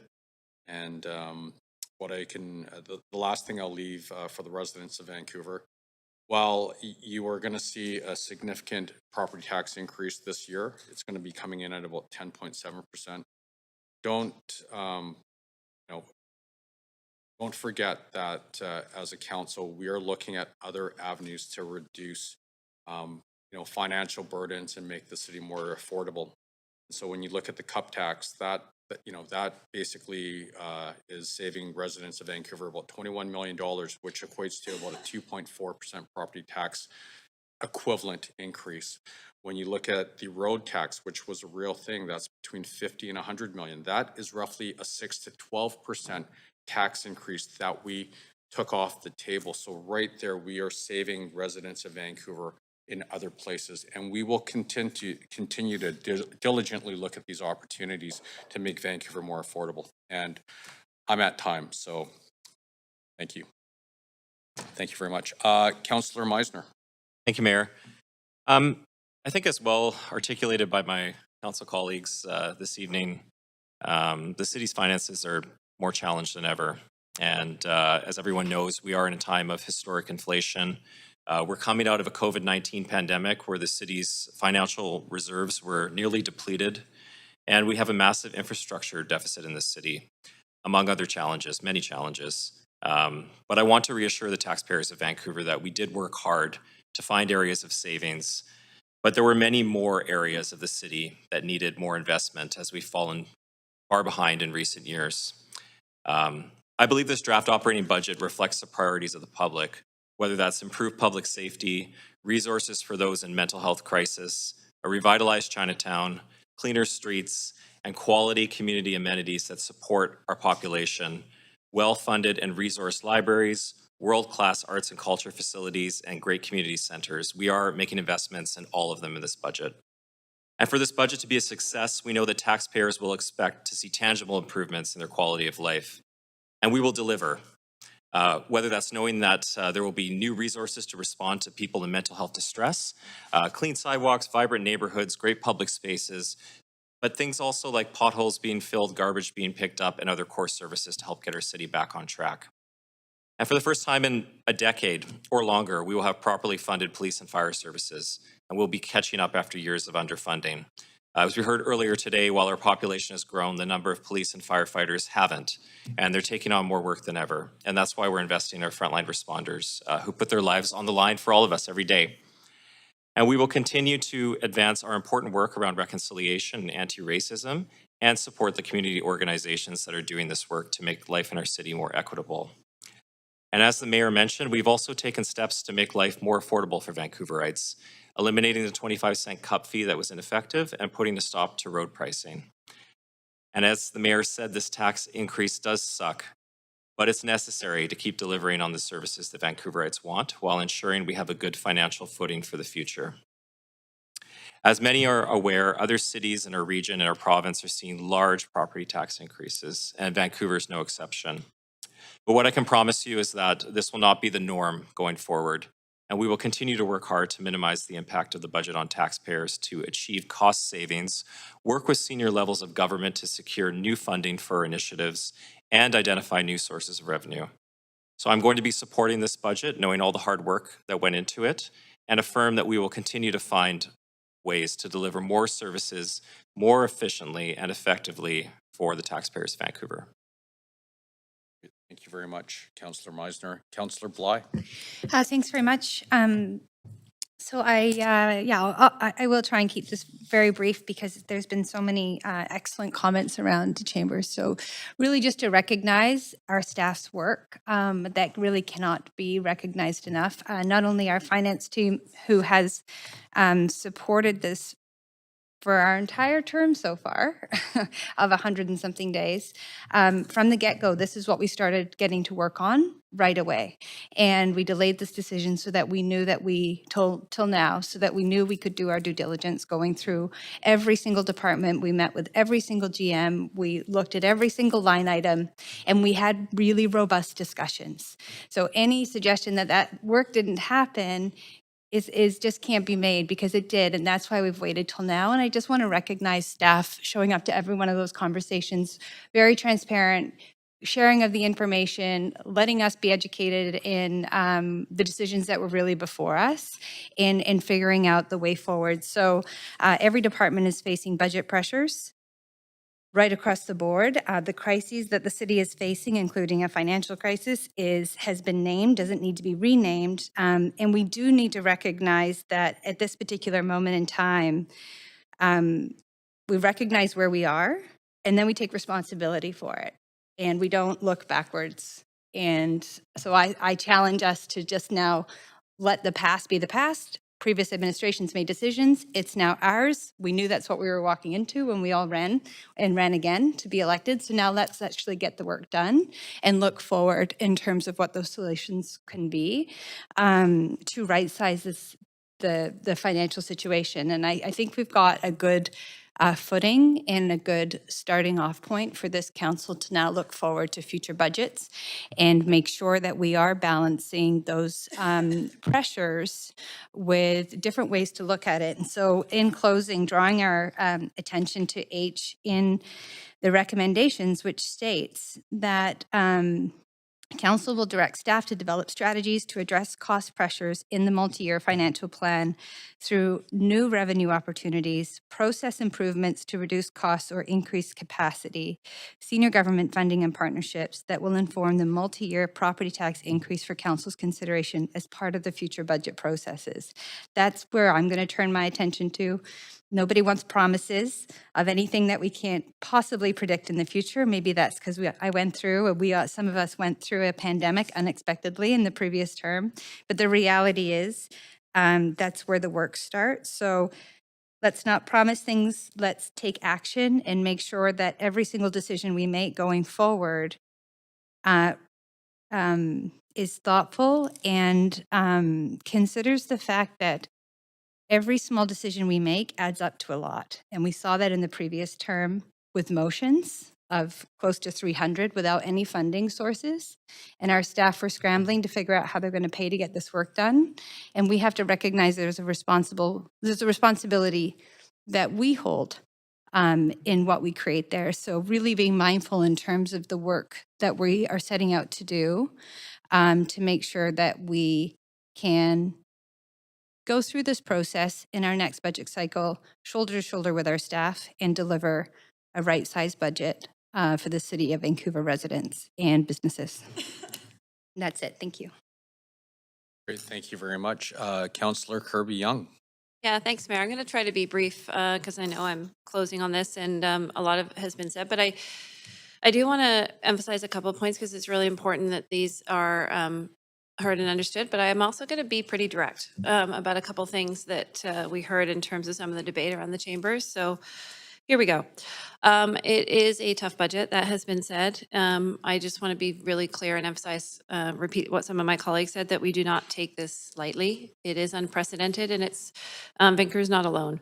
So adding to the sort of commentary that the unprecedented inflationary pressures, but it's not just Vancouver that's seeing this, it's municipalities around the Lower Mainland and throughout BC. And I know that doesn't provide a lot of comfort for people that are really struggling with affordability, but it is the reality. And I actually think that we have a responsibility to just be direct and clear and straight up with the residents and the businesses of Vancouver about what we're actually facing. And that is absolutely the truth. I want to level set on something first before I get into some of the specifics around the budget.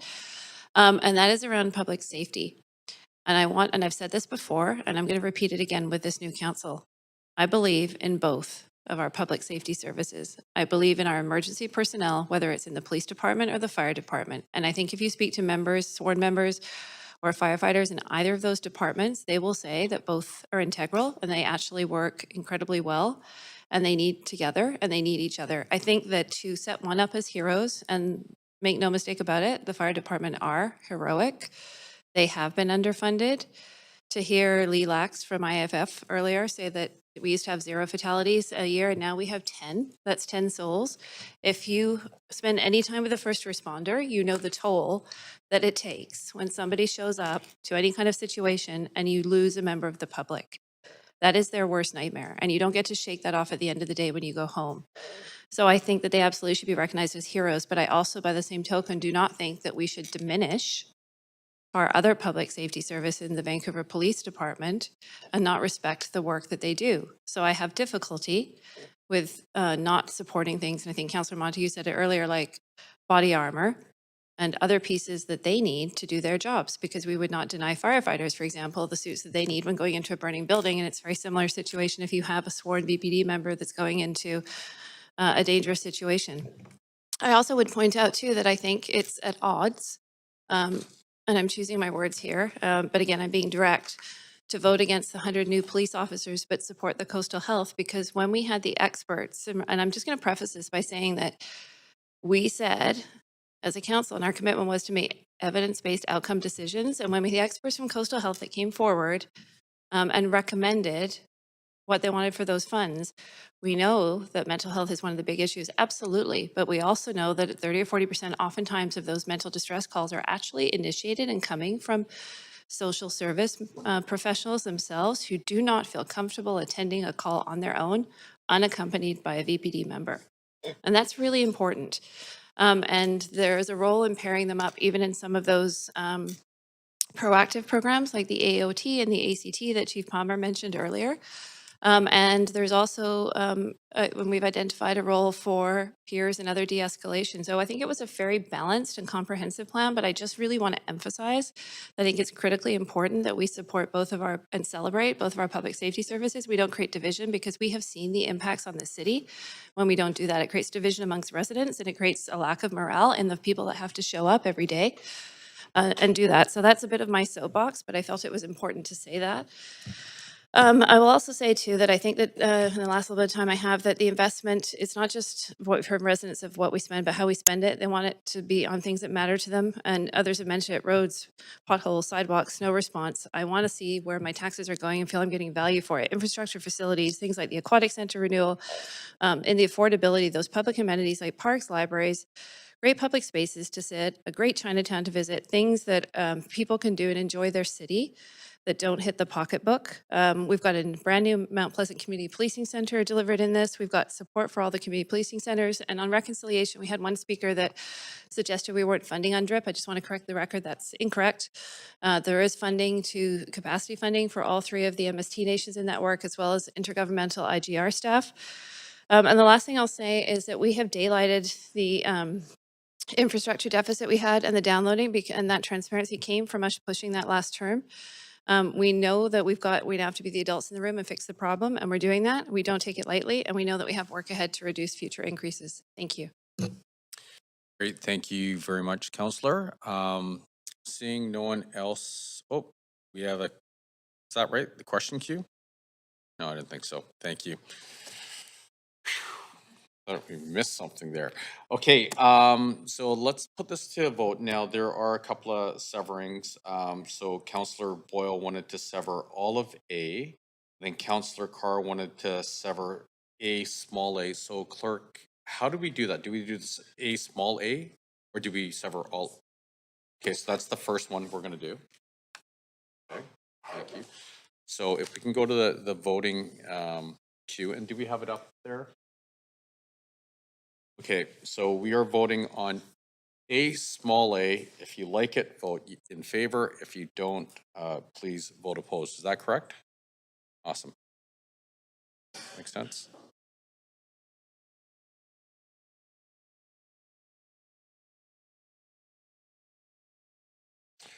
Okay, so A small a passes with Councillor Carr, Councillor Boyle, and Councillor Fry in opposition.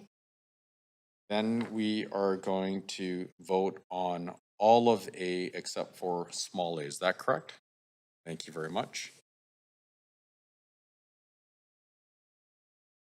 So once again, stating the obvious, if you like it, vote in favor. If you don't, vote opposed. Okay, and Section A, excluding small a, passes with Councillor Boyle in opposition. And then we will put the rest of, what do we call it again? The motion, pardon? B to J, to a vote.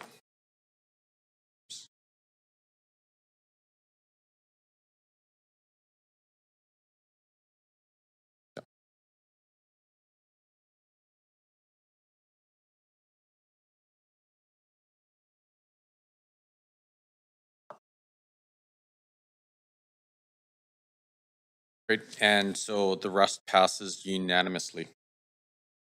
All right, wow. Okay, so with that, that concludes item number 1 on the agenda. Wow. All right, we got 16 more items to go. Okay, may we have a motion to adjourn? Awesome. All those in favor say yay. Yay. All those opposed say nay. Motion carries unanimously. This meeting is adjourned. Thank you, everyone.